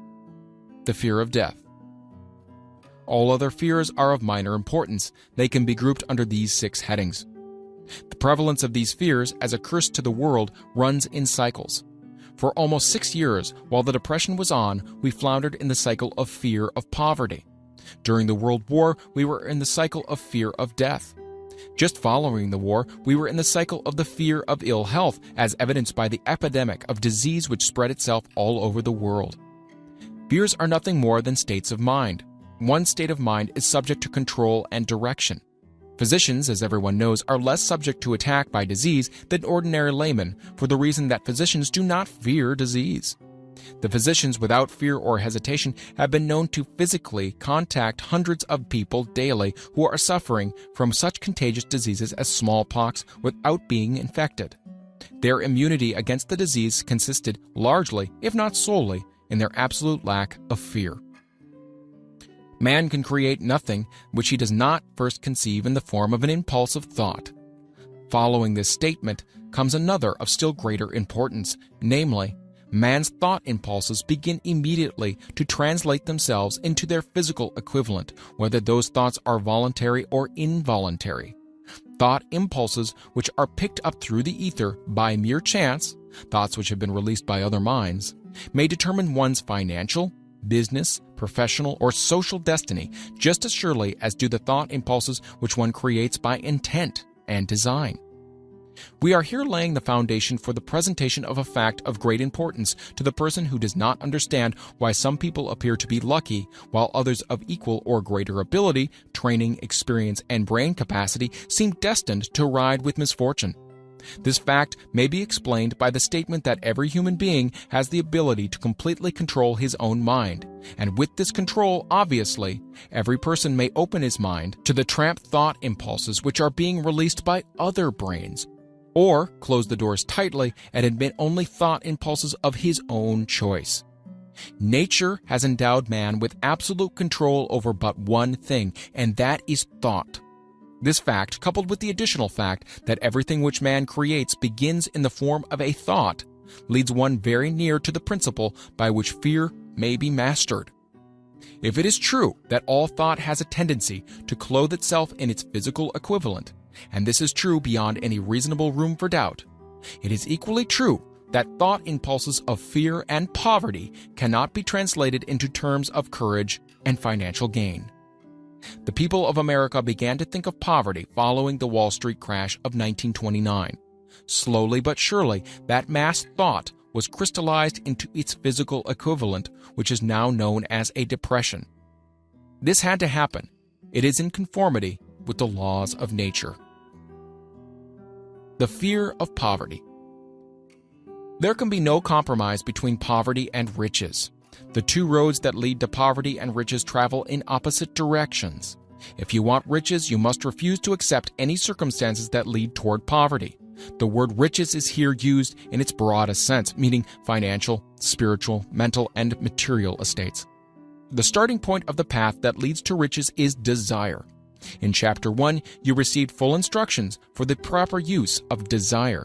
In this chapter on fear, you have complete instructions for preparing your mind to make practical use of desire. Here, then, is the place to give yourself a challenge which will definitely determine how much of this philosophy you have absorbed. Here is the point at which you can turn prophet and foretell accurately what the future holds in store for you. If, after reading this chapter, you are willing to accept poverty, you may as well make up your mind to receive poverty. This is one decision you cannot avoid. If you demand riches, determine what form and how much will be required to satisfy you. You know the road that leads to riches. You have been given a road map which, if followed, will keep you on that road. If you neglect to make the start or stop before you arrive, no one will be to blame but you. This responsibility is yours. No alibi will save you from accepting the responsibility if you now fail or refuse to demand riches of life. Because the acceptance calls for but one thing, incidentally, the only thing you can control, and that is a state of mind. A state of mind is something that one assumes. It cannot be purchased, it must be created. Fear of poverty is a state of mind, nothing else, but it is sufficient to destroy one's chances of achievement in any undertaking, a truth which became painfully evident during this depression. This fear paralyzes the faculty of reason, destroys the faculty of imagination, kills off self-reliance, undermines enthusiasm, discourages initiative, leads to uncertainty of purpose, encourages procrastination, wipes out enthusiasm, and makes self-control an impossibility. It takes the charm from one's personality, destroys the possibility of accurate thinking, diverts concentration of effort. It masters persistence, turns the willpower into nothingness, destroys ambition, beclouds memory, and invites failure in every conceivable form. It kills love and assassinates the finer emotions of the heart, discourages friendship and invites disaster in 100 forms, leads to sleeplessness, misery, and unhappiness, and all this despite the obvious truth that we live in a world of overabundance of everything the heart could desire, with nothing standing between us and our desires except the lack of a definite purpose. The fear of poverty is, without a doubt, the most destructive of the 6 basic fears. It has been placed at the head of the list because it is the most difficult to master. Considerable courage is required to state the truth about the origin of this fear, and still greater courage to accept the truth after it has been stated.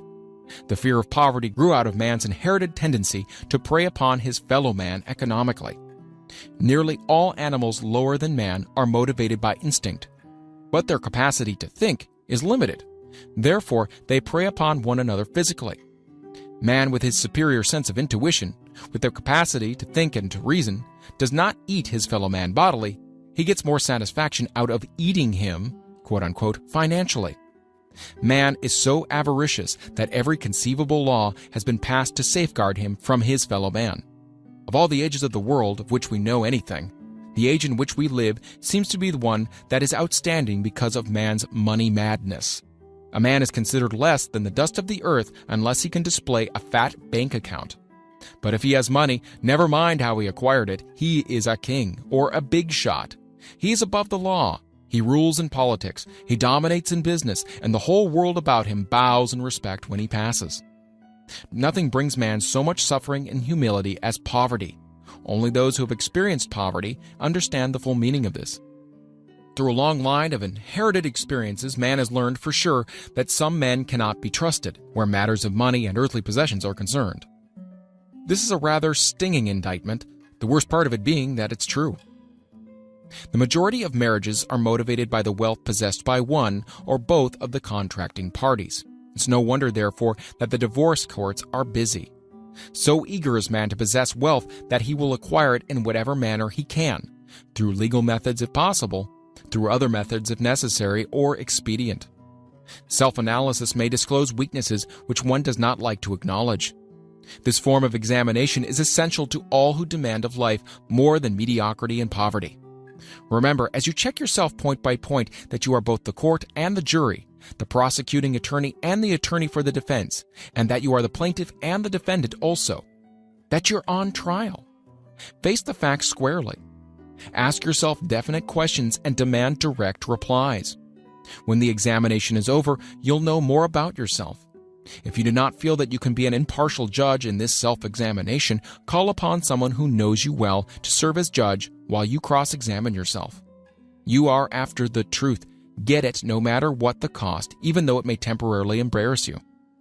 The majority of people, if asked what they fear most, would reply, "I fear nothing." The reply would be inaccurate because few people realize that they are bound, handicapped, whipped spiritually and physically through some form of fear.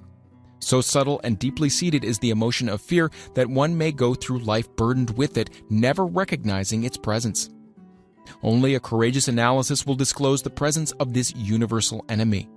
When you begin such an analysis, search deeply into your character. Here is a list of the symptoms for which you should look. Symptoms of the fear of poverty. Indifference, commonly expressed through lack of ambition. Willingness to tolerate poverty. Acceptance of whatever compensation life may offer without protest. Mental and physical laziness. Lack of initiative, imagination, enthusiasm, and self-control. Indecision, the habit of permitting others to do one's thinking. Staying on the fence. Doubt, generally expressed through alibis and excuses designed to cover up, explain away, or apologize for one's failures, sometimes expressed in the form of envy of those who are successful or by criticizing them.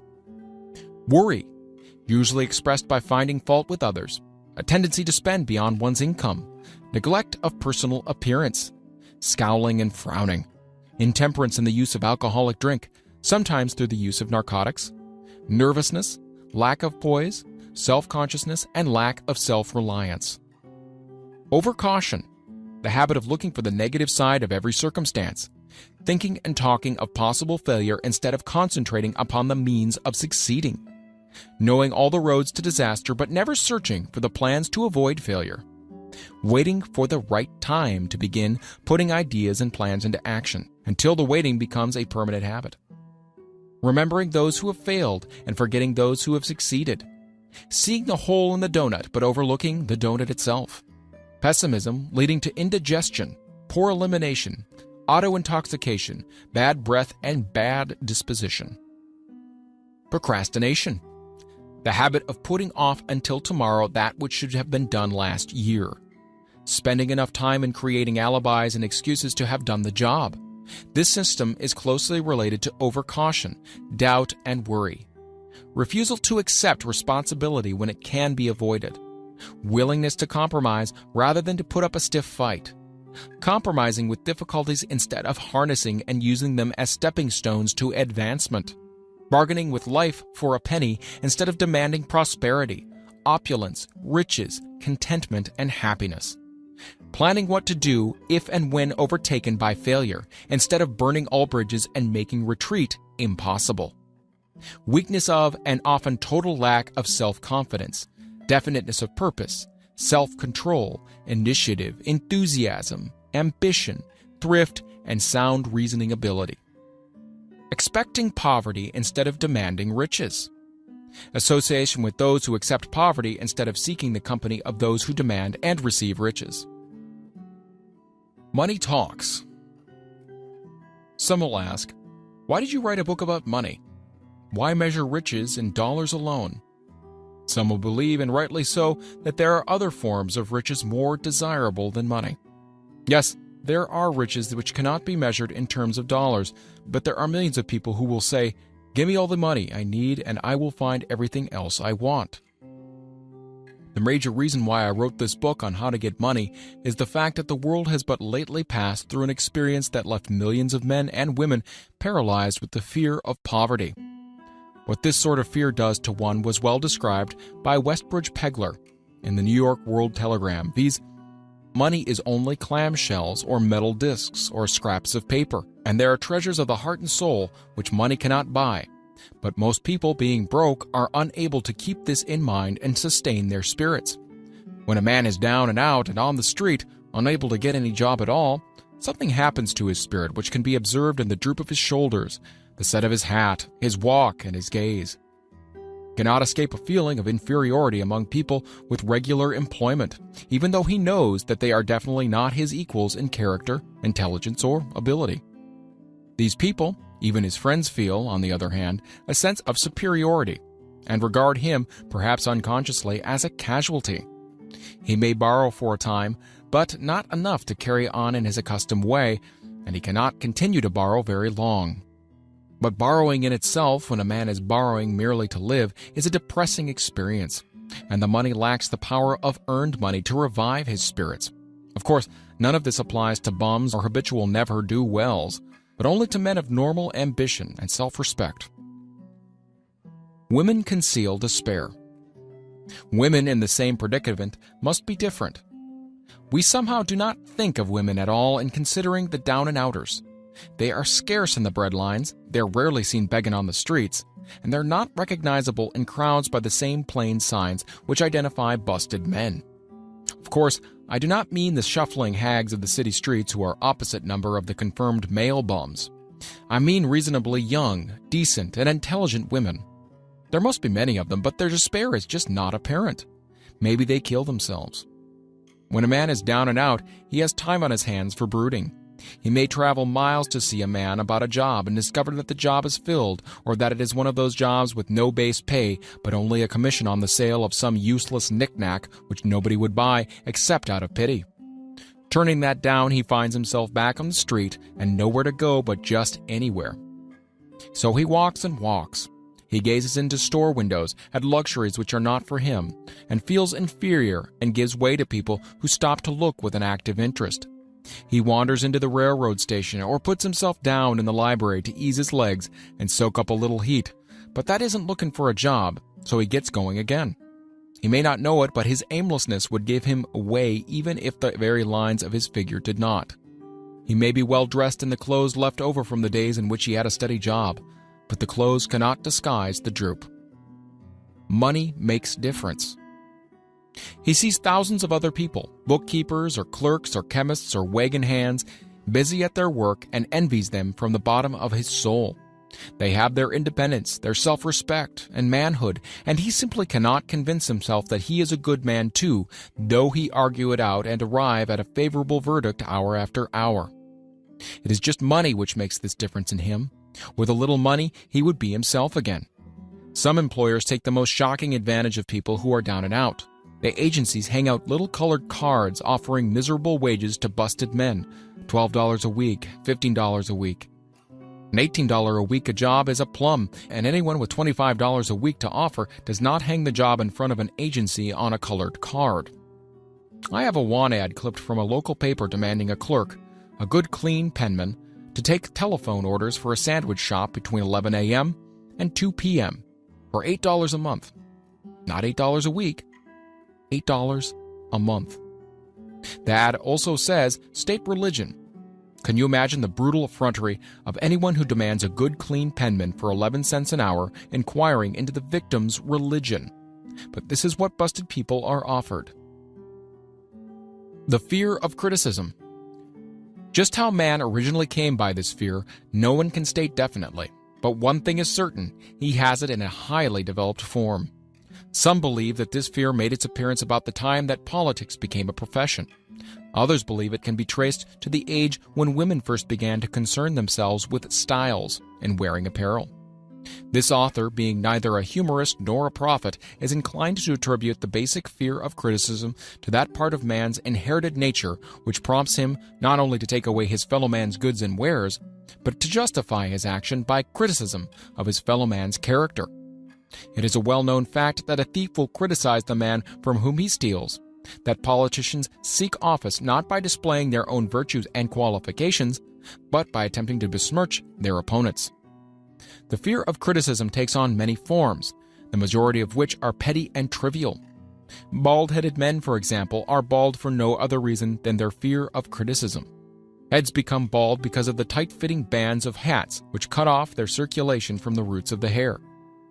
Men wear hats not because they actually need them, but mainly because everyone is doing it. The individual falls into line and does likewise, lest some other individual criticize him.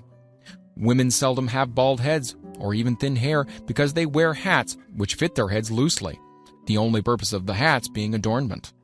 But it must not be supposed that women are free from the fear of criticism. If any woman claims to be superior to man with references to this fear, ask her to walk down the street wearing a hat of the vintage of 1890. The astute manufacturers of clothing have not been slow to capitalize this basic fear of criticism with which all mankind has been cursed. Every season, the styles in many articles of wearing apparel change. Who establishes the styles? Certainly not the purchaser of clothing, but the manufacturer. Why does he change the styles so often? The answer's obvious. He changes the styles so he can sell more clothes. For the same reasons, the manufacturers of automobiles, with a few rare and very sensible exceptions, change the style of models every season. No man wants to drive an automobile which is not of the latest style, although the older model may actually be the better car. We've been describing the manner in which people behave under the influence of a fear of criticism as applied to the small and petty things of life. Let us now examine human behavior when this fear affects people in connection with the more important events of human relationship. Take, for example, practically any person who has reached the age of mental maturity, from about 35 to 40 years of age is general average. And if you could read the secret thoughts of his mind, you would find a very decided belief in most of the fables taught by the majority of the dogmatists and theologians a few decades back. Not often, however, will you find a person who has the courage to openly state his belief on this subject. Most people will, if pressed far enough, tell a lie rather than admit that they do not believe the stories associated with the form of religion which held people in bondage prior to the age of scientific discovery and education. Why does the average person, even in this day of enlightenment, shy away from denying his belief in the fables which were the basis of most of the religions a few decades ago? The answer is because of the fear of criticism. Men and women have been burned at the stake for daring to express disbelief in ghosts. It is no wonder we have inherited a consciousness which makes us fear criticism. The time was, not so far in the past, when criticism carried severe punishments. It still does so in some countries.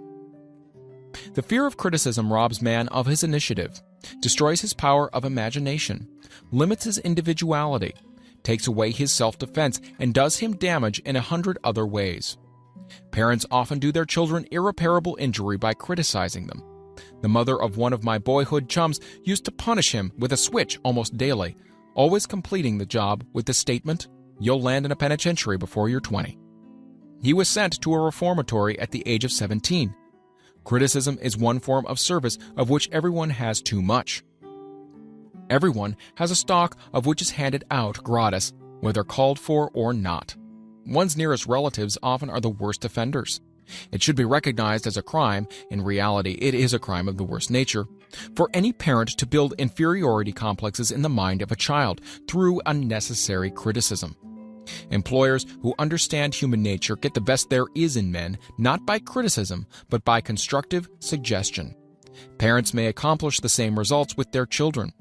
Criticism will plant fear in the human heart or resentment, but it will not build love or affection.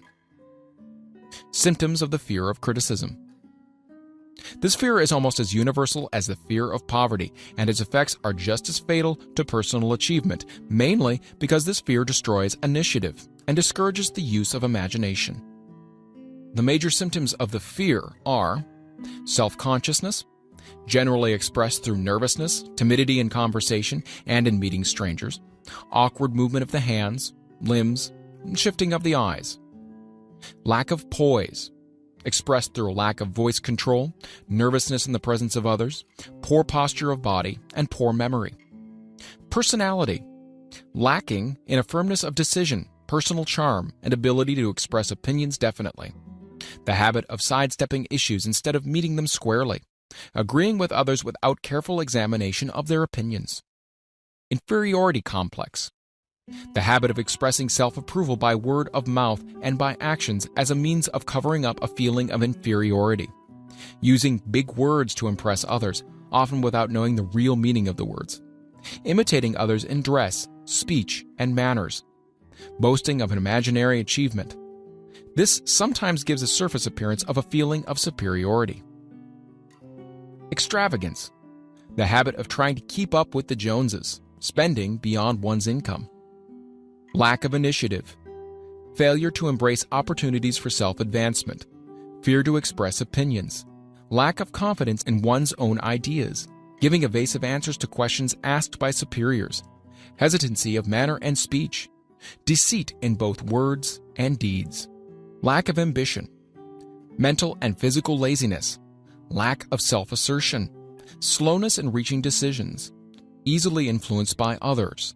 The habit of criticizing others behind their backs and flattering them to their faces. The habit of accepting defeat without protest. Quitting an undertaking when opposed by others. Suspicious of other people without cause. Lacking in tactfulness of manner and speech. Unwillingness to accept the blame for mistakes. The fear of ill health. This fear may be traced to both physical and social heredity. It is closely associated as to its origin with the cause of the fear of old age and the fear of death, because it leads one closely to the border of terrible worlds of which man knows not, but concerning which he has been taught some discomforting stories. The opinion is somewhat general also that certain unethical people engaged in the business of selling health have had not a little to do with keeping alive the fear of ill health. In the main, man fears ill health because of the terrible pictures which have been planted in his mind of what may happen if death should overtake him. He also fears it because of the economic toll which it may claim. A reputable physician estimated that 75% of all people who visit physicians for professional services are suffering with hypochondria, imaginary illness. It has been shown most convincingly that the fear of disease, even where there is not the slightest cause for fear, often produces the physical symptoms of the disease feared. Powerful and mighty is the human mind. It builds or it destroys. Playing upon this common weakness of fear of ill health, dispensers of patent medicines have reaped fortunes. This form of imposition upon credulous humanity became so prevalent almost some 20 years ago that Collier's Weekly conducted a bitter campaign against some of the worst offenders in the patent medicine business. During the flu epidemic which broke out during the World War, the mayor of New York City took drastic steps to check the damage which people were doing themselves through their inherent fear of ill health. He called in the newspaper men and said to them, "Gentlemen, I feel it necessary to ask you not to publish any scare headlines concerning this flu epidemic. Unless you cooperate with me, we will have a situation which we cannot control." The newspapers quit publishing the stories about the flu, and within 1 month, the epidemic had been successfully checked. Through a series of experiments conducted some years ago, it was proved that people may be made ill by suggestion. We conducted the experiment by causing the 3 acquaintances to visit the victims, each of whom asked the question, "What ails you?" or "You look terribly ill." The first questioner usually provoked a grin and a nonchalant reply, which was usually something like, "Oh, nothing, I'm all right," from the victim. The second questioner usually was answered with the statement, "I don't know exactly, but I do feel badly." The third questioner was usually met with the frank admission that the victim was actually feeling ill. Try this on an acquaintance if you doubt that it will make him uncomfortable. But do not carry the experiment too far. There's a certain religious sect whose members take vengeance upon their enemies by the hexing method. They call it placing a spell on the victim. There is overwhelming evidence that disease sometimes begins in the form of negative thought impulse. Such an impulse may be passed from one's mind to another by suggestion or created by an individual in his own mind. A man who was blessed with more wisdom than his incident might indicate once said, "When anyone asks me how I feel, I always want to answer by knocking him down." Doctors send patients into new climates for their health because a change of mental attitude is necessary. The seed of fear of ill health lives in every human mind. Worry, fear, discouragement, disappointment in love and business affairs cause this seed to germinate and grow. The recent business depression kept the doctors on the run because every form of negative thinking may cause ill health.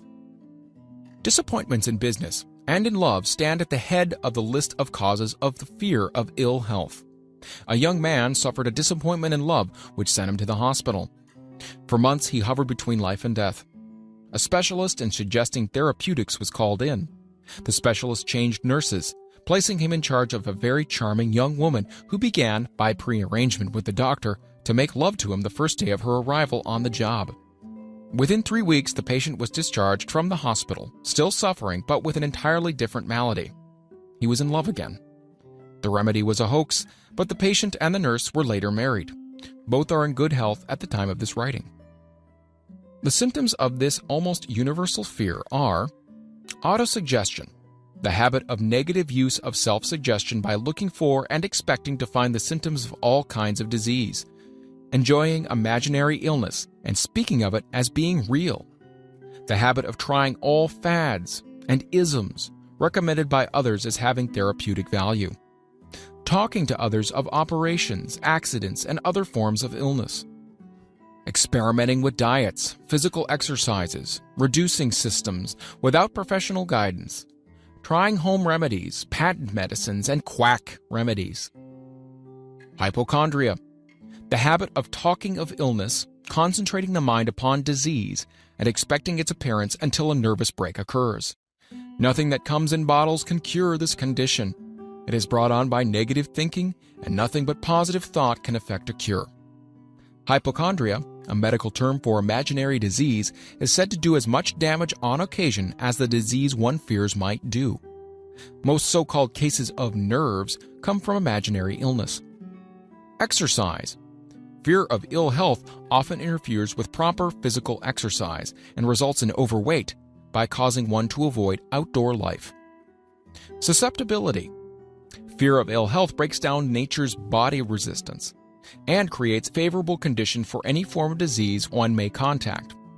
The fear of ill health is often related to the fear of poverty, especially in the case of the hypochondriac, who constantly worries about the possibility of having to pay doctor's bills, hospital bills, etc. This type of person spends much time preparing for sickness, talking about death, saving money for cemetery lots and burial expenses and other things. Self-coddling. The habit of making a bid for sympathy, using imaginary illness as the lure. People often resort to this trick to avoid work.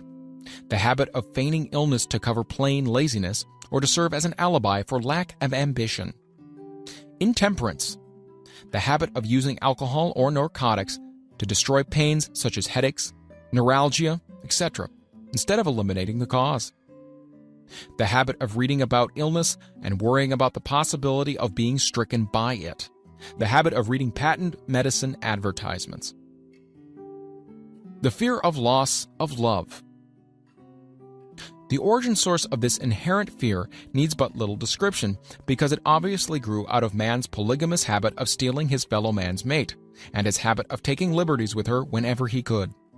Jealousy and other similar forms of dementia grow out of a man's inherited fear of the loss of love of someone. This fear is the most painful of all the 6 basic fears.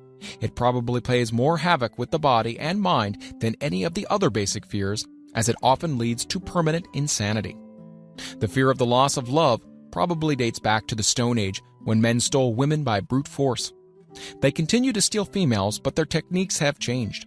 Instead of force, they now use persuasion, the promise of pretty clothes, motor cars, and other bait, much more effective than physical force. Man's habits are the same as they were at the dawn of civilization, but he expresses them differently now. Careful analysis has shown that women are more susceptible to this fear than men. This fact is easily explained. Women have learned from experience that men are polygamous by nature and that they are not to be trusted in the hands of rivals. Symptoms of the fear of the loss of love. The distinguishing symptoms of this fear are jealousy, the habit of being suspicious of friends and loved ones without any reasonable evidence of sufficient grounds. Jealousy is a form of dementia, which sometimes becomes violent without the slightest cause. The habit of accusing wife or husband of infidelity without grounds. General suspicion of everyone, absolute faith in no one. Fault-finding. The habit of finding fault with friends, relatives, business associates, and loved ones upon the slightest provocation, or without any cause whatsoever. Gambling. The habit of gambling, stealing, cheating, and otherwise taking hazardous chances to provide money for loved ones with the belief that love can be bought. The habit of spending beyond one's means, or incurring debts to provide gifts for loved ones with the object of making a favorable showing. Insomnia, nervousness, lack of persistence, weakness of will, lack of self-control, lack of self-reliance, bad temper. The fear of old age. In the main, this fear grows out of two sources. First, the thought that old age may bring with it poverty. Secondly, and by far the most common source of origin, from false and cruel teachings of the past, which have been well mixed with fire and brimstone and other bogies cunningly designed to enslave men through fear.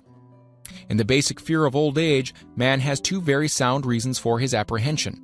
One, growing out of his distrust of his fellow man, who may seize whatever worldly goods he may possess, and the other arising from the terrible pictures of the world beyond, which were planted in his mind through social heredity before he came into full possession of his mind. The possibility of ill health, which is more common as people grow older, is also a contributing cause of this common fear of old age. Eroticism also enters into the cause of the fear of old age, as no man cherishes the thought of diminishing sex attraction. The most common cause of the fear of old age is associated with the possibility of poverty. Poorhouse is not a pretty word. It throws a chill into the mind of every person who faces the possibility of having to spend his declining years on a poor farm. Another contributing cause of the fear of old age is the possibility of loss of freedom and independence, as old age may bring with it the loss of both physical and economic freedom. Symptoms of the fear of old age. The commonest symptoms of this fear are the tendency to slow down and develop an inferiority complex at the age of mental maturity, around the age of 40, falsely believing oneself to be slipping because of age. The truth is that man's most useful years, mentally and spiritually, are those between 40 and 60.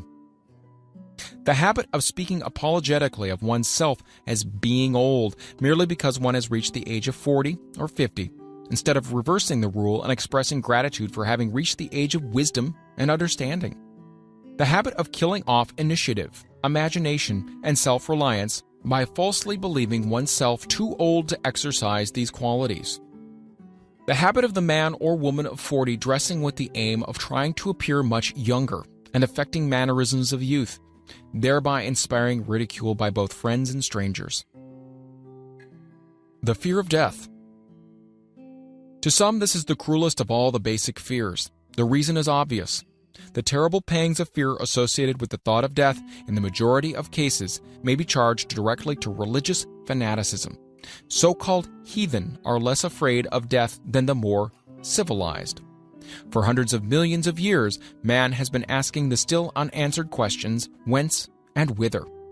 Where did I come from, and where am I going?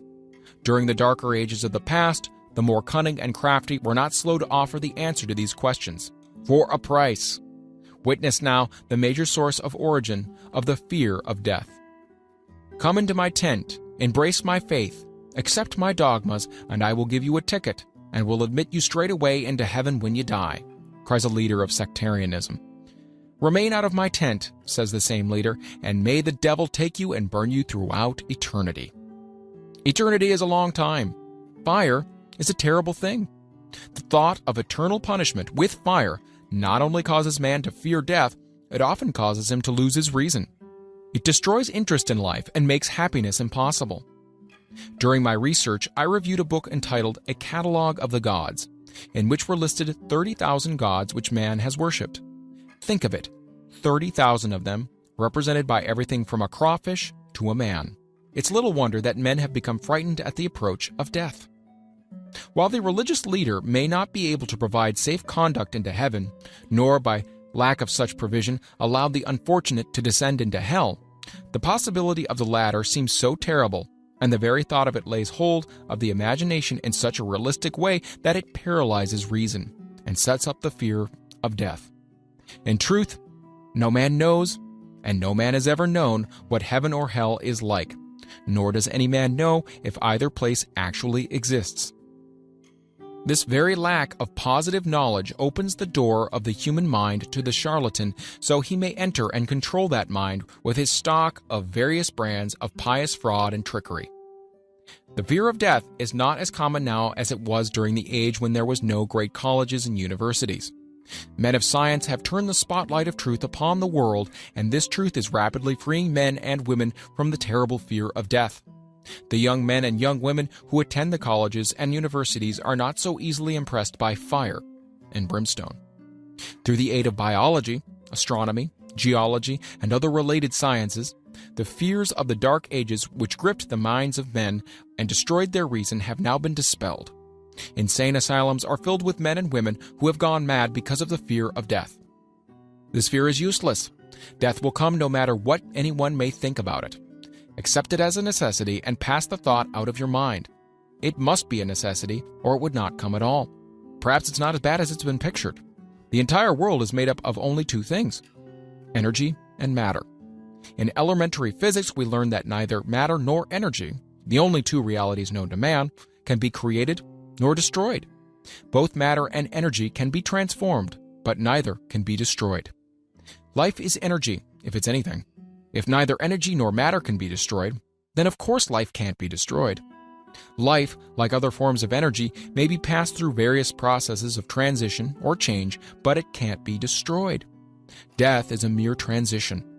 If death is not mere change or transition, then nothing comes after death except a long, eternal, peaceful sleep, and sleep is nothing to be feared. Thus you may wipe out forever the fear of death.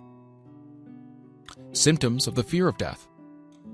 The general symptoms of this fear are the habit of thinking about dying instead of making the most of life, due generally to lack of purpose or lack of suitable occupation.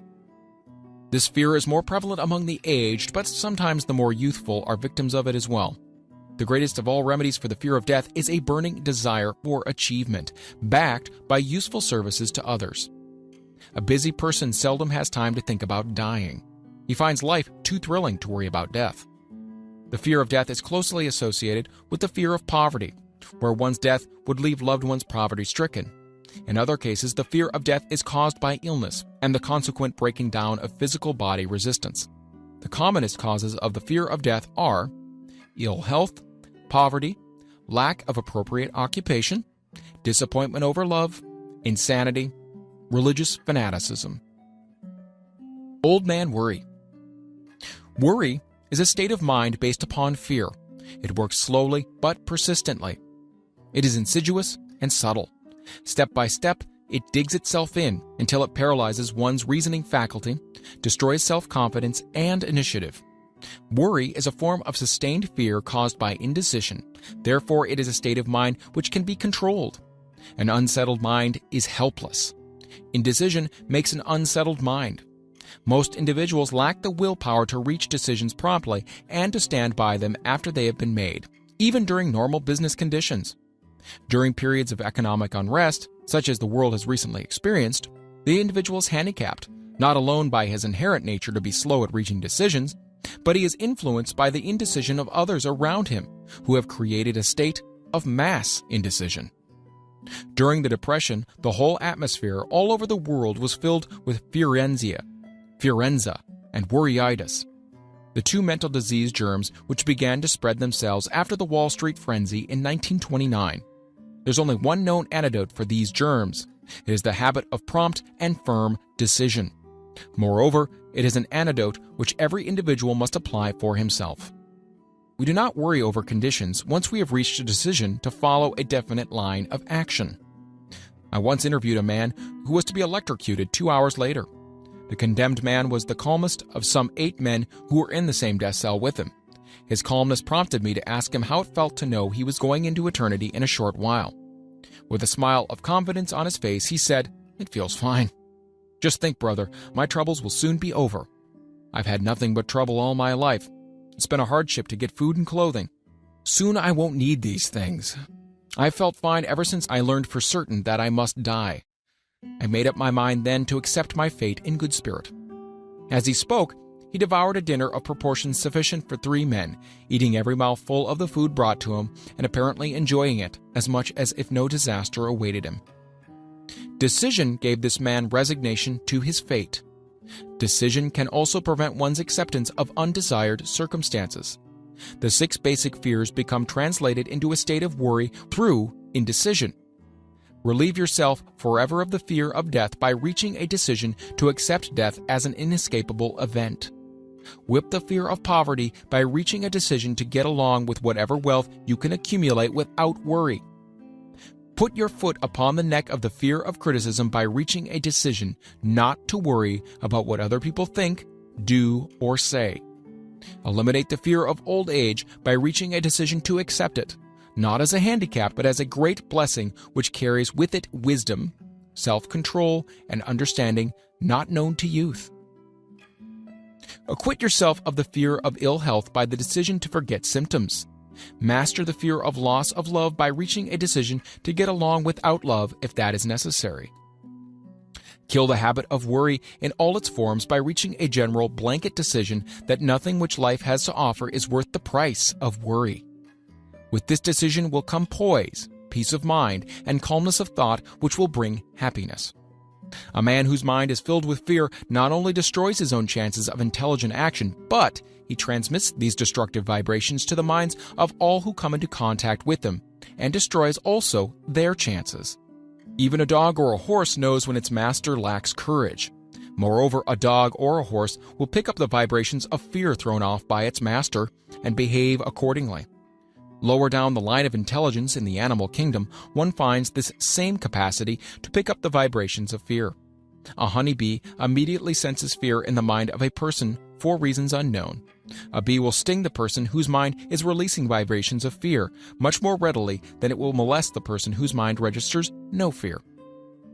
The vibrations of fear pass from one mind to another just as quickly and as surely as the sound of the human voice passes from the broadcasting station to the receiving set of a radio, and by the selfsame medium. Mental telepathy is a reality.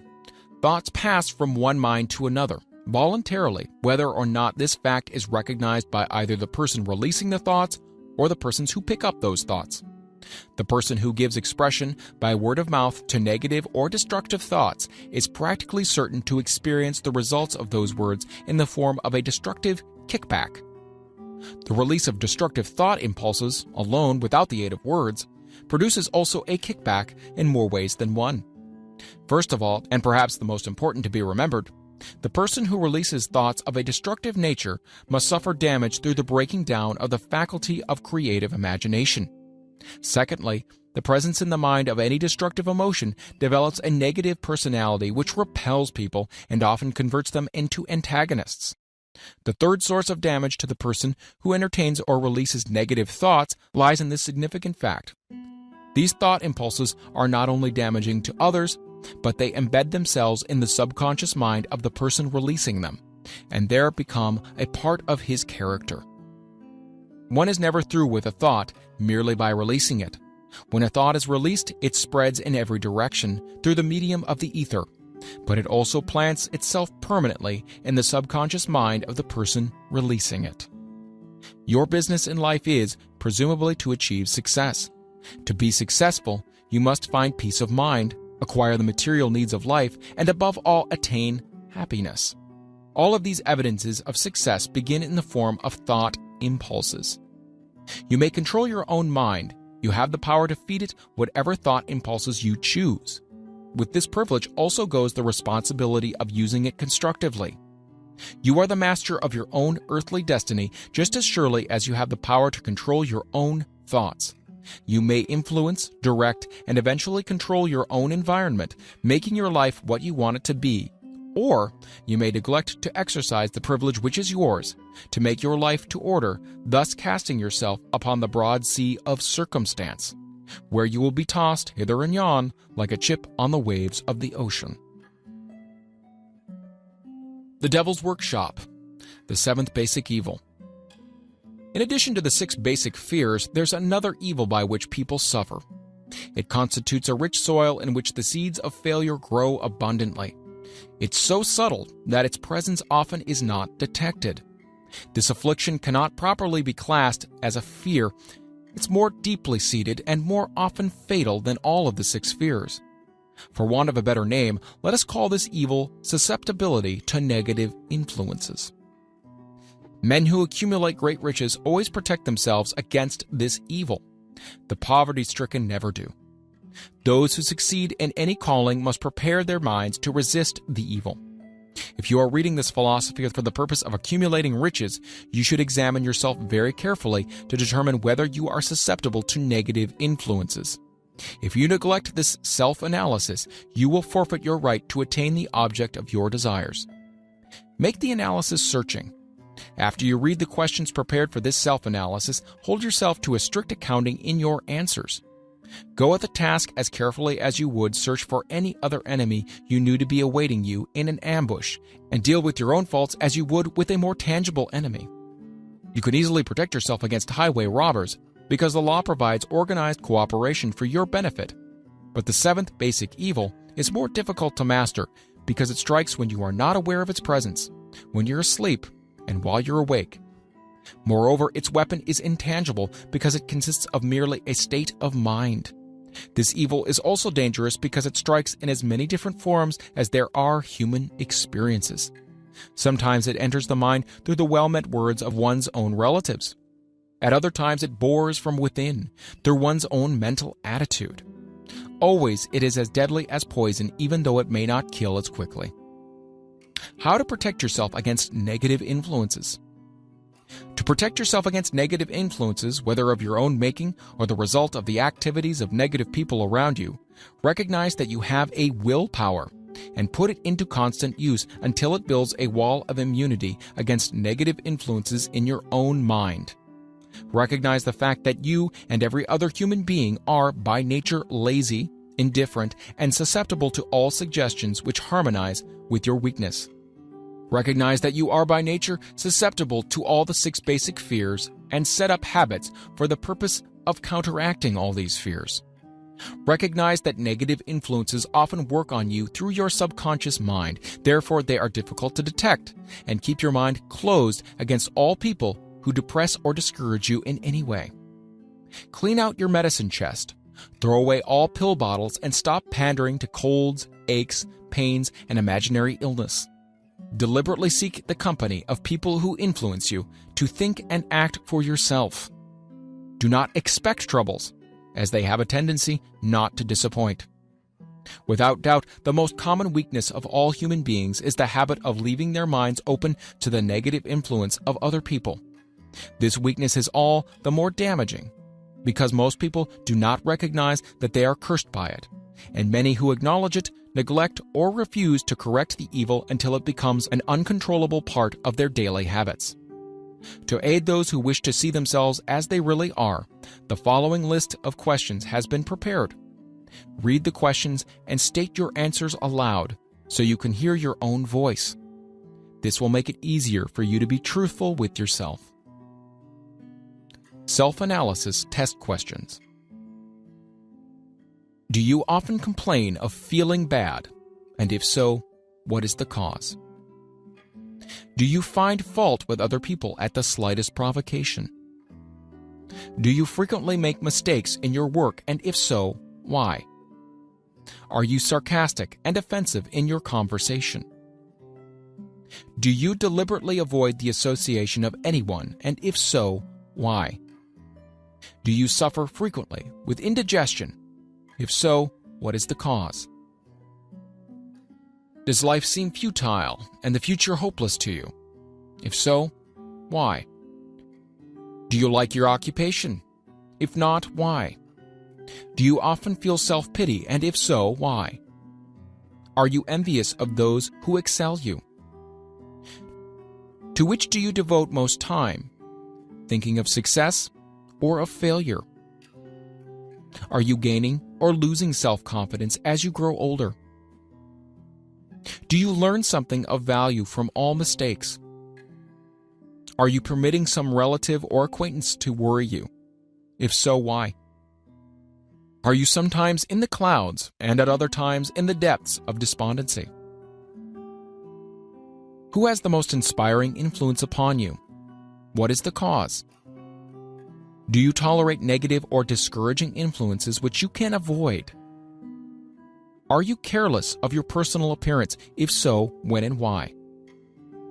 Have you learned how to drown your troubles by being too busy to be annoyed by them? Would you call yourself a spineless weakling if you permitted others to do your thinking for you? Do you neglect internal bathing until auto-intoxication makes you ill-tempered and irritable? How many preventable disturbances annoy you, and why do you tolerate them? Do you resort to liquor, narcotics, or cigarettes to quiet your nerves? If so, do you not try willpower instead? Does anyone nag you, and if so, for what reason? Do you have a definite major purpose, and if so, what is it?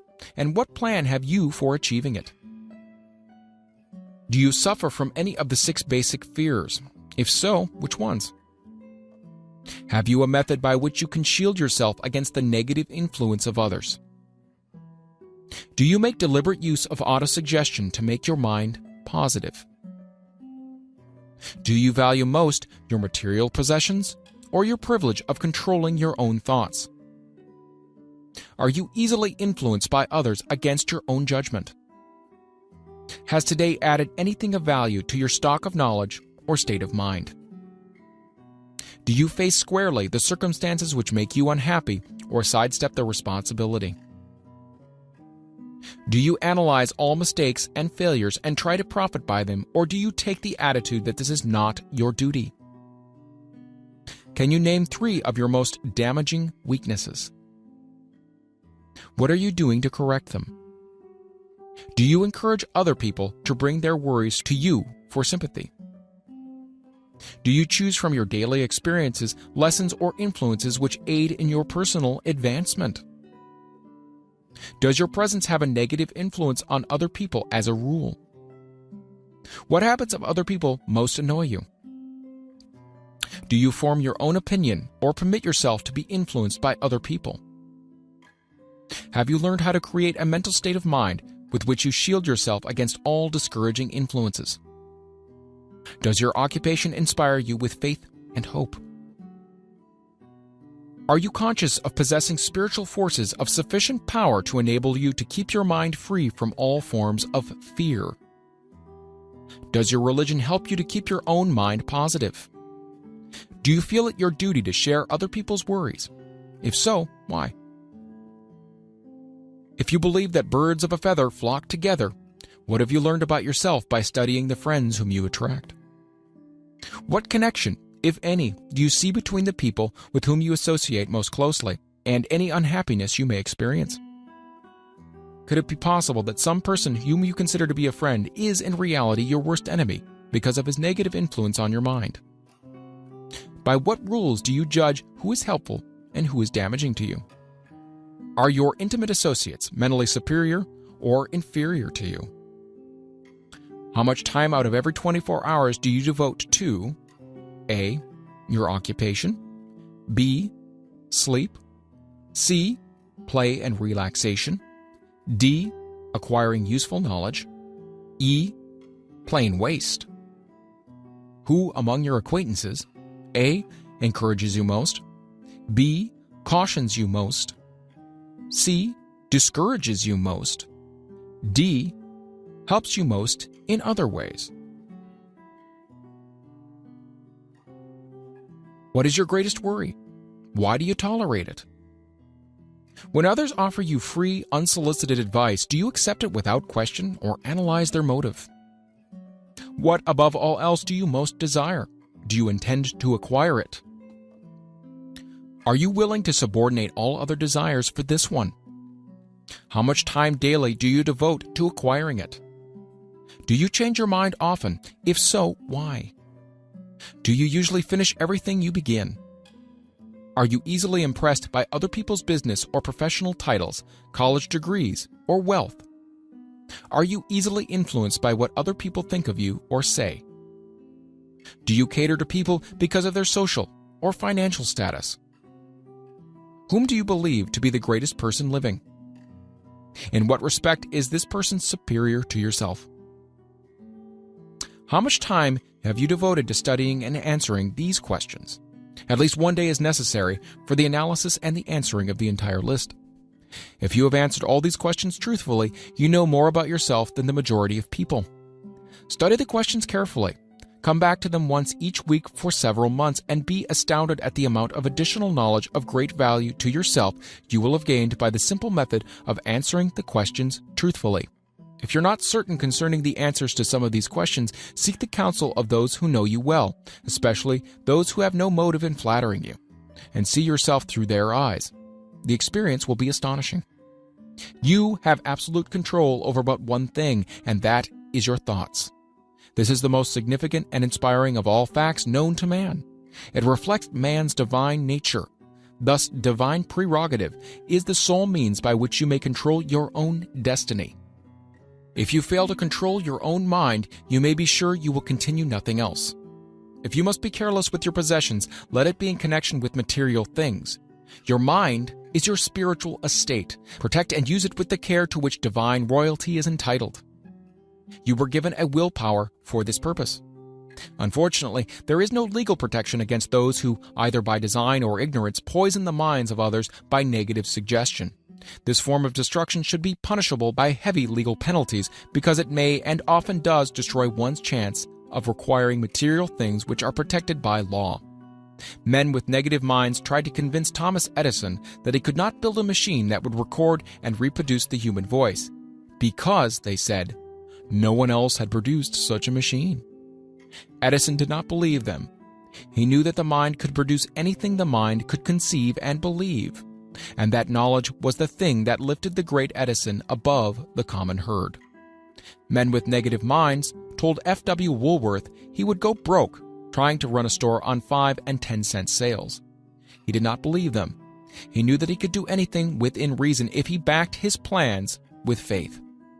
Exercising his right to keep other men's negative suggestions out of his mind, he piled up a fortune of more than $100 million. Men with negative minds told George Washington he would not hope to win against the vastly superior forces of the British, but he exercised his divine right to believe. Therefore, this book was published under the protection of the Stars and Stripes, while the name of Lord Cornwallis has been all but forgotten. Doubting Thomases scoffed scornfully when Henry Ford tried out his first crudely built automobile on the streets of Detroit. Some said the thing never would become practical. Others said no one would pay money for such a contraption.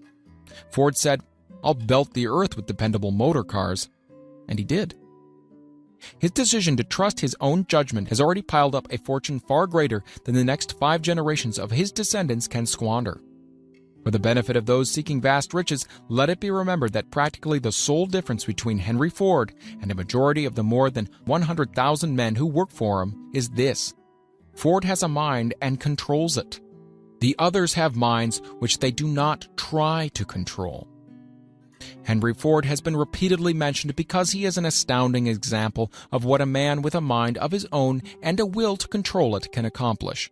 His record knocks the foundation from under that time-worn alibi: "I never had a chance." Ford never had a chance either, but he created an opportunity and backed it with persistence until it made him richer than Croesus. Mind control is the result of self-discipline and habit. You either control your mind or it controls you. There is no hallway compromise. The most practical of all methods for controlling the mind is the habit of keeping it busy with a definite purpose, backed by a definite plan. Study the record of any man who achieves noteworthy success, and you will observe that he has control over his own mind. Moreover, that he exercises that control and directs it toward the attainment of definite objectives. Without this control, success is not possible. 57 Famous Alibis by Old Man If. People who do not succeed have one distinguishing trait in common. They know all the reasons for failure and have what they believe to be airtight alibis to explain away their own lack of achievement. Some of these alibis are clever and a few of them are justifiable by the facts, but alibis cannot be used for money. The world wants to know only one thing: have you achieved success? A character analyst compiled a list of the most commonly used alibis. As you read the list, examine yourself carefully and determine how many of these alibis, if any, are your own property. Remember, too, the philosophy presented in this book makes every one of these alibis obsolete. If I didn't have a wife and family, if I had enough pull, if I had money, if I had a good education, if I could get a job, if I had good health, if I only had time, if times were better, if other people understood me, if conditions around me were only different, if I could live my life over again, if I did not fear what they would say, if I had been given a chance, if I now had a chance, if other people didn't have it in for me, if nothing happens to stop me, if I were only younger, if I could only do what I want, if I had been born rich, if I could meet the right people, if I had the talent that some people have, if I dared assert myself, if I had embraced past opportunities, if people didn't get on my nerves, if I didn't have to keep house and look after the children, if I could only save some money, if the boss only appreciated me, if I only had somebody to help me, if my family understood me, if I lived in a big city, if I could just get started, if I were only free, if I had the personality of some people, if I was not so fat, if my talents were known, if I could just get a break, if I could only get out of debt, if I hadn't failed, if I only knew how, if everybody didn't oppose me, if I didn't have so many worries, if I could marry the right person, if people weren't so dumb, if my family were not so extravagant, if I were sure of myself, if luck were not against me, if I had not been born under the wrong star, if it were not true that what is to be will be, if I did not have to work so hard, if I hadn't lost my money, if I lived in a different neighborhood, if I didn't have a past, if only I had a business of my own, if other people would only listen to me, if, and this is the greatest of them all, I had the courage to see myself as I really am, I would find out what is wrong with me and correct it. Then I would have a chance to profit by my mistakes and learn something from the experience of the others. For I know that there is something wrong with me, or I would now